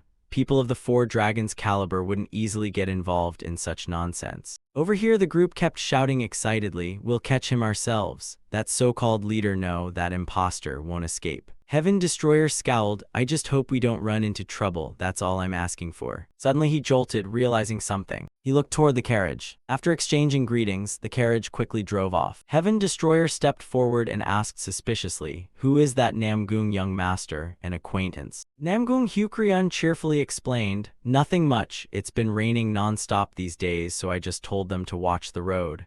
Especially this season, the ground is very soft and prone to landslides. Heaven Destroyer silently exhaled inwardly, at least someone so calm. With that thought he said, "The young master is kind and thoughtful. I've learned something." He then looked back at the departing carriage, pondering, "But that carriage is so beautiful, wonder if it's a lady from some noble family." At that moment the cliff showed signs of collapse. The two of them screamed in panic. Huge blocks of earth and rock tumbled down from above toward the carriage. The coachman screamed in terror, desperate. Heaven Destroyer did not hesitate and leaped up, unleashing his great vigor diamond palm. The giant palm seal, accompanied by a sacred golden light, smashed apart all the falling earth and rock. The carriage was thus able to escape the landslide safely. The onlookers immediately cheered. The squad leader is truly supreme. Dugu-Wu stood there with his mouth agape in horror. It was the first time Dugu-Wu had seen Heaven Destroyer's martial skill with his own eyes. He only knew of the extraordinariness of the heavenly demon and Huaneng, but he couldn't accept someone he knew nothing about. But seeing Heaven Destroyer's supreme technique in person moved Dugu-Wu deeply. Heaven Destroyer turned to the coachman and asked, "Are you all right?" "I hope so," the coachman replied. The coachman bowed in thanks. "Though we were warned the ground was soft, I didn't expect it to be this unstable. Thanks to you I survived, truly my gratitude." The others breathed a sigh of relief. Luckily everyone's fine. The coachman asked, "How can I repay this favor? May I ask your honorable name, sir?" The woman inside the carriage was listening intently as well. Heaven Destroyer clasped his hands politely. "I'm Wen Yun, just a passerby. A word of thanks is enough. Safe travels." The coachman watched his retreating figure thoughtfully. He didn't look like just a passerby. The crowd applauded Heaven Destroyer as he left. The coachman stroked his chin, observing, "How can a young master with such martial skill be so modest? Wen Yun, huh? That name sounds familiar. I'm sure I've heard it before." Time passed like that until night fell at some inn. Heaven Destroyer was surprised. "You say the carriage came here?" The young man scratched his face. "It's not that they were looking for you. They asked to stay. Since we've already booked all the rooms in this area, they had nowhere to lodge." Heaven Destroyer exclaimed with interest, "Did I cause them trouble? Prepare a good room for them to stay." The young man immediately ran off to carry out the order. Heaven Destroyer sat watching him go, puzzled. Why was his face flushed? At night the heavenly demon seized Dugu-Wu's body and ran to him. "Hey, Heaven Destroyer, are you teasing me?" Heaven Destroyer asked helplessly, "What's wrong? Are you upset about something?" The heavenly demon glowered ferociously. "Didn't I make myself clear to you? That stinking fellow even made me ride in a carriage with him." Heaven Destroyer sighed. "Sorry, but shouldn't we finish something first? Since we're this far, lend me a hand so we can get back sooner, okay?" The heavenly demon shouted back, refusing. "No way, I don't want to smell a man's body." His voice carried outside, making the people there suspicious.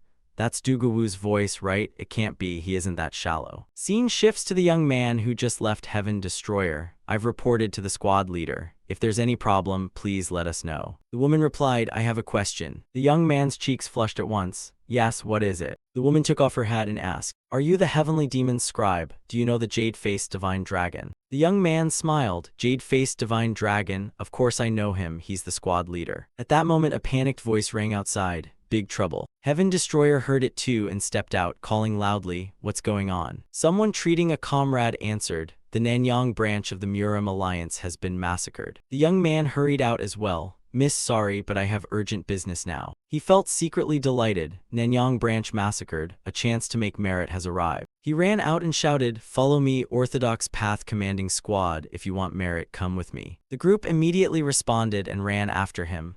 "Wonderful, I'll go with Gyu Yunsheng, we're coming too." Heaven Destroyer shouted to stop them. But the crowd didn't heed him at all. They all dashed off together to go kill that fake Murim Alliance leader. Heaven Destroyer stood there helplessly cursing, "You idiots, what fake Murim Alliance leader?" Only then did he notice the frost on the body lying on the ground. He then loudly ordered, "Hukriun, gather the remaining members of the Orthodox Path Commanding Squad into a rescue team. Search for survivors at Nanyang branch and protect them." He then called for Dugu-Wu, or the heavenly demon, to follow him. The two of them used lightness skill and flew off. A moment later outside the forest, Heaven Destroyer asked his companion, "Heavenly demon, what did you see? What the heck was that ice skill?" The heavenly demon replied, "I think it's the 9-yin demon palm from the 9-yin manual." Heaven Destroyer was astonished. "The 9-yin demon palm from the 9-yin manual? What's that?" The heavenly demon explained, "It's the supreme yin palm technique. Anything that touches it will be frozen."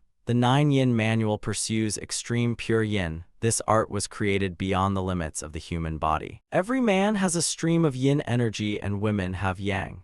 However, the 9 yin manual suppresses yang completely and concentrates on extreme yin. It then reverses all compressed yang in an instant and merges it with the existing yin. It's a martial art that only exists in imagination or legend. Heaven Destroyer was skeptical. In imagination, could that absurd art really have appeared now? The heavenly demon continued, now I'll check personally how far it's developed. Scene shifts to another side. The orthodox path commanding squad had been beaten down by the enemy and lay scattered on the ground. They were no match for him, he pressed them relentlessly, and each swing of his staff sent a group flying. Everyone who was struck had now been covered in freezing frost. Guo Yunsheng gritted his teeth and charged forward again, sword raised, die fiend. But he couldn't do anything except rush in and get his throat seized by the enemy. The frost quickly spread from Guo Yunsheng's neck across his whole body. The man laughed in an extremely savage way. Die. At that moment, Heaven Destroyer appeared and launched a crushing kick straight at his face. The kick sent him flying far away, dust billowing everywhere. The onlookers breathed a sigh of relief when Heaven Destroyer arrived. Heaven Destroyer's expression was grim and he said nothing. Guo Yunsheng warned, be careful, he's using that ice technique. Heaven Destroyer glared at him angrily and shouted, what the hell do you think you're doing? Deputy Spirit Master, how dare you judge the situation like that and fail to protect those weaker than you? Have you seen it? How many people have you caused to die like this? Guo Yunsheng stood there stunned for a moment, then immediately regretted it and cried out, sorry, squad leader. Heaven Destroyer sighed, you should apologize to them. Now quickly check who is still alive and evacuate the wounded. Meanwhile, that villain still lay in the pile of earth and rock. He put his hand on the ground and the spot immediately froze. Then he screamed wildly. The heavenly demon reminded, Heaven Destroyer, I'm here. Heaven Destroyer replied, tell him to come here. If he dares to touch a member of the Orthodox Path commanding squad, I'll make him pay dearly. Scene shifts to Helong Forest. Zai Yun was now running like mad. If I can just get out of Helong Forest, I can board a boat and leave this place. Just then something crashed toward her from behind. She reacted without hesitation, spinning to block it with her sword. The long sword shot forward, but she knocked it aside and it plunged into the ground. I knew it would be you, Deputy General. The one who struck was none other than the fake Dugu Henshin. Scene shifts to the Southern Blade Coalition. Its main gate had been smashed to pieces. Zhen Yuhai, choked by someone, managed to say, so it's you. The first disciple of the Blood Demon Heaven leader. The Grand General exclaimed, so Zai Yun truly betrayed us. Then he swung his arm and flung him aside. Then he decisively turned and walked away. Zhen Yuhai snapped, you intend to leave like that? Dare to ignore Lion Sword Emperor Zhen Yuhai? Aren't you afraid of the consequences? Saying that, he reached and drew a saber from the cliff wall. He rose once more, ready to fight to the death. The Grand General walking then halted. I don't know what vain hope you're clinging to, but let me tell you a story, he said. It seems you're stalling to see how that woman Zai Yun will be treated, isn't that so? A junior sister? She's nothing but a lowly organization, no better than the leader's lackeys. In the end, she's used as a pawn and discarded when she's no longer useful. What consequences? There will certainly be none. You're nothing but a toothless lion now. Zhen Yuhai rasped back, no teeth, then I'll grind you with my gums. If that's not enough, I'll crush you with my flesh and blood. And if that still doesn't work, I'll roam through hell and surely take your miserable life. The Grand General remained utterly calm. Right now, you're just an old man who can't even lift a sword. Your curses alone show how bleak the Southern Blade Coalition's future is. I'll grant you your wish, old lion. I'll kill you without even lifting a finger. Zhen Yuhai ground his teeth, not even going to strike personally. A terrifying aura then burst from his body. The Grand General warned, your body will be torn apart. Zhen Yuhai paid no mind and heaved the saber up. Torn apart. I, Lion Sword Emperor Zhen Yuhai, former leader of the Southern Blade Coalition, have lived a life like a lion. The Grand General doubted, with the tiny amount of inner power you have. Zhen Yuhai gritted his teeth, you lowly scum, you filthy bastard. I won't let you touch my daughter. A mighty strike, carrying the last of his strength, was swiftly unleashed. The Grand General also drew his sword. He casually slashed once. The two fearsome attacks collided, producing an explosion. After the strike, the Grand General was wounded and bleeding. My fault. Truly, the reputation of Jiangnan's top swordsman is no rumor. Opposite him, Zhen Yuhai lay on the ground, coughing constantly. What a pity, just a little more, and I could have cut off your head. The Grand General raised his sword. Come on, Lion Sword Emperor Zhen Yuhai. He had no choice left and just closed his eyes, silently awaiting death. But the sword never came down, which puzzled him greatly. He opened his eyes and stared ahead in shock. The Grand General's sword was now being stopped by someone's fist. He broke out in a cold sweat and asked fearfully, "Who are you?" The other man smiled and replied, "Me, I'm Sawi." Zhen Yuhai was overjoyed to see Zhuguang arrive. Zhuguang kicked up and slammed into the opponent, give him another hit. The young man was knocked to the ground, sending up a cloud of dust. Xin shifts back to Helong Forest. Zai Yun took a blow from the opponent and staggered back. Then she spat a mouthful of fresh blood. The opponent laughed triumphantly. "Zai Yun, are you mistaken? No matter how strong you are, you're still my junior sister. How could you be my match?" Zai Yun curled blood at the corner of her mouth, gritted her teeth, and stared at him with a terrifying expression. The young man grinned. "What are you staring at? Want to try this, senior brother? You have a secret technique, right?" Zai Yun calmly retorted, "So what if I do, what if I don't?" He sneered, "What now? I'll help you lighten that burden." Over here the Grand General now lay dead on the ground. Zhuguang remarked, "He died too easily. This whole blood demon heaven reputation must be beginner's luck, right?" Zhen Yuhai agreed, "Probably so." He pondered inwardly. Zai Yun's terrified expression when she spoke of the Grand General meant the name wasn't just rumor. Though the little leader is truly strong, this is seriously troubling. Zhuguang patted his chest smugly and said, "Anyway, Sawi has taken care of it, so you needn't worry anymore." Zhen Yuhai stood there solemnly. "The lion sword is my greatest strength. But in my current condition, I can't bring out its full power. So I had to target small openings in the enemy to win. I was injured trying to stop him from destroying this place. It wasn't fatal, but one more blow could have put me in danger." So was he a fake Grand General from the start? He recalled the opponent's words at that time. At that point, he suddenly realized something. Zhuguang hurried to Helong Forest. Zai Yun is in danger. Zhuguang frowned. Zai Yun in danger. But why in Helong Forest? At that moment, a tremor made the two of them start and look out. The Grand General, who'd been dead, suddenly rose. "Where do you think you're going? You'll die here with me." Over here, Zai Yun was bargaining with the enemy. "If I hand over the manual, will you spare my life? Can senior brother really do that?" He agreed without hesitation. "Fine, I'll guarantee your life." Zai Yun pointed and asked, "You mean you'll guarantee my life even with that other person here?" Hearing that, he startled and turned his head to look back. The Grand General looked at him coldly. How arrogant, who dares cause trouble at will? Seeing the Grand General, he panicked and trembled, collapsing to the ground. "Grand General, why are you here?" Both of them couldn't help but sweat profusely on their brows. The Grand General then snapped his fingers. Zai Yun thought to herself that expression must mean he's furious. The other guy nervously asked, "Since when did you arrive?" The Grand General ignored him and called out to Zai Yun. "You still hope to keep your life? If you'd use that clever head of yours for something useful, how great, what a pity." Zai Yun snorted without fear. "I think so too, but let me make clear, I didn't come here alone." Hearing that, the man hurriedly blurted out, "Wait, senior brother, I know what Zai Yun holds, the manual of the Southern Blade Coalition. It's in this woman's hands." The Grand General angrily called him an idiot. "You couldn't even complete such a small task, yet you still crave treasures. Moreover, if the manual is found, it must be shown to the Heavenly Lord first. And you dare to get greedy now. Even if the Heavenly Lord already knows, will you be forgiven?" He hurriedly backed away from the Grand General and shouted, "That bastard of yours is always like this. What has he got over me besides being the master's disciple? If I learn the manual, won't I surpass him?" Zai Yun silently reflected from behind.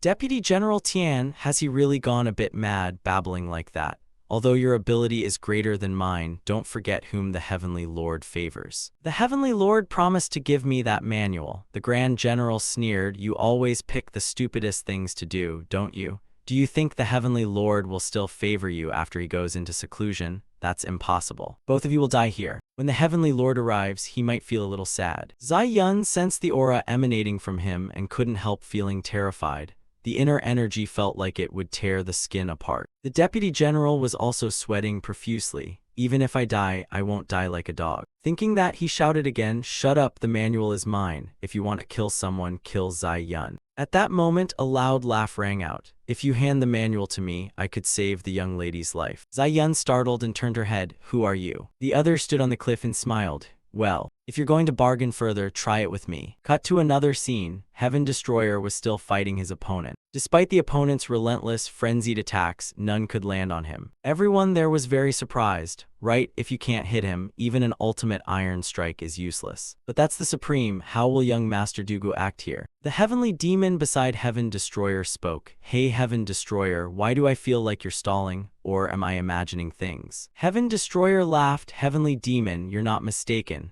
I just want to observe this so-called 9-yin scripture of his a bit more. The heavenly demon glanced at him and laughed. Look, he's on the brink of going mad in that state. No matter how brilliant the technique, it's just a weapon in the hands of a lunatic.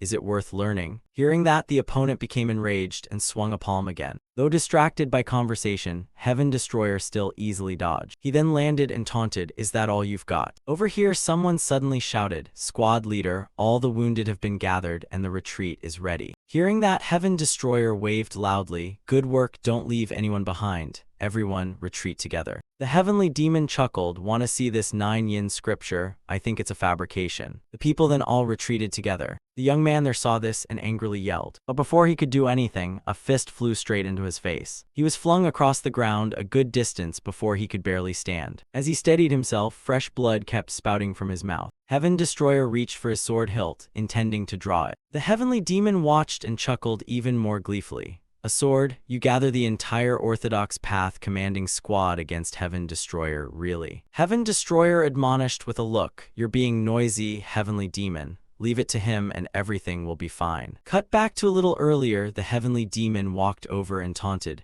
"What, Heaven Destroyer, why are you training like that?" Heaven Destroyer was a bit surprised to see him come. "Right now neither you nor Huaneng are by my side. You two used to give me advice, but you can't fight alongside me now, can you? I mean, I'll try to cultivate your martial art in my own way." The heavenly demon asked sternly, "So how do you plan to cultivate it?" Cut back to the present, Heaven Destroyer stood there in deep thought. The heavenly demon's martial art has profound depths. What I display now can't compare to the heavenly demon at his peak. In this situation, if I had to face the heavenly demon in my previous life, if he returned to the Central Plains, what would happen? I still can't stop at this standard. From now on, I don't want to lose anything into anyone else's hands anymore. With that, he stomped hard on the ground. Then he unleashed the heavenly demon army's sudden formation, spawning countless afterimages to surge forward. The young man there saw this, and his eyes blazed with madness. Heaven Destroyer raised his sword and thrust forward, the heavenly ultimate technique, Heavenly Demon Third Form. Then he unleashed Heavenly Demon's army strikes, Heavenly 12 Emperors. The opponent, seeing this, raised both hands to block across his chest. Heaven Destroyer couldn't help but show an awkward look. He could survive a Heavenly 12 Emperor's strike. The opponent immediately launched a counterattack toward him. Heaven Destroyer's longsword was knocked flying from his hand. Next came a hand with razor-sharp claws lunging toward his face. Unconsciously, Heaven Destroyer recalled the heavenly demon's words, "Without a sword, how can one sever objects? Moreover, using sword chi helps better exert inner force. And if you can completely place your body under your will, you can still slash without a sword." At that, the two heaven-splitting eyes suddenly flashed with bloodlight. He immediately swung his arm and struck out. Smoke and dust erupted into the sky here. The attack passed through, and Heaven Destroyer stood there stunned. It's just sand and stone. Could this be the power of an invisible sword? At the same time outside, the halted group now stood waiting. The shock was too intense. I wonder how the squad leader's fight is going. Just then someone looked up at the sky and realized something. That person was over here. Heaven Destroyer's opponent, after taking that blow, was now kneeling on the ground. Heaven Destroyer, seeing him still alive, sighed. This guy really is stubborn yet still alive. The heavenly demon continued, "Even a madman, his endurance is formidable. Before your invisible sword chi struck him, he wrapped his body with sealing tape so your attack was reduced. Heaven Destroyer resting his sword at his throat is quite menacing, but a wild beast that can't control its power is better off eliminated." At that moment, another voice rang out to stop them. A woman hurriedly ran over to plead, "Young master, please wait a moment." Fa Thiern, seeing her, was quite taken aback. Heaven Destroyer was quite surprised to see her. "Isn't she the one from the carriage earlier?" The heavenly demon beside him had stars in his eyes. She was a beautiful woman. Heaven Destroyer, seeing her stand in front of the other man, warned, "Young miss, step aside quickly. Do you know how many people from the Orthodox Path commanding squad have already died because of him?" The woman replied, I know this is unforgivable, but please hear me out first. It's not too late for you to act afterward. Heaven Destroyer froze for a moment when he heard that, saying nothing. At that moment, a group of people ran up. Squad leader, we've moved the wounded and returned. Have you captured him? Indeed, squad leader lives up to his name, but this young miss seems to be. Heaven Destroyer continued, looking at the woman. He killed more than a dozen people, regardless of the reason. I want his life immediately, but I will listen to what the young miss has to say. The woman immediately explained, my name is Sarah, I'm from the Northern Sea Ice Palace. This person is my only senior brother. When the others heard Northern Sea Ice Palace, sweat broke out on their brows. The outer martial world again, they come from Northern Sea Ice Palace, so what? Heaven Destroyer also spoke, so they're kin. I can understand why the young miss defends him, but that reason alone is not enough for me to spare him. Sarah secretly transmitted to him, what if I were the deputy sect mistress of Northern Sea Ice Palace? Those words from her shocked him so much he gaped. Sarah continued to explain, the sect master is my blood relative, the sword king of the Northern Sea. My brother is my father's only son. If you save my brother, wouldn't that be a fine opportunity? Heaven Destroyer frowned, puzzled by this so-called opportunity. Sarah explained, I've heard the situation in the Central Plains is complicated. In times like these, having help from the outer forces, more precisely, assistance from Northern Sea Ice Palace, wouldn't hurt a hero, right? If you save my brother, Northern Sea Ice Palace will support you for 3 years. Heaven Destroyer was even more astonished to hear that. Northern Sea Ice Palace will back someone for 3 years. Here Sarah spoke aloud, no longer just transmitting, and brother, I'm not someone who acts rashly. Heaven Destroyer then turned to ask those behind him, is she telling the truth? One man stammered in reply, he looked like a madman, really, it was actually us who took the initiative. What the young miss says isn't wrong, sir. Heaven Destroyer puzzled, you provoked him first, I can't let that pass. Tell me then, what do you want me to do? One man quickly stepped forward and loudly said, I feel pity for the young miss and the other fellow, but we must consider carefully. After all, his actions are inexcusable no matter the reason. The group then began to murmur and debate among themselves. The heavenly demon was quietly watching Heaven Destroyer think. It seemed Heaven Destroyer leaned towards sparing the man's life. After all, the woman's proposal was hard to refuse. Maybe I can say a few words too, he thought and spoke up. May I offer a suggestion? The people were very surprised to hear him speak. What does young Master Dugu want to say? The heavenly demon pointed at the young man. Indeed, his actions are unforgivable. But he's unconscious now. If we kill him while he doesn't even know his wrongs, wouldn't that be a bit unfair? So I think we should heal him and let him realize his faults on his own. Then he won't repeat them later. Hearing this, everyone's faces showed confusion. Why should we do that? The heavenly demon snorted coldly. Why? Because officially and in practice, the Murim Alliance still protects the Central Plains martial world. If not us, who else can enforce justice? Those who heard this were at a loss for how to argue back. Heaven Destroyer also stood there stunned, helplessly thinking, the heavenly demon really has no restraint left. After a moment, someone spoke up. Killing him now would be easy, but it would be like wasting a soul. Let him return to being a normal person and repent his sins. Sometimes that's how people change. With more people supporting that idea, the crowd grew even more agitated. What on earth was going on? Sarah was also very surprised. Clearly, her brother had committed an almost unforgivable mistake, but given the circumstances, it might be pardoned. Heaven Destroyer transmitted to her, to atone for the deaths of the Orthodox Path commanding squad members, I want you to hand over full authority over the Central Plains from the Northern Sea Ice Palace to me. Is that acceptable? Sarah nodded in response. Full authority over the Central Plains, I understand. Heaven Destroyer transmitted again. Very well, until the 3-year term ends, I will take care of your brother. Sarah was momentarily stunned and puzzled. The Orthodox Path commanding squad behind them also called out to Heaven Destroyer at this point. Heaven Destroyer loudly addressed them. Witnessing the sacrifice of the Orthodox Path commanding squad members pains me deeply, but now we are the last stronghold of the Central Plains. We must make the most accurate judgment now. I think I will follow the opinions of Dugu Wu and Qing Yun. Leaders, gather the Orthodox Path commanding squad members and send this message to the Murim Alliance immediately. For now, we should treat the wounded first. Scene shifts back to Zai Yun's group. the Grand General walked up to the newcomer and asked, "What did you and Zai Yun promise each other?" The young man smiled and pointed to himself. "The beautiful girl you're chasing is the one I must protect. After all, this is our private matter. If you cooperate, I'll be grateful." Zai Yun was puzzled inwardly. What promise? What on earth was he talking about? Seeing her expression, the young man laughed all the more. "Am I wrong?" Zai Yun, though clueless, still nodded in agreement. The deputy general now shouted in fury, "Brother, that fellow looks like he's mocking us. Should I gouge his eyes out?" The grand general sighed. "You've come from far away." The man then began to mobilize his internal energy. "Though it was difficult, he still made the journey here. So, who wants to test their strength against me?" The two near Zai Yun couldn't help but swallow. The young man remained exceedingly calm and smiled. "Of course, but I've never done anything without gaining some benefit." The Grand General replied, "If you lose, I'll hand Zai Yun over to you.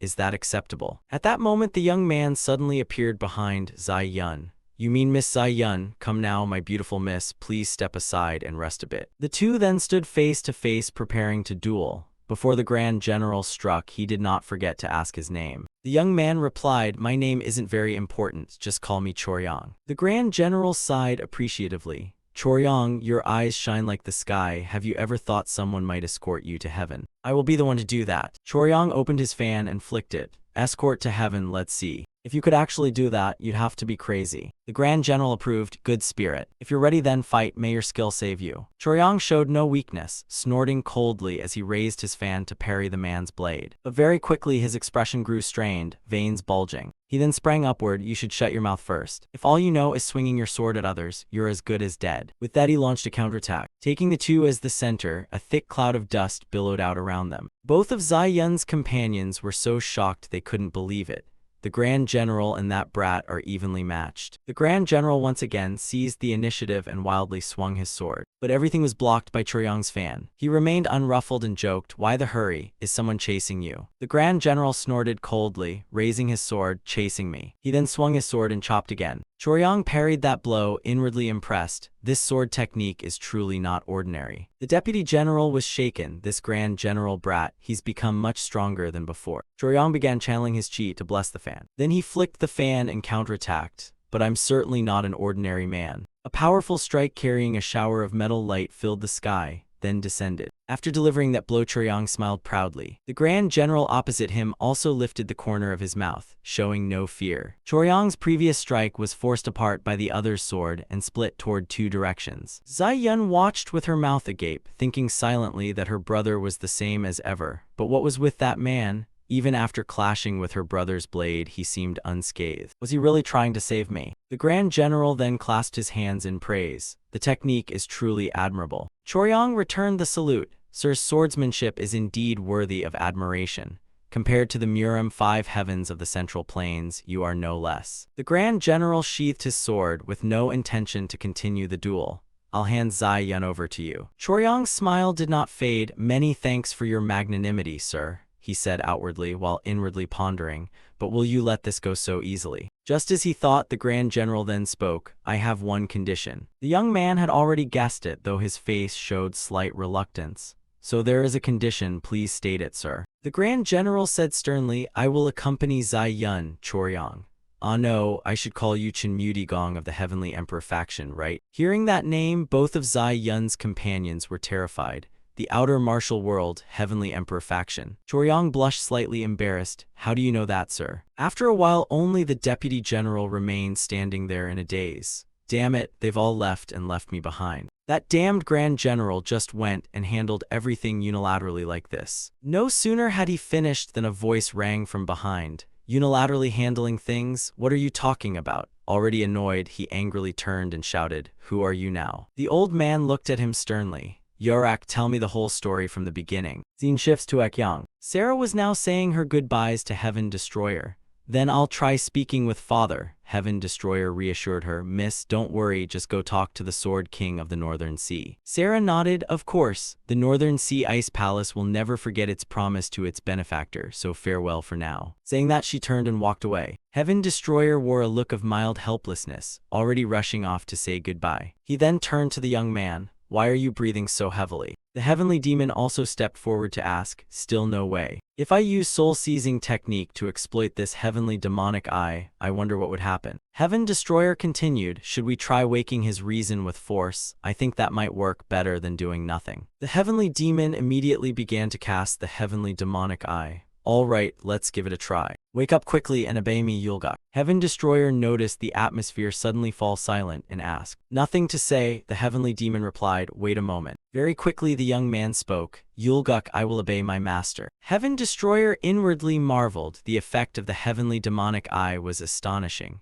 Though his current state was little more than a walking corpse, Yulguk had been reborn as the heavenly demon's loyal subordinate. The heavenly demon told Heaven Destroyer that although Yulguk still didn't look well, it was better than living like a madman, right? Heaven Destroyer sighed. All right, remember my words, Yulguk. If you keep killing people recklessly, there will be no forgiveness. You must obey me unconditionally, understood? Yulguk grinned like a happy fool and agreed without any resistance. The heavenly demon then asked, so what should we do next? Heaven Destroyer replied, the command unit was completely crushed by that guy. Should we go to the Southern Blade Coalition? Heaven Destroyer answered, I've ordered the others to return to the Murim Alliance.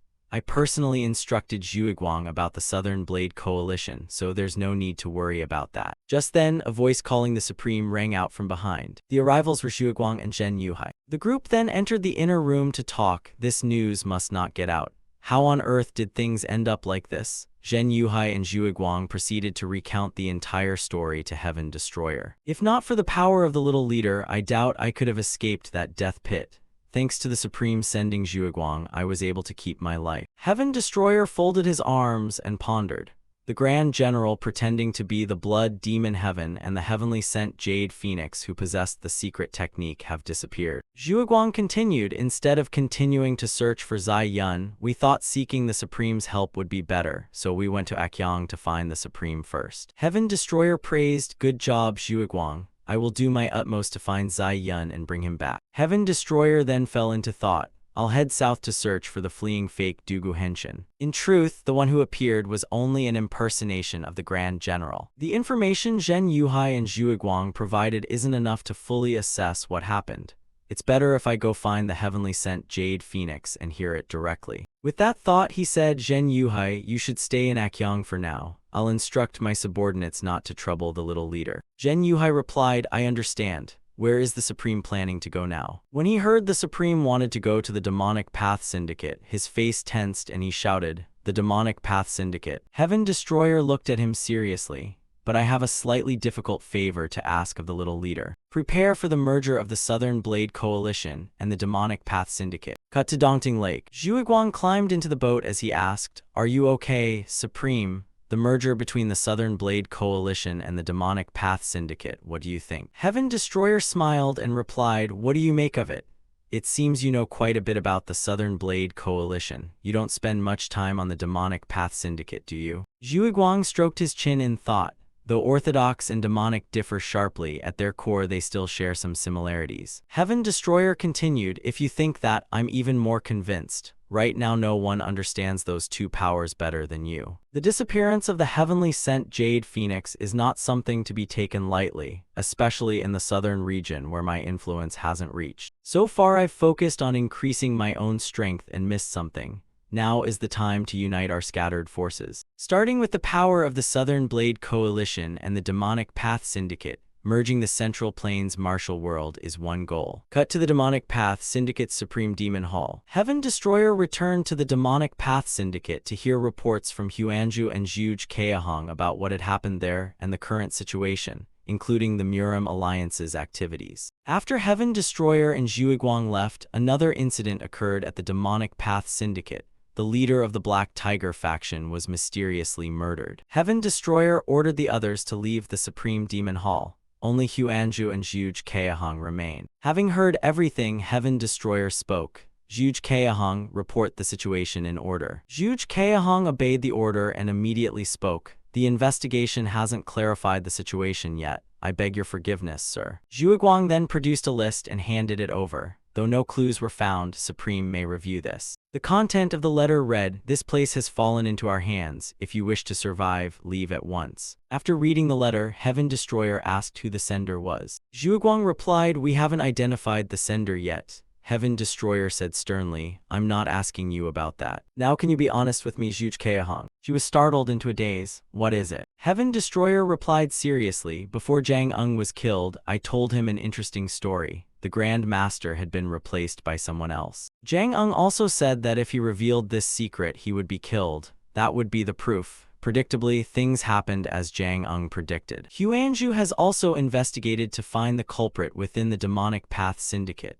Regarding the Black Tiger faction leader's murder this time, I have secretly ordered an inquiry as well. And the dying message left by the Black Tiger faction leader points to the Ma Dao secret cavern.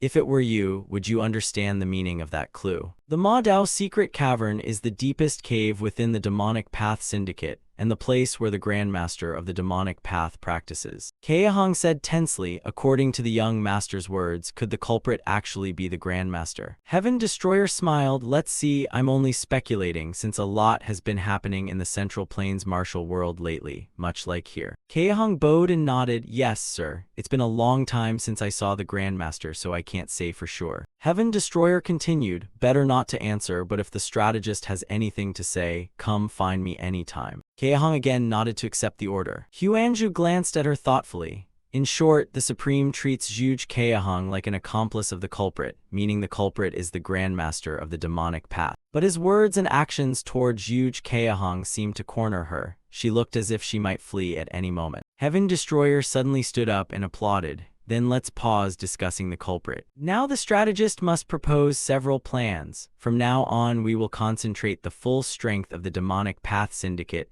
join forces with the Southern Blade Coalition to seize control of the southern region." Keahong was shocked to hear this. If we attack the Southern Blade Coalition now, it could very well spark a major battle with the Murim Alliance. Heaven Destroyer laughed. "A major battle? How odd. Is that what a well-informed strategist would say? Although the Murim Alliance is larger than our sect, lately no one has been stronger than the Southern Blade Coalition. First, taking the Southern Blade Coalition will buy us time. Second, use the Yangtze as a psychological boundary to create a prolonged stalemate between the Murim Alliance and the Demonic Path Syndicate. Finally, by seizing the Southern Blade Coalition, we can stabilize the scattered forces and merge the Southern Blade Coalition and the Demonic Path Syndicate. Then the remaining demonic factions will have to join the Demonic Path Syndicate." Keahong pondered, "The goal is to reduce the Murim Alliance's influence in the south, meanwhile rally the remaining demonic forces and create a psychological lever, the Yangtze, as a plan to easily block southern access. First, this strategy has flaws, but even if it sounds like a far-fetched story, it won't matter." Thinking this, she said, "Having heard your plan, I understand your intent, but the Southern Blade Coalition is still the most important force. How do you intend to deal with them?" Heaven Destroyer looked at her solemnly. "Strategist, if I truly subdue the Southern Blade Coalition, will you follow me this time?" Keahong heard this and again gaped like an idiot, eyes wide. "This time. It seems he's not as foolish as I thought. He certainly knows something about me. But will he give me another chance?" Thinking that, she said, "If you succeed, then I'll try to assess your great deed by my own criteria." Heaven Destroyer agreed cheerfully. "So decided, that's what I need." He then waved his hand and shouted. In one watch's time, the entire sect gathered here. The strategist is to draft a plan and assume outcomes after taking the Southern Blade Coalition. Check manpower and stamina allocations, reorganize things concretely. No one objected, they all clasped their hands and accepted the order. Keahong then turned and left. Heaven Destroyer then asked Zhuguang and Huanzhu, "Huanzhu, what about the elders?" Huanzhu replied, "It seems they know something but refuse to reveal it." Heaven Destroyer nodded. "Very well, I understand. First, assist us with the Southern Blade Coalition matter." Zhuguang doubted the Supreme, but in reality, isn't armed conflict with the Southern Blade Coalition unavoidable? Both the Southern Blade Coalition and the Demonic Path Syndicate belong to the Supreme, yet they could destroy each other. Heaven Destroyer agreed. "Indeed, I'm worried about that too. I've heard you've recruited quite a few followers within the Demonic Path Syndicate. Everyone calls you Mad Demonic Brother." Zhuguang sweatily admitted, "That's true." Heaven Destroyer again spoke sternly, "Turning the impossible into the possible, this is why I sent you out of the sect. persuade the Demonic Path Syndicate to avoid armed conflict with the Southern Blade Coalition. I trust Zhuguang can do this. Zhuguang solemnly clasped his hands and accepted the order. Huanzhu then spoke up. May I ask the Supreme one thing? Who are those two people? Heaven Destroyer suddenly remembered. I haven't introduced them yet, have I? After learning the Heavenly Demon's identity, the two of them kneeled together to pay respects to the Heavenly Demon ancestor. The Heavenly Demon, made a little embarrassed and blushing by them, said, "All right, very good." One watch later, Zhuguang directly ordered the Demonic Path Syndicate's masters to assemble. Anyone who ever knew Zhuguang couldn't help but obey him, and those who didn't know him were practically non-existent, because anyone who dared to shout they didn't know him would get a beating on the spot. After leveling the loudmouth into unconsciousness, he turned to the others and asked, "Any more objections?" Zhuge Keihang spread out a map of the Central Plains and began to explain. They pointed out each area they were responsible for and instructed how to seize each place. Zhuge Keihang drafted these strategies in just an hour. They seemed astonishingly flawless. Heaven Destroyer silently admired. Indeed, Zhuge Keihang is a God-given brain. That's why I want to make this person mine. Power cannot last more than 10 years, just as a flower won't stay fresh more than 10 days.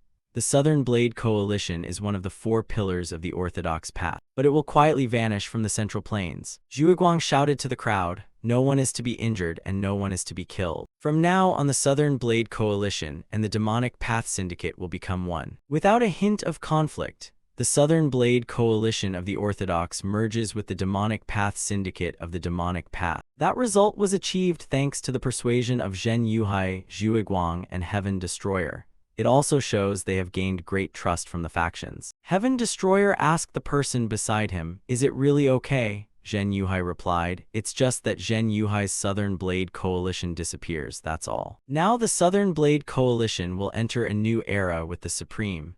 In the coming time, we hope the Supreme will look after us. Heaven Destroyer smiled and clasped his hands. Of course. And this shocking event naturally threw the martial world into chaos, and also motivated someone to act. In a cave at this moment, 3 cloaked figures were talking. The leading elder said, "I only wanted to test that Heavenly Demon Scribe's ability. Is he really that strong?" The old woman continued, "Clearly the result exceeded our expectations, but if he's too outstanding, that's a problem too. He will become an obstacle in our conquest of the Central Plains. Any obstacle must be eliminated." The elder cut in, "Great strength doesn't mean it's unmanageable, so what should we do?" At that moment another voice sounded, "Brothers, we need not worry. Not everything strong survives long. Aren't we the ones who understand this best?" The elder then spoke again, "All right. Now all you need to do is assist us. After this, I will certainly keep my promise. Lure in the Demonic Path Fran Young Master." When Zhuge Keihang heard his name mentioned, she spoke up, "I don't dare doubt the elder's ability, but can we beat the Demonic Path Fran Young Master, one of the Murim 5 heavens?" The newcomer said with a sinister face, "The secret technique of Blood Demon Heaven is complete.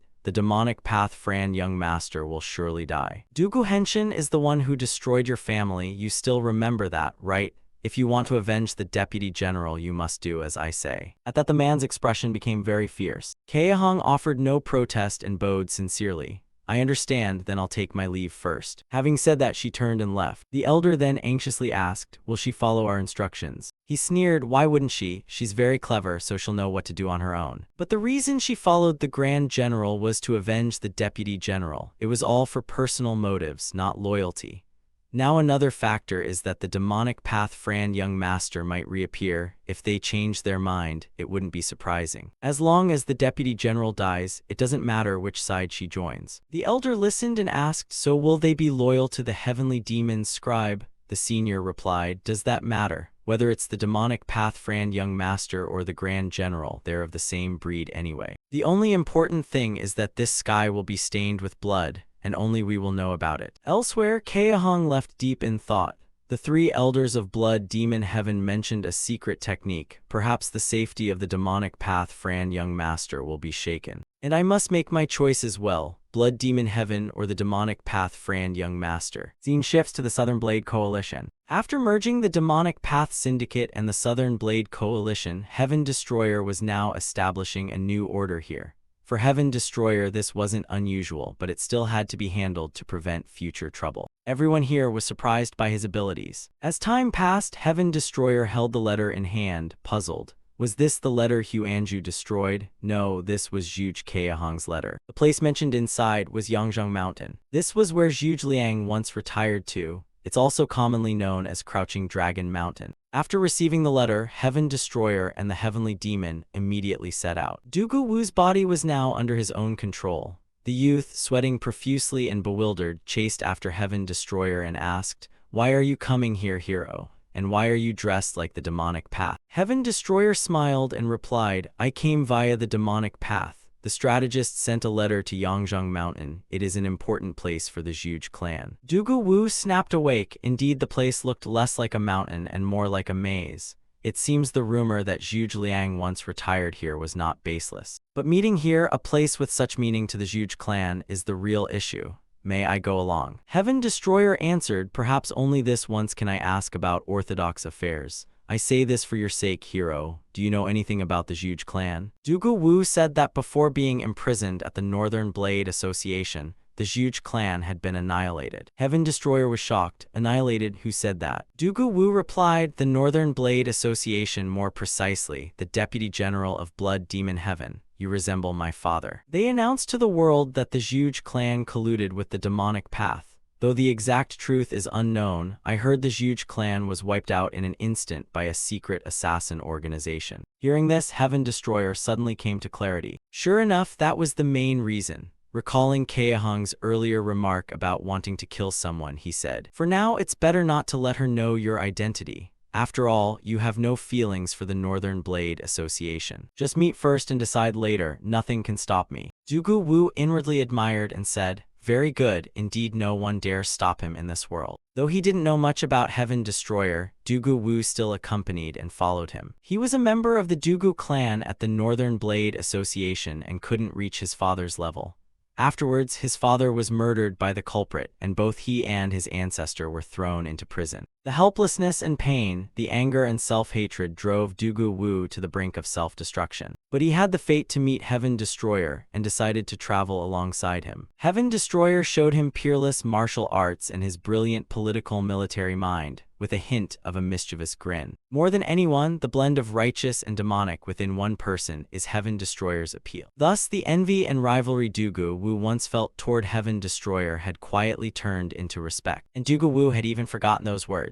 The admonitions Hidden Dragon Emperor once gave Dugu Wu back then. Do you know why extraordinary masters often die young? It's because of recklessness. Since being reborn as a martial fighter, Heaven Destroyer had always been cautious in everything he did. At some point, he had become more reckless without even realizing it. And those old men of Blood Demon Heaven were aiming at that weakness. After some time, the two, Heaven Destroyer and his companion, finally stopped. Is it this place? This place looks like it has been altered by human hands. In the Zhuge clan's own style, perhaps. Heaven Destroyer observed for a moment, then shouted, "I'm here, strategist, come out and meet me." Very quickly, a figure appeared in the forest. What a surprise, I didn't expect you to actually crawl all the way here. Seeing this person, Heaven Destroyer's expression inevitably tightened. You show up and it's Deputy General Shang Yurek. What's this? You know me, haven't we met before? Heaven Destroyer was extremely puzzled. How could the Deputy General be here? Is it a trap? His face grew increasingly tense and dark. Quickly, he sensed something unusual around his body. How could my strength be? The Deputy General stepped forward. What's wrong, demonic path Fran young master? Have you lost all your inner power? Veins began to stand out on Heaven Destroyer's face. Damn it, my body is starting to go numb. He gritted his teeth and asked, what have you done to my body? What do you want? Pleasure showed on the Deputy General's face. Well, I don't want anything special. For what you've done for the demonic path up to today, I'm truly grateful. So now you can rest, because the blood running in you is demonic path blood. Blood Demon Heaven will make very good use of it. From behind, Dugu Wu angrily shouted, "You imposter, stop spouting that damn nonsense." Heaven Destroyer turned his head and glared at him, growing even more tense. What is going on? Dugu Wu's transformation art has disappeared. Could it be mine too? But when he touched his face, he found his disguise still there, which made him even more puzzled. So why is my inner power being blocked? The Deputy General also recognized the other. So Dugu Wu of yours is here too? The old man with the demonic path Fran young master, is that Dugu Wu using a disguise technique? Dugu Wu yelled madly, my father and the enemy of the Northern Blade Association. I have been burning to meet you. The deputy general exhaled, this one is too noisy, you're just a useless brat anyway. All set, hearing that last line, Heaven Destroyer was secretly startled. Are those elders of Blood Demon Heaven? Quickly, the elders of Blood Demon Heaven arrived. Demonic path friend young master, you can't control your body, can you? You've been poisoned by parasitic venom and you can no longer use inner power. Hearing that, Heaven Destroyer's face grew even more strained. Parasitic venom, when did they poison me? I don't even feel it. Damn it, the numbness in my body is getting worse. The others laughed with delight at his state. How do you feel? This is a spreading poisonous assault of a different kind. No weapon can stop it. Even demonic path blood is useless. In your next life, try living more humbly, all right. No sooner had the words left his mouth than he slashed Heaven Destroyer with a blade, painting him in blood. Scene shift back 16 years. In the training yard, Dugu Wu stood there listening to grandfather's lecturing. He was only 9 years old then, sobbing miserably. I'm so upset, grandfather. I can't even keep up with the heels of grandfather and father. This is truly a disgrace to the Dugu clan and the Northern Blade Association. Dugu Zhen continued, disgrace, it's just some sword skill. Are you that ashamed? Or are you embarrassed because you couldn't choose your father and grandfather? Your grandfather never felt ashamed or humiliated because of you. You were the first in the Northern Blade Association to dare speak your heart. I know you're always the last to go to bed. Like a carp leaping to become a dragon. Although your current ability isn't there yet, who can guarantee you'll stay like this for your whole life? You are now the pride of the Dugu clan. Even if the demonic path's Bloodstar blade exists, it means nothing. Cut back to the present, Heaven Destroyer stood dazed, and the elder opposite him was also astonished. Because Dugu Wu had actively lunged forward and with his hand blocked the man's sword. Heaven Destroyer was terrified and hurriedly supported him. What's happening? The young Dugu Wu stammered, sorry, I've been poisoned and can't perform martial arts. But even so, I can still be a wall to protect you. Heaven Destroyer cautioned, don't say that, just get out of here and I'll take you to the doctor. The elder nearby clicked his tongue in annoyance, finally it's working. Shang Yorek, that bastard has interfered, you block him now. Shang Yorek agreed verbally but felt very displeased inside. What does this old man want me to do now? Despite his annoyance, he still moved toward where Heaven Destroyer had gone. Ah, by the way, you're not bad Dugu Wu, son of the Murim Alliance leader, yet you would sacrifice your life for the demonic path friend young master? Dugu Henshin in the other world would be heartbroken to know. Dugu Wu snorted coldly, do not utter my father's name. Heaven Destroyer advised, don't listen, Dugu Wu, no need to pay heed to such words. Yorek continued, I don't know why you two are together, but Dugu Wu, you're crazy. Do you want to be expelled from the Murim Alliance? What surprises me is that the heavenly demon's scribe actually showed up here for just a letter.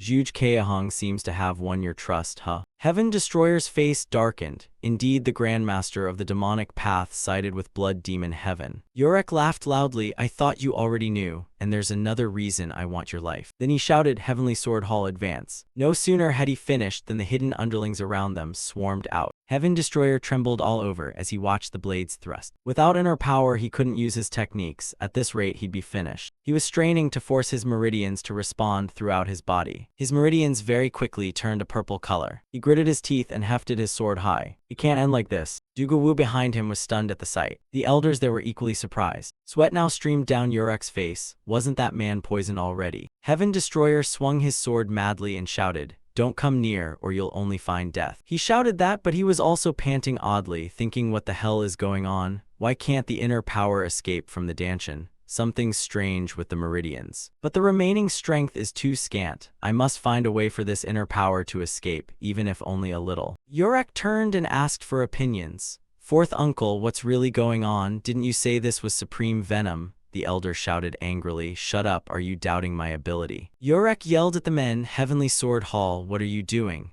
Are you going to fight that bastard honorably or what? I can't both hold you off and watch over the wounded at the same time, so attack simultaneously. The men who received the order once more raised their swords and struck together. Heaven Destroyer's face tightened as he struggled to defend. Very quickly he swung his sword and cut down several of them. Even so, his expression grew ever more ghastly. If I fail now, both the heavenly demon and Dugu Wu will die. That can't happen. Meanwhile, the elder stroked his beard and analyzed the situation in a low voice. Quickly, the Heavenly Sword Hall forces once again encircled and attacked. At the same time, a few men silently approached Duguwu. Seeing that Heaven Destroyer fighting nearby panicked. He hurriedly swung his arm to launch a sword and finish off the attackers to provide relief. But the others did not miss the chance and quickly slashed in as well. Fresh blood spurted out like rain immediately afterward. Heaven Destroyer had been cut in the back. His face twisted as he cursed under his breath, "Damn it, I was careless." The elder laughed with glee. He had only created the illusion of not being poisoned. Look at him. Though he looks spirited, he can only block the assassin's sword strikes. With that ability, he's called one of the Murim 5 heavens. For some reason, even while poisoned, his inner power inside hasn't disappeared. Yorek worried, could that be possible? The elder shook his head, unsure. No matter how skilled he is, he shouldn't be able to resist. Maybe he's cultivated inner power and mind techniques too. Either way, that's fine. Attack in that manner. Yorek was puzzled. Didn't you just say the same? The elder annoyed, that troublesome name. Do you want me to explain everything in detail before you're satisfied? You just focus on that Duguwu and kill the heavenly demon scribe. Upon hearing that, Yorek's face immediately darkened, and he smiled fiercely. Brothers, advance. The battle here is still fierce. A twin demon blood slash was unleashed and swung at Heaven Destroyer. Though he raised his sword to defend, the impact still caused him to cough up fresh blood. Even so, he did not give up. He swung his arm and performed the heavenly demon's invisible sword to counterattack. Those two were simultaneously struck and sent flying far away by him. Both of them were tense and sweating profusely. He looked like a monster. Being poisoned didn't make him any less formidable. Heaven Destroyer was very confused inside. Damn it, the inner power is still inside. Just then a voice came from behind. Hey, demonic path, Fran young master. Yorek had by now restrained Duguwu, standing there with a triumphant. Heaven Destroyer shouted angrily, let go, he's endured too much for my sake. Yorek snorted in disgust. Looking at these Dugu clan fellows made him uneasy, so he wanted to trample him until he couldn't stand up anymore. You should have stopped fighting like the huge clan did. Right, Duguwu, my fake son? Heaven Destroyer roared in extreme fury. Isn't your bastard afraid of Heaven's wrath? No sooner had the words left his mouth than a sword pierced through his chest. My heavens, what the? We're about to paint the sky with blood. Heaven Destroyer coughed up fresh blood again and swore. As the elder withdrew his sword, he collapsed to the ground. Yorek only laughed more smugly. I've caught the demonic path, Fran young master. What an idiot, falling into my trap all for Duguwu. The elder also shouted excitedly, now let's stain the heavens with this blood. Heaven Destroyer lay collapsed on the ground, remorseful inside. Sorry Duguwu, sorry heavenly demon, I couldn't protect you both, I'm truly sorry. Duguwu trembled all over, unable to believe his eyes. No, I haven't achieved anything yet, I can't die for nothing like this. In his head he recalled grandfather's words. Although your current appearance isn't bad, who can guarantee this ending will mean anything? Remembering that made his expression even more resolute. That's right, I can't save him, but someone else still can be saved. Meanwhile, the group, certain of victory, celebrated with glee. Rumors were true. He looked nothing like a demonic path, Fran young master. How long do you plan to stand there enjoying the view? Execute him so we can check. I'll present his head to the heaven leader. Yorek smiled and raised his sword. Demonic path, Fran young master, tonight I'll sip wine and admire your head. Duguwu, lost in an ocean of consciousness, called out, Heavenly demon, can you hear me? If you can, answer. I will do my best to satisfy you. Please grant me one wish, please punish me. As Yorek's men moved to finish off Heaven Destroyer, they felt something and turned. What's all the commotion? Duguwu had risen, bearing a different demeanor. Seeing him, the men couldn't help but break into a cold sweat. If someone is capable of becoming an elder, their gaze cannot be ordinary. A gaze is the power to judge, evaluate, or discern someone's worth. But the feeling I just felt is not something gained from life experience or ordinary observation skills. It wasn't admiration for strength or eyesight, but the beginning of pure terror. Am I an elder of this sect and yet trembling? What exactly is that thing? Could he really be as Duguwu said? Thinking this, he shouted for Shang Yorek to kill the demonic path Fran young master at once. No sooner had he spoken than the underlings beside him all had their heads severed at once. Blood splattered Yorek's face and he panicked. They were all annihilated in a single strike. The heavenly demon stood up, picked up a few stones and warned, don't move. If you move your head might fly off. Can you all step away from that brat please? The crowd froze in terror and didn't dare budge. When the heavenly demon approached Heaven Destroyer, the whole group immediately retreated. He ignored them and placed his hands to circulate chi, helping Heaven Destroyer tend to his wounds. Dangerous indeed, the pulse is too weak. Thinking so, he exerted even more strength. What the hell is going on, you filthy bastard? This might only be a temporary fix, but hang on, okay. One elder couldn't contain himself and drew his sword, shouting, "You son of a dog, whether you're man or ghost, do you know who you've just touched?" This elder was much calmer, loudly warning, "Do not let your emotions control you right now." The heavenly demon glanced at them and sighed, "You don't know who you're joking with, do you?"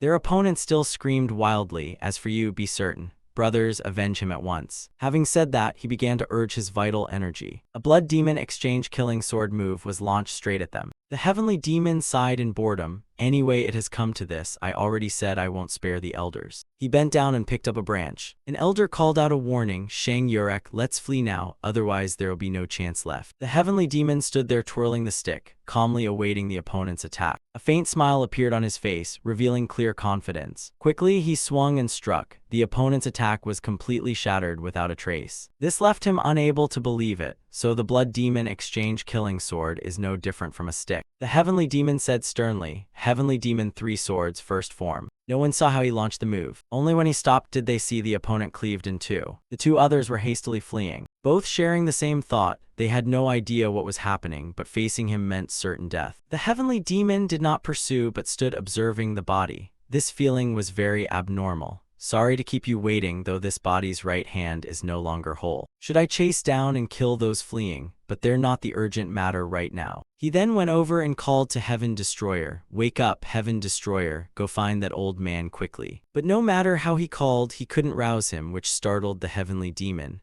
"Hey, don't die, come on, wake up." Scene shifts to Supreme Demon Hall, Demonic Path Syndicate. The Demonic Path secret formation has now been broken. The Grandmaster of the Demonic Path has completed his seclusion cultivation. The news has spread widely throughout the Demonic Path Syndicate, and Heaven Destroyer's subordinates were no exception. Zhuiguang asked in surprise, "The Grandmaster has finished his seclusion." The people worriedly discussed, "So what will we do from now on? Is this even a question to ask? Two tigers cannot share one mountain." So between the Demonic Path Friend Young Master and the Grandmaster of the Demonic Path, who will lead the Demonic Path Syndicate from now on? Inside Huanju's group there was noisy discussion. "What do you plan to do?" Awakens shouted. "Do whatever you want, must we fight until Master returns?" Huanju glanced at her in warning. "Kid, don't say those stupid things, the Grandmaster hasn't spoken yet. Are you going to act on your own?" Awakens laughed, "But the Grandmaster doesn't seem very friendly, does he?" Huanju thought helplessly that she was foolish and could only shake his head and say he didn't know. Zhuiguang then spoke up. "Awakens makes a point, but Huanju's point also has merit." His words left Huanju's group stunned. "So there's no other option then?" Zhuiguang laughed confidently. "First, let's have a battle. That's how our sect settles things." The three each had their own thoughts, one happy, one sad, one despondent. Just then Zhuge Keahong, dazzled on one side, spoke up. "Sorry to interrupt, but could you release me first?" Zhuiguang flatly refused. "We can't let you go. With that clever head of yours, who would dare set you free?" Keahong smiled. "So with this brain of mine, what if I help you?" Huanju retorted. "Who is helping whom now? A strategist, don't you get it? Don't you understand the situation yet?" She smiled back. "The point is I understand the current situation too well.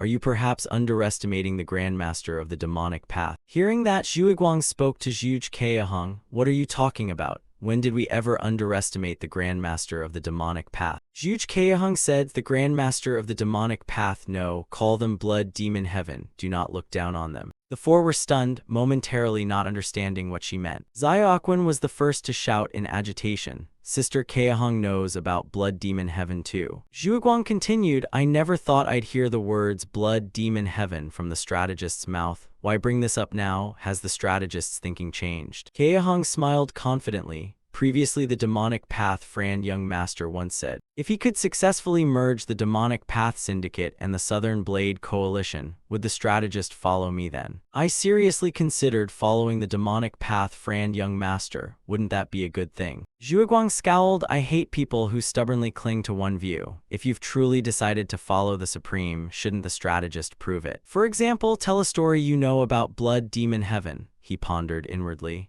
"I've said what needs saying. If the strategist dares lie, don't blame me for acting harshly." Keahong's smile did not fade. her confidence remained. To speak of blood demon heaven, one must mention the heaven leader. He has 3 disciples, among them the Grand General. If I said I am the strategist of the Grand General, would you believe it? Zhu Guang was puzzled. The Grand General is a disciple of the heaven leader of blood demon heaven, and you are his strategist. Is that really your identity? So the true identity of the Grand Master of the demonic path is blood demon heaven's Grand Master. Kaehong nodded, both true and not true. If I must define my identity, it's as someone from a shattered clan, a child who loves strategy. So what is that child doing now? Hearing that sudden voice, the whole group turned in surprise. The visitors were none other than Heaven Destroyer, accompanied by the heavenly demon, grinning brightly. I want to have a serious talk with the strategist. They then began to face Kaehong with solemnity. Zhu Guang looked at the heavenly demon, thinking to himself, why does he look a bit different? What happened to the Supreme? Heaven Destroyer shook his head. I'll explain later. The heavenly demon was also glancing at Heaven Destroyer thoughtfully. Because he caused such a ruckus, I had to bring him all the way here.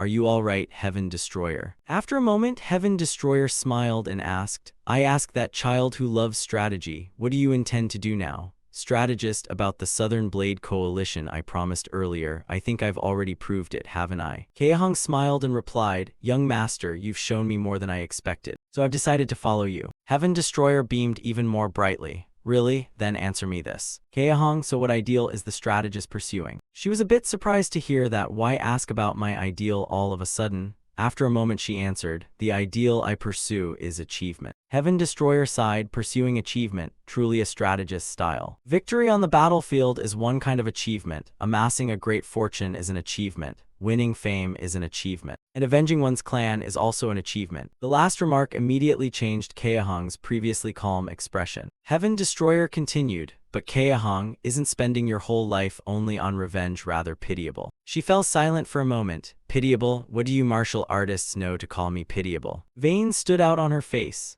Demonic path Fran, young master, do you want to hear the story of this pitiable child? Actually, achievement was a lie. What I truly pursue is the ideal of power. Trampling those who once trampled me is my ideal. Scene shifts back to the past when Kaehong was 6 years old. You must stay alert, Kaehong. From now on, remember your father's words carefully. This narrow path is a secret passage. You must go through it alone to Yangzheng Mountain. Can you do it? She shook her head.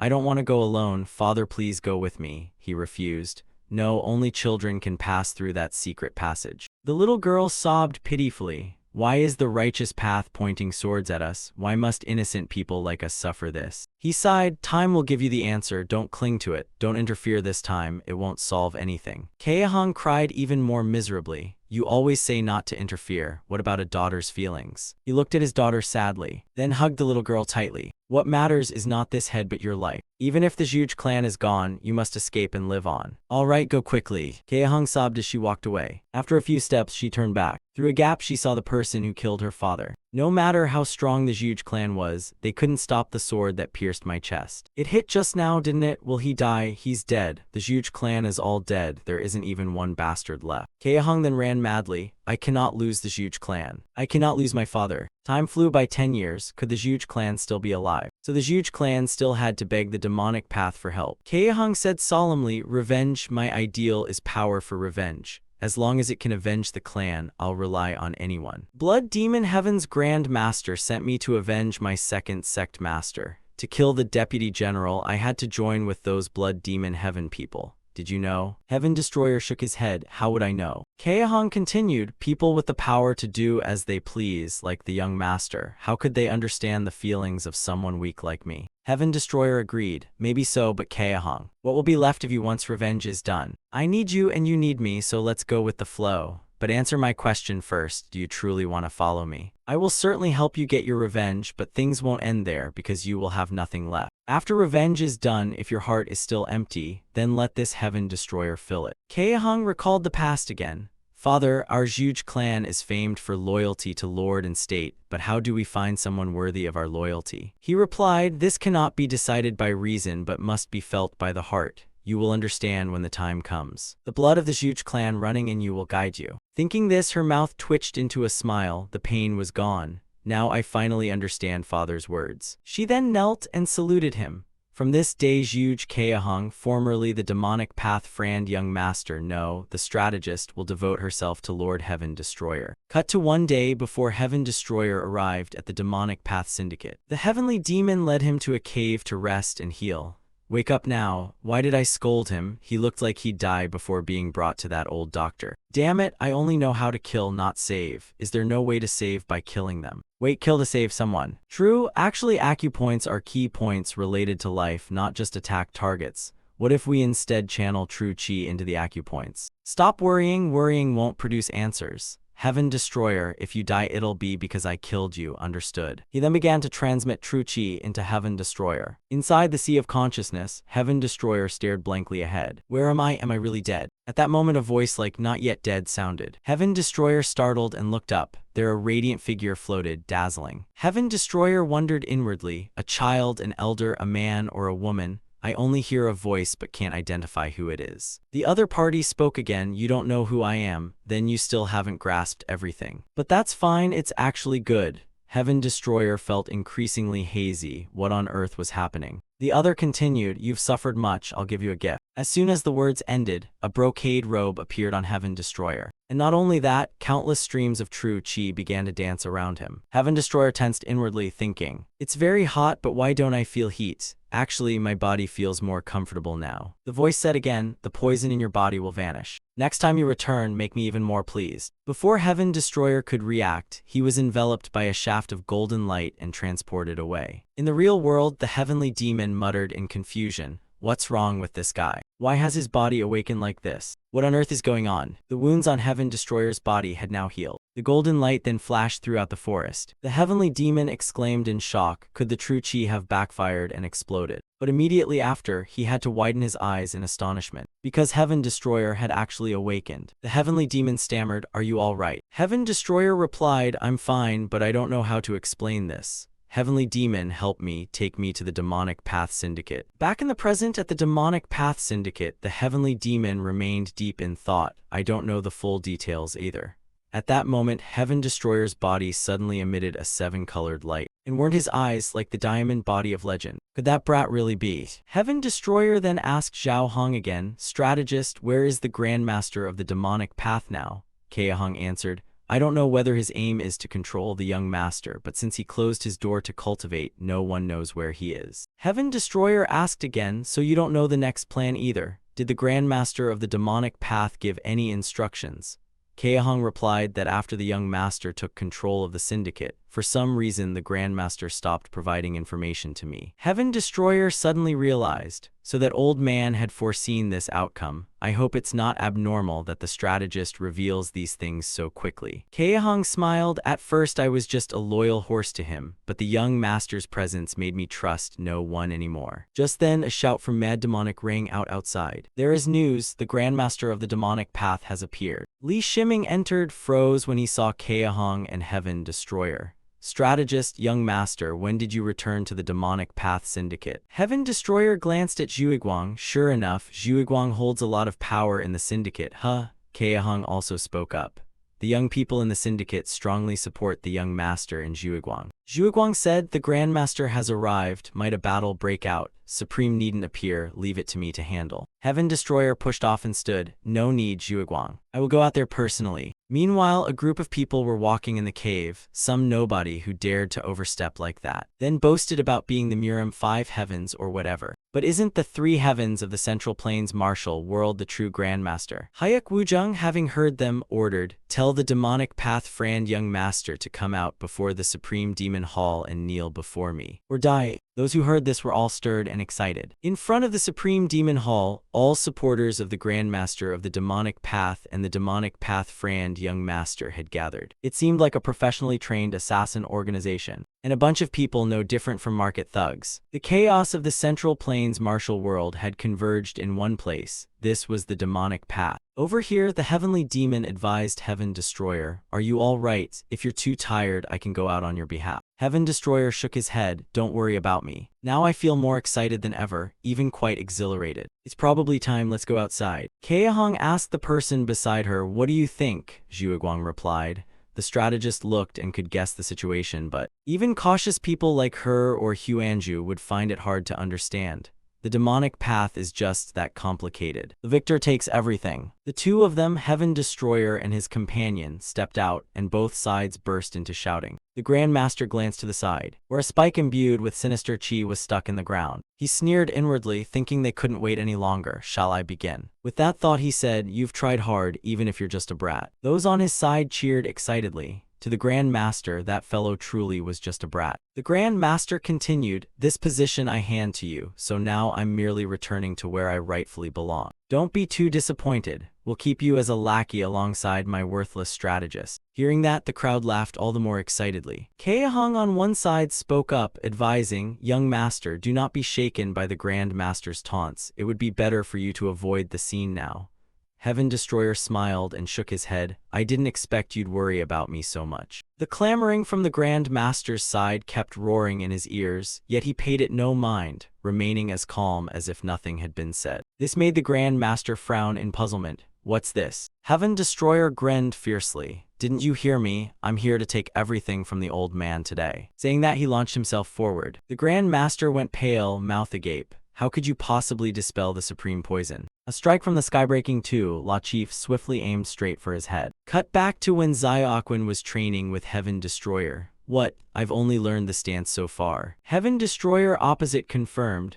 "Yes, this stance is to limit internal power consumption, also called the process of cleansing the acupoints. In other words, this Skybreaking 2 law technique, at the moment internal power is transmitted into the acupoints, a destructive current of chi is sent into the enemy's body. Like many small copies of me slipping into each of the enemy's acupoints, meaning to destroy the enemy from within." Awakens, stunned, asked, "So it slowly seeps into acupoints and sabotages from the inside. But where did you hear about these things?" "Master, this is confusing." Heaven Destroyer replied, "I heard it from the one who created it. And that person was none other than the Heavenly Demon." The Grand Master had no time to react and immediately took the blow, spitting fresh blood. Heaven Destroyer's chi formed a dragon-shaped whirlwind that still danced around there. The Heavenly Demon couldn't help but exclaim joyfully, "It's over, the Skybreaking 2 law technique is truly perfect." Demonic path friend young Master Heaven Destroyer, those who had witnessed his power were actually few, since he rarely acted personally.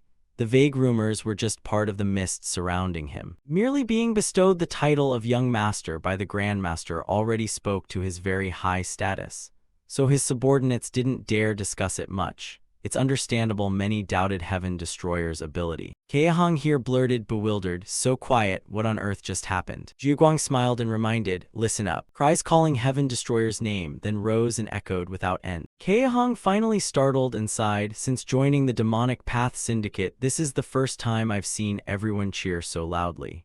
Zhuguang added, "I told you already, strategist, the demonic path is simple to understand. From now on, this demonic path syndicate belongs to the Supreme." Heaven Destroyer, looking a bit embarrassed, thought to himself, "Everyone's getting carried away, aren't they? I should douse this fervor with a bucket of cold water, but I have to do something I don't want to." Thinking that, he raised his hand. "I, Heaven Destroyer, have something to say to the people of the demonic path." Those who heard this all tensed up. Heaven Destroyer then stepped forward toward the Grand Master. Without hesitation, he ripped off the mask to reveal the man's face. Everyone present was once again struck with astonishment. Heaven Destroyer explained, "This impostor is from Blood Demon Heaven. He is an outside force to the martial world, not part of the Central Plains martial world. Perhaps the Grand Master was lured by their plot. Truly unfortunate. That's why I'm telling you all. From now on, the Demonic Path Syndicate will step beyond the Central Plains' simple labels of righteous and evil. We must prepare to face a new power." The crowd debated tensely. "Blood Demon Heaven, this is the first I'm hearing of that force. How can this be possible? How can I believe this? The whole story sounds too suspicious. I've suspected why you could defeat the Grand Master so easily. Wasn't it all the young master's scheme?" Faced with these accusations, Heaven Destroyer chose to remain silent. Zhuguang was visibly annoyed. "What's with that corpse? The atmosphere is getting noisy again." The people here grew increasingly agitated and talkative. Led by the one-eyed loudmouth from before, if they killed a fake Grand Master from the start, then this duel loses its legitimacy.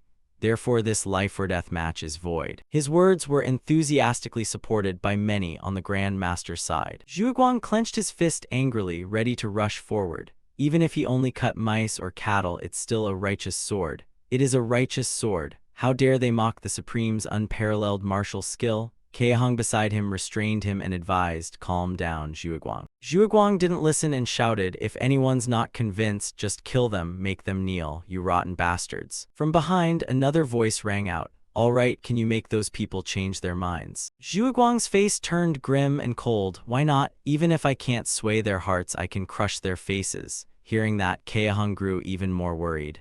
Wait, Lord Zhuguang, who is that person? At that moment, someone appeared at the front, turning their back to them. That person shouted to the crowd, brothers of the demonic path, please listen to me. Heaven Destroyer was a bit surprised to see it was Han Dang. The crowd also recognized him as Han Dang and suggested letting Han Dang take the Grand Master's position. Han Dang appealed to the crowd, please stop. Hasn't the old demon already made his decision? If the Grand Master just killed was fake, and the Grand Master we knew has already died, then what? Does that mean the young Master's doctrine of purging the southern Central Plains martial world is gone? Could the young Master's abilities be false? His legitimacy, his origin, since when must the demonic path obey that man? Listen to me. At the same time, memories of the past stirred in his mind. Did he have to go that far, still not recovered from the duel, huh? Han Dang replied, how could it be otherwise? I spoke that way out of respect for the chairman elder's feelings. Wan Eating snorted coldly, already wavering. In any case, one cannot deny the young master's outstanding ability.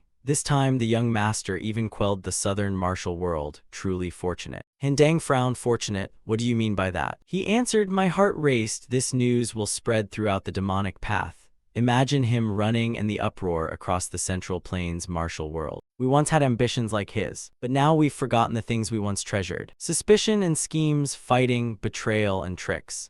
And they believed they had led the demonic path down the right road. A path I once believed in and deceived myself about. By the time I realized that path was a mistake, I was too old. But Han Dang, you are still very young. You can correct the mistakes we made. Take it, it will help you. And together with the heavenly demon's scribe, open a new path for the demonic path. And what Wan Eating handed over that day, he now produced. A document supporting all decisions of the heavenly demon's scribe, Heaven Destroyer. The oath was written by all the elders of the Demonic Path Syndicate. The elders had argued with the Grand Master upon learning the true identity of that fake Grand Master and feared a similar incident might recur. Given the current situation, nothing was more trustworthy than the words of the elders. Does any brother hold grievances? If so, I have one more thing to say. The decision on this life or death match depends on you all. If you win, you get everything, as you know. Hearing this, the crowd glanced at the one-eyed man. Then fight it out then. The one-eyed man was no longer loud-mouthed. He respectfully clasped his hands.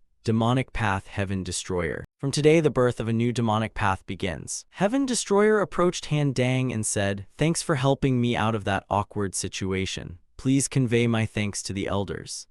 Han Dang replied, they're gone far away. There's no way to pass the words to them now. But I already told them as such. Your mercy has aided you. Heaven Destroyer smiled and nodded. Han Dang, I need people like you in my demonic path. Walk with me. Han Dang smiled, I'd be disappointed if you hadn't called me. Then Heaven Destroyer's induction ceremony into the Demonic Path Syndicate proceeded in proper order. Zhuguang sighed, you find it troublesome too, right?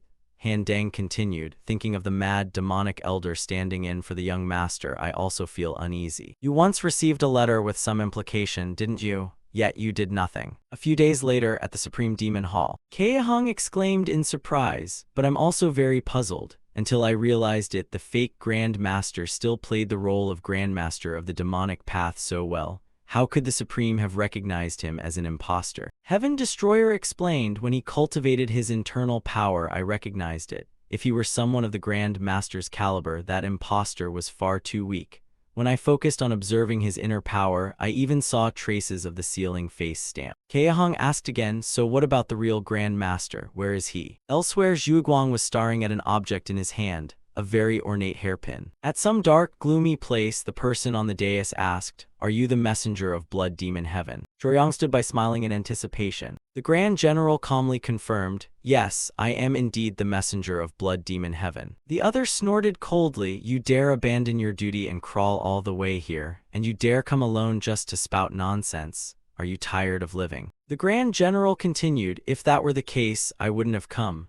I came to propose an alliance between Blood Demon Heaven and the Heavenly Emperor Palace. For a moment, the atmosphere fell silent after his words. After a moment, the other burst into loud laughter. The Grand General, seeing this, asked, "What's so funny?" The other laughed heartily. "What, not allowed to laugh? You want to become my ally? You dare compare your Blood Demon Heaven with my Heavenly Emperor Palace? In this Murim alliance, there is only the law of the strong. If you want to follow me, you are welcome. But how dare you propose to be my equal? The price for that absurd suggestion of yours is that head." The Grand General, seeing him attack, calmly drew his sword to parry. Not stopping there, he swung back in counterattack. After an exchange of blows, the two separated. Choryong on the side murmured, "Isn't that the fellow who once gave his all to face me?" The Grand General faced the man and spoke sternly. "Surely you understand the current strength of the Central Plains martial world. But can the power of the Heavenly Emperor Palace alone swallow the whole martial world? Moreover, the Evil Blood Cult, Four Emperors Castle, and Northern Sea Ice Palace are all eyeing power. Do you think the Heavenly Emperor Palace's strength alone can stand against all of them? If the Heavenly Emperor Palace were that strong, I wouldn't be making this proposal." Seeing him try to leave, the other spoke up to stop him. "Why the hurry? You must make it clear for me to understand. This person is one of the Heavenly Emperor Palace's 5 emperors, the Dark Demon Emperor. What are your terms for alliance?" The Grand General turned and asked, "Are you really ready to become my ally?" The Dark Demon Emperor replied, "You say first. I'll hear the terms and then decide." Hearing that, the Grand General sheathed his sword. "First, no mutual invasion. Even after we crush other forces in the martial world, we shall not invade one another." The Dark Demon Emperor agreed, obviously. "What is the second condition?" The Grand General continued, "Second, we must form a combined power. During the pacification of the Central Plains, we will operate together. And of course, we must not let other forces know we are allies." The Dark Demon Emperor laughed. "Scary, isn't it? Continue." The Grand General continued, "Third, we must share information, not just fight enemies. Heavenly Emperor Palace and Blood Demon Heaven must understand how the other's power formed." The Dark Demon Emperor was somewhat surprised. "What? Even the formation history of a power? Are you tired of living? Where did you get such an unreasonable condition?" The Grand General explained, "Don't misunderstand. Sharing information carries certain risks, so it's essential to maintain mutual trust. If we understand how the other's power formed, we can somewhat predict their next moves. We can grasp each other's weaknesses. That will be the factor that sustains trust between us to the end. It's far more reliable than mere promises." The Dark Demon Emperor asked again, "So that's like stripping naked and fighting each other bare, isn't it? All right, I will accept your proposal. But I have one request." Cut to the Demonic Path Syndicate side. The Heavenly Demon exclaimed in surprise, "What did you say?" Heaven Destroyer repeated, "Let's settle this with a duel." Seeing the Heavenly Demon stunned and pensive, Heaven Destroyer asked again. "Don't want to?" The Heavenly Demon snapped back to himself. "Don't want to. I just love to die, apparently.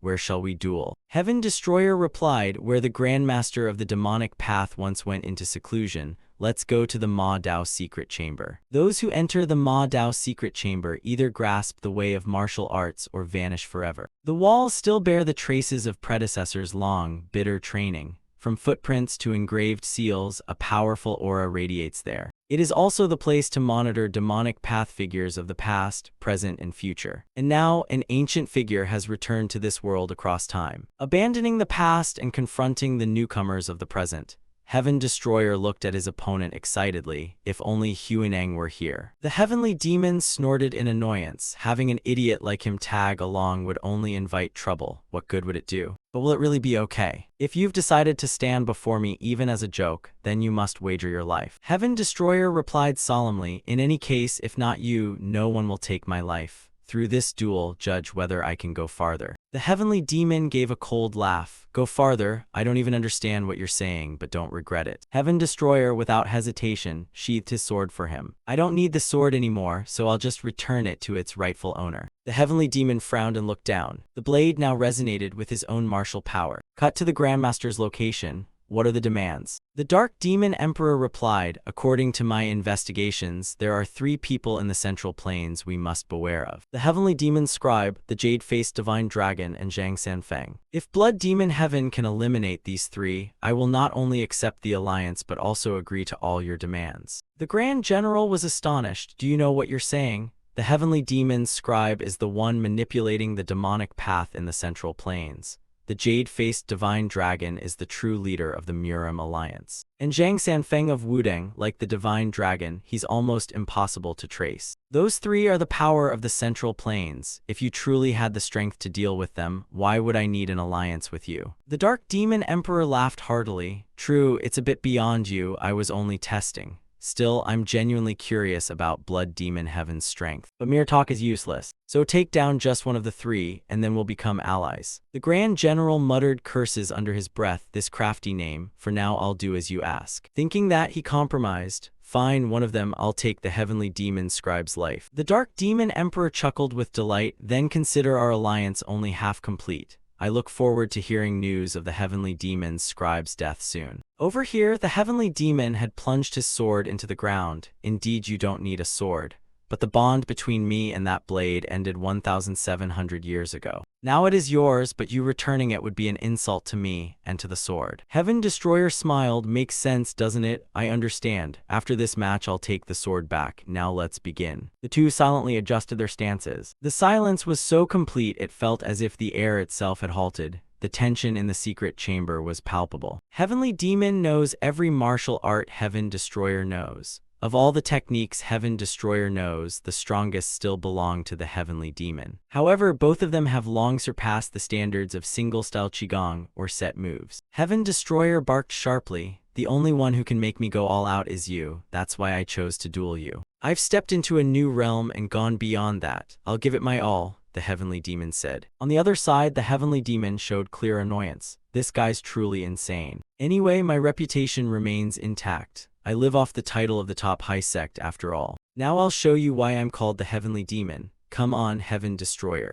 PH letter 1EA3 Theern, without hesitation, swung and unleashed the second form of the Heavenly Demon 3 swords. The Heavenly Demon executed the first form. The two distinct forces then madly wound into each other. They continuously exchanged blows, strike for strike. After countless moves, they finally stopped and landed. But immediately after, the two once again charged at each other. This move was the Fa Theern Tu-La strike. Anyone who trains must improve day by day. The stage of refining technique focuses on swordsmanship or firmly formed moves, reaching the realm of executing learned martial arts in a methodical, standard way. Beyond that is the true realm where one has mastered the art and can perform it freely and flexibly. With a sword, one attains the unity of person and blade. This is the common typical case. But Heaven Destroyer's current transformation goes against the usual principles of martial arts. Looking at Heaven Destroyer's Heavenly Demon Army Assault, the 12th sovereign of Fa Theern, it seemed he had realized he was gradually surpassing the realm of madness escape. The Heavenly Demon laughed with pleasure. In just a few short days you reached this realm. What on earth happened while you were away, Heaven Destroyer? He then unleashed the Heavenly Demon Invisible Sword Intent Extreme Flight Attack. Heaven Destroyer remained extremely calm and raised his hand. A powerful golden dragon fire strike was issued. The two strong auras collided once more. This exchange still left them evenly matched. After a moment, when the dust settled, the ground had been plowed into furrows by the two of them. Heaven Destroyer smiled at his opponent. You still haven't used your full strength, have you? The Heavenly Demon chuckled with delight. Of course not, you haven't used your full strength either. From now on, let's fight with weapons. He thought to himself, say that all you want, but I can't pass up this opportunity. Otherwise, I'll never have a chance to defeat you. Broadly famed as the Lu Bu of the mortal world, outwardly like the red hare among 7 steeds, am I, the Heavenly Demon, going to be slapped like this? The demonic aura on him then began to surge wildly. Heaven Destroyer was startled at the sight. Are you planning to renege? Is this Heavenly Demon's move the Devastation Sword?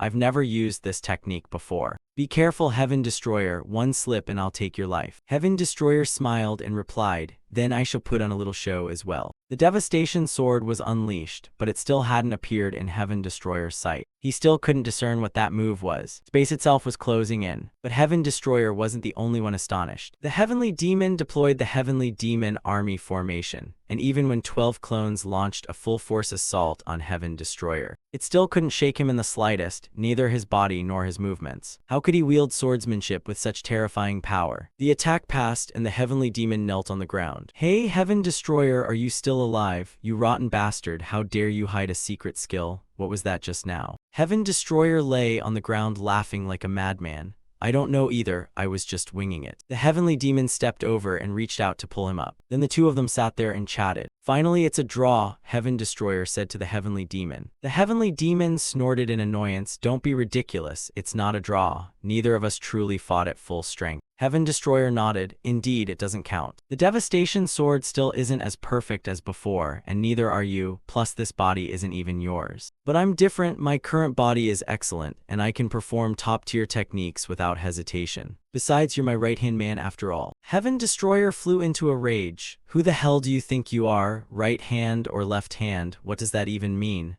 Know what you're talking about before you open your mouth, you bastard. Heaven Destroyer looked up and laughed happily. All right, thanks anyway, it's because of you I was able to reveal this power. But don't get cocky, one day I'll beat you, promise me that, will you? The heavenly demon stared for a moment, then burst out laughing. You think I want it to end so simply? Just wait, next time I'll beat you to a pulp. Having said that, he reached out and bumped palms with him. Cut to Yunhyun Manor in Taiyuan, Shanxi. Today at Yunhyun Manor, the handover and retirement ceremony of 3 martial elders was held, respectively Elder Man Tong, Elder Xinjiang, and Elder Man Gong. They were all the pride of Shanxi's martial world. Now friends, they decided to retire together on the same day. They chose to hold their retirement ceremony at Yunhyun Manor, which they presided over. So not only people from Shanxi's martial circles but fighters from many sects attended. Yunhyun Manor was busier than usual. Yunhyun Manor steward Kang Hachung wept with emotion. Rare is someone in this Jianghu whose retirement earns such widespread respect. The 3 must have lived righteously. The 3 masters never acted against morality, so today's ceremony would go smoothly. Even if something crazy happened, with so many guests it could be handled. At that moment, a disturbance erupted in Jeonqian Hall at Yunhyun Manor. Only one of the 3 elders remains alive now. Who are you? The other person exclaimed. Can't we just speak properly and let the guests settle, eat, and drink in peace? Isn't that better? Why spoil such a solemn ceremony and disgrace us? The old man angrily roared, You insolent bastard, show your name. Who exactly are you? The man smiled slyly and replied, I am a messenger from hell. If the Yama King asks who sent you, tell him it was Blood Hand Heavenly Sun himself who acted. That person is none other than Blood Hand Heavenly Sun, the second master of the Heavenly Emperor Palace. The 3 martial elders were murdered right before the handover and retirement ceremony was to take place. There are no words to describe this tragedy except the 3-word phrase, a great catastrophe. The masters present at the scene could find no trace of the killer, so the case has stalled. The steward had just been praising them non-stop. When he turned around, the 3 dignitaries were gone. This dealt him quite a shock. Who could have done such a horrific thing? The crowd erupted in outraged screams all at once. The murderer still hadn't left. He was sitting leisurely on the rooftop watching. Want revenge? These scoundrels in the Central Plains don't look particularly dangerous or scary. Just then, another henchman appeared behind him. Welcome, second young master, to the Central Plains. Bloodhand turned his head and glanced at him, asking, Did senior brother send you? Well, sorry, I refuse. I want to explore the Central Plains myself. The other replied, Please forgive me, second young master, but that's not a good idea. Bloodhand snorted angrily. Since when do you dare judge my actions? Don't you think that if you're not senior brother's man you can become a heavenly martial grand master? Are you really that tired of living? The man stubbornly said again, Excuse me, but the Grand Master ordered that you must be brought along. It's because of the alliance with that blood demon heaven. Moreover, this isn't only the Grand Master's order, but also the Heavenly Emperor's command. Bloodhand was startled. What did you say? An alliance with blood demon heaven? He was baffled. Would his master ally with those scoundrels? He had no choice and had to compromise. Fine, let's go. Where is senior brother now? Cut to Luoyang. This is the hub where goods shipped via the Great Canal are gathered, so it's considered a critical center for merchants. It handles a massive flow of wealth. The merchant world, literally it's where merchants operate, but looking deeper, it's a tightly connected network of trade alliances. Furthermore, if you trace the merchant world to its roots, it's the demonic path. They tend to maintain an independent system not belonging to any organization. So it's very hard for them to come together as a single entity. But this time there was an incident. The former martial leader Shang Yorak brought the righteous martial order into the merchant world, igniting conflicts where the merchant world had been separate from the martial world. Sensing the threat, the merchants banded together. They formed an alliance of the great merchants of the Central Plains called the Great Merchants League. They secretly competed while still following rules. It was so subtle ordinary people couldn't perceive it.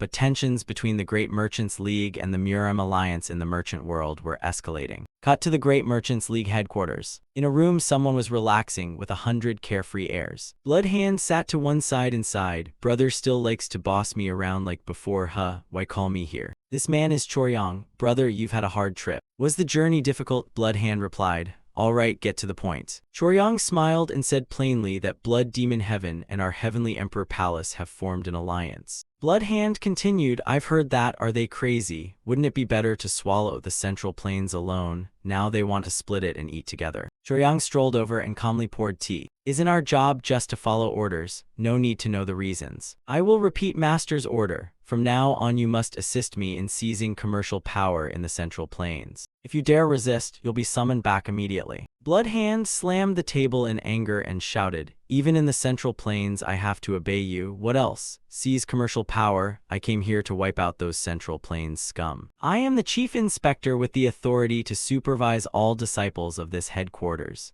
This position was personally granted by Master. There's no way Master would give such an order. Choryong remained utterly calm. Do you need to see Master's sealed order before you'll believe it? Bloodhand, though angry, had no other choice. Fine, anyway you don't have the authority to give orders to me. Choryong smiled cheerfully. Good, truly our Bloodhand Emperor, don't be too disappointed. This just isn't a direct battle. Fighting isn't only about swords and blades. First, after we control the commercial power, we'll jump into the struggle for dominance over the martial world. And right now we've achieved a certain level of success in controlling trade rights under the name of the Great Merchants League. The merchants in the Central Plains don't seem to care much about the true identity of the Great Merchants League. Bloodhand asked suspiciously, You're the head of the Great Merchants League and you're from the Heavenly Emperor Palace, right? Since when have you prepared so thoroughly? Choryong explained, It's not as hard as I thought, but there are still some issues. The righteous Murim Alliance never stepped into the merchant world before, but now it's begun to interfere far too much. So your role from now on is very important. Stay here and focus on weakening the commercial power of the Murim Alliance. I'll assign people to assist you, so cut off the subordinate organizations of the Murim Alliance. All right, that should do it. You've always regarded me as a senior, but from now on I'm your superior. So behave properly and don't make mistakes. Bloodhand had just calmed down and was furious again. I know. In his heart he cursed silently. Damn it, he hasn't even been in the Central Plains long and he's already changed. At that moment another henchman came in. Miss Zai Yun has arrived and wishes to see you. Choryong sighed already. The visitor was none other than heavenly sent Jade Phoenix Zai Yun. Choryong greeted her with a pleasant smile. Miss Zai Yun, I've been meaning to invite you to a meal for some time. Bloodhand watched from the side, growing even more resentful. That damned brat. Then he stood up. Hey, senior brother, aren't you going to tell Ice Blossom about this? About you being a womanizer? All because of that insignificant nameless girl. Ice Blossom has waited for senior brother for so long and doesn't even know about this. Zai Yun said with visible annoyance, Have you no manners at all? Why speak so rudely? Bloodhand still wouldn't shut up. Instead he shouted louder. I'll show her things that speak louder than words. That playboy will never be sincere with her anyway. Choryong clamped his mouth shut and with a stern look warned him, She's a guest, so mind your words. After the scolding, he finally let go. Bloodhand snorted irritably. Listen clearly, senior brother. It's best you don't let me see Ice Blossom in tears, otherwise even you won't be spared. Saying that, he stomped off in a huff. Choryong then smiled again, slightly helpless. That brat. Zai Yun thought helplessly, why do I get dragged into these stupid matters? She then sat with him at the table to chat. Thank you, young master, for always caring for this humble woman. Choryong replied, It's what I should do, you needn't worry. Besides, isn't this also to repay the secret manual you gave me? Zai Yun nodded. The price of the manual, so that's it. In that case, I'll ask plainly, how long do you intend to keep me here? Choryong smiled very leisurely. Why, is something not to your liking here? Zai Yun explained, It's not that my living standards are fine, but I feel like a burden. And the biggest reason is that someone is waiting for me. Choryong was surprised. Someone's waiting. Is it the young leader of the Southern Blade Coalition? Zai Yun was also astonished. How did you know, young master? Choryong explained, I didn't want to trouble you with it before, but it seems I must tell you now. Blood Demon Heaven launched a strike and wiped out the Southern Blade Coalition. Both the leader and the young leader are missing. Zai Yun was horrified. What did you just say? That can't be true. Choryong remained solemn. The truth is the Southern Blade Coalition no longer exists, so if you leave here, I'm afraid it won't be safe. At any moment, you could be intercepted by Blood Demon Heaven's men. Do you really want to leave? Zai Yun's face hardened. I'm not afraid of death. If it must be done, then I must go. Choryong snapped awake, realizing the truth. He thought to himself that threats apparently don't work on her, huh? Zai Yun continued, besides, I overheard your conversation earlier. It seems you also have someone waiting. Never betray those who treat you well. Choryong nodded. Better that the lady reminds herself of that. Zai Yun looked resigned. Surely you don't not care about that woman, do you? Choryong jumped onto the table, slammed his hand down, and leaned his face close to hers. And if I do? Before Zai Yun could recover, he stepped back and turned his back to her. Anyway, now is not the time for you to leave. Until I can guarantee your safety, I will personally see you off. Zai Yun was surprised inwardly. Could this man's intentions possibly? Cut to Guandi Temple at the Beggar Gang's headquarters. Upon arriving in Kaifeng, Heaven Destroyer went to the Beggar Gang's headquarters. Only Heaven Destroyer, Elder Song, and Peng Chunho were there. Heaven Destroyer handed the poisonous spear toxin obtained from the Demonic Path Syndicate to Elder Song,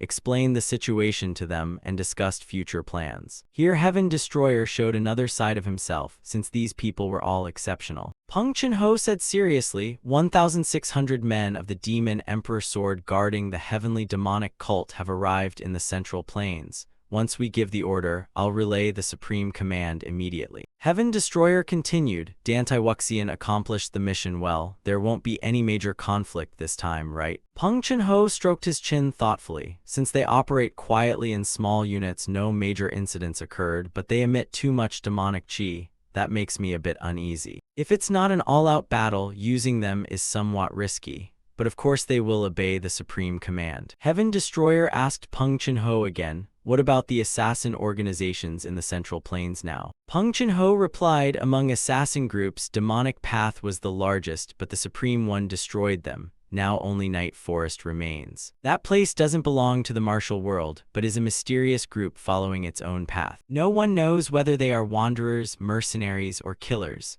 Only that their martial skill is formidable. Heaven Destroyer asked sternly, and the assassins, tell me more about the escort agency. Peng Chunho answered, the escort agency, if we're talking about convoy duties, the Murim Alliance handles about 40%. Traditionally, the Northern Blade Association has mainly been responsible for transporting convoy goods. Perhaps the only force comparable to the convoy duties run by the Murim Alliance is the Diha Escort Agency at the foot of the Great Merchants League's mountain. Heaven Destroyer frowned. Diha Escort Agency at the foot of the Great Merchants League? What kind of organization is that? Peng Chunho asked again. Do you remember the imposter Dugu Henshin who used the Murim Alliance to strike at the merchant world? Since then, merchants in the trade world began to disappear. That place is the Great Merchants League. Our subordinates have still been trying to gather some information.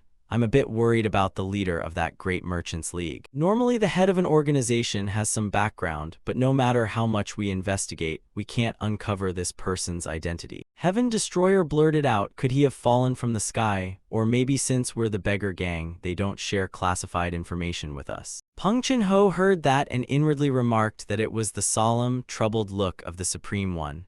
Whenever he wore that expression, an important mission was surely at hand. Heaven Destroyer narrowed his eyes, thoughtfully linking all the forces together. At that point, he loudly called the three of them. From now on, remember this, you three. A moment later, the three stood atop the mountain and sighed. It's the first time I've heard that name. I wonder what he's thinking. Peng Chunho burst into loud laughter. What's so important about this? So it's the Supreme One's plan, truly something to look forward to. Cut to the Divine Sword Pavilion. Recently, Pathine has been absent, so now we must gather the Murim Alliance members to inform them. Everyone has worked hard. Seeing everyone puts my mind at ease. Time passed and the meeting concluded. Heavenly Demon, there's a place I want to go. Heaven Destroyer and Heavenly Demon then went together to a place. Dugu Zhen clasped his hands in greeting. Long time no see, Supreme One, this is Dugu Zhen's residence. The leader of the Murim Alliance is also Dugu Wu's ancestor. Heaven Destroyer looked at him seriously. Leader, I have something to tell you. Heaven Destroyer was unusually calm and cautious, an exception to his usual demeanor. The news of Dugu Wu's death has reached the leader. After speaking, he asked the leader's forgiveness. The elder sighed, no, if not for the Supreme One, he would have long been dead. Perhaps that was his fate. Heaven Destroyer apologized again. It was my failing. The elder comforted him. Supreme One need not feel guilty. We must not stop because of that child's death. After all, what he wanted was to be with the Supreme One. Heaven Destroyer was stunned and looked up at him. I will remember this, I will not stop, and I will strive to move forward well. The elder exhaled, yes, Supreme One, this will also be a consolation for that child. At that moment another voice rang out, not exactly dead. Heavenly Demon stepped forward to explain.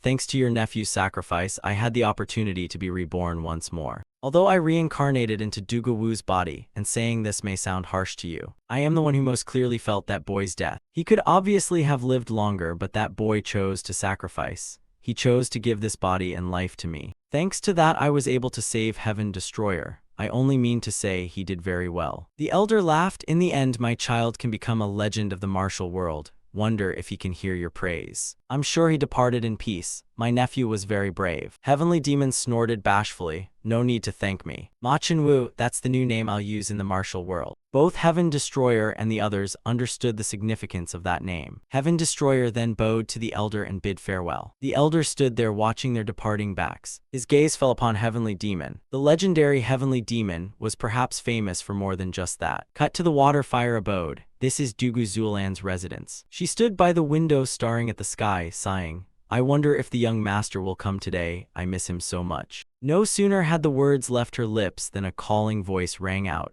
At first she thought she was imagining things, but when she actually saw Heaven Destroyer enter, she was stunned. Before she could react, he came over and embraced her. This made Zulan's cheeks flush crimson. Young master, why did you suddenly come here? Heaven Destroyer replied, just like this for a while, I am so tired. The two of them quietly stood there holding each other. Morning came, and Heaven Destroyer woke with a start. Zulan smiled at his side and asked, did you sleep well, young master? Heaven Destroyer was alarmed to find them sharing a bed like that. Her calling him my lord in a different tone made him even more suspicious about what happened last night. Unconsciously, he recalled last night, drinking with Heavenly Demon, then suddenly standing up to leave. Because Heavenly Demon kept luring him on, he drank a bit more. Then his body began to heat up and he passed out. Here's how it went. Heavenly Demon saw him about to go and called out, you're really leaving. Have fun. To the world of love. The Rose Love wine is a special drink Heavenly Demon uses before drinking. It nourishes and strengthens.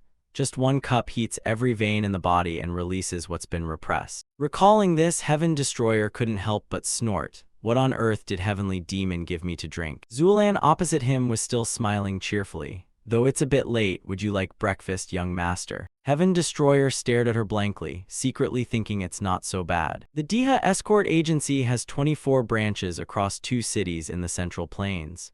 It's a massive convoy bureau with over 7,000 escorts active. And the escort agency leader is known to be rather hot-tempered. Ban Biksu reported in a panic, Sir Escort Agency Leader, everything has been robbed. For a moment the atmosphere fell silent. After a moment, Gu Jija shouted angrily, is robbed the end of it? How did people die? What about the cargo? Who's the culprit? You must report every detail. Ban Biksu replied, all the convoy goods were stolen. The perpetrators might be from the demonic path. Just then someone else ran in, shouting, big trouble, convoy branch chief. Yesterday, 23 convoy teams from the branch were stolen. This news made Gu Jija even more terrified. What did you say? Cut to the Great Merchants League. After hearing the report, Choryang merely said calmly, is that so? This surprised Gu Jija greatly. Don't you have any orders? Choryang asked again, so how should I handle this? Gu, escort agency leader. He snorted coldly, thinking to himself, if I knew, why would I come to you? He thought that but didn't dare say it aloud.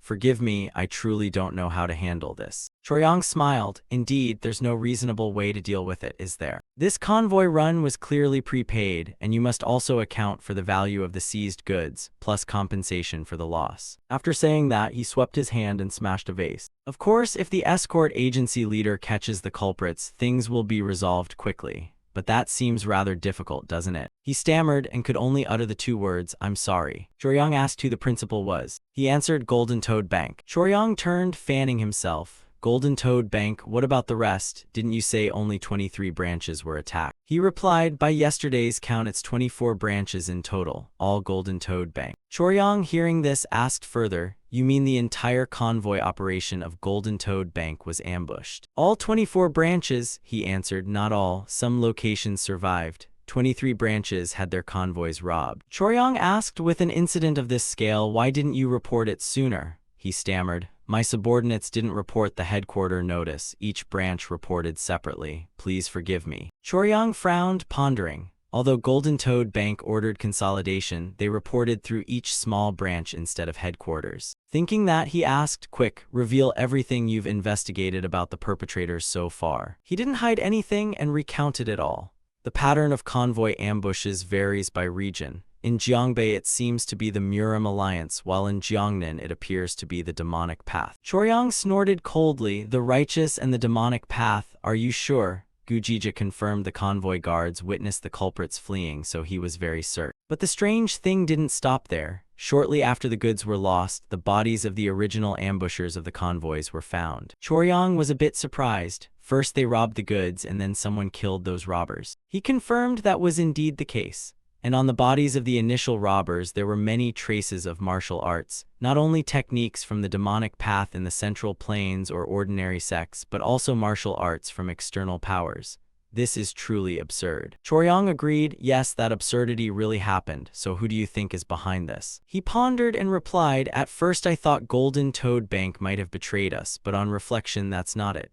The most reasonable possibility left is collusion between the Murim Alliance and the Demonic Path Syndicate." Choryang asked again, "What's the reason to rule out Golden Toad Bank?" Gujija explained, "They went through such a complex process and had no reason to harm our convoy bureau. Moreover, Golden Toad Bank's people traveling with the convoys were all killed. Most importantly, their forces aren't strong enough to eliminate the Murim Alliance and the Demonic Path Syndicate." Choryang continued, "So your conclusion is this is a plot by the Murim Alliance and the Demonic Path Syndicate?" He nodded in confirmation.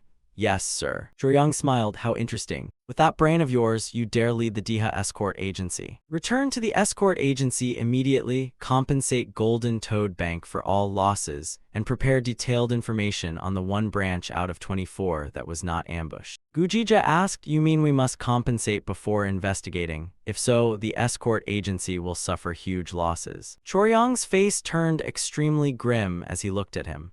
"Hey Gujija, are you planning to ruin the reputation that the Diha escort agency has built all this time?" Seeing his expression, he broke out in a cold sweat, then hurriedly ran outside. "I'll do it right away." Choryang stood watching his figure and mused, "Murim Alliance colluding with the Demonic Path Syndicate? I have another thought. This is certainly a staged show by the Golden Toad Bank. The murders by the Golden Toad Bank are merely a diversion. Their absence from any location can be seen as a test sent to the Diha escort agency. If it's confirmed they're acting under the Golden Toad Bank's command, it means they possess far greater power than we thought. Whoever stands behind the Golden Toad Bank, if that force can influence both the Murim Alliance and the Demonic Path Syndicate, then I'm afraid we'll have to revise our plans from scratch." Thinking that, he glanced back and smiled. "Hear that? It's your turn to act now." Bloodhand sat there and replied coldly, "This will be interesting." He then immediately led his men to set out. Before leaving, Choryang instructed that among the 24 branches Bloodhand and Heavenly Sun must go to the only branch not yet ambushed, Jinan. Bloodhand led the troops and cried out, "We're nearly there, move it." Cut to Hampo. After some travel, Bloodhand's group arrived here. Someone was sitting by the dock fishing, and Bloodhand, seeing this, pointed and gave orders to his subordinates. One man understood and stepped forward, snapping, "I'll give you whatever money you want, just take us across the river." But the man paid no attention and sat quietly fishing. This made the youth furious. "Don't be rude like that, you're just a country bumpkin and won't even bother to look back. If you don't get on the boat now, I'll make you regret it until you die." The one he was threatening was none other than Heavenly Demon. Bloodhand, looking at Heavenly Demon's appearance, felt a bit suspicious. Why is there something strange about him? Heavenly Demon, with a stern face, shouted, "Are they really coming here, those bastards?" Bloodhand's gut told him this was Heavenly Demon. If they didn't kill this man, they'd lose their lives. So he immediately shouted for his men to kill him. But before they could move, Heavenly Demon swiftly finished them all off. And in the blink of an eye, he appeared before Bloodhand. "I'm not very interested in you lot, but it seems my friend isn't like that." Bloodhand didn't hesitate. He roared and swung his polearm. Heavenly Demon sighed, "Then lament your unlucky fate." Saying that, he decisively cut off one of his opponent's arms. Bloodhand screamed in despair from the pain. After a moment, he was gasping in extreme agony. Heavenly Demon stepped forward leisurely, then glared and unleashed the Heavenly Demonic Eye. "Tell me everything about your organization." Bloodhand, struck by the technique, immediately confessed everything.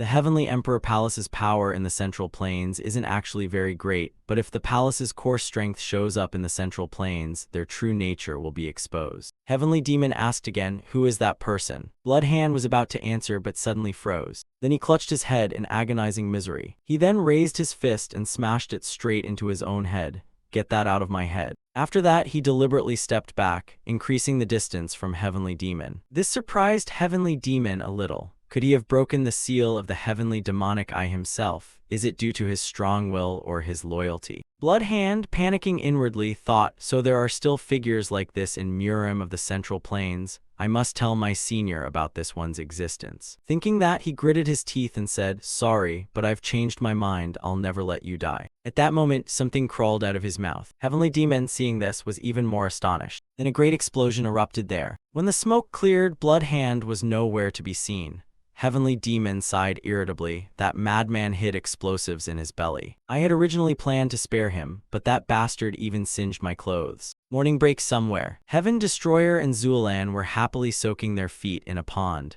Miss, would you like to go for a walk with me? Zuelan nodded. I'd like to go too, but is it allowed? Heaven Destroyer confidently assured, there's nothing impossible, but it's rather inconvenient right now. Next time I'll definitely take you along. The two then fell silent and looked at each other, and puckered their lips as if to kiss. At that moment a voice sounded from behind. You came, Peng Chun-ho, since when have you and that woman been so close? Heaven Destroyer didn't know how to explain. Has something happened? Anyway, what has happened? Peng Chun-ho took out a letter and handed it to him. Heaven Destroyer, a bit weary, sighed. Another letter again. But when he finished reading, he was startled. To the Supreme One, since you rescued me from the prison, I vowed I would become the Supreme One's sword. In this life, aside from offering my life to the Supreme One, nothing is more important. But one day, that silhouette crept into my heart. It was the figure of a woman, weighing more than my life, sharper than the blade of my sword. In the end, I still could not cast her aside. So now I will set out to find that woman. From the moment I left the Supreme One's military gates, I became a traitor. I have no right to return.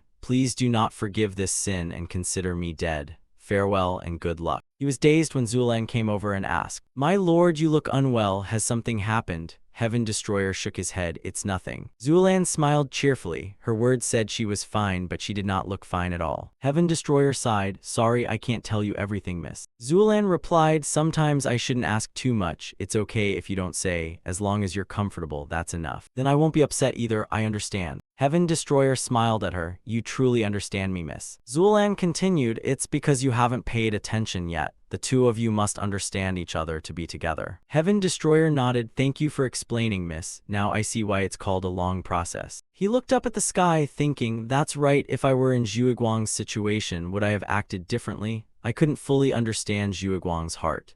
Thinking that, he said, Peng Chun-ho, I have a favor to ask. Cut to the Great Merchants League. The attendant may leave now. Hearing Choyang's order, the attendant, as if pardoned, immediately departed. He looked at Bloodhand kneeling on the floor and asked, why be angry at those who helped you? Where has Bloodhand, Heavenly Son, prideful and arrogant, gone? Not only you, brother, if it were me, the outcome would be the same. If faced with someone like that, I couldn't have fought either. So don't blame yourself. Rest well, then go out when you're ready. As he turned, Bloodhand spoke up. I have one last request, senior. Entrust me with the Blood Shadow Thunder Array Sword technique. Choryang paused his explanation. Though I don't know how you learned of the Blood Shadow Thunder Array Sword technique, I still will not allow it. No sooner had he finished speaking than the floor beside them exploded. Bloodhand trembled all over and asked, why not? Choryang looked at him seriously. That martial art is very different from what you imagine. Rather than granting strength, it will destroy you. Bloodhand laughed manically. Destroy me? I already fell apart on this day 3 years ago, you know that, brother. It was the same then as it is now. Why won't you give me anything? Both Ice Blossom and the Blood Shadow Thunder Array Sword technique. Choryang inwardly thought, this is madness. Thinking that, he sighed and said, I didn't tell you because I care about you, nothing more, nothing less. Bloodhand shouted, those are just comforting lies you tell yourself, not for me. Choryang paid it little mind, remaining extremely calm. Think what you will.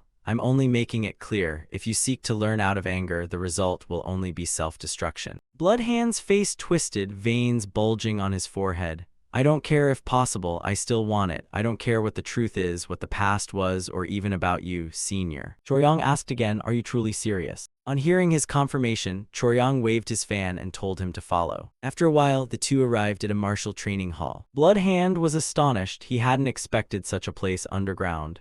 Is this senior's secret training ground? Choryong glanced at him and smiled. Coming here brings back old memories of our master, doesn't it? Blood Hand stared blankly. You brought me here just to reminisce. Choryong replied, why are you so impatient, Junior? Fine, I'll get straight to the point. Saying that, he stamped the floor hard, and a mechanism behind the wall quickly opened. The Blood Shadow Thunder Array sword technique is no exaggeration. This is the supreme sword art in martial history. But upon closer study, I found it still wasn't complete. The higher you train toward the pinnacle, the stronger you become.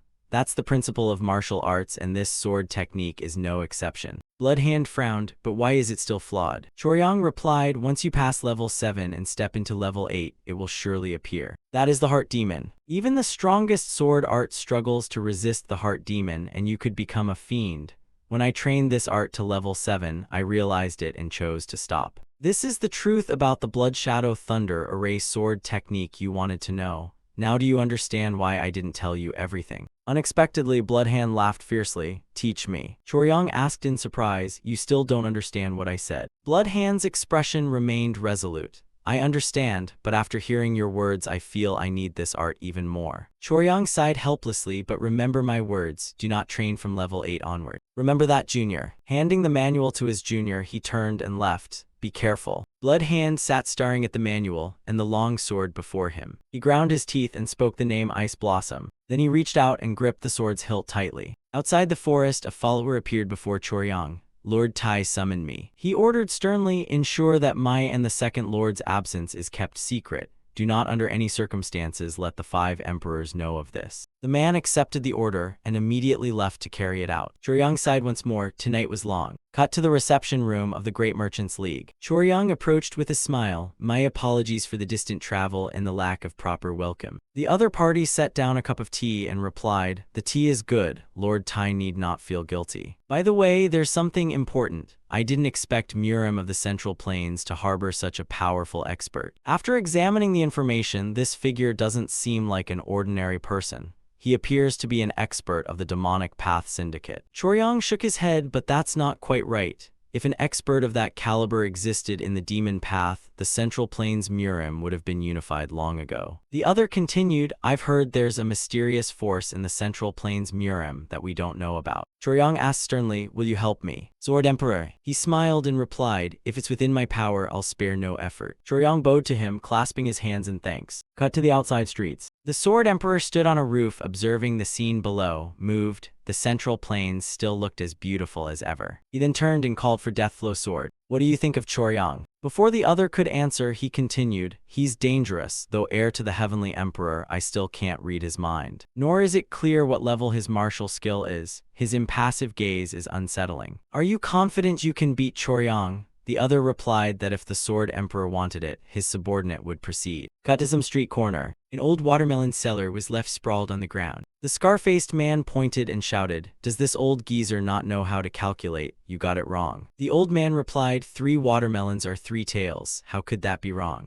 The other snapped irritably, I really don't understand what you're thinking. This place is under the protection of our big brother. I already gave you 1 tael and you still demand more? Even counting the protection fee, you still owe us 10 taels. Am I not calculating correctly? At that moment, another person appeared and called out that it was wrong. Before the scar-faced man could understand what was happening, the newcomer landed a punch on him. The thug accompanying him panicked, what are you doing? The newcomer leapt up to him with a cold snort. What do you think you're doing? He then delivered a kick that smashed straight into his head. In an instant, both thugs were lying knocked out on the ground. The old watermelon seller stammered, thank you for saving me, young man. The youth waved him off. No need. If you want to do business, go somewhere more respectable. I'm off. As he walked, he pondered, I just arrived in Luoyang not long ago, thinking things would go smoothly, but I haven't found a single clue about Zai Yun. Just then the old man ran after him calling, hero, please wait, I'm just a merchant, not much of a fighter. But you look like a master. If there's ever a chance, could this old man repay you? Being acquainted with a master like you is my luck. The youth exhaled, it's only some small change and a few melons, so don't worry about it. But a moment later, seeing the lavish spread before him, he couldn't help but stare. Does he really only sell watermelons? He is Myung Chuisen, master of the Cloud Mirror Tea Pavilion. I originally only sold watermelons, but business grew and expanded like this. The Cloud Mirror Tea Pavilion is so famous that no one in Luoyang doesn't know it. To avoid drawing attention, I hide my identity and go out to sell watermelons about once a month. By chance today, I had no escort and taking a shortcut home, ran into those men. Glancing at your martial skill, you certainly don't seem ordinary, right? Why did you come to Luoyang? I wonder if this old man can be of any help to you. Zhu Guang showed a look of helplessness, thinking to himself, the longer you live, the more coincidences happen. If he's a pavilion master, he must know the local situation pretty well. With that, he asked, so old watermelon seller? No, Master Myung, I have something to ask. Do you know anyone named Zai Yun? The old man was very surprised to hear that name. After talking for a while, he suddenly came to a realization. So you really are the rumored young leader of the Southern Blade Coalition? No wonder I always felt you weren't ordinary. Turns out you're a once-in-a-thousand-years person. That nickname has been much discussed among people. Although Zhu Guang was surprised, he didn't pay it much mind.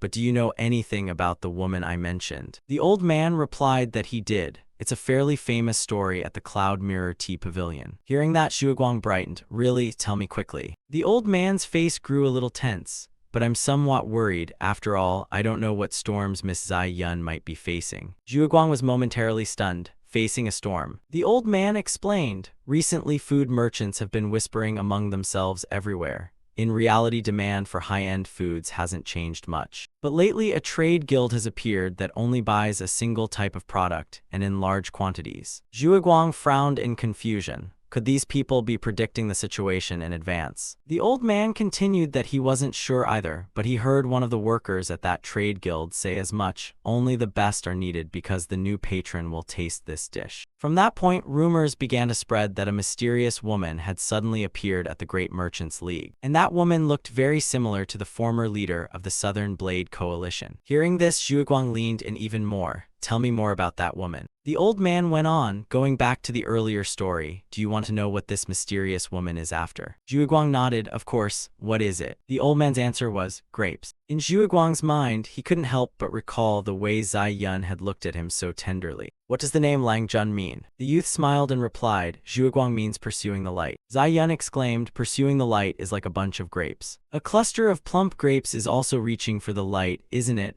They look like they can't hold back any longer and are about to burst. Just like my beloved Zhu Guang, my cherished bunch of grapes. The old man's story continued. Each time grapes were brought in, the woman would always say these weren't the grapes she was looking for. They even brought grapes from the Central Plains. No one knows why this woman is so obsessed with grapes. I think the young leader might know something. On hearing this, Zhu Guang was moved to tears and cried out, take me to the Great Merchants League. A little later, at the Great Merchants League headquarters, Zhu Guang, cloaked and concealed outside, watched silently. Zai Yun, I've found a clue. I'll be there soon. Wait a bit longer.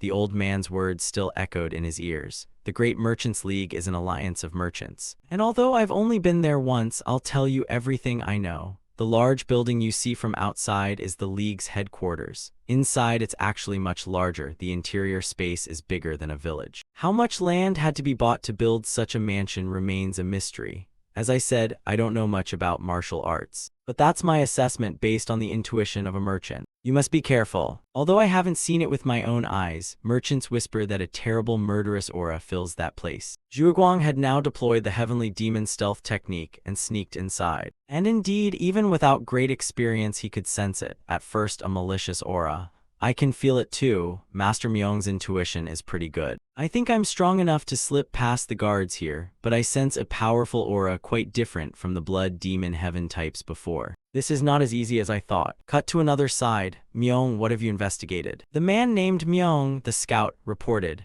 Currently, the Great Merchants League is mobilizing a large number of troops to the Central Plains. It seems the Heavenly Emperor Palace is acting rather urgently. According to gathered information, there's a possibility the Heavenly Emperor Palace and Blood Demon Heaven will form an alliance, but they have not yet appeared in Luoyang. Myung chews inside, soon they'll pull into Luoyang. Myung startled, really, Patriarch. The old man confirmed. Yes, it seems Murim doesn't yet know the true identity of the Great Merchants League, but if they try to control trade rights in Murim, a conflict will be unavoidable. We may suffer losses, so prepare thoroughly for this. Myung had no objections and immediately left to take action. The old man stood there silently pondering. young leader of the Southern Blade Coalition, as an elder merchant I cannot tell you everything.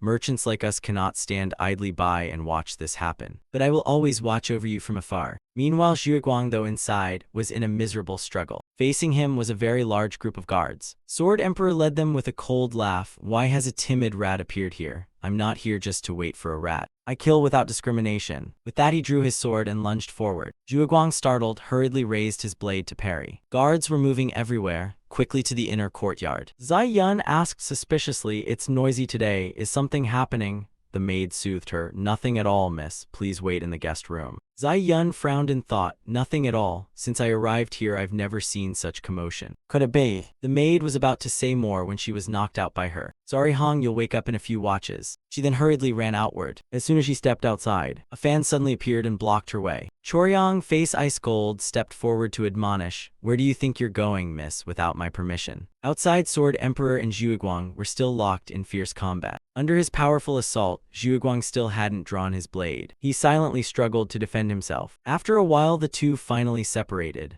The ground had been torn by sword chi into countless gashes. Sword Emperor taunted with a smile, "How long do you plan to cling to your weapon?" Zhuguang snorted coldly, "I'm about to draw it out." Then he resolutely pulled the blade free. Seeing his strange weapon, Sword Emperor grew even more contemptuous. What a ridiculous thing, calling it a war demon armament is laughable. Zhuguang paid it no mind, a corner of his mouth lifting. "Is that so? I suppose you don't see the value of this sword." Sword Emperor's murderous aura burst violently. "Let me show you its proof. If you can't withstand this strike, you won't withstand the next ones." Saying that, he moved with terrifying speed and unleashed the Junlin Jai sword. But immediately his face contorted, because Zhuguang actually managed to block that strike. In his mind, he remembered Zhen Yuhai's words, "I have a gift for you. This blade is called the Dawnbreaker Saber." The first time I saw it, Zhuguang was very surprised. "This thing is even called a saber." Zhen Yuhai explained, "Its destructive thunder echoes across the sky. The stronger the wielder, the greater its effect. This blade was forged in a special way." Zhuguang took the blade warily. "Was it made specially?" Zhen Yuhai smiled, "Cowards cannot wield it. Only the brave who face adversity like you can unlock its true power." Zhuguang now grinned fiercely, "Prepare to witness my destruction." Saying that, he raised the great blade high. Sweat poured down the Sword Emperor's face at that moment. The great blade carried a terrifying concussive force and came down in an instant. A choking cloud of dust surged up to the heavens. Sword Emperor absorbed the blow and was driven deep into the ground, fresh blood staining his brow. Zhuguang stood there watching proudly. Meanwhile, Zai Yun was still being held back. She asked suspiciously, "What's happening outside?" Choryong shook his head. "Nothing, just a bit of noise. It's ordinary business." Zai Yun's face twisted. "Please move aside, I want to get some fresh air." Choryong reached out and grabbed her hand. Zai Yun winced in pain as he squeezed her hand tight. The young man looked at her seriously. "I brought you here to recover your inner power. There's nothing going on, it's just like any other day. Whatever's happening outside, what can an ordinary woman like you do? Is it useful at all?" Zai Yun sniffed coldly. "Is that so? I'll judge for myself whether I'm useful, so young master, let go." He then noticed her trembling arm, trembling like a lost kitten. Zai Yun glared and then smiled. "A kitten? I'm a lion, not a trembling kit. I'm the brave lion of the Southern Blade Coalition. So let go of me at once. Don't you think your conduct is rude, young Master Choryong?" Choryong frowned. "Then there's no choice, miss. You should take a nap." At that moment, something flew in from behind. To Zai Yun's astonishment, he was knocked flying. The newcomer was none other than Zhuguang. Seeing him, joy clearly lit Zai Yun's face. Zhuguang panted as he looked at her, then broke down in tears. But before he could do anything, Choryong kicked him and sent him flying out. Meanwhile, Sword Emperor had just climbed out from the pits. Where did that wild boar come from, he wondered. At that moment, he sensed something and turned his head. Seeing Zhuguang flying toward him, he hurriedly dodged aside. Choryong snorted and spat a mouthful of blood. "What now? Is this the true nature of you Central Plains people? Miss, please wait in the inner courtyard." With a flick of his hand, Zai Yun sank down, clutching her neck. She was deeply worried for Zhuguang, but could not bring herself to speak. Choryong then quickly strode outside. "I guessed right. I knew the young leader of the Southern Blade Coalition would come here. How can you rudely meddle in other people's affairs like this? Your title as young leader of the Southern Blade Coalition is gone. What do you think you're doing here? Once a proud figure of the Southern Blade Coalition, famed in Jiangnan, and yet you act so reckless." Zhuguang's face twisted as he cut in. "Don't be long-winded. I'm not here wearing the young leader's title. I'm just a man looking for his woman." Sword Emperor now stepped up shoulder to shoulder with Choryong, calling for them to join forces. Zhuguang raised his blade again, thinking to himself, I chased the light as Zhuiguang, but now I'll become a mad demonic for my woman. Murderous intent surged from him as he laughed fiercely and taunted. Come on then, you bastards. As he spoke, he advanced toward the two of them. Sword Emperor said seriously, we must kill him, otherwise our reputation will suffer. Choryang had no objection at all, that was obvious. He then took the initiative and charged forward. Zhuiguang also shouted loudly as he raised his blade, then hurled the blade toward the two. Choryang leapt aside to dodge. Sword Emperor below spun, forming a vortex to meet and block it, so the long blade was knocked far away. But Sword Emperor wasn't comfortable either, his sword arm trembling non-stop, making him look like a wild boar. Choryang had closed in on Zhuiguang. Without his weapon, he would be useless. But he was wrong. Zhuiguang sneered, my body is my weapon. Saying that, he swung his arm in another strike. Their attacks constantly targeted each other's weak points. A brutal back-and-forth clash ensued. Zhuiguang clenched his fists and shouted, take my blow. But before he could strike, Sword Emperor suddenly ambushed and slashed him. Zhuiguang froze and bent to examine his body. Then he swung his arm and sent him flying. That bastard. Despite his wounds, Zhuiguang still stood firm. He lifted his head and looked toward Choryang again. Choryang, a bit puzzled, exclaimed, you actually hit him, didn't you? Zhuiguang paid no mind and tightened his fists to charge again. It was only a wound. Choryang sighed, you really can't be stopped. But I don't want the 5 emperors to witness this. Saying that, a strange vital energy appeared around him. He then executed a body technique pushed to the extreme speed. Zhuiguang couldn't keep up and was repeatedly pounded by him to see whether you can withstand these blows. Immediately after, a powerful palm struck straight into Zhuiguang's chest. Sword Emperor watched in amazement, thinking silently, can Choryang really attack to this degree? After tormenting Zhuiguang for a while, Choryang finally stopped. Fresh blood spurted from Zhuiguang's mouth once more. He then collapsed to his knees on the ground. Choryang stood there lecturing him, don't be smug just because your martial skill is good. We're the same on our side. It seems the outcome is clear. You should probably give up now, right? You aren't planning to sacrifice yourself over a woman, are you? Zhuiguang snorted and laughed fiercely. Even so, there's nothing laughable about it. Isn't it natural for a man to protect his woman? Unless I die, I won't abandon her. Hearing that, Choryang once more stimulated his vital energy. Then I have no choice but to force you to give up. This outcome is your choice, so don't blame me. Just then something happened that surprised all 3 of them. Zai Yun had appeared in front of Choryang and stopped him. She glanced at him and pointed to her own throat. Seeing this, Choryang released her pressure points. I see, miss, you've made your decision, haven't you? Once freed from the blockage, she looked at Zhuiguang seriously and said, go back, Zhuiguang, this girl no longer has feelings for you. Her words stunned Zhuiguang. Go back, why would you say that? Zai Yun continued, young master, please stay away from me a little. Choryang had no objection and immediately turned and left. Sword Emperor now planted his sword and stepped forward. Who are these people? To avoid future trouble, I need an explanation from Taigong. Choryang faced the remark with a gentle smile and said nothing. Sword Emperor inwardly reflected that the man was strange. He performed far better in the fight than I expected. Just how strong are you, Choryang? At that moment, Choryang spoke up. I will give a signal to Sword Emperor. If you see my signal, please knock him unconscious at once. Zhuiguang looked at Zai Yun in confusion. What are you saying? Why suddenly say such things? She looked at him and transmitted quietly, do I have personal feelings, my husband? Zhuiguang was puzzled, but didn't we lay bare our hearts under that light? There was anger, there was despair. And at that time, we understood each other so thoroughly. She looked at the wounds on his body and replied, this girl is not as loyal as you. Don't draw your sword for someone else. Now I belong to someone else. I no longer love you. The other person is the one I love. Don't give up your life for this girl anymore. Zhuiguang trembled with agitation. She was lying. Her eyes said it wasn't true. Lies, please don't speak such tangled words. At that moment, Sword Emperor charged again and slashed at him. That troublesome wild boar. Zai Yun, meanwhile, was held back by Choryang. Miss, it's better for you to remain silent. Zhuiguang knelt there, covered in blood. He lifted his head and looked forward. There Zai Yun was leaving, embraced by Choryang. Colder than any blade was her silence. If she truly wanted to leave me, she had killed that sliver of hope with her eyes. It was unbearable. I am angry at her, yet I also love her. At that point, he collapsed and lost consciousness. Choryang instructed his subordinate, Hyuk Yong, escort the miss back to the sealed shrine. After the others had taken Zai Yun away, Sword Emperor spoke again. Let him crawl until he has no strength left, then finish him off. Choryang replied, yes, Sword Emperor, he's no longer able to fight. It's best to root out the weeds completely. Sword Emperor sighed, truly a fool crawled out from who knows where. We should destroy resentment before it sprouts.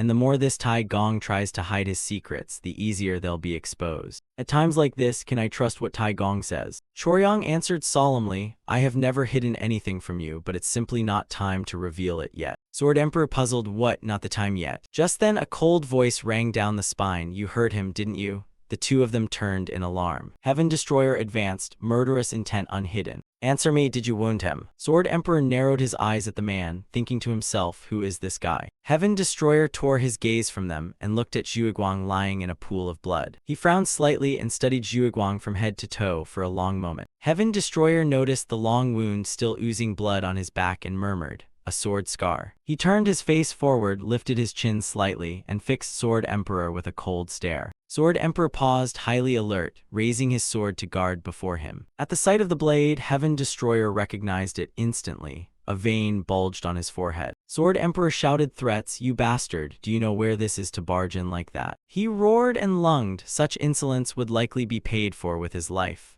Before the words finished, Heaven Destroyer darted behind him and Sword Emperor's head was cleaved from his neck. The moment was so fast Sword Emperor couldn't defend. Blood sprayed everywhere, splattering Choryong's face and leaving him stunned and wide-eyed. Choryong spun around to look at Heaven Destroyer, when he leapt up behind him. Heaven Destroyer's face darkened as he growled, here, the only one permitted to ask questions is me. Choryong stood rooted as Sword Emperor's corpse thudded beside him. Choryong ground his teeth, his heart in turmoil. This isn't an ordinary man. If someone had the skill to rescue the young leader, there's only one possibility. He scrutinized Heaven Destroyer and wondered if the man with subordinates might be the jade-faced divine dragon, one under a lord, above 10,000. Choryong swallowed, tension rising to the extreme. Depending on the situation, he might have to use that thing. But Heaven Destroyer didn't move to face him. He slowly stepped over to Zhuguang instead. He placed both hands on Zhuguang's back and whispered, Zhuguang, wake up, stammering, supreme. Heaven Destroyer looped an arm around Zhuguang and helped him to his feet.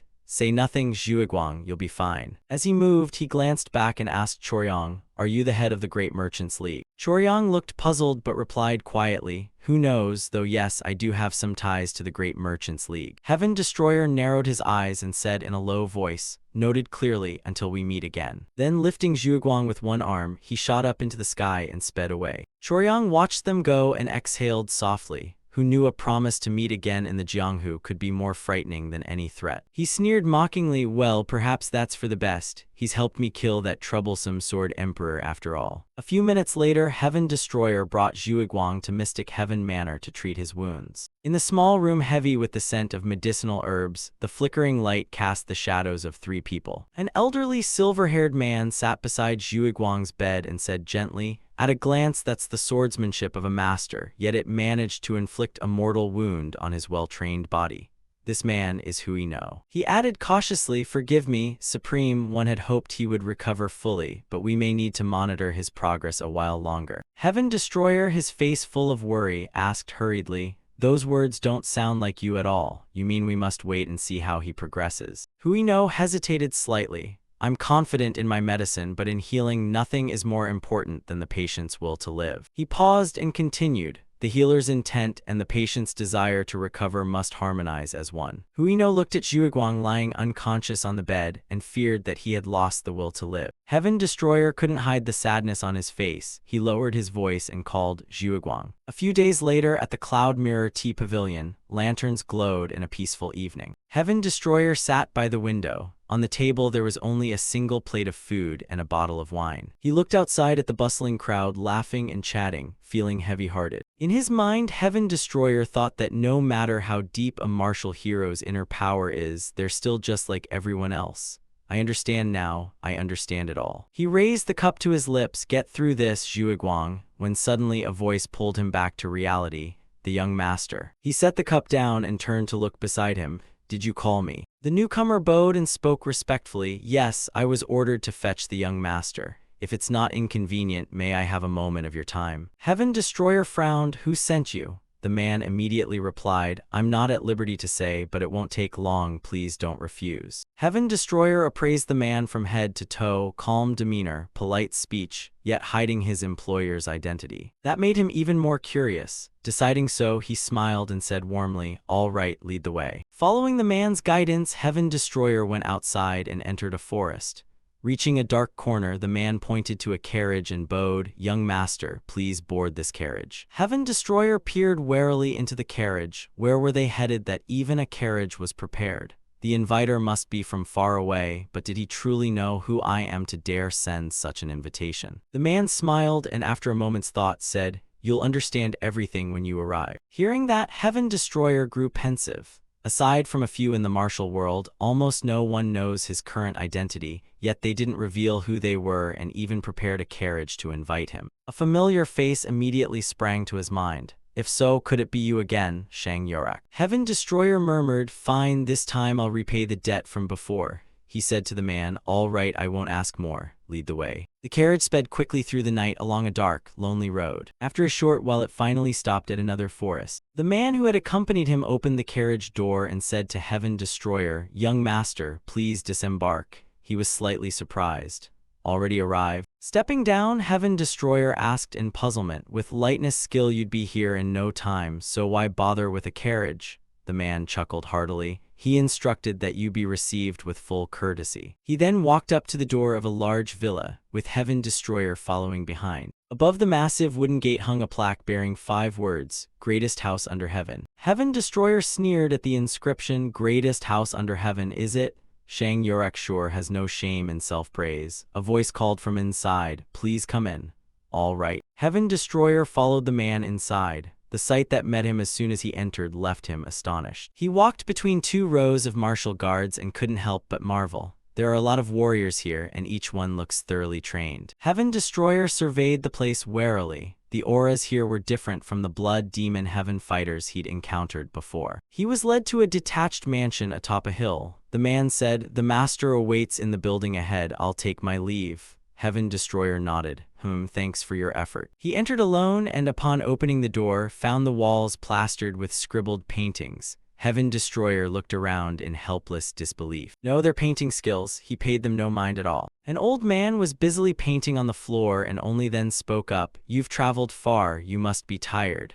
This is Cloud Mirror Tea Pavilion Master Myung Chuisen." Heaven Destroyer was slightly surprised. This man wasn't whom he'd expected. "So it's not that person.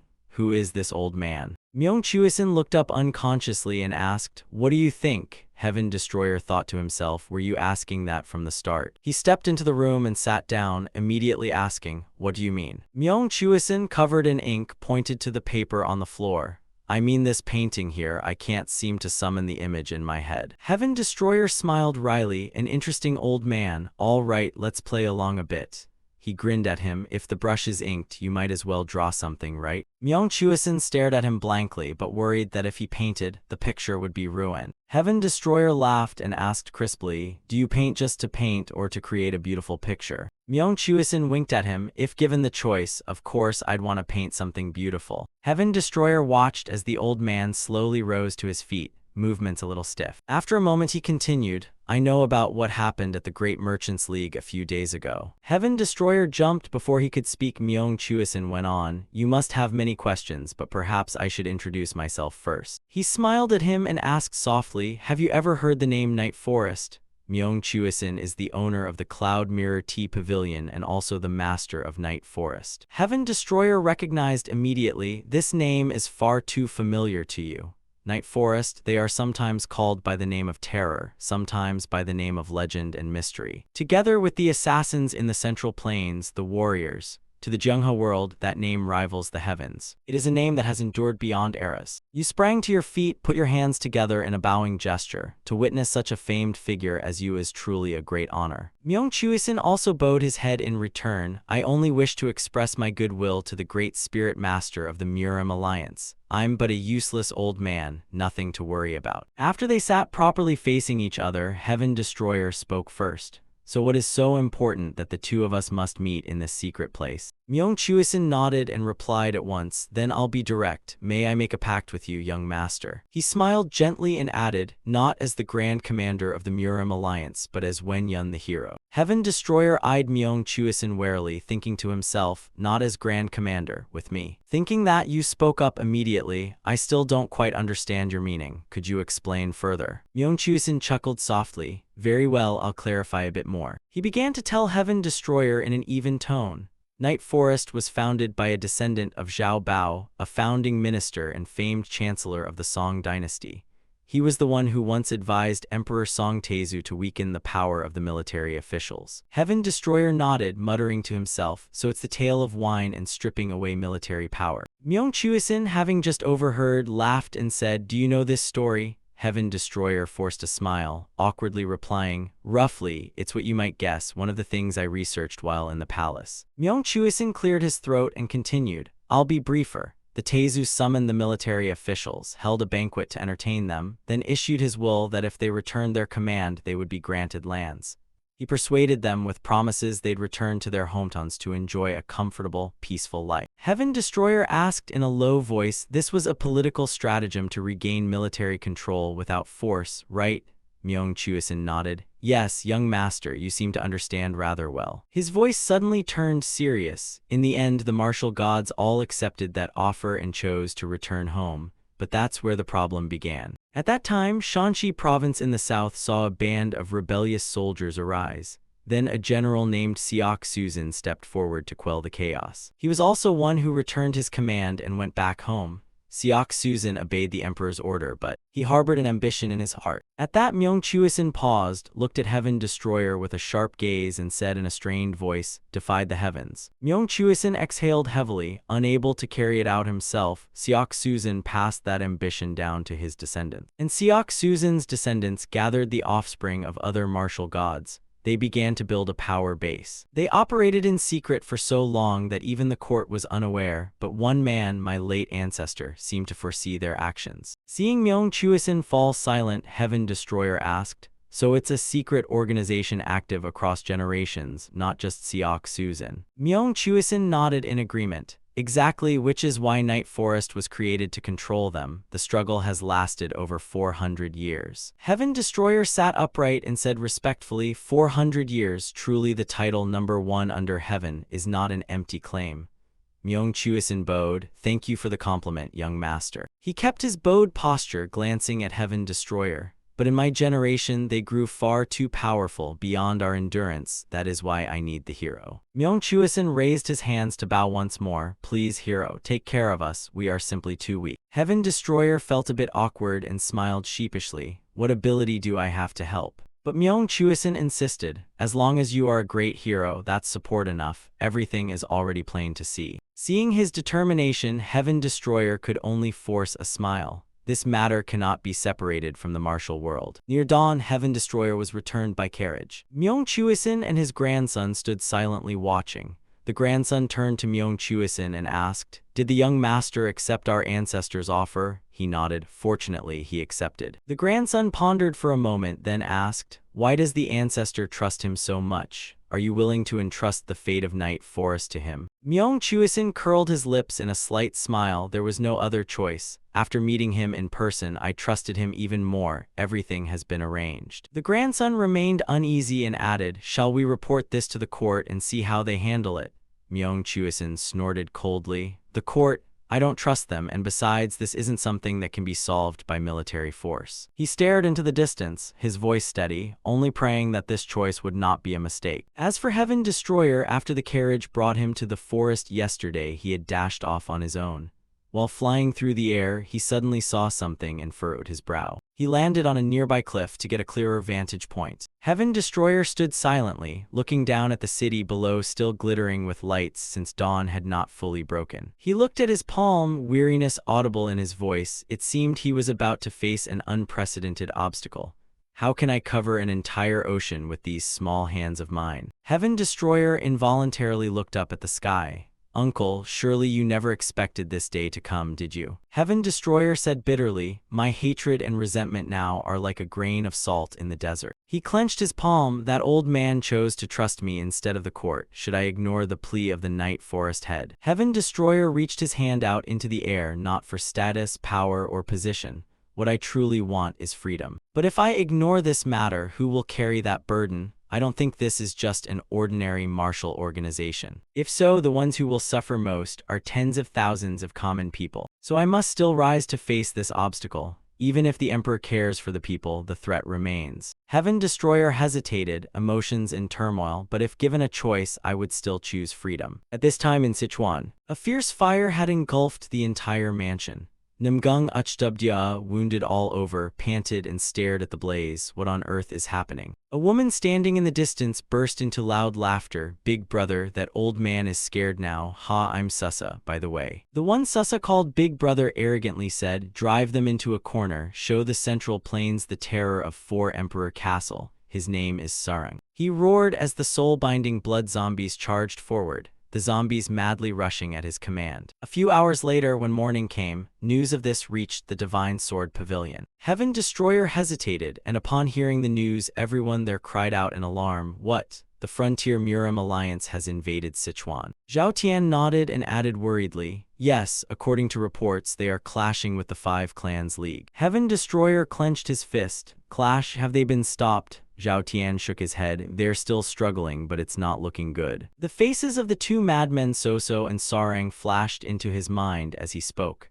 According to the 5 Clans League leader, the 4 Emperor Castle forces were advancing rapidly, but for some reason they didn't push deeper. Heaven Destroyer muttered back the words he had just heard. They could storm in but got stuck. Strange, did the Murim Alliance send any reinforcements? Zhao Tian sighed heavily. The Murim Alliance has already sent a lot of troops, so it's unlikely they can spare more. Heaven Destroyer rubbed his temple, thinking silently that another obstacle had arrived. I'd already had a headache over Night Forest, and now 4 Emperor Castle appears. Seeing Heaven Destroyer distressed, Zhao Tian lowered his voice. Ah, and there's one more thing. Heaven Destroyer sprang. What now? Severity showed on Zhao Tian's face. They declared war at a place called the Heaven Turning Sect. Heaven Destroyer squinted. Where is this Heaven Turning Sect? Zhao Tian answered in a low tone. It's an organization founded by the ancient demons of the Heaven Turning Sect. Actually, it's not of the righteous path, nor of the demonic path Murim. The corner of Heaven Destroyer's mouth twitched. He smiled wryly inside. Those ancient demons are gathering again.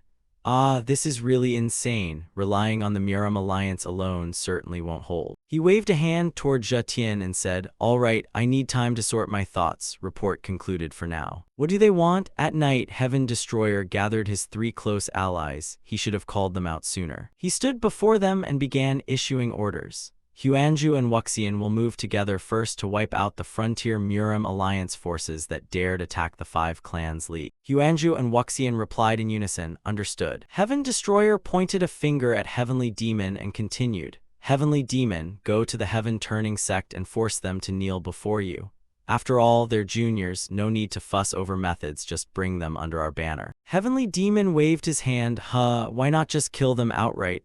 Heaven Destroyer replied helplessly, no. Hearing that, he could only click his tongue in frustration. Before leaving, Heaven Destroyer reminded them to keep his identity secret, but the operation must proceed. Let's go. The 3 shouted the march order together. The previous day at the Demonic Path Syndicate's manor, deep within a vast cavern, Heaven Destroyer sat at the round table and asked crisply, if this is really happening, what should we do? I want to hear the strategist's opinion. Zheja Kaiheng sat before him, eyes half closed. I want to verify whether I understand correctly. She suddenly opened her eyes wide. Dogs in the south, monkeys in the north, and suddenly a snake slithers in to seize control. Isn't even an old tortoise eager to join the fight? Heaven Destroyer laughed awkwardly, trying to look pleased. Exactly, she is my strategist. This is my question too. How do we tame them? Kaiheng smiled at him. Surely you don't intend to jump into this menagerie yourself. After all, it's just a metaphor. Seeing Heaven Destroyer say nothing, she continued, the monkey in the north and the dog in the south refer to the Murim Alliance in Jiangbei and the Demonic Path Syndicate in Jiangnan. And the snake here is the Frontier Murim Alliance forces trying to invade the Central Plains Murim. And the old tortoise is also participating in the conflict. It is also the initiator of hostilities, surely aiming at the Heaven Turning Sect. Heaven Destroyer was stunned and had nothing to say. His awkward manner made Kaiheng laugh. So my guess was right. Heaven Destroyer forced a smile, though his heart was in turmoil. I haven't revealed my true identity to Kaiheng yet, but it seems she already realized it all. Zhuge Kaiheng continued calmly, your question is rather cryptic anyway, so I can only give you an ambiguous answer. Saying this, she suddenly adopted a serious tone. Dogs, monkeys, snakes, turtles, and even a tiger were listening to everything with their own ears. Heaven Destroyer swallowed, staring at her tensely. A few days later in Changsha, at a large estate, there was no sign at the gate, yet the place housed a sect called the Heaven Turning Sect. It had only 9 members in total, by size smaller than even a minor branch of a major sect. But all of them were ancient demon elites from the previous generation who had been in hiding or vanished. Their reappearance shocked the martial world. However, it was meant as a warning. An old man appeared with a bruised face from having just been beat. Heavenly Demon stood before him and growled, "Freeze to death," making the old man tremble. He perched on a rock and loudly addressed those kneeling before him. "Hear this, all of you. From now on, this heaven-turning sect will be governed by me, Ma Chen-Wu." Heavenly Demon said this with a triumphant laugh. Meanwhile, in Sichuan, a sea of flames was engulfing the city. Within that inferno, the blood-bound Jiangxi were running amok, cut down wherever they fled. So and Sarang stood stunned at the scene. "What is this? Soul-binding blood Jiangxi, where did those people come from?" In the distance, Huanju and Wuxian were combining forces to eliminate the Jiangxi, Flower Shade, Swift Sword, Red Rending Wheel. Even Namgung Uchdubdya couldn't believe his eyes, stammering, "This is truly strange." He watched in amazement at the 2 figures standing atop the hill of Jiangxi remains. The 2 dark-clad men swept the monsters cleanly away. At the same time in Luoyang, a carriage was speeding through the forest. Inside sat Ze Yun and Chayoung facing each other. Ze Yun stared pensively out the window.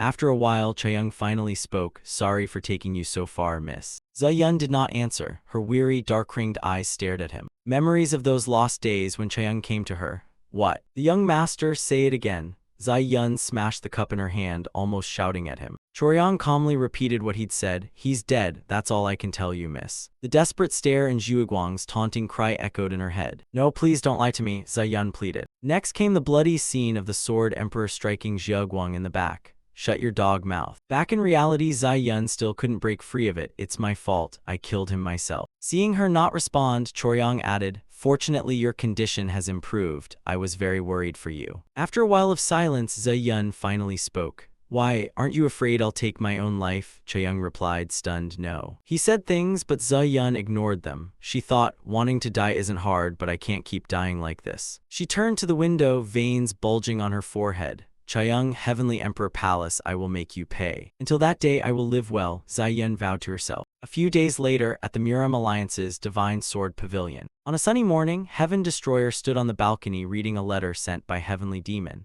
"Hey Heaven Destroyer, though a late reply, please read this letter. As you said, the Heaven Turning Sect will surely fall into my hands. Those damned ancient demons have opened a full-scale war to found a sect, seemingly to assert their place in the Central Plains Murim. Word is they sent invitation letters to all sects and guilds in the Central Plains, regardless of righteous or demonic path, to join the sect-founding grand battle."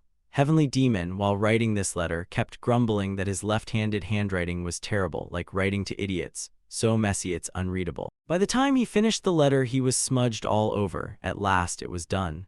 The letter continued, "If I step forward to claim the title of this sect-founding grand battle, I can make the Heaven-Turning Sect disappear without a trace. How do you want it? Tell me." Heaven Destroyer burned the letter in his hand. Heavenly Demon did well. He waved his hand to let the ashes blow away. They should answer quickly, or else he might just destroy the Heaven-Turning Sect, and then we'd have a bigger problem. Just state your thoughts. Heaven Destroyer went to see Kaehung again. Snake, dog, monkey, and old turtle. His lord must accept them all. As soon as she finished, he asked blankly, "Accept them all?" Kaehung nodded slightly and added, "The lord regards those heterodox forces as mere insects.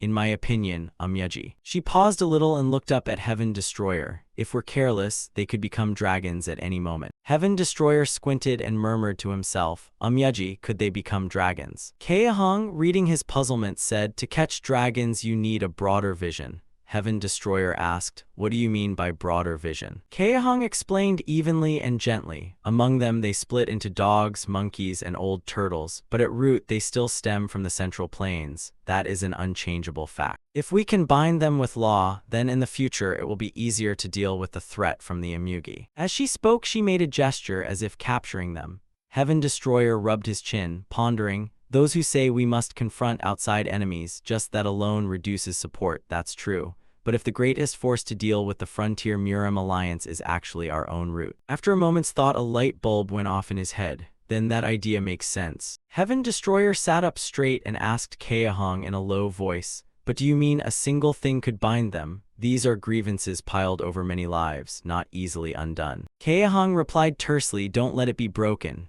Destroyer folded his arms over his chest, broken. Kaehang nodded, her voice low. What drove them apart was an imbalance of power. But now the danger has appeared outside the Central Plains. That balance will surely be upset. Moreover, all forces in the Central Plains will sense this. After sensing that, the Heaven-Turning sect decided to make a move. The ancient demon elites only observed conflicts in the Central Plains Murim, then instigated the sect-founding grand battle. Thus, even without directly resolving the issue, the tiger could still seize everything, and all those beasts could do was turn around and look toward the Central Plains enemy. In this Heaven-Turning sect-founding grand battle, all warriors of the Murim alliance will gather at the Central Plains.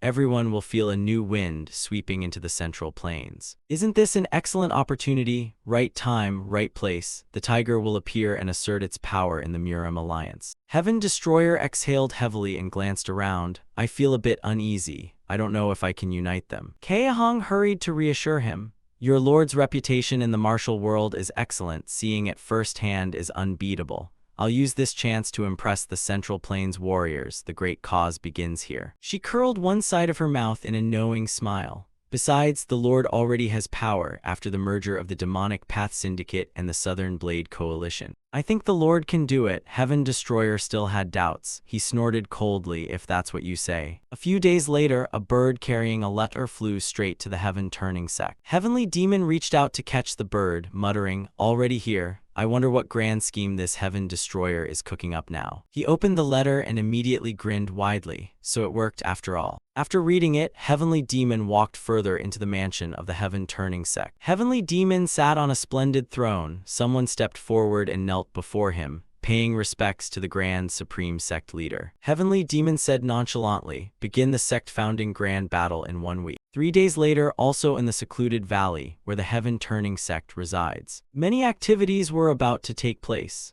The Heaven-Turning sect's sect-founding grand battle began, banners from everywhere fluttering across the sect's estate. Inside, many people gathered, laughing and talking. The Central Plains Murim gathers under the name of a sect-founding grand battle, though outwardly they still smile. Someone recognized Choryong and called out, "Are you the hero from the Great Merchants League?" Choryong bowed respectfully. "Yes, that's right, I am Choryong of the Great Merchants League." The smile on his face suddenly faded. Choryong glanced around to see what the Heaven-Turning sect intended. If possible, I must draw them to our side, but inside they were all hiding their true feelings. A few days earlier, Heaven Destroyer met Kaehang and handed her a paper.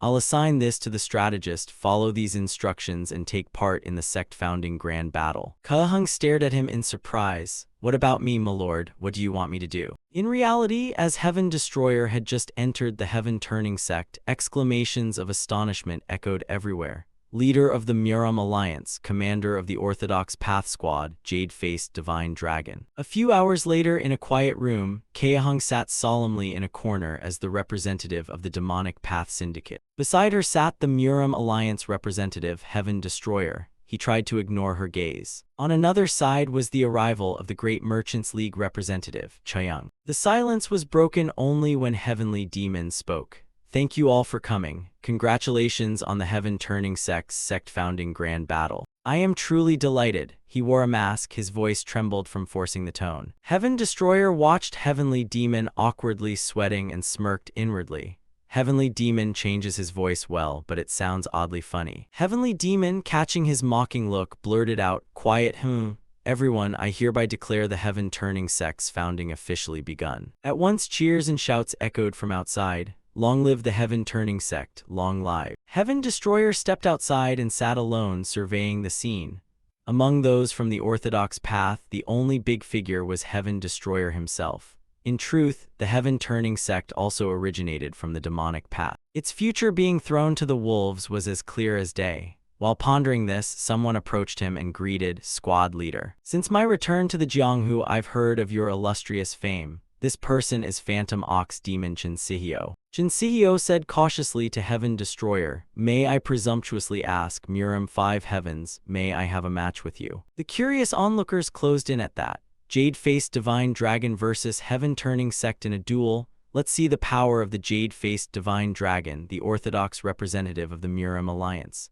Heaven Destroyer lowered his head, trying to hide a sly smile. A lamb to the hunters, are we? This was also part of Heaven Destroyer's plan. He was not a lamb but a tiger. Earlier, Heaven Destroyer had a private conversation with Heavenly Demon. You ask who's the strongest in the Heaven Turning sect. Isn't it me? Aside from you, if you know that person, send them to trouble me. Heaven Destroyer slowly stood up, inwardly pondering. This must be the person Heavenly Demon sent. He smiled and stepped forward. Very well, I also want to try my strength a bit. Shall we go up to the arena then? He signaled for Chen Sihyo to join him and move toward the arena. But the match had hardly begun when the man was frozen with fright. The excited onlookers gasped non-stop. Just one palm and he reacted like that. Heaven Destroyer snarled. With a Guanyin palm strike the ground behind, Chen Sihyo was blown away. The man himself was knocked flat to the earth. Heaven Destroyer clasped his hands and bowed respectfully. I don't want to see blood on a beautiful day. Let's stop here. Chen Sihyo trembled uncontrollably, raising both hands before him. I have learned my lesson. Heaven Destroyer strode away amid continuous cheers with just a single strike, astonishing top tier. It's no rumor, the jade-faced divine dragon made a deep impression on the Central Plains Murim warriors. And this gave everyone renewed confidence. Choryang, who had been hiding to observe, was likewise stunned. Kaehang was also present among the crowd below. I had my suspicions, and sure enough it matched expectations. It was my lord. She gaped at the person before her in disbelief. Kaehang knitted her brows, thinking that from the start of this sect-founding grand battle, the animals in the story had all been held in his palm. Her mind was in turmoil, unsure what to do. Moreover, his appearance seemed slightly different. He looked loftier. Perhaps because I kept watching the great demonic deeds and noticed. But in any case, he had successfully made a stir among the martial artists, truly my lord. A rare radiant smile bloomed on Kaehang's face, capable of drawing everyone's attention by her own excellence. Now he will use his words to fully win over the Central Plains Murim. But contrary to her expectations, Heaven Destroyer on the stage shouted, Then I shall take my leave. Kaehang ground her teeth and looked at him baffled. Why leave without doing anything? In the blink of an eye, moonlight descended on the valley. The Heaven Turning sect returned to its usual tranquility. Zai Yun stepped into the courtyard and stood alone, gazing at the bright moon against the black sky. Where did Choryang come from to appear behind her? Mistress, you should go inside now. He approached as he spoke. You've traveled far, you must be tired, why not rest early? Zai Yun only glanced at him once, then turned away sharply without a word, leaving Choryang standing very close. Choryang himself knew she despised him but stubbornly remained to wait. Suddenly a voice rang from afar, making both of them whirl around. Unexpected we meet so soon. It was Heaven Destroyer. He had come near them at some point. A silence stretched between the three of them. After a few seconds, Zai Yun and Choryang spoke together. Squad leader, Exalted One. Now Heaven Destroyer looked closely at the girl before him and was astonished. Zai Yun, you're still alive. Zai Yun dropped to her knees on the tiled floor and cried out urgently, Hail the Exalted One. Choryang glanced at her, puzzled, wondering, why call him Exalted One? Heaven Destroyer reached out a hand. Zai Yun, this is no place for you, come here at once. Choryang immediately stepped in front of Zai Yun to block. You cannot do that. If you want to take Zai Yun, you must step over my corpse. Heaven Destroyer's expression darkened. He growled, Speak properly, don't sound as if the two of you are lovers. Heaven Destroyer jerked his chin toward Zai Yun and said coldly, Zai Yun, explain yourself. Though reluctant, Zai Yun forced herself to say, I cannot follow the Lord General, please leave us be. Heaven Destroyer instantly snapped, shouting angrily, What are you saying? Don't you know Zhuiguang risked his life for you? Zai Yun ground her teeth, bowed her head and pleaded, Please don't ask any more. If you truly wish me to go, I will repay this debt. Heaven Destroyer froze, a bitter feeling rising in him. Zhuiguang could never have risked himself for such a traitor. Veins stood out on Heaven Destroyer's forehead as he clenched his teeth. Zai Yun, do you even know what you're saying? Enough, I don't want to hear any more. He stamped his foot hard, the tiled floor cracked beneath him, startling the two before him. He suppressed his anger and added in a low voice, Out of respect for Zhuiguang, I will not strike you. Heaven Destroyer fixed Zai Yun with a steely glare. But I will erase you from my memory. But I will erase you from my memory. He turned his back and walked away, leaving Zai Yun staring after his retreating figure. Knowing there was nothing more she could do, Zai Yun could only whisper to herself, Forgive me, Exalted One. She brushed away her sorrow and glanced at Choryang blocking her. If the Exalted One helps, I can avenge faster. I will never forgive the one who tore us apart. Zai Yun tightened her brow and steeled herself. I must kill him with my own hands, then I will follow Zhuiguang. Please allow me to go then. On the second day of the sect-founding grand battle, the atmosphere in the first day's room grew even tenser. The four of them sat in silence for a long while. Heaven Destroyer reached for his teacup and took a sip. Heavenly Demon, still using his peculiar voice, said, "The air is so cold, squad leader, have you nothing to say?" Heaven Destroyer kept his eyes half closed and replied coldly, "What should I say now?" Heavenly Demon snapped, pounding the table and barking, "Did something happen last night? Or are you mocking my heaven-turning sect, already making a scene before the opening?" Heaven Destroyer paid little heed to the attitude. "I don't understand what the Grand Supreme Sect leader is on about. It's merely a private quarrel between individuals. Is this worth your concern?" Kaehong, sitting beside him, glanced over in confusion. Why does he seem intent on turning this argument into something bigger? Heaven Destroyer's composure only made Heavenly Demon angrier. "I thought something grand had occurred, but it's just petty nonsense. Everything has its limits. Don't act now and regret it later. Soon the Central Plains Murim will recognize the heaven-turning sect's strength." Kaehong broke out in a cold sweat at that. "My lord, if that really happens, the plan to unify the Central Plains Murim will be ruined." Heaven Destroyer planted his hands on the table and stood. "You are being too harsh with me. Like the duel yesterday, if the Grand Supreme Sect leader dislikes me so much, this uninvited guest will take his leave." Kaehong watched him leave, unsure what to do. "My lord, if you go, everything will fall apart." Heavenly Demon grew angrier at Heaven Destroyer's action. "You damn orthodox, I'll show you I'm different from you lot." He suddenly pointed at Kaehong. "Moreover, Demonic Path Syndicate, I don't care for you either." She was stunned. "What did you say?" Heavenly Demon scoffed and shouted, "Why didn't the Grandmaster of the Demonic Path attend our sect-founding grand battle in person and instead send only a strategist? Isn't that an insult to my heaven-turning sect?" Kaehong flusteredly explained, "Please don't misunderstand, I've been appointed according to procedure." But then she paused.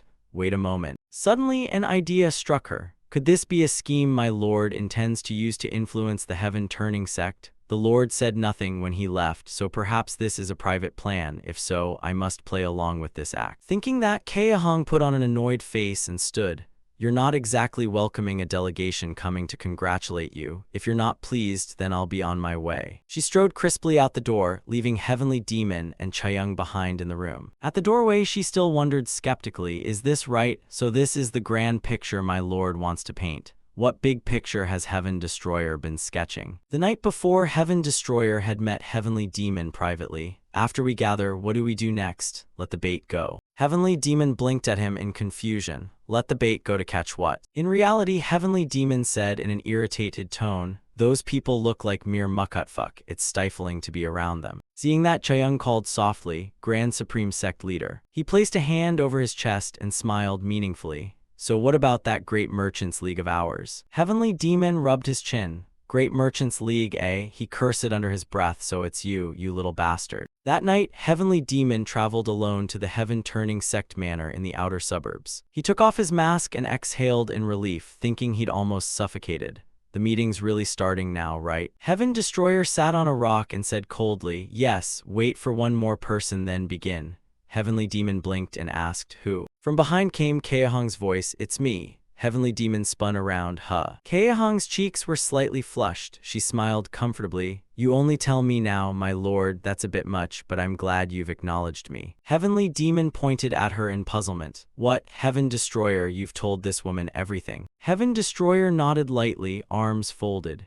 "Yes, after that day I sent a letter and I see Kaehong has somewhat guessed the truth." Kaehong smiled smugly. "I only guessed broadly, but I never expected the jade-faced divine dragon and Heavenly Demon's scribe to be the same person, and that there's yet another Heavenly Demon here. Hard to believe, really." Heaven Destroyer chuckled, looking at her with mockery. "Still, I think Counselor Kaehong doesn't fully grasp it yet, does she?" Kaehong snapped. "Who can know everything, my lord?" Heaven Destroyer grew even more pleased. "So, once the three of you are seated," Heaven Destroyer began, "all right, that's enough on identities, let's discuss the affairs of the heaven-turning sect." Heavenly Demon spoke first. "Let me begin as Heaven Destroyer predicted. That Great Merchants League seeks to pull Hoi Thien men to their side." Heaven Destroyer nodded with satisfaction.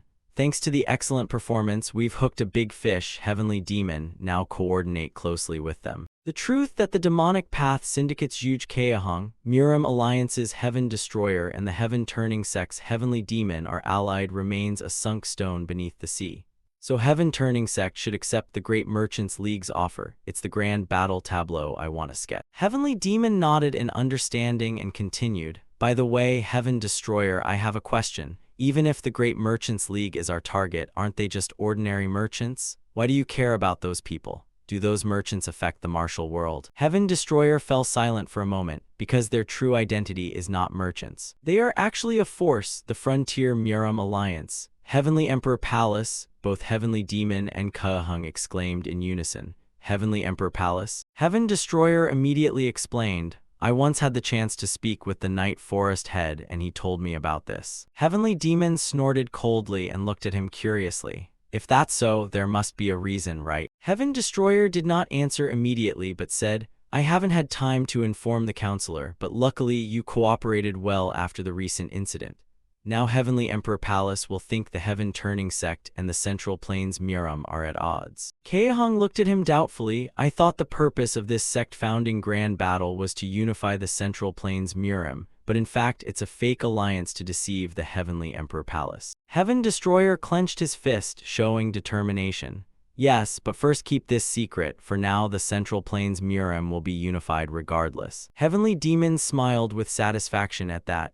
Kahung said crisply and loudly, understood. Suddenly Heaven Destroyer heard a noise overhead and looked up to see a large hawk delivering a letter. He squinted, puzzled as he looked at it. Isn't that from the Demonic Path Syndicate? What's going on? Heavenly Demon stared at the eagle on Heaven Destroyer's arm. Are there other eagles like that? Kahung agreed. It did look strange. Heaven Destroyer pulled out the letter and slowly unfolded the paper amid curiosity and confusion. But after reading only a few lines, his face showed utter panic. He folded the letter, turned to the other two, and asked where they were preparing to return to. Return where? Heaven Destroyer offered no further explanation, simply replied curtly that they should return to the Demonic Path Syndicate immediately. Meanwhile, elsewhere, the sky had darkened to a glaring red, casting its light over a carriage. The carriage thundered through deep mountain gullies, the space echoing with its rumbling. Seated inside was Blood Demon Heaven's Deputy General, Shang Yurek. He was heading toward the Blood Demon Heaven base, a massive tower full of foreboding. No sooner had the carriage stopped than a voice called out, Deputy General, you've arrived. Shang Yurek said nothing, brushed past the greeter and strode straight inside. He looked around, brow furrowed. It had been a long time since he'd returned.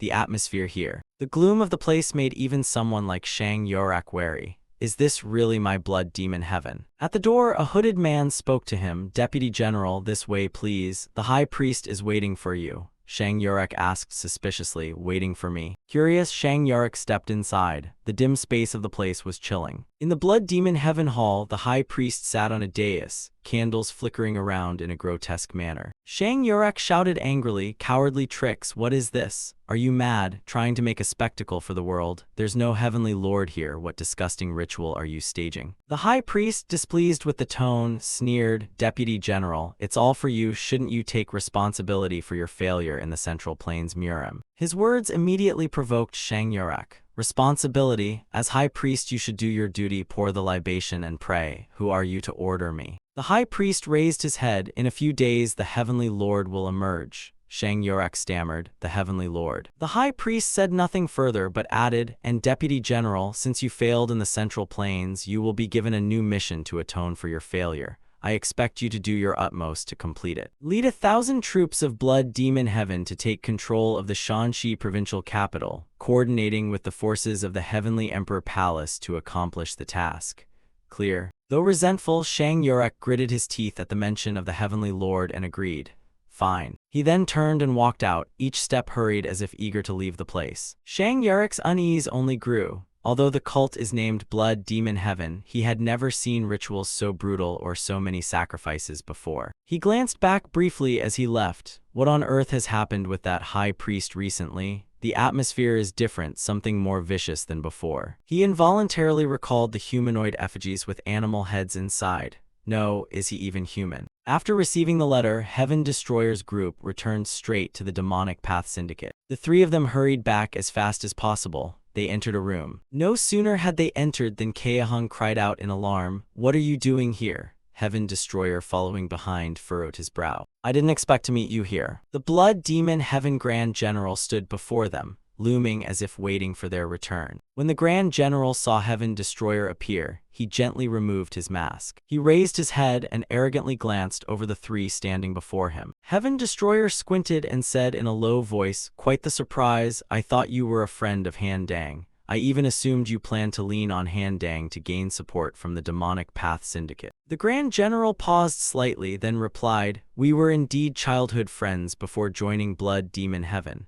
Han Dang was my closest friend, but the title Grand General no longer fits. Just call me Shang Tianyi." Heaven Destroyer stepped up to him, arms crossed, demanding, "What do you mean by that?" Facing Heaven Destroyer's high vigilance, Shang Tianyi answered tersely, "I no longer concern myself with Blood Demon Heaven." Heaven Destroyer tilted his head at him. "If you've come to the Demonic Path Syndicate, you're welcome, but I still haven't received a satisfactory answer.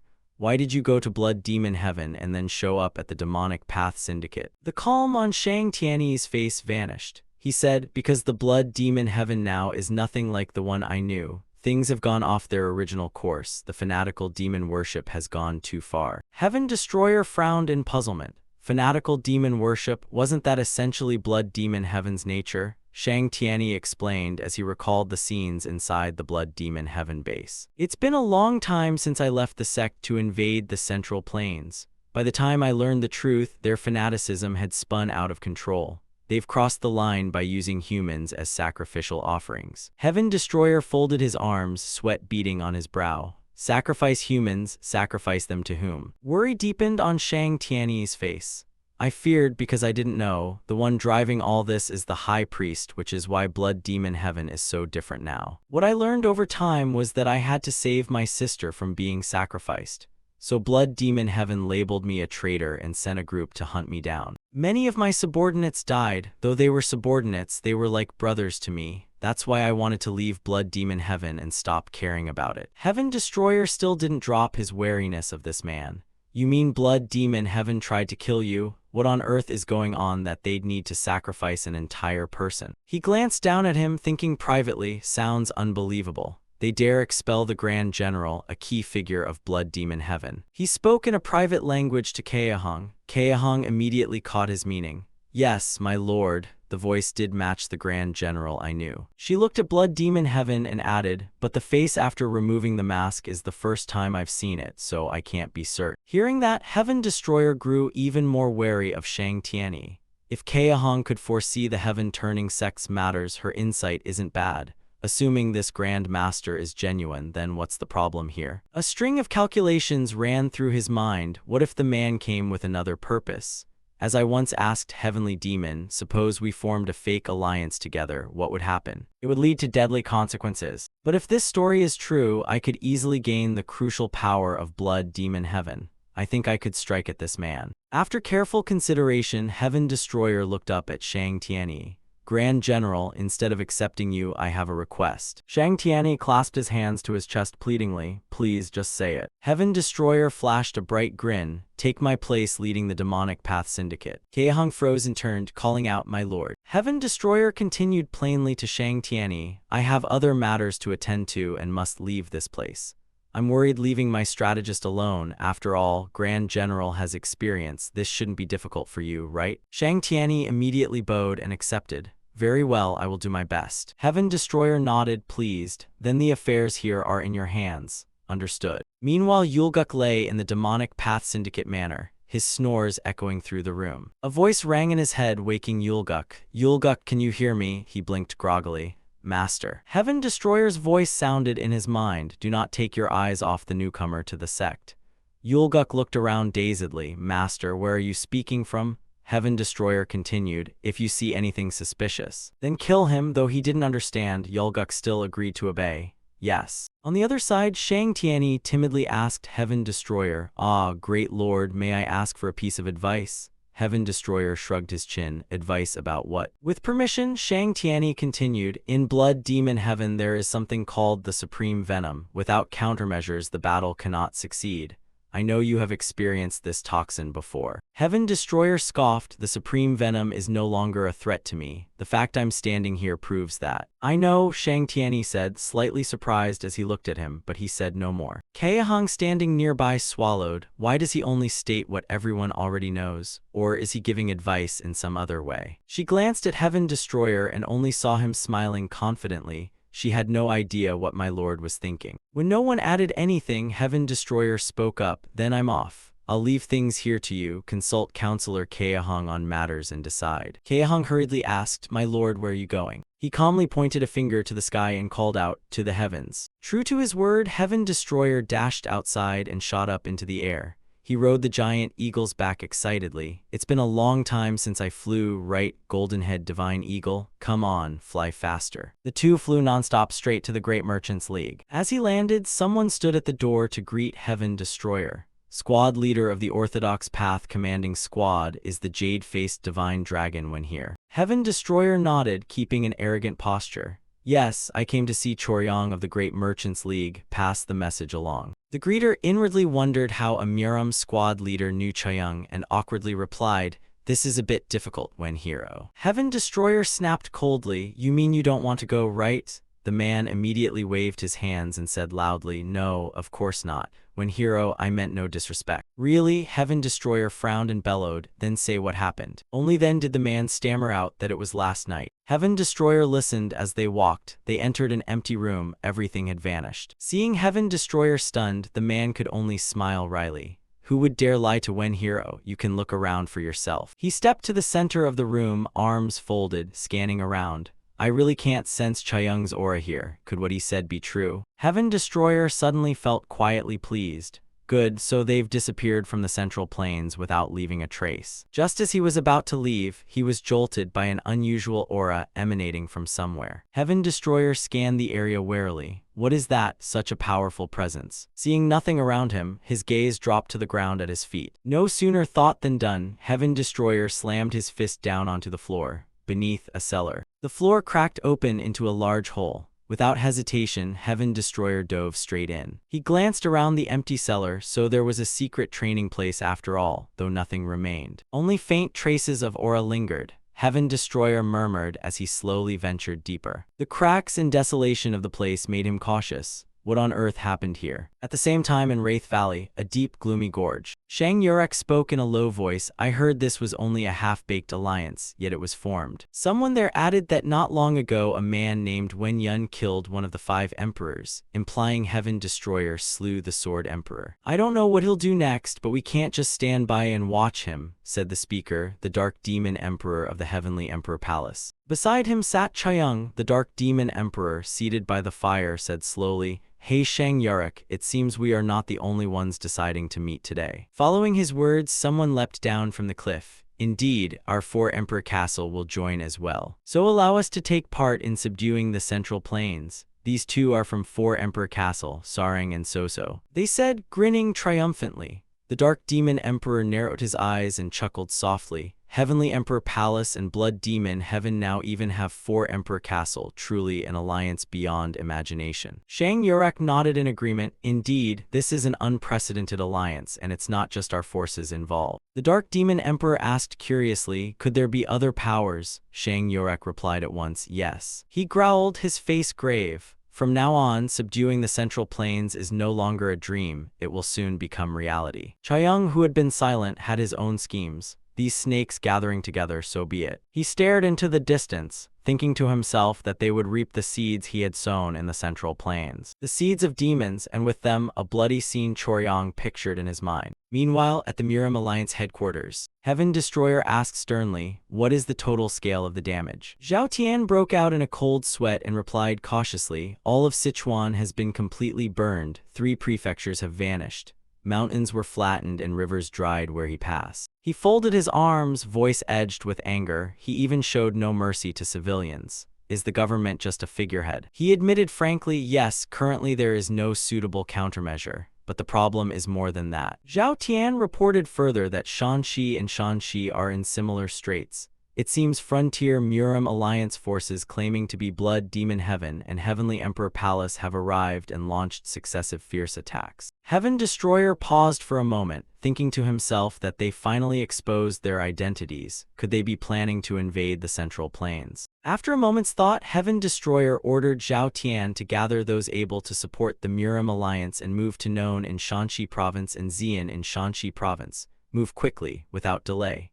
We must minimize the damage caused by the emerging frontier Murim alliance forces. He clasped his hands and immediately issued the order. He sat with his arms crossed, head slightly bowed, tension clear on his face.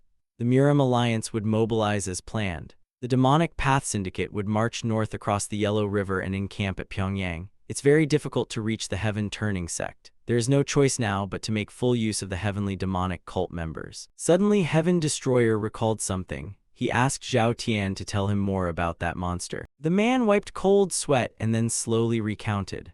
Honestly, I'm not entirely sure. Survivors say the Blood Shadow Thunder Pulse technique from legend has appeared. At those words, Heaven Destroyer's eyes grew colder, and he blurted out, the legendary Blood Shadow Thunder Sword technique. Zhao Tian elaborated, the sword technique is only rumored in legends. No one was certain if it truly existed. But people said the beast claimed that name itself. Not long before, on one night, a martial artist was seized by a blood demon, gripped by the throat with one hand and lifted high. The creature told that martial artist, deliver this to the Central Plains. The Blood Shadow Thunder Sword technique has descended. Heaven Destroyer was slightly astonished. The Blood Shadow Thunder Sword technique belonging to the Blood Demon, does anyone know its current location? Zhao Tian replied, the last sighting was in Jiangxi, but it's very difficult to pin down its present location. After all, no one can catch up to it. He pondered for a while. The heavenly demon is tied up guarding the Heaven Turning sect. Mad Demonic's health is weak. I cannot bet everything on the Grand General. There is no other choice. I may have to go there myself. Then Heaven Destroyer instructed Zhao Tian, observe every move and learn the enemy's troop deployments.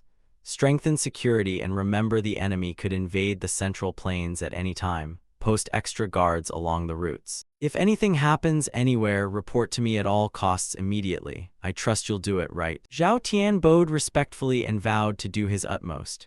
Seeing his attitude, Heaven Destroyer relaxed a little and said, very well. A week later in Jiangxi Province, under Heaven Destroyer's orders, Mad Demonic and Yulguk led patrols across Jiangxi Province. From now on, Huanju would replace Yulguk in overseeing the Grand General. In a quiet wooden room, Heaven Destroyer told the man before him, Yulguk is skilled, have him follow and protect Zhuiguang. He replied, yes, master. Yulguk asked anxiously, Mad Demonic brother, are you really all right? You look so gaunt. Zhuiguang gazed forward with deep eyes. I can't lie here forever. I mustn't disappoint the Supreme. He trailed behind, about to say more, but Mad Demonic Sovereign cut him off. Be quiet, no idea where I picked you up from. He thought to himself that if the Supreme sent Yulguk to follow me, then the opponent must be formidable. Is the Blood Shadow Thunder Sword technique that fearsome? While the Central Plains sank into chaos, Heaven Destroyer left them behind and set out to meet someone. He stood at the foot of the mountain looking up, a joyful smile of hope slowly spreading across his face. It's almost here. Mount Tai rose before him, when he had lost everything and only despair remained. It was that very person who brought him a new hope. Heaven Destroyer stood before a stone grave stele, recalling past memories. This path years ago I dragged my broken body up these steps, weeping. Now every stone and every flower carries its own meaning. One should not judge life hastily. It was only a moment ago that I nearly forgot those years. He reached out and touched the stele, his gaze fixed on the distant horizon. He murmured softly, Ancestor, I miss you. At that moment a voice sounded behind him, you've arrived. Heaven Destroyer turned around and saw the great Emperor. You are the former leader of the Northern Blade Association, the current leader of the Murim Alliance, the Hidden Dragon Emperor, Du Guzhen. He immediately got straight to the point. Huaneng, why did you call me here? The Emperor replied gently, I know about this, but I don't know how to respond. Heaven Destroyer smiled and uttered two short words. Is that so? Though still curious, Heaven Destroyer didn't press further. For now, he didn't need to speak with Huaneng. He preferred to converse with the Hidden Dragon Emperor instead. Heaven Destroyer and the Hidden Dragon Emperor sat together on a rock, watching the sunset fade and sharing long-buried confidences. Du Guzhen slowly recounted that his youth was a time spent bent on becoming the greatest man under heaven. Looking back, it now seemed rather pointless, but at least then it was everything to him. His expression suddenly darkened, his voice carried some sadness. That's why I seem a bit distant with my son and grandson, but what was the outcome? I was swept into a conspiracy where I couldn't protect anything, not even my own family. In that moment, I was almost hopeless and wanted to leave it all behind. Then the Supreme saved me. Dugu Zhen looked at Heaven Destroyer and asked, Supreme, this old man is near his end. I've already done the most foolish thing, may I be a little more selfish now? He smiled, a touch of curiosity in his voice. And what would that be? The emperor laughed heartily and said merrily, if you and Zulan had a child, could you rebuild the Northern Blade Association and hand it to them? The remark made Heaven Destroyer blush at the ears. He laughed awkwardly and replied, I'll try. Dugu Zhen felt deeply satisfied and gratefully bowed to the Supreme. He suddenly dropped to his knees and kowtowed in thanks. Seeing this, Heaven Destroyer was momentarily stunned. He stammered, Great Emperor. Dugu Zhen wept profusely, his aged, wrinkled face creased. He couldn't fully express his gratitude to the Supreme and vowed he would never forget this favor. Heaven Destroyer pressed his palms together in salute and said, Great Emperor, please rise. By then the sun had slipped behind the mountain. Night fell, seeing Dugu Zhen still bowed for a long time. He called, Great Emperor. The emperor braced his hands on his knees and slowly stood up. When he lifted his face, his countenance had a wholly different bearing. Dugu Zhen clasped his hands and said softly, The disciple has arrived. Heaven Destroyer immediately realized Huineng had come. Huineng's body was enveloped in a radiant golden spiritual aura, hovering in the air. He then turned and moved toward the cliff. Follow me quickly. The two stopped before a large cave nested deep within the mountain. Heaven Destroyer felt a bit curious. Is this the secret grotto where the two elders once lived? Once inside, he asked, Huineng, what is the matter? Huineng sat cross-legged, his body not touching the ground, and spoke slowly, Sit, disciple, I have something to discuss. Heaven Destroyer sat, took off his hat, and asked, Did it take long? Huineng began to address the main issue. Disciple, the fact that I and the heavenly demon encountered Heaven Destroyer is not a simple coincidence. Each of us carries our own mission, which is why we could enter the disciple's body. But each mission differs, and I cannot clearly perceive another's purpose. His words left Heaven Destroyer puzzled. What exactly was he referring to? Huineng warned solemnly that, though it might be hard to understand, the disciple should try to listen closely.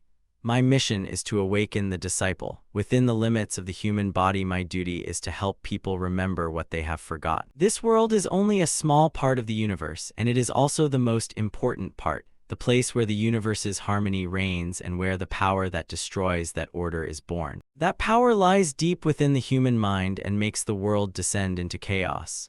When it reaches its peak, this world will be purified into the proper order it should have. That is the era of great transformation, and that era is now. You ask curiously, what is the great transformation? Suddenly Huineng's expression hardened. He growled, Disciple. Suddenly a tangle of golden cords sprang up from the ground, wrapping tightly around Heaven Destroyer. He panicked inwardly, Why can't I move? Heaven Destroyer cried out, What's happening, Huineng? Huineng raised his hand to harness his chi. Both his gaze and voice brimmed with killing intent. From this moment, disciple must die. He shouted, Huineng, at least tell me why. What are you trying to do? Huineng stamped the ground and activated an array. 4 banners appeared in midair before Heaven Destroyer. He explained, Soon you will experience a new world. You will not know what to do or who you will meet. However, one of your questions will soon be answered. With a wave of his hand, the 4 banners were instantly planted in the ground at the 4 corners, sealing Heaven Destroyer in the center. Huineng smiled and said, and his final admonition to the disciple was, Be careful of the heavenly demon, disciple. Hearing this, he was utterly astonished. What? Sweat broke out across his tense face. Heaven Destroyer didn't know what lay ahead.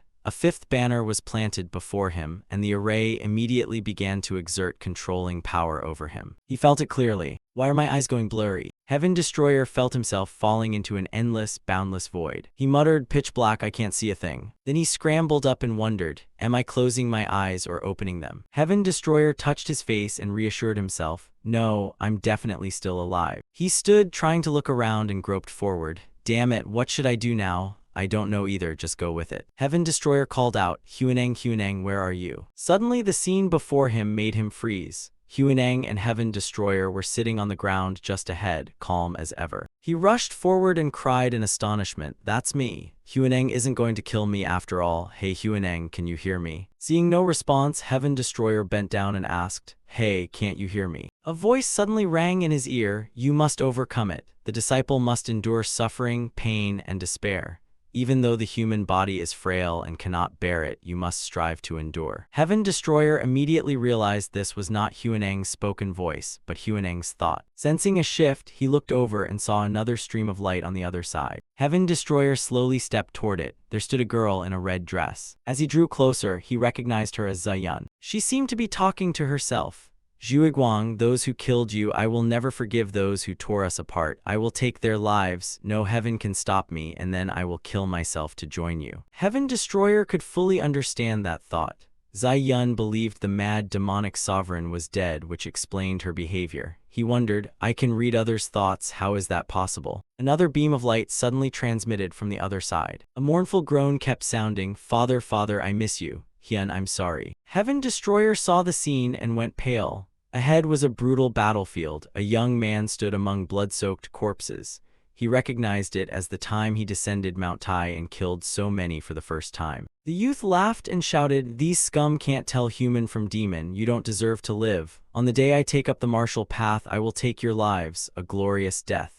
His posture looked anguished. "Back then I was no different from a demon. How did I become like that?" That vision quickly dissolved into thin smoke and vanished completely. Then another scene appeared. A woman leading a small child by the hand emerged. Heaven Destroyer's face turned astonished. He exclaimed, "Mother." At that moment, a strange voice sounded from behind. "How does it feel to look back on your life?" Heaven Destroyer immediately turned and asked, "Who are you?" Behind him was a faceless apparition, hovering in a golden spiritual aura, slowly explaining, "I am you, but in another form." Hearing this, he thought to himself, "Could you explain more simply? I'm not a living being, it's just the sensation of something floating before me." Heaven Destroyer asked, "Another form of me? Wait, am I dead? If so, where do I go now?" The apparition said solemnly, "You don't need to go anywhere, you are not dead. Right now you are like a mirror that can reflect yourself." Finding his long-windedness irritating, he snapped impatiently, "Stop the cryptic talk, what exactly must I do?" The apparition continued, "You still exist in this universe. You should know that this existence is the most precious."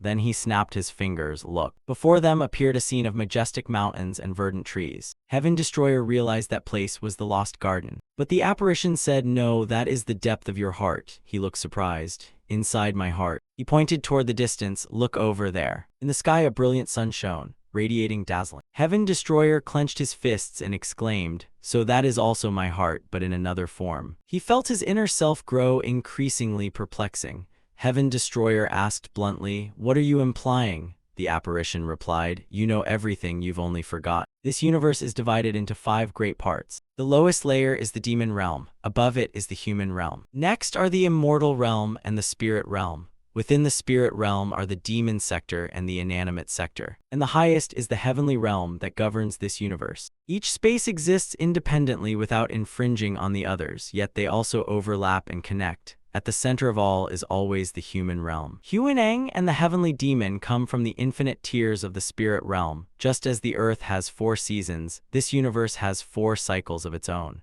Over endless time, the universe continually undergoes processes of self-purification. All according to the will of the gods, humans are born to come into this world and then return home. The self passes through death, but this land has gradually become defiled by humanity's traces. When the time comes, the world will saturate, and then the era of cleansing will inevitably descend. The problem lies in the thoughts born from human greed and vile desire. They lie hidden, waiting for their moment, and now that they have gained power, they destroy the human realm. The demon realm has long coveted that power. They want to use it to dominate this world. What they intend to use is the incarnation of those thoughts, a force opposed to order and chaos itself, the demon god. Hearing this, Heaven Destroyer asked in surprise, "The demon god?" The apparition explained in more detail. "It is both a real entity and the product of evil thoughts breaking the balance. It is a power humanity has nurtured for centuries. That power does not appear until the moment ripens." He suddenly wondered, what does that mean? The apparition revealed that the power is trying to manifest before its time. Heaven Destroyer was truly curious why. And if a god's will bestows order on the universe, couldn't that power also realize the god's will? The apparition replied, "No, the gods granted humanity unlimited freedom. This land is the only space maintained and governed by themselves. Although everything still lies under the spirit's will, the right to choose was given to humans. That is the first covenant. Summoning a god early is the result of human will. Before the grand transformation that created the heavens, the universe was not like this. The human world was likewise ordered, harmony operated without conflict or chaos, but now everything is becoming dangerous. Pausing there, the apparition stopped for a moment. Heaven Destroyer asked on, why dangerous? He analyzed the matter more thoroughly. The demon realm has long sown deep influence among humans. What they are doing now is conveying the whole matter to humanity and making people crave that power. That desire has become the source of the demon god's rebirth across ages. And now, those possessed and commanded by the demon god are running rampant, bringing disaster to the human world. They are trying to destroy the universe's order through annihilation. That is why you were chosen. Heaven Destroyer involuntarily looked up and exclaimed, chosen. The apparition corrected him. Rather than saying you were forced, it's more accurate that you chose yourself. He felt he couldn't understand what was being said. The apparition asserted, you don't need to know that now. What you must do now is stop the chaos and destruction about to flood the human world. And with the power of humanity, you must restrain the awakened source of the demon god. Right now, the demon realm has not directly intervened, but sooner or later they will act themselves. When that time comes, you will have to awaken once more. Heaven Destroyer was utterly confused. He stammered, awaken again? At least explain clearly what you mean. You said you are me, right? Apparently you're quite a stupid one too. Hearing him say that, the apparition couldn't help laughing. Heaven Destroyer wondered, why laugh? He replied, I am you, you are me. Yes, that's right. He folded his arms across his chest and said bluntly, if you are me, then you must know how confused I am. What exactly do you want me to do? The apparition's tone grew solemn and he sighed. I didn't expect that you meeting me before I'm fully matured would cause such trouble. He sensed the chaos in your thoughts. Having to receive so much information at once, he went straight to the point. All right, let me tell you, what you must do now is not attain complete enlightenment, but to maximize the power the six gods can grant a single embodied human. Heaven Destroyer asked, the power of the six gods, why is that necessary? The apparition explained, why? Because the enemy you face is that powerful. He interrupted at once, I'm strong, if they're only human I wouldn't lose. The apparition snorted coldly, you're naive. Heaven Destroyer scoffed, you say you're me, so why don't you understand me? The apparition affirmed, yes, I'm too arrogant as well, but don't think you can see through the whole situation right away. Try experiencing it yourself in your own body. Saying that, he snapped his fingers. Heaven Destroyer suddenly noticed the space around him had changed. He blurted, where is this? He replied coldly, welcome to the demon realm. Heaven Destroyer's face betrayed panic. This is the demon realm, are you tricking me? His eyes froze as he took in what had just appeared before him. Another apparition stepped forward cheerfully, welcome, young master, please come this way, Heaven Destroyer thought. Another beam of light appeared. This time it's a woman. He stared at her and asked, what is this? Are you kidding me? She replied, indeed, there won't be another chance like this. When will I ever get to drift about like this again? The apparition pointed toward the waterfall and said, look over there. That is the place in the demon realm that most resembles the human realm.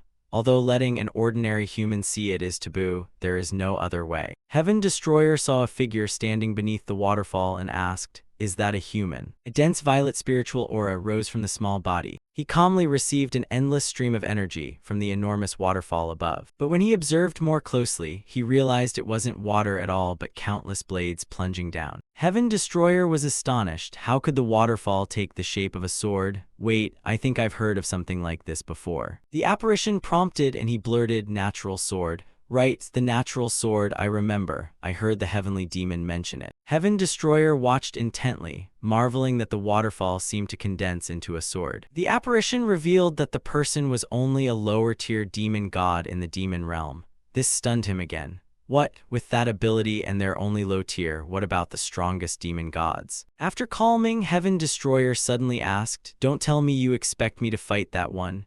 He affirmed it's not the time yet, though of course it's unavoidable later. Don't worry, when the time comes you'll have another power. He grew curious, what power? Explain it better. The apparition replied gently, a power like the natural sword and the cosmic sword. Heaven Destroyer could hardly believe it. He gaped, standing silent for a moment. The apparition explained in detail, the natural sword is a power that can control space, It's an internal energy concept where the body can become stronger. In fact, the natural sword and the cosmic sword are similar. When the body merges with nature, that is called the natural sword. And when the body merges with the cosmos, it is called the cosmic sword. The apparition added one more note, but after all, you are human, it's too early to think about the cosmos. You still haven't fully understood the heavenly talisman scripture. Mentioning that, Heaven Destroyer hesitated. The heavenly talisman scripture, isn't that the aura heavenly demon and Huineng displayed when they appeared? Is it related to the natural sword and cosmic sword? He admitted it. No matter how he thought about it, he couldn't fully grasp their meaning. Even the natural sword he hadn't mastered. It sounds easy, but merging with nature seems impossible. The apparition insisted it's possible. Heaven Destroyer challenged, how is it possible? The female apparition beside them covered her mouth and laughed, two minds thinking alike. The apparition assured him he would be shown how to do it, but he must learn it himself. The beings currently in the human realm, while not demon gods, are not ordinary people either. You won't be able to fight them without mastering nature. So from now on, listen to what I say. Hearing this, Heaven Destroyer raised a hand to halt them. Hold on, he asked, what now? He continued, I have a question. The apparition cut him off decisively. No questions allowed. Heaven Destroyer refused to back down. He frowned, gritting out each word loudly. Fine then, I won't learn. The female apparition covered her mouth and giggled. How amusing, her personality hasn't changed a bit. The apparition finally bowed his head and said, then ask. Heaven Destroyer, knowing he had the upper hand, immediately said, I want to know more, so tell me what you know. If I must train it, it's best to tell me now. He answered sternly, I told you it's not the time. Even if you knew, it would only confuse you further and be of no use. Seeing the apparition refuse his request, Heaven Destroyer barked, then I won't learn, I'm serious. Using stubbornness as a threat actually worked. The apparition, both irritated and forced to relent, said, this stubborn one, fine, you may ask only one question. Heaven Destroyer spoke at once. What exactly is the heavenly talisman scripture? He was silent for a long moment before he finally opened his mouth and said, in short, it's like how nature has 4 seasons, the universe has cycles too. This applies to the universe and to humans, so it pertains to the human realm. Just as humans reincarnate, the universe also cycles. Whether gods or divine generals, all must follow those laws. The only being in the universe not bound by reincarnation is the primordial creator of order. In other words, apart from him, everything else turns within that cycle of law. When the southern civilization sank into the sea, a new civilization rose in the north. Its originators were the people called Naban and Ammon, and from that sprang the 9 clans of Achwenga. From generation to generation, a script was written according to principles coming from the celestial faction. That is the heavenly talisman scripture. Hearing this, Heaven Destroyer still felt vague, but he remained silent. The apparition continued at length. The heavenly talisman scripture discusses the relationship between divinity and humanity, and it explains the principles of the universe's genesis and the laws of order. It was once something all peoples studied, pondered, and passed down. Unfortunately now it's preserved only in the East, not coincidentally you don't know of it. The heavenly talisman scripture speaks of humans separated from the divine. And because of that imperfection, humans grew corrupt and ultimately sought a way back to the gods. From that sprang many mysterious paths, enlightening those who revealed truths and awakening eternal secrets. Do you understand? Judging by Heaven Destroyer's expression, of course he understood nothing. He asked another question, then why did you say it would only confuse me more? The apparition explained that events would unfold in their natural course and that knowing now wouldn't help him, so don't ask anymore. Is that clear? Only then did Heaven Destroyer agree. All right, fine. He quickly sat down on the ground and began his studies. The apparition seated cross-legged opposite him began to lecture.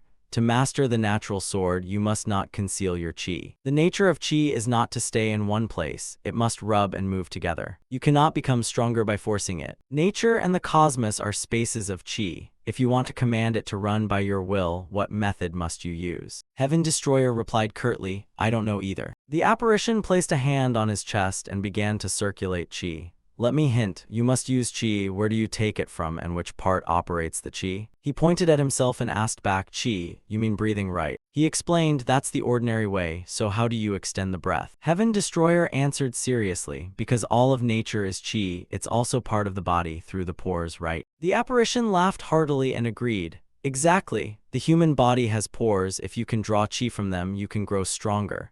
You look a bit puzzled. Do you mean I have to breathe through my skin? After gathering the chi inside, you must turn it into internal energy. He corrected him, not exactly gathering chi like that. The human body is more like a device for receiving chi. But what controls the chi is the spirit, the commands from the brain. Heaven Destroyer was astonished. The brain. The apparition confirmed. Yes, transform the body through stimulation, sense the endless chi of nature through the body, then combine it with other natural elements. Train until you can move in any form with your mind. Then you will have successfully cultivated the natural sword. He thought this method sounded far from promising. Yet the apparition insisted that although it's not easy, it's not impossible. Transforming the human body makes it more sensitive to chi rather than forcibly stuffing chi into it. It means you must train until your body can become empty. You must break the boundaries and abandon the desire to control your chi, otherwise something will enter or lock it away. With that, the apparition paused the lesson and warned, "Okay, I'm leaving. This space is perfect for you to sense your chi, so practice. From now on, everything depends on you." Having spoken, he turned into a thin wisp of smoke and vanished. Heaven Destroyer hurriedly cried out, "Hey, you just appear, tell me a bunch of baffling things, and then disappear." He complained, "Well, there's no other choice anyway. What option do I have?" Heaven Destroyer clenched his hands, eyes full of determination.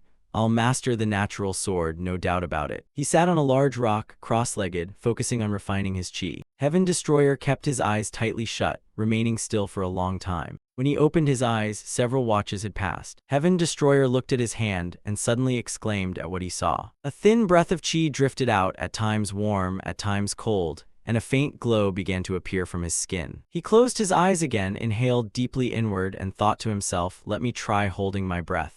Can skin really breathe too? I still can't sense anything. Maybe it's because I don't have the 6 limbs, so I can't feel it." He had said this space was best for practice, so there must be something here after all. Heaven Destroyer frowned slightly. "Now I do not exist, I can only think and feel." Suddenly an idea surfaced and Heaven Destroyer snapped awake. "So that's it. So the natural sword is actually the spirit sword. Why didn't I think of this before? It turns out to be the spirit sword." You stare intently at your 2 hands. The realm of the natural sword is the void level of the super demon. You must erase all attachments to attain it. Thinking it over leaves his head in a tangle. Heaven Destroyer scratched his head repeatedly. "Even so, I still can't understand this insane nonsense. How could it be? Then how did a heavenly demon cultivate the natural sword?" He rummaged through his memory. "Heavenly demon, let me recall when I fought the heavenly demon. Back then, the heavenly demon clearly used something." Then the space gradually closed in, and a pressure bore down on you. Controlling space, controlling chi. So it's not about expelling chi, but manipulating that flow of chi. Heaven Destroyer pondered for a long time, how exactly to control it. Then a thought flashed through his mind, "So that's it. I was trying to control it by evaporating the chi from the body through the skin." Heaven Destroyer began to practice again. "First, to achieve this goal, I must return the body to its natural state. The moment the body aligns with nature's chi, it becomes completely hollow. Then the body will naturally respond to the flows of natural chi. Other skills will follow habitually, no longer relying on muscles or nerves. This is not killing the body but fusing body and chi. Use your reason to steer the surrounding streams of chi." This time, the chi radiating from him became extremely dense, much stronger. A human-shaped image suddenly appeared behind Heaven Destroyer. He said gently, "Congratulations on achieving the first step. As expected, you reached it in a rather short time." You turned around and asked casually, "Are you praising me?" The female image admitted frankly, "Well, of course." Originally planned to force him to learn depending on circumstances, but didn't expect him to cultivate so fast. The human image answered slowly, "Only when he realizes it himself is it useful, otherwise practicing is pointless." He stepped closer to Heaven Destroyer and reminded him, "And there's one more thing you must remember." You raised your head and looked at him intently. The human image said sternly, "Your hands must not be stained with blood anymore. The more people die and the more blood stains your hands, the more resentment will grow, and the stronger the demon god will become. That is why those who serve the demon god want the world to be in chaos even more. They create conflicts, sow discord, make humans swing their swords at each other. And you must crush that intent. We must stop hatred and preserve peace. This is the mission the gods have entrusted to you." Heaven Destroyer replied without hesitation, "I don't need to know, I just want to be Heaven Destroyer." The human image froze for a moment. You explained slowly, "I came into this world always feeling cold. Why should I do something so grand? I only do what I think is right. For those around me, for those who care about me, I will move forward without hesitation. I don't know who you are and don't want to know, but I will remain myself. No one can force me. If you still expect anything from me, then go on, be off. Heaven Destroyer stood and looked at the two apparitions before him. You spoke clearly, though I don't understand what Huaneng said. The human image cut in. Didn't Huaneng warn you about the heavenly demon? Heaven Destroyer affirmed that was true. He believed that given Huaneng's background, those words were natural. No one could be sure the heavenly demon wouldn't do something evil. But Heaven Destroyer seemed unwilling to speak with the apparition any longer. He shouted, "Stop babbling and let me go." He immediately agreed, "All right, go on then."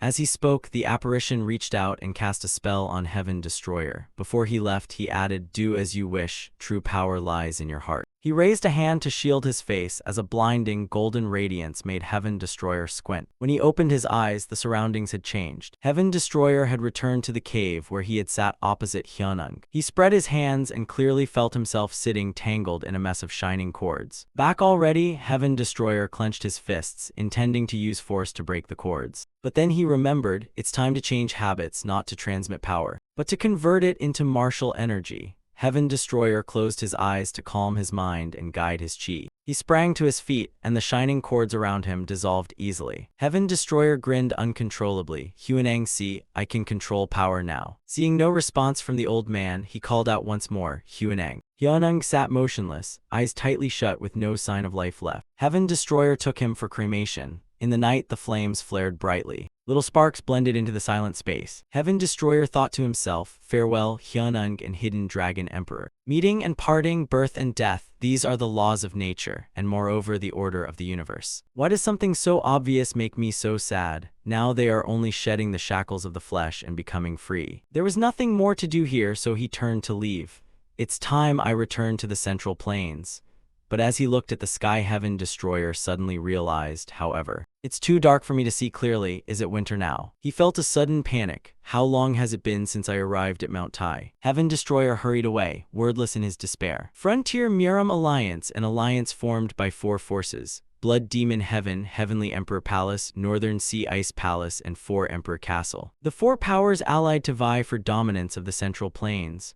The struggle dragged on endlessly with ceaseless slaughter and no days of peace. But since the wicked blood cult fell, the Frontier Murim faction gained the upper hand. Riding their momentum, the Frontier Murim alliance surged forward, nearly holding Jiangbei in the palm of their hand. Shaolin was isolated, Wudang retreated into seclusion, indifferent to the world, and the beggar gang was forced to take a stance, unable to stay neutral amid the conflict. Kaifeng, once seen as a pillar of the Central Plains, had become a core force of the Frontier Murim Alliance, leaving people desperate, thinking they would never set foot in Jiangbei again. But the Central Plains Murim would not sit idle either. Free martial artists rallied and formed an organization called Central Plains Murim. After some time, Heaven Destroyer finally reached Wucheng, the main base of the Central Plains Murim Alliance. He stood on a rock ledge looking down at the tent encampment below, murmuring, "Don't tell me I'm too late." At the base, the strategist of the Central Plains Murim Alliance, Kaehong, sat in deep thought. She assessed that the Frontier Murim Alliance would expand its influence in Jiangnan.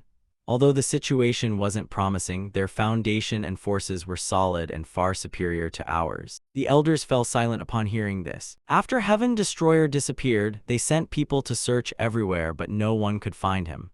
Heaven Destroyer's disappearance in the Central Plains seemed to freeze all their activities. Zheguang bowed his head, sorrowful. If the Supreme One were still here. Suddenly, a voice reached him. "Zheguang, it's me, can you step outside for a moment?" Without a second thought, he dashed outside, to the astonished stares of everyone in the tent. Following the residual chi in the air, Zheguang arrived at a lonely high mountain peak, his eyes lighting up when he saw the familiar figure. Zheguang knelt in salute and exclaimed, "Supreme One." At last, Heaven Destroyer and Zheguang met and recounted what had happened. After grasping the situation, Heaven Destroyer judged that if things were this dire, there was no other choice left. Zheguang's voice trembled with worry. "Supreme One, your power." Heaven Destroyer cut him off. "Still not enough." He broke out in a cold sweat and asked, "What?" He clarified his meaning. "We must remove the last unknown." Zheguang was utterly stunned. "Do you mean the Frontier Murim Alliance still hides some power?" Heaven Destroyer's gaze went distant as he affirmed, "Of course. If not for that, the war would have ended long ago. Zhuguang frowned slightly, thinking inwardly that even if their sect threw everything in, they still couldn't finish the fight. Heaven Destroyer broke into a bright smile to reassure him. Don't worry too much. Maybe this is better. We can fight on our own. Zhuguang looked puzzled. What do you mean? He laughed loudly and replied, to a grand battle, of course. Then the two returned to the camp. The group Kahung was meeting heard the familiar voice ring out. Everyone has had a hard time lately. Heaven Destroyer swaggered into the tent, leaving everyone utterly shocked. Namgung Hwi hurriedly cried, Squad leader, who's the dazed person beside you? Is that hero Wenyun? Kahung was stunned, shaken inwardly. Supreme One, you have returned. Heaven Destroyer looked around and said cheerfully, seems the Demonic Path Syndicate and Murim Alliance are allied now, huh? I know you have many questions, but hear me out first. An elder spoke up, what's the matter? He replied sternly, we must disband the Central Plains Murim Alliance. When he said this, everyone was stunned. Kahung and Zhuguang froze. An elder shouted angrily, cowardly bastard, this is important business. Do you know what you're saying? Pitiful for the Murim Alliance to have a squad leader like you. Surely he's colluded with the Frontier Murim Alliance. Heaven Destroyer bit back his anger, thinking what a bastard. Someone furious cried out, right, we must overthrow him. Heaven Destroyer circulated his chi and growled, everyone be quiet for a moment. Those in the tent felt his imposing pressure and fell silent at once. The Grand General suddenly spoke, all right, everyone calm down, seems the squad leader hasn't finished. Let him continue. Heaven Destroyer blinked and noticed Shang Tianyi still on duty at the Demonic Path Syndicate. He smiled and said, much obliged. Shang Tianyi suggested, regarding your proposal to disband the Central Plains Murim Alliance, could you elaborate? He went straight to the point. I've been watching your meeting for a while. By any measure, it's clear we cannot handle the current situation. But this only enraged the elders more. One elder yelled, in front of 200,000 fighters of the Central Plains who fear no death, please don't speak such irresponsible words. These are not words fit for the head of the martial world. Those standing behind agreed. Indeed, the squad leader's words were outrageous. We are resolutely determined to fight for the Central Plains. Heaven Destroyer wasn't the least bit afraid. He casually reminded Han Dang to take a good look. The elder, hearing Han Dang's name, jolted and stammered, Han Dang, since when did you realize? Shang Tianyi placed a hand on his chest, circulated his chi, and removed the disguise. Seeing this, Han Dang was so frightened his eyes nearly popped out, only managing a few incoherent sounds. He sat down and calmly acknowledged, yes, Han Dang. Then he glanced at Heaven Destroyer, and you are the Grinmusk of the Demonic Path, the Heavenly Demon's scribe, Heaven Destroyer. Han Dang pointed at his face accusingly. You, Shang Tianyi, how could you become the Grandmaster of the Demonic Path? Zhai Yu, watching this charade, burst out laughing. So that means the jade-faced divine dragon Wenyun is actually the Heavenly Demon's scribe, Heaven Destroyer. He replied curtly, that's right. Only then did Zhai Yu realize why he'd sensed that strange primal energy. Turns out they're all acquaintances. Most people in the tent were utterly shaken. It was unbelievable. It turned out the figure who inspired absolute faith in the martial world was the Supreme Master who had destroyed the Demonic Path Syndicate, Heaven Destroyer. He stood before the crowd and plainly announced his identity. Indeed, I am the Heavenly Demon's scribe and also the jade-faced divine dragon. I have used both identities. A few people knew my identity and all shared the same goal, to hold the martial world in the palm of their hand. Heaven Destroyer explained, the reason I reveal this now is because I find everyone's ambitions pointless. The martial world is not a place for one person or one power to rule. People kill one another and secretly plot against each other. I heard their voices. After listening to what they said at death, I realized our world is nothing but an illusion. This world we must build together and live together. If we gain something, others will lose something. In the end, I understood that everything returns to its proper orbit. I do not intend to ask for your forgiveness. If needed, I can pay the price. If you want this life, I will not hesitate, but the time has not come yet. I want to protect the Central Plains. He stressed that the enemy is very strong, far stronger than you think. I may not be able to stop them either. That must be faced, and I will not shirk it. But there is still a power behind the Frontier Murim Alliance. They are stronger than any force that has appeared before, so I have advice for everyone. Temporarily disband the Central Plains Murim Alliance for now. Then everyone go into hiding quietly until this war ends. Heaven Destroyer clasped his hands, bowed, and said sternly, when all this is over, decide as you wish. From now until then, do not discuss my crimes. Kehung questioned, but how can the Supreme One face such a large force alone? Han Dang protested, exactly, it's unreasonable. Are we just supposed to stand by and watch? Those at the back also sprang up, shouting, we must defend our central plains ourselves, right? Is this too small a matter? Yes, wouldn't it be better to pool our strength, give it a try? Kehung, seeing this momentum, was inwardly delighted. So that's it, this is the noble purpose the Supreme One intended. Nothing has changed from before. On the contrary, pretending to collapse because the enemy is too strong has altered the atmosphere for the better. Zhuguang couldn't hide his excitement either. This is the Supreme One's power, the charisma that can rally people. Heaven Destroyer smiled and replied, good, then first disband the Central Plains Murim Alliance. Namgung Hwi asked, may I know why? He explained the situation in detail. The enemy is stronger than us. Facing them head-on is suicide. The only way is to hide and then attack gradually in small groups. Continuously harass them and wear down their combat strength. When the time is ripe, we only need to snuff out their breath in a single moment. If we succeed, the Central Plains can win. Hearing this, everyone sighed in relief. So that's it, the battle plan was quickly drawn up. As soon as we disband, we'll scatter units and sow unrest across the Central Plains. After a long period of forced hunger, they'll rush into the Central Plains to indulge. Then we cut off their lifelines. Heaven Destroyer set the course, and Kehung and the other leaders discussed and made decisions together.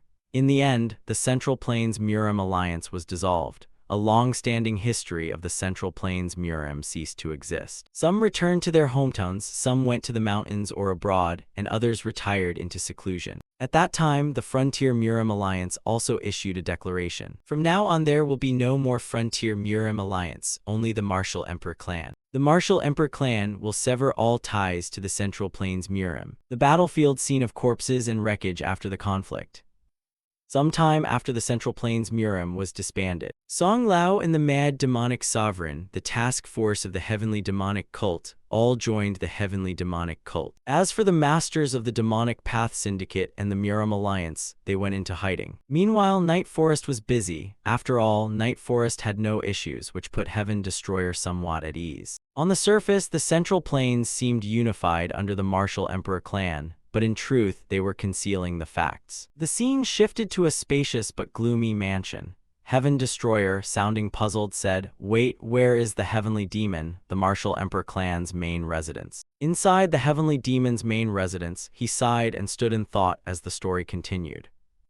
Now the Heavenly Demon belongs to the Martial Emperor clan, it seems. Heaven Destroyer continued to explain clearly. In the Martial Emperor clan, no one is granted the title of Emperor except the Heavenly Demon.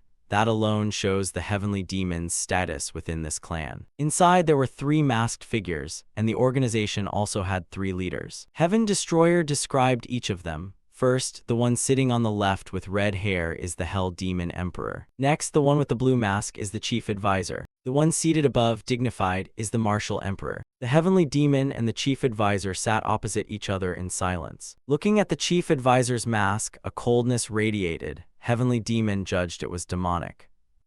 Even masked, I could feel his hostile gaze. Aside from his extraordinary head, I couldn't discern any other abilities of his. The Heavenly Demon's eyes sharpened as he watched intently, but I was certain he was very skilled in martial arts. Suddenly the Martial Emperor above spoke, Chief Advisor, how should we deal with the casualties in the Central Plains? Shouldn't we punish those who dared betray the Frontier Murim Alliance? The Chief Advisor calmly replied, of course they must pay, but they're still useful, just tame and retrain them. Merchants are naturally adept at adapting to reality, so we should make some of them examples. The Martial Emperor kept his hands on his knees regally. Is that so? Then let's use the Golden Toad Bank as an example. The Heavenly Demon flinched inwardly. Wasn't that where Heaven Destroyer was hiding? But the Chief Advisor objected that that place was inappropriate. After all, it's the most influential place in commerce and greatly affects the treasury. If the court gets involved, they won't let it slide. The Chief Advisor analyzed that forming ties with the Imperial Court is unnecessary at the moment. The Martial Emperor enthusiastically gestured, good, entrust this matter to someone. The Heavenly Demon remained seated, lost in his thoughts. Are they plotting to swallow everything? Why drag the imperial court into this? Truly ambitious people. The martial emperor continued to discuss. The sorcerers will arrive soon as well. There should be no more mistakes, right? The chief advisor bowed gently. You needn't worry, more than half of them support the martial emperor, so there will be no obstacles. Martial emperor is suspicious. Have you investigated their identities? The chief advisor replied swiftly. Yes, perhaps the time has come. The heavenly demon covered his mouth in thought. These people must be part of some force, perhaps a religious organization. Who exactly are they? The chief advisor looked up at the heavenly demon. What is the hell demon emperor brooding about? The heavenly demon seemed startled and flustered. Nothing, really. The martial emperor's question unexpectedly caught the heavenly demon off guard. Hell demon emperor, have you ever considered the state of the martial world? It seems the demon emperor understands the central plains Murim best. Any advice? The heavenly demon laughed heartily. Let's see, hasn't the lifeline of the central plains Murim already been completely severed? The chief advisor quickly countered, that's not something that vanishes so easily. Even if the Central Plains Murim alliance has dissolved, they will not fully accept us. The chief advisor argued that perhaps they're regrouping and waiting for the right moment, but for now the power balance is clear. They may cause some trouble, but nothing too dangerous. The martial emperor found that reasonable but still asked, if that's the case, it could be very unpleasant. Why do you think that? The chief advisor tried to explain, I've investigated the Central Plains' full potential and anticipated all possible scenarios. Variables may arise, but we have counterplans for each one. The martial emperor grew more curious and wanted deeper knowledge. I want to know more about these variables. What are they? The usually taciturn heavenly demon fell into contemplative evaluation, seeing just how far this chief advisor could think. The chief advisor began a detailed analysis. The first variable is that they have another power we don't know about. Speaking of the next variable made the heavenly demon uneasy. The chief advisor continued. The second variable is that there is a traitor within our ranks. The chief advisor turned to the martial emperor. The final variable is that 2 or more masters might surpass the martial emperor. As long as there aren't more than 3 variables, we needn't worry too much. The martial emperor seemed reassured. In that case, it's as if there are no variables. The heavenly demon was left speechless at that, while the grand strategist continued to offer his opinions. But the hell demon emperor must do one thing. The heavenly demon grew anxious. What is it? The chief advisor continued. It seems the martial king of Guangdong is preparing for an engagement ceremony. Meet him and request that the ceremony be held at Martial Emperor Fortress. The heavenly demon sprang to his feet. Fine, I'll go. The heavenly demon muttered, this bastard dares order me around. The other 2 remained silent, watching the heavenly demon depart. Then the martial emperor spoke, truly an extraordinary man, hiding for so long, so the Central Plains was concealing such a gem. At this point, the chief advisor voiced his true thoughts. Martial emperor, I have something to report. The martial emperor decisively said, speak. The chief advisor fell silent. Do you trust the hell demon emperor? The martial emperor was slightly surprised. Why do you ask? The chief advisor, very astute, laid out the current situation in a way that made it feel prearranged to his subordinates. The chief advisor revealed all his thoughts. From the first rumor about that man, I had people investigate his past actions. Although his rank is Supreme Sect Master of the Heaven Turning Sect, unlike other demonic leaders, his movements are almost completely secret. The chief advisor's face grew grave. Furthermore, his solo approach to the Heavenly Emperor Palace was suspicious. The Central Plains folk have great pride. Even with conflicts or outside provocations, they remain united. How could someone from the Central Plains so easily abandon it and surrender? That is highly suspicious. The martial emperor interrupted the chief advisor. Enough, when a small doubt sprouts, you won't stop doubting. Even from observation alone, I sense the demon emperor's loyalty. The martial emperor waved his hand. However it may be, the demon emperor is the one I chose and want to keep by my side. You understand my meaning. The chief advisor rose and clasped his hands in salute. Yes, my apologies, martial emperor. The chief advisor lowered his face and steeled his resolve. I will definitely investigate the Hell Demon Emperor's background thoroughly, and I will make the martial emperor regret his foolishness. The scene shifted to a bustling street hosting a wedding at the Guangdong Martial King's estate. The locals were all abuzz. The Demon Emperor is the Demon Emperor attending the engagement ceremony. The heavenly demon walked calmly through the street. Aren't you all just a bunch of monkeys following your leader? Oh good, I've run into someone I despise. A loud voice rang out from behind and the heavenly demon froze. Hell Demon Emperor, who knew he was nobility. Chaeyoung ran up with a beaming smile, surprised to be receiving the Demon Emperor. What a blessing indeed. The heavenly demon looked stern. What blessing? Cut the nonsense. Chaeyoung stepped aside eagerly. Please come in, we've prepared a feast. Join us, sir. Inside, many people were chatting excitedly. The two sat at the banquet table. Chaeyoung asked curiously, did you know there's still a hidden struggle going on within the Martial King estates? First, the wicked blood cult controls the largest territory, then the Heavenly Emperor Palace. He continued, saying that although Blood Demon Heaven is small in area, it is the most valuable. Since the Martial Emperor clan's formation, each martial lord's fief has been fiercely expanding its power, especially in commercial zones. One could say our Heavenly Emperor Palace gained its favorable position thanks to strong finances and, of course, the strength of the Hell Demon Emperor. The Heavenly Demon answered, what matters is having a sufficiently powerful backer. He analyzed that although factions within the Martial Emperor conflict, they all maintain certain limits. Chaeyoung was surprised. Really? The Heavenly Demon affirmed, yes, so you needn't worry about that. Laughter and cheerful voices came from the house as Chaeyoung rejoiced. Demon Emperor, accept this cup from me. Tonight we must be merry. The Heavenly Demon smiled. All right, but you owe me good wine for this. The scene shifted to the dimming sky. Heaven Destroyer wandered alone, walking by himself. His steps were heavy. He let out a soft sigh. Heaven Destroyer had roamed the rivers and mountains of the Central Plains with no fixed destination. Heaven Destroyer sat alone on a rock, looking around. Meanwhile, Dugu Zuolan, Awakens, the two elders and close companions had all evacuated to the heavenly demonic cult. Perhaps that was why Heaven Destroyer felt free to wander the world, looking at the mountains and then at himself. He couldn't help but smile. The realm of the natural sword gradually led Heaven Destroyer's mind to a strange place. His meditation stretches lengthened and his thoughts deepened. His eyes shone brightly. Heaven Destroyer spent whole days gazing at the scenery, nothing special, yet now and then raindrops would fall. The sunset light shone over him. Since the day Heaven Destroyer absent-mindedly watched someone's silhouette pass. Heaven Destroyer peacefully watched the sunset with flocks of birds circling. Those hands had long been unstained by blood, and so 9 months passed. As dusk fell, Heaven Destroyer arrived at a range of mountains with a large carved Buddha statue, Yungan Grottos. Heaven Destroyer strolled leisurely past the statue's base. The Buddha's smile was truly kind. Suddenly San Feng's voice came from behind, drunk and singing, millions in the world, yet only one understands my heart. Life is fleeting, sometimes look to the sky.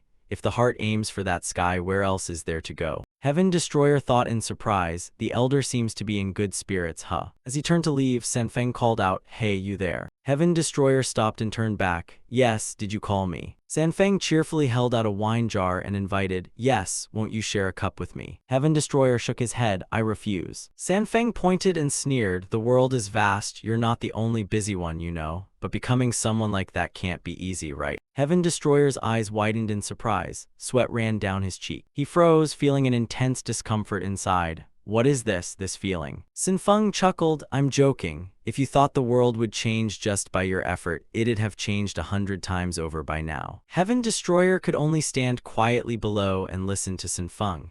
You might ignore an old man, but what if you stare him down? His eyes sharpened. Looks like you've grasped the chi of nature, haven't you? Then he smiled persuasively, still unsure whether that chi was of Buddha or the immortals. Sometimes it's even the chi of the departed, truly an extraordinary one. But no matter how strong you are, do you really think you can change the martial world? Heaven Destroyer frowned. Who are you? Sinfeng's eyes widened, still in an inviting tone. Does that matter? Come on, won't you drink a cup to dispel your worries? Heaven Destroyer climbed onto the rock and sat with Sanfeng. He stared at Sanfeng's face, thinking to himself that from the way he spoke he sounded like an old man. Sinfeng's expression was contemplative, yet that face looked like a child's. Sanfeng was cheerful, the breeze pleasant. As Sanfeng casually lifted his cup to drink, Heaven Destroyer sipped and immediately spat it out. What is this stuff? Sanfeng laughed it off. What stuff? Wine, of course. Fate seems to have brought us together. I value this meeting, so I'll teach you something. Heaven Destroyer wondered why it had to be a lesson. Sinfeng sat with arms crossed, looking serious. There's something you're missing. Do you know what it is? Heaven Destroyer's face went blank. I don't know. Sanfeng became solemn, lifting his face so one eye showed beneath his hat. You don't understand your own heart. That's something everyone has, but few truly know. He spread his arms generously. Everyone born into this world is the same, learning to understand your heart, meeting, parting, courting, then forming bonds. Love and hate are all processes to understand the heart. The night sky sparkled with stars as Sinfeng's voice continued. Actions must come from oneself, not forced by effort. That's the done, no adornment, no coercion. That's one's true nature. He pointed at Heaven Destroyer's dazed face. Not everything is wholly evil or wholly good. The human heart is the same. Look broadly and it ultimately returns to a single name. Always remember, the path you want to take has a path that runs opposite it. Sinfeng analyzed that to achieve great goals one must endure sacrifice and cooperate. It's not located at any special place but found in the moment people work together. After a while of lecturing, Sinfeng turned and asked, "Do you understand me?" Heaven Destroyer frowned and sighed, "I don't understand anything." Sinfeng lifted the wine jar and continued, "I myself don't even understand the nonsense I spout. How could you? Just drink and live fully." Heaven Destroyer also raised his cup and smiled, "I really don't understand anything." The two walked side by side along the same stretch of road, no invitation, they simply traveled together. They relaxed together on a lush meadow, chatting and laughing. When tired, they lay back and watched the sky. The scene shifted to them laughing together, sharing sweet fruit, then drinking and giggling. They foraged wild fruit when hungry. They traveled through various places together, from Shanxi to Guangzhou. The friendship lasted 2 months. The blue sea rolled and murmured against the white sandy shore. Sanfeng turned back cheerfully, "So what will you do now? Toss it or keep it?" Heaven Destroyer's heart felt much lighter. Let go of what should be let go and keep what must be kept. If you hesitate, you won't dare to discard, and what you toss away in haste can't be retrieved. He didn't hesitate to speak his innermost thoughts, be decisive when abandoning and patient when accepting.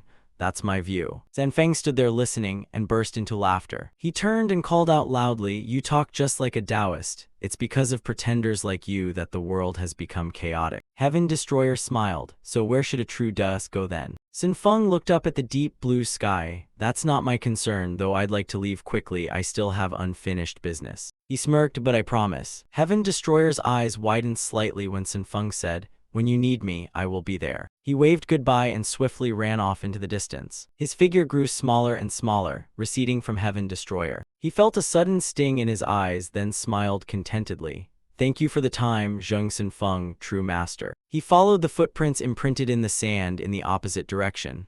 "I must return as well." The two silhouettes parted ways, each walking a different path along the peaceful beach. The scene shifted to a busy street crowded with people. Time passed. A man's voice trembled as he said, "This is the family heirloom passed down through generations." His face was terrified. He clutched the sword wrapped in cloth. "We're about to go bankrupt, so I have to sell it. Please don't misunderstand. I am truly innocent." A member of the Martial Emperor clan stepped forward aggressively. "Don't talk nonsense. Nothing proves your claim." The man trembled. "If I'm arrested, who will take care of my mother?" The group from the Martial Emperor clan shouted in unison, "Enough talk. Come with us." The man wept, "Please spare me this once." A refined-looking man stepped forward and glanced at the desperate man. He produced a hefty bag of silver in front of the man. "Sell me that sword. Even if I offer a generous price, you wouldn't sell." The refined man spoke calmly, "Just sell this sword to me and they'll spare you." "Not selling." The man still knelt trembling. "All right, I'll sell." The refined man took the sword and looked toward the Martial Emperor clan. "I've bought it. Are you people satisfied now?" One of the Martial Emperor clan stood up and shouted in anger, "How dare you ignore Martial Emperor law and interfere in public affairs? I'll teach you what the law is. Watch your step." The refined man gently raised a document. "You mean this?" Everyone panicked. This document belonged to the Shandong Martial King estate. A member of the Martial Emperor clan broke into a sweat, stammering, "Who are you? Are you from our hall?" The refined man raised the sword. "I only take what I want." The other guy persisted, "You haven't answered. Where are you off to?" He angrily lifted his sword. "Tell me your name or come with us." The refined man sneered, "I showed you a document from the Shandong Martial King estate and you still want to seize me." With a single slash of his sword, the refined man made his opponent spew blood. "If you want my name, it'll cost you." He boasted, "You think you've captured me," with a hint of cocky humor. The three remaining Martial Emperor clan members, faces grim, leapt forward to seize him. With a single move, the refined man sent the leader flying. The three men who had been fierce just moments ago were now flattened on the ground. The refined man slung the sword over his shoulder and smirked. The surrounding townsfolk were astonished. Weren't the Central Plains Murim Alliance fighters vanished without a trace? Who would dare lay a hand on the Martial Emperor clan? Heaven Destroyer slipped quietly into the crowd. He looked up and smiled. An interesting fellow had appeared. The refined man turned his back and left, while Heaven Destroyer watched silently. Heaven Destroyer carefully tailed the man in black. The refined man vanished from sight. Surprisingly, he slipped into an alley in the pouring rain. The refined man walked ahead while Heaven Destroyer followed silently. Heaven Destroyer kept up the pursuit. Heaven Destroyer suddenly halted, his face full of worry. Has he been recognized? The man's mask had been removed and placed on the ground. Hidden, Heaven Destroyer peered in through the doorway and saw a girl holding the prize, beaming. Interesting day, this sword's pretty good. Heaven Destroyer was surprised. A woman. He drifted into thought, but where is this? It seems to be the place of some mysterious martial sect. Should I step inside and have a look? He wandered around for a while. This place was larger than he thought. An open door piqued his curiosity. Inside, 3 people were discussing something. One of them spoke not only in Jiangnan, but martial heroes everywhere have long been hiding, then striking the enemy piecemeal. Should we act now? The long-haired man sighed. It's not the time yet, though martial heroes have begun to move, their numbers are still few. His face was grave. Surely the elite forces of the Central Plains Murim Alliance will act. We should patiently wait for that moment. The 3 fell into silence, no one speaking. The other said, if that rumor is true, we should send someone to take a look. The long-haired man frowned. If you're talking about Shaolin, then stop. But his tone dropped. Ambition so great it destroys oneself and others. We merely need to do our assigned duty. He looked worried, eyes mournful. Everyone's gaze is on that place now, but if you look closely, it's a land of death. Martial forces have begun to move and wondrous figures from each sect are gathering to defend. What do we gain by going there? The first man replied, yes. The long-haired man asked casually, lately that girl Dinfa seems to be out a lot, right? The first man smiled awkwardly. No one can stop that brat, seems she's been collecting swords lately too. Heaven Destroyer stood silently outside the door, observing the 3's conversation. He couldn't help but smile, so there are still many hidden sects. After all, the Central Plains will be protected by their own strength. Peering inside at the 3 still discussing earnestly, Heaven Destroyer thought, it's time for the elite forces of the Central Plains Murim Alliance to rise together. He rubbed his chin thoughtfully, but what's happening at Shaolin? So he left alone. Heaven Destroyer headed to Shaolin. The city buzzed with talk. He paused as he passed, listening. Along the way, he heard many different rumors. Images of a hand gripping a sword. Indeed, many hostile forces are active everywhere, aside from the Martial Emperor clan's expanding power. The sword plunged into a pool of blood. Later, the daughter of a master who led the Jiangxi Martial King estate was murdered.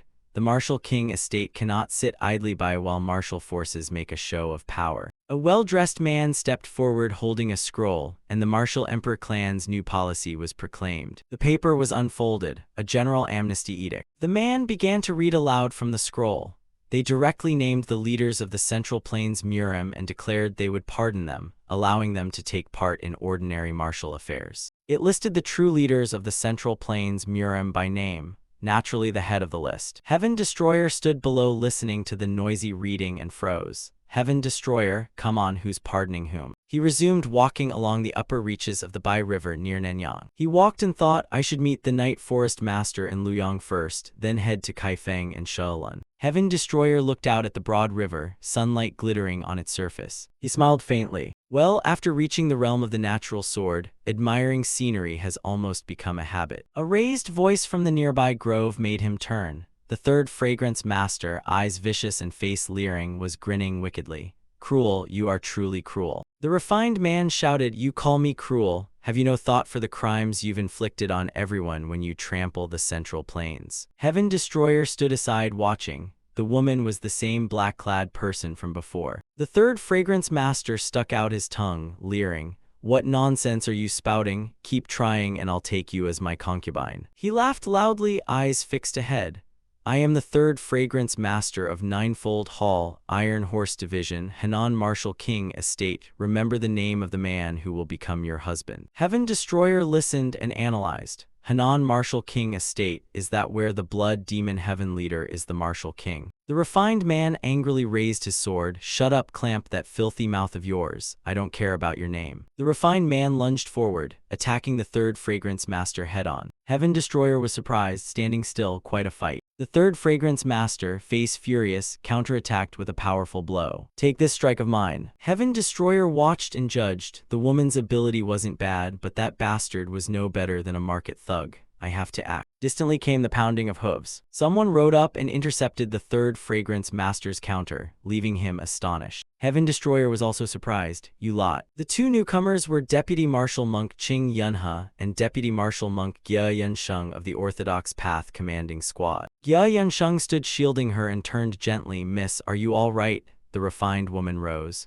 Yes. Heaven Destroyer could only smile. Those two have improved a lot, haven't they? They must have been training very hard. The third fragrance master scowled and pointed. This woman is mine. If you don't want to become enemies of the Martial Emperor clan, clear off. Yunsheng gave a cold smile. Martial Emperor clan, so what? I hate men who bully women. The third fragrance master was furious. His face flushed as he shouted, you brat. He raised his sword and launched an all-out attack. His expression was full of confidence. As he prepared a decisive blow, Heaven Destroyer stepped in and delivered a fatal kick. The third fragrance master flew a good distance. Heaven Destroyer stood firm, smirking as he watched him fly. The two Orthodox Path Commanding Squad members widened their eyes. Squad leader, he seems to be a great spirit master, but your aura has changed a lot from before. Heaven Destroyer looked at the two, still stunned.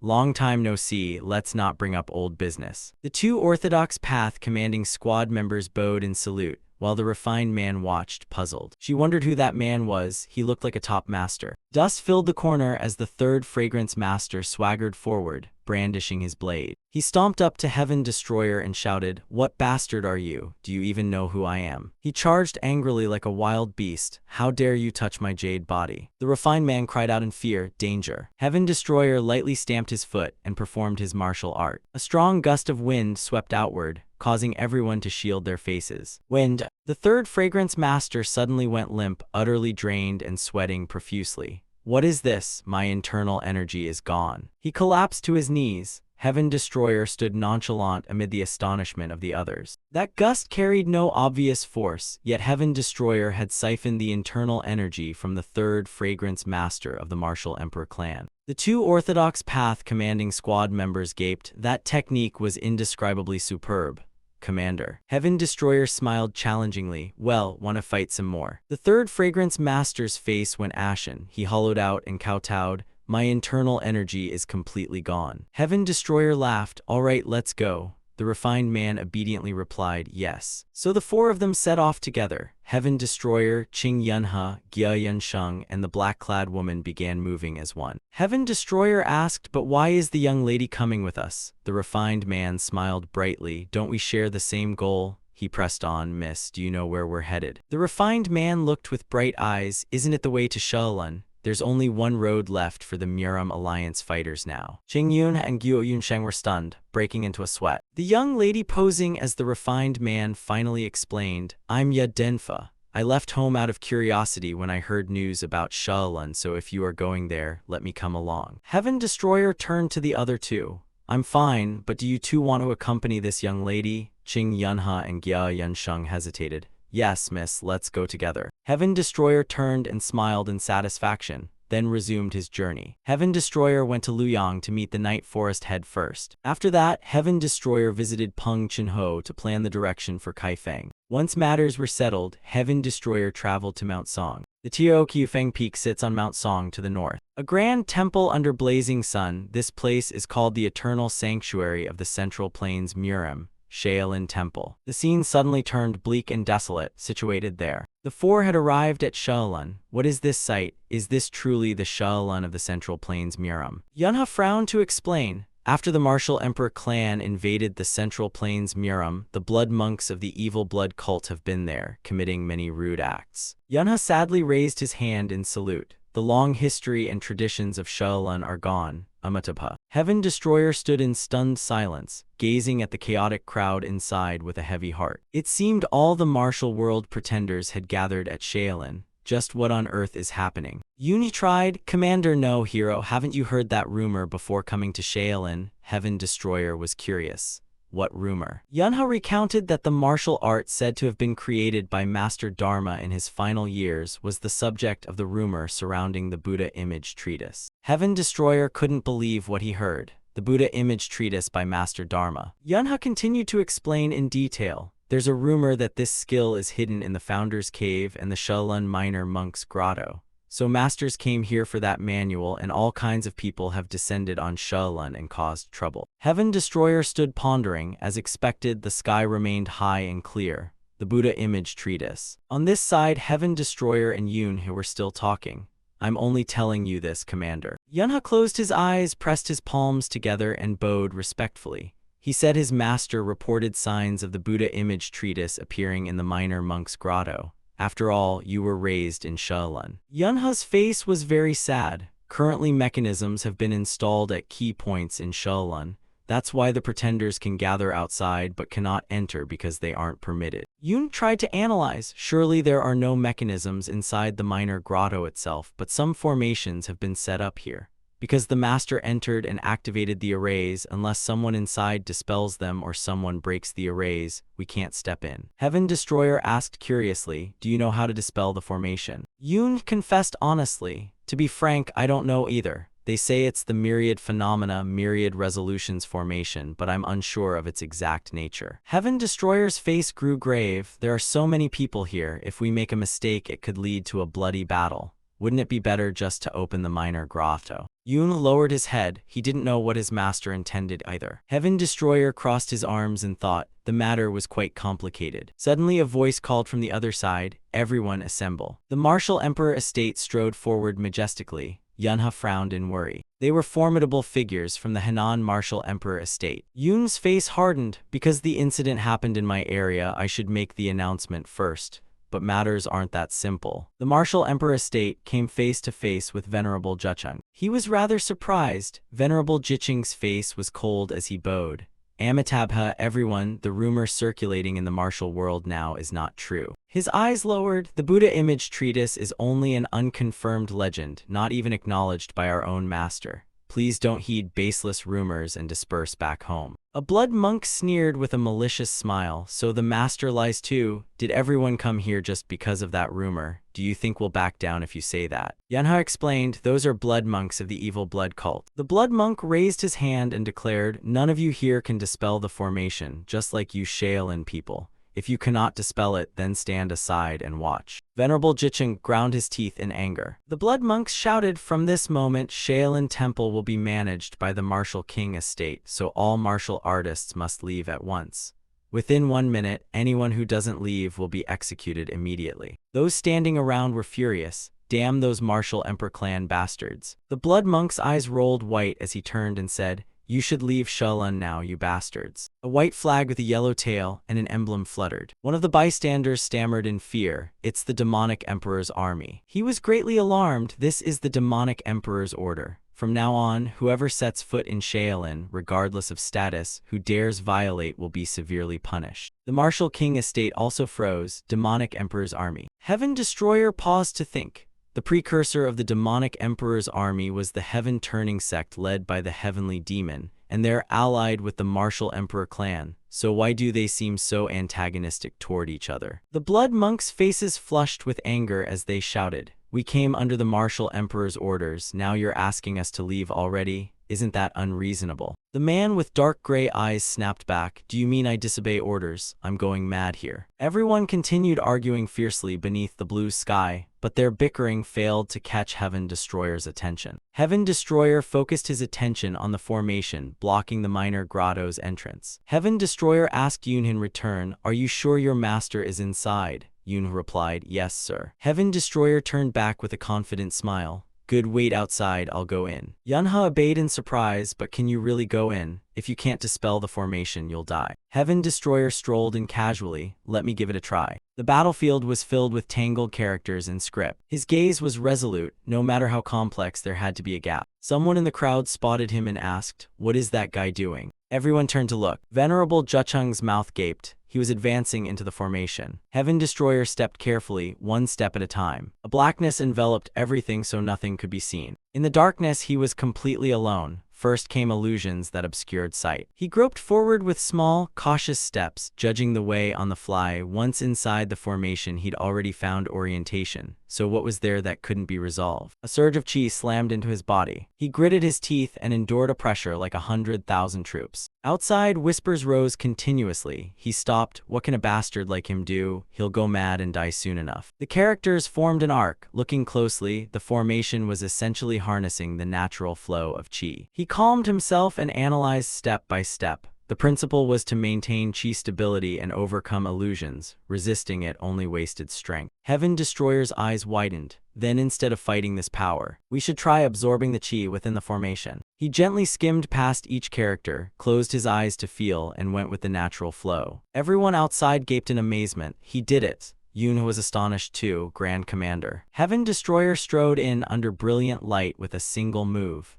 Heaven Destroyer had successfully dispelled the formation. The Blood Monk's eyes widened in utter shock. What? Some nobody can dispel the formation. The Blood Monks quickly turned to the rear, shouting, "Bring explosives here at once. We must smash this place and leave no trace." Yunsheng worriedly broke into a sweat. Explosives? Right, we should advance. Yunha calmly said, "It'll be fine." Yoon frowned. I predicted those dirty rats' intentions. These idiots plan to destroy what they can't have. Such pointless acts. Are they really going to use explosives to break the formation? The Martial Emperor clan men fumbled outside. Qing Yun, who wasn't wrong, the Martial Emperor clan's underlings had set explosives, but since they still couldn't enter, they could only stand outside. A series of huge explosions went off, sending up billowing smoke and towering flames. All the explosives planted around the formation had detonated, but the blasts did nothing to the minor grotto. The Blood Monk's eyes rolled white as they screamed, "Damn it." At that moment, Heaven Destroyer was walking alone, at that time inside the minor grotto. His face showed no expression. The place where one could sense a person's chi was the deepest point. The cave was pitch black and deep, giving the impression of having no bottom. Ahead stood a large door. Heaven Destroyer shoved the door hard with his hand. The door opened and dazzling light flooded in. A huge statue appeared before him, and Heaven Destroyer paused for a beat. Beneath the statue, Jia Yu sat solemnly.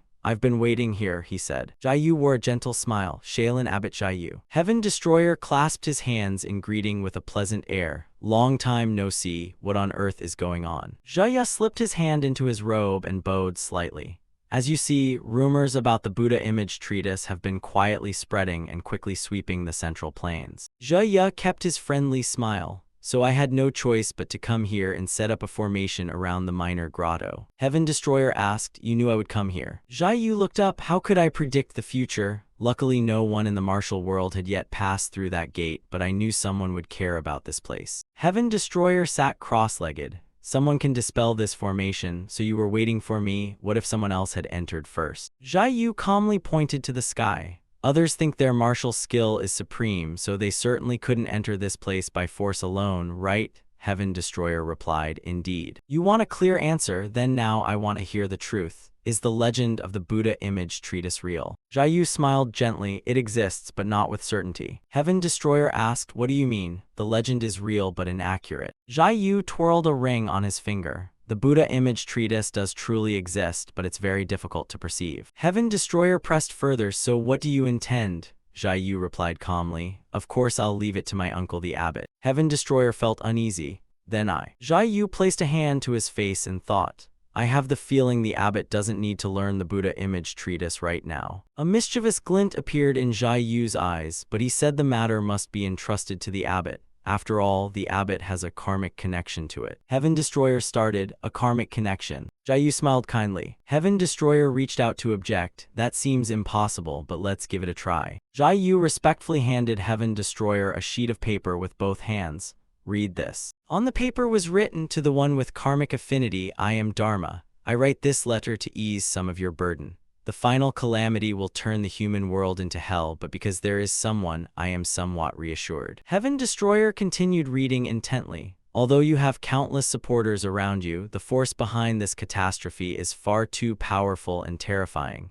Even with my limited strength, I wish to help you. Please do not refuse this karmic bond." The following lines surprised Heaven Destroyer. "Only those who have mastered natural chi can perceive the Buddha image treatise I left behind. If not, the affinity has not yet arrived. If you force it, you will burst into flames." All the sentiments are contained in this paper. Perhaps in your era Shulan will no longer be as prosperous as before. I hope you will do well the task I entrust to you. Please do not refuse. Heaven Destroyer closed his eyes and breathed softly. I understand. You finished reading and returned to the conversation with Jia. All right, tell me, what must I do to obtain the Buddha image treatise? Jia stood and pointed to the statue nearby. Stand before that statue and place your hands over its eyes. You will know. Heaven Destroyer stepped toward the statue, somewhat hesitant. He placed both hands over the statue's eyes. A brilliant light like roaring flames burst forth from the statue. Heaven Destroyer smiled with satisfaction. Energy flows from the statue into my body. Let things unfold as meant to be. A stream of power passed through him. Does the energy travel through my body and into the ground? Characters gradually appeared. They ran up onto the rear panel and revealed an entire passage. Lines of script emerged. He stared at it. There were 81 characters on the wall. Heaven Destroyer immediately recognized the writing. He suddenly realized something. It was the Celestial Talisman Classic.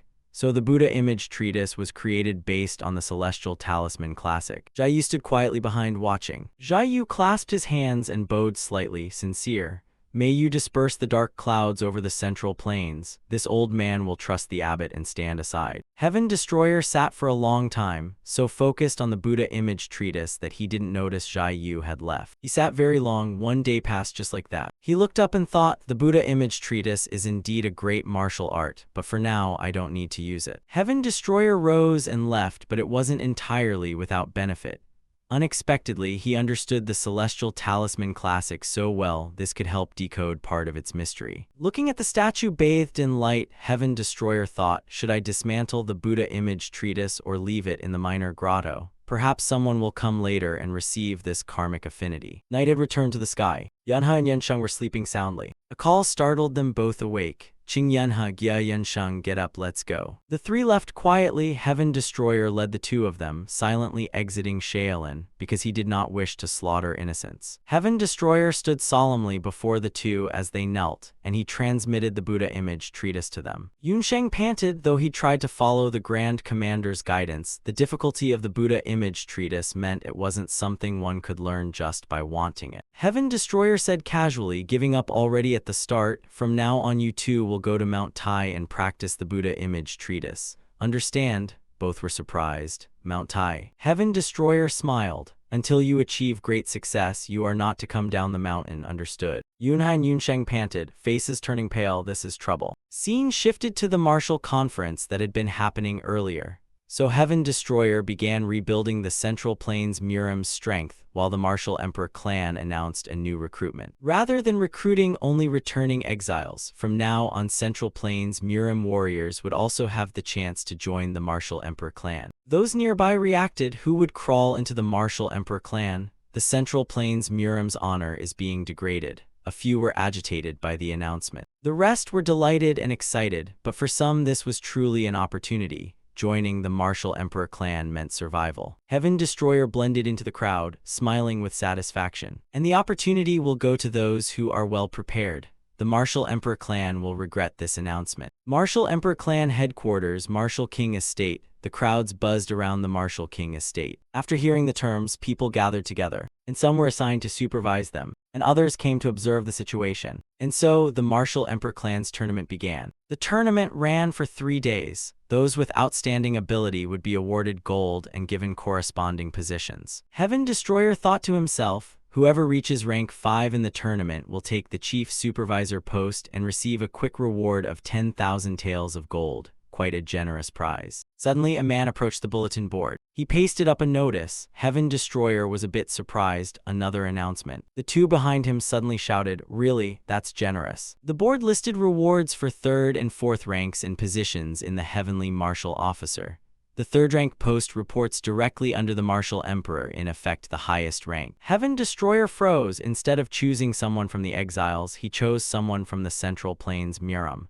Does he really want to give this position to me? Is this curiosity or recklessness? A while later, the sky darkened to deep night. News about the tournament participants spread. Heaven Destroyer suddenly sprang up from his bed. He activated his skill, the Heavenly Devil Concealment Technique. First, I must meet the Heavenly Demon. What's the Heavenly Demon's title in this martial emperor clan? Hell Demon Emperor, right? Cut to the Demon Emperor Pavilion. Heaven Destroyer leaped up the tower like a rocket. Heaven Destroyer looked around. This place is grand. Is that aura the heavenly demons? Suddenly a voice spoke up. You're here, why not come in? Heaven Destroyer couldn't help but peek his head inside in surprise. A red-haired young man sat on the chair in the middle of the room. He looked excited to see Heaven Destroyer. Welcome, this is the heavenly demon. Heaven Destroyer breathed a small sigh of relief. Have you been well lately? The heavenly demon laughed heartily. Couldn't be better. Heaven Destroyer replied, your reputation has already reached the Central Plains, hasn't it? The heavenly demon frowned slightly. Isn't that what you wanted? Heaven Destroyer smiled faintly and answered, that's right. The heavenly demon smiled back at his reply. Don't you have anything to say to me? I'm sure you must have many questions. Heaven Destroyer suddenly recalled Dugu Zhen's warning.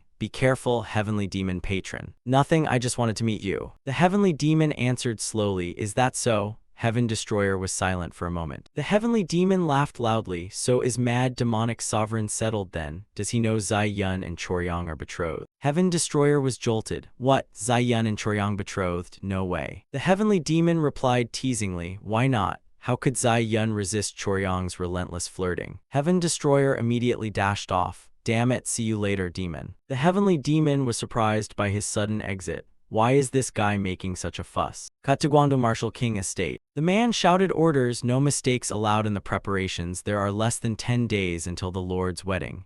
Yes. The Martial Emperor will attend and the Demon Emperor supports this wedding.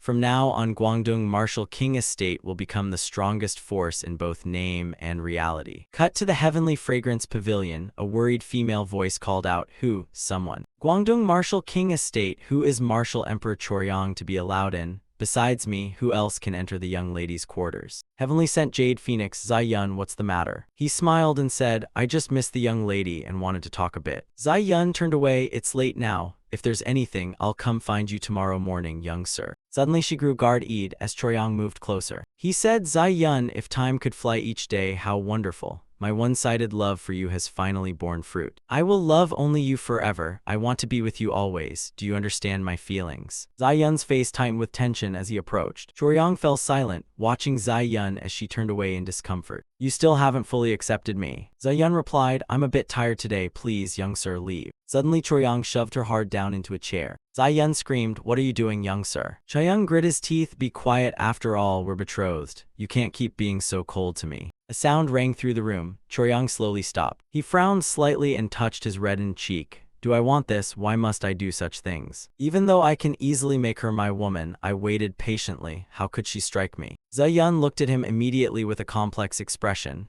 Choryang growled, from now on I'll treat you differently. I will make you my woman this very moment. Zai Yun squeezed her eyes shut, trembling as she turned her face away. Choryang's body suddenly trembled. Open your eyes, look at me. Zai Yun still didn't open her eyes to look at him. Choryang's face suddenly showed despair. Am I not worthy of her gaze? Then why did she save me? Why did she stop me when I tried to kill him? Zai Yun did not answer. She only took a cloth to wipe her tears. Choryang stepped back a little, muttering, damn it. Does she hate me that much? I'll take her heart at any cost. If my actions and patience don't move her, then why would she choose to be by my side? Zai Yun remained silent in the face of his accusations. Choryang continued, she never stirs, she stays cold to me, yet I persistently hope one day she'll open her heart. What a delusional dream. I'll take her away. Go ahead, can I erase the memory of this woman to a place where no one can find her? Probably impossible. Fine, from the start love has been a luxury for me. Am I not worthy of having love? Better not to pursue it at all. Don't test her heart, it's all just my illusion. I should be content with what I have. A sound, half laugh, half cry. The Martial King Estate fell into a stunned silence. Suddenly a voice rang out. Did something veer off course? Choryang turned back coldly. If you're here to make trouble, you've come on the wrong day. Shanxi Martial King Estate, Martial Emperor. Shang Yorek, what are you causing a scene for? I have more important matters. Choryang watched the man warily. Important matters, please speak. Yorek replied, the director of the Inner Secretariat sent an urgent message. from the inner secretariat. Yes, it's sudden, but it concerns the betrothed. Choryang was surprised. If it concerns the betrothed, Zai-yun. Yorak continued, listen to me. When I heard of your engagement to Zai-yun, I was overjoyed. I was deeply pained witnessing that child's unfortunate childhood. Chaeyoung looked at him coldly. The old man tried to take my life over a manual and now says things like this. So, Yorak frowned slightly. The inner secretariat is planning the next actions for the martial emperor clan. They also issued an order concerning Zai-yun's human world affairs. Choryang roared, Zai-yun's human world? Ridiculous. Why would the inner secretariat meddle even in my woman's matters? Yorak soothed. Now, hear me out before getting angry. Of course it's wrong for the inner secretariat to interfere in a romance, but if this relationship could affect our enemies, it must be considered. Chaeyoung narrowed his eyes. How does it involve enemies? Are people suspecting Zai-yun of colluding with the enemy? That's not the case. I'm watching her every move already. Yorak smiled faintly. Not that, indeed, the investigation was right. That fellow has become infatuated with Zai-yun to the point of losing control. Pathetic fellow, no matter how clever or sly he is, it's useless. I promised myself. As head of Jiangnin for Blood Demon Heaven, the martial emperor also knows Zai-yun left. At that time, during the competition to choose a successor for the Southern Blade Coalition, someone won. Zai-yun was betrothed to that person. Choryang asked coldly, so what? Yorak replied that afterwards Zai-yun changed her mind. Choryang continued, perhaps Zai-yun fell for the young leader of the Southern Blade Coalition. Yorak growled, no, Zai-yun, as I know her, would not betray her homeland for love. The inner secretariat decided on Zai-yun's betrothal, so I'm certain there's a plot. Could Zai-yun have been affected by soul control magic? Chaeyoung suddenly jolted. Is that true? Yorak continued, of course it's only a hypothesis, but given the circumstances the likelihood is quite high. Choryang thought to himself, if that's true, what if I could break Zai-yun's soul control spell? Would her heart return to me? Yorak called Choryang, cutting in, so what orders did the inner secretariat give me? Yorak answered, in short, Zai-yun is labeled a traitor, and as for you there are no other directives so far. Choryang replied coldly, so what? Now you're asking me about Zai-yun's crimes. Yorak said the inner secretariat issued 2 orders. First, bring Zai-yun back to Blood Demon Heaven. Second, if Zai-yun is manipulated by soul control magic and affects you, then restore everything to how it was and use Zai-yun to your advantage. Choryang fell silent, watching Yorak warily. He continued, and it's not that we oppose the wedding between the martial emperor and the betrothed. The heavenly lord said if you want to oppose this, do it openly and properly. But if this really happens, relations with the inner secretariat will become awkward.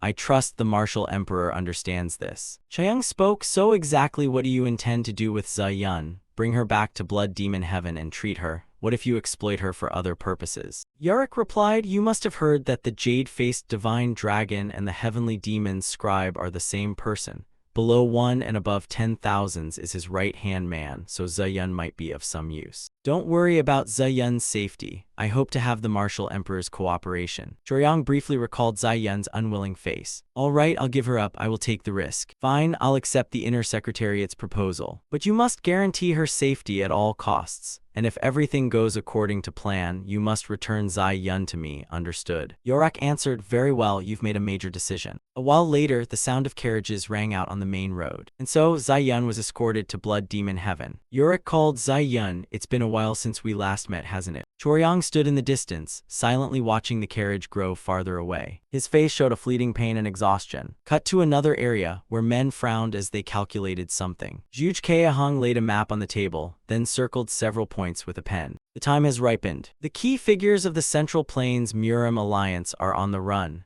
Move into the Central Plains. Once they're contained, the counterattack will begin. Peng Chunha spoke, it's sad, the Central Plains must kill their own, but since when did he hide such an important piece so covertly? Kaehong replied, under Night Forest's command, a secret was planted deep within the Central Plains, and Night Forest's abilities truly astonish others. Also, look at this, what's this beggar king business? Chunha held a letter dense with writing. Regarding the people of the Southwest region, about 2 months ago, outside forces from the Frontier Murim Alliance discovered suspicious figures.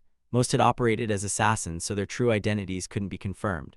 They are now moving quickly toward the Martial Emperor clan, even carefully avoiding the Martial King estate surveillance, making their movements highly suspect. Kaehong asked softly, what do you think? Chinho replied, so the outsiders are deliberately avoiding the Martial King estate. That's not surprising.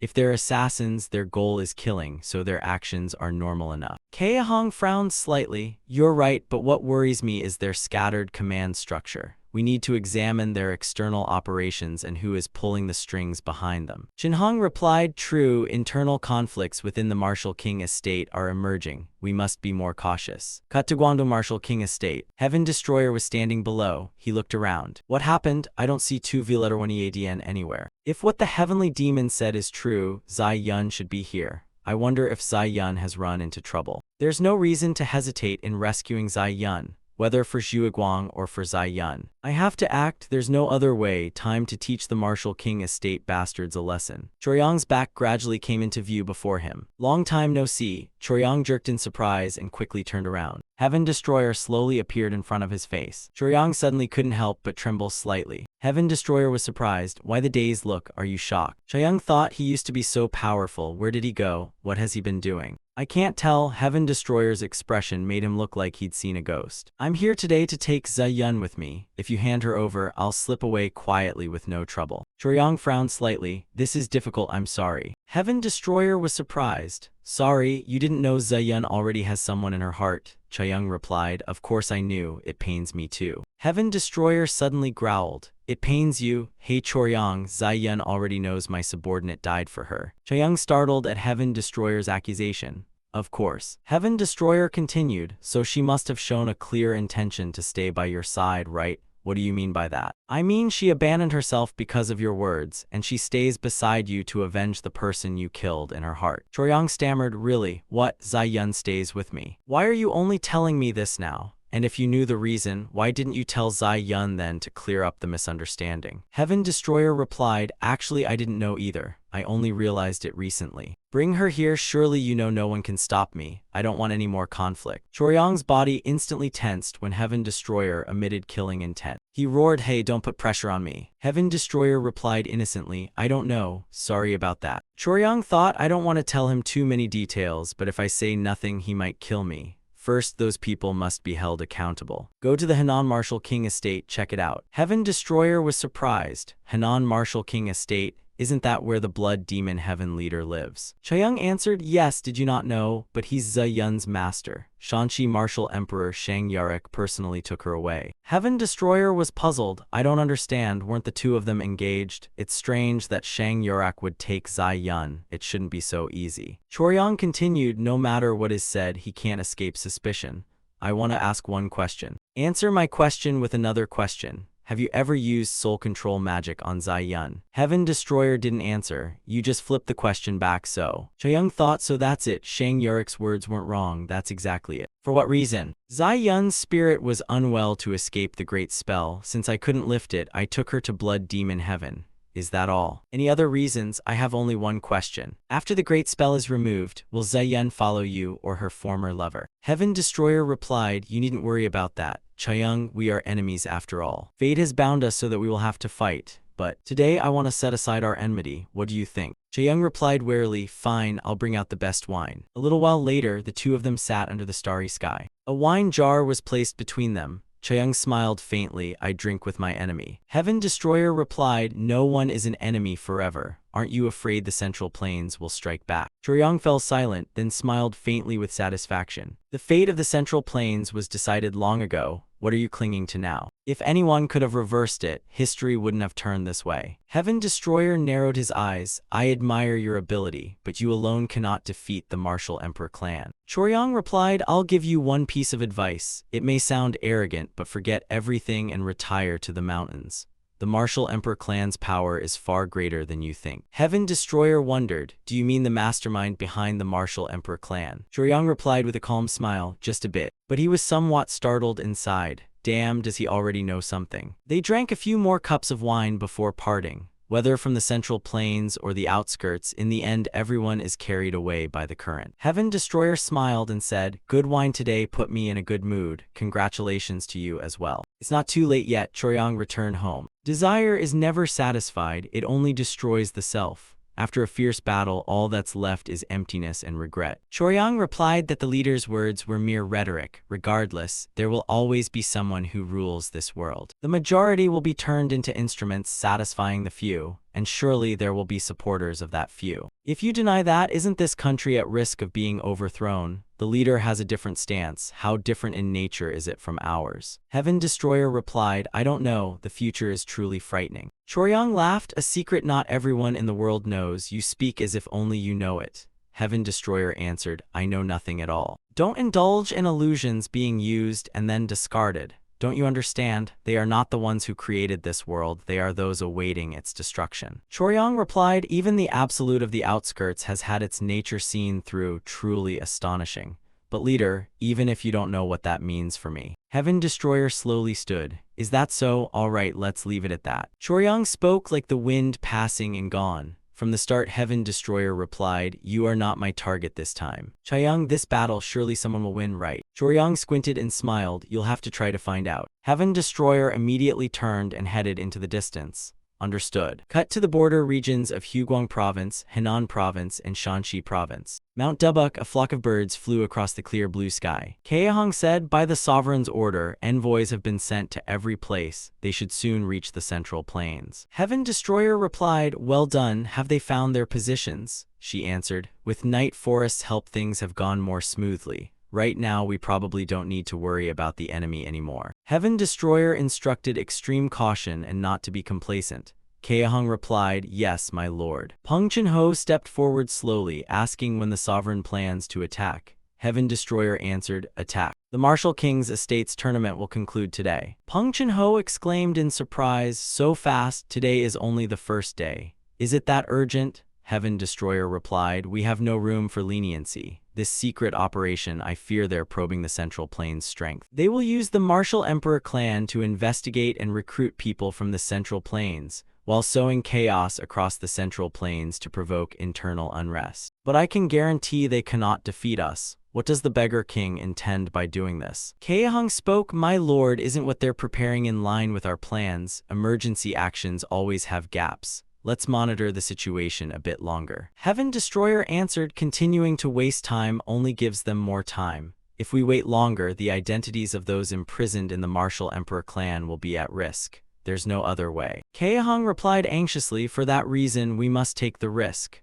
This battle must end quickly. If we hastily commit all our forces and fail, there will be no retreat. Suddenly Peng Chunha's voice rang out. The strategist speaks rightly. No one will lack determination. They're willing to trade their lives. Rather than cling to survival, I choose ultimate victory. We don't need to rush mobilizing manpower for the plan. Heaven Destroyer felt worried inwardly. Could it be even I have been swept away? Whoever it is must remain calm. If they've decided this far, let the leaders assemble fully and then decide. When will they arrive? At the latest by tomorrow night, everyone will be here. Very well then. Kaehong and Peng Chunho watched Heaven Destroyer with their eyes. Heaven Destroyer rose and left immediately. Before they could react, his figure was gone. The cause of that nameless unease, Kaehong, Peng Chunho, and even Heaven Destroyer could not yet explain. That night, the Divine Beast Palace Master, the Five Clans League leader, Zhang Tianai, the leader's strategic meeting to seize the Martial Emperor clan began. The night sky was gradually brightening. A new day was about to begin. Kaehong spoke, currently our alliance, besides Night Forest, includes contributions from the former Murim Alliance and the Demonic Path Syndicate. Here there are the Mad Demonic Sovereigns Organization and Song Lao's organization. Together they form the current Murim Alliance, and we can redistribute forces depending on strength discrepancies. Zhatian, will this organization be maintained? Then the best combination is. Heaven Destroyer cheerfully spoke, let me answer that. The Demonic Path Syndicate is formed by 8 sects in Zhejiang and Pinyin. The strength of the 9 Orthodox Alliance covers Shanxi and Shanxi. Azure Sky Divine Sword will take responsibility for Guangdong, Guangxi, and Guizhou. Night Forest will continue to hold Tiletter 1E9 Thiern and Jiangxi as at present. The Demonic Emperor Sword Squad belongs to the Mad Demonic Sovereign, and the White Dragon to Song Lao. The Orthodox Path Commanding Squad will be directed directly by me. The Beggar Gang will still be responsible for intelligence gathering. Commercial forces, including the Golden Toad Bank, will also assist us. After this meeting, contact as many bases as possible. All communications go through the Beggar Gang. Organizations must not contact each other independently. No matter the hardship, as long as the organization exists, we must fight to the last hope.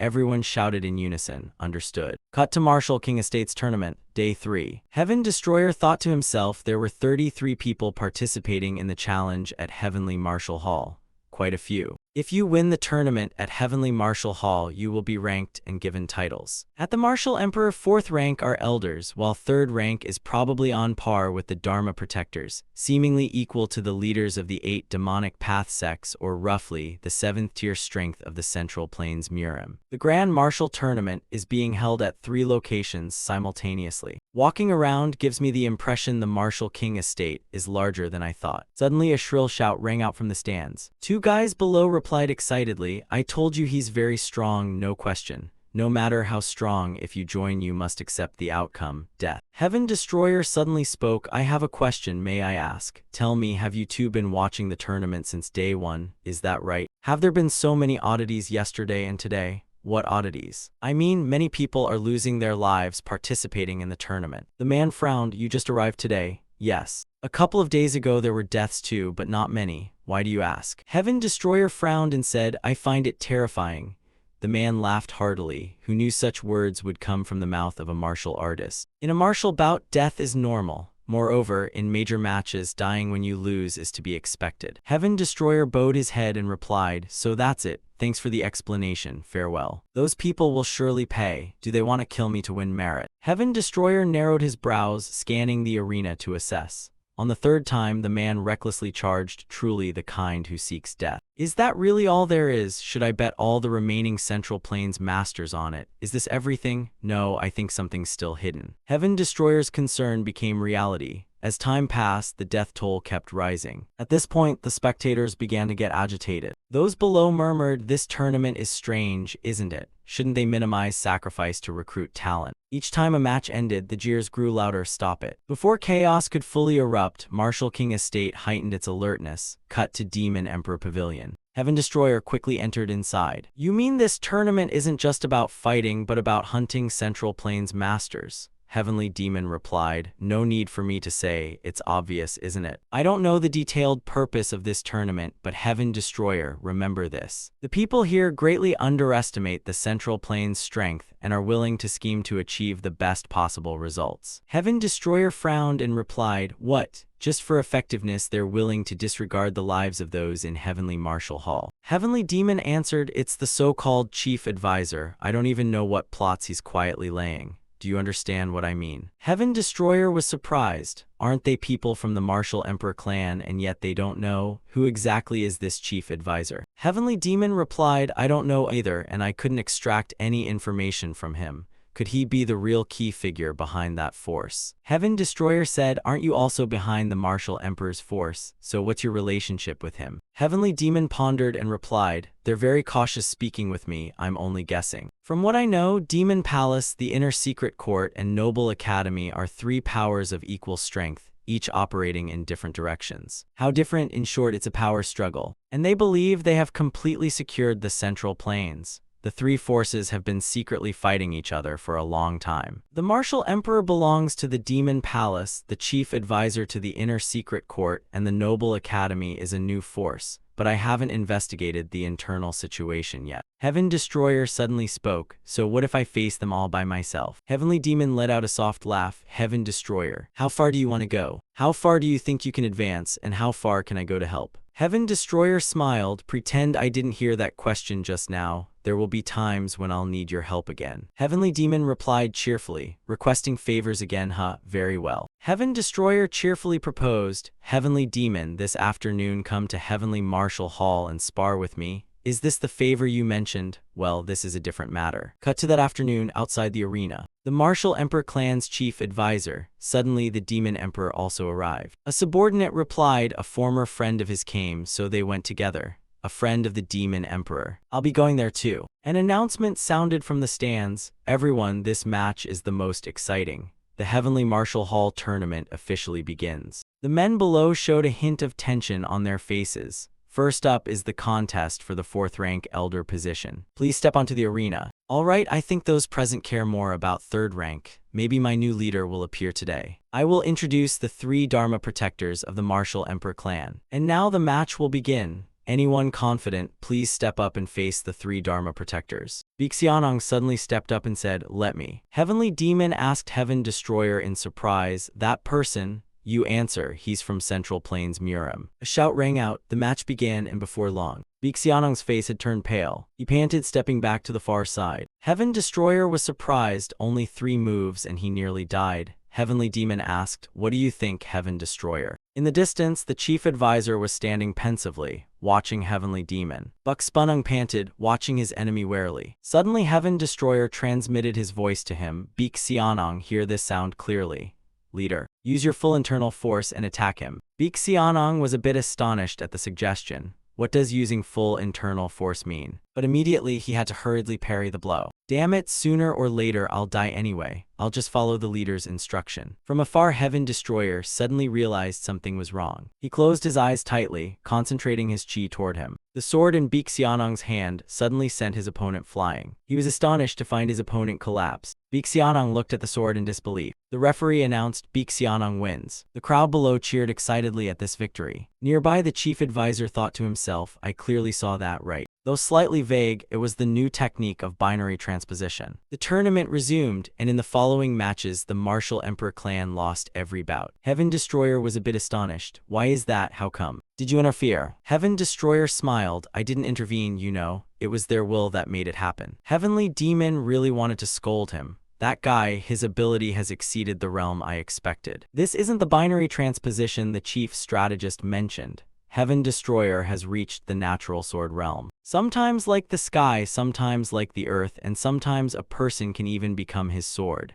For Heaven Destroyer, a sword doesn't necessarily need a shape. The chief advisor was astonished. What happened? Are there still such powerful people in the Central Plains? The referee trembled and shouted again, Maskless Swordsman wins. Has the Martial Emperor clan's Dharma Protector lost again? The chief advisor immediately stood up. This couldn't be allowed. Why approached where Heavenly Demon was? Demon Emperor, let's have a word, he said. Heavenly Demon wondered, you want me to send someone in? He replied, yes, it seems the Central Plains power is stronger than we predicted, so I need to borrow some strength from the demonic emperor's army. Heavenly Demon answered, I don't want to assign this to my men. If the strategist wants that, ask the Martial Emperor for permission, then I'll spare my people. The chief advisor thought to himself, you want me to speak directly with the Demon Emperor just because of those guys' blunder? Fine, I understand. I'll handle it myself. Heavenly Demon asked, handle it how? The chief advisor replied, if the third guardian won't do, then just call someone stronger than him. Heaven Destroyer asked warily, Grand Protector. Heavenly Demon replied, yes, Grand Protector is the strongest expert. His speed is on par with that mad demonic sovereign. Similar? I'm not sure. I heard he's very strong, so I assume so. Who would have guessed the chief advisor would dare to send him out? On the arena, the referee announced, there will now be a new fighter entering the Heavenly Martial Hall tournament. Heaven Destroyer and Heavenly Demon were stunned as Grand Protector entered. On the other side, Heavenly Martial Hall looked very pleased with their choice. A thin foot slowly stepped onto the arena. He was pale-skinned with deep dark eyes. Heaven Destroyer worriedly thought, is he the Grand Protector? Seeing the aura spreading around him, Heavenly Demon's words were indeed true. He was powerful enough to face the mad demonic sovereign. The ultimate anti-demon supreme, Ironblood Sword Fiend, this time I'll challenge you. I'll take your head die. In a flash, Grand Protector had already passed through the challenger. Heaven Destroyer couldn't help but be surprised by the scene before him. A streak of blood had spread into a long trail across the arena. Grand Protector wore a terrifying smile. Next. In the distance, two hooded figures were watching the match. Yulguk spoke excitedly. Big brother, the first match was really thrilling. The man beside him secretly felt anxious. Indeed a master, could I defeat him? Cut to Heaven Destroyer thinking to himself, the losses are greater than I estimated. Heaven Destroyer's fear had become reality. The power gap was too large. Even Heaven Destroyer's help was meaningless. Grand Protector was not only skilled in chi cultivation, but also possessed a body armoring ether. Next, he was stronger than expected. If Heaven Destroyer doesn't intervene directly, it's hard to offer support. Damn it. Heavenly Demon suggested, Heaven Destroyer, give it up.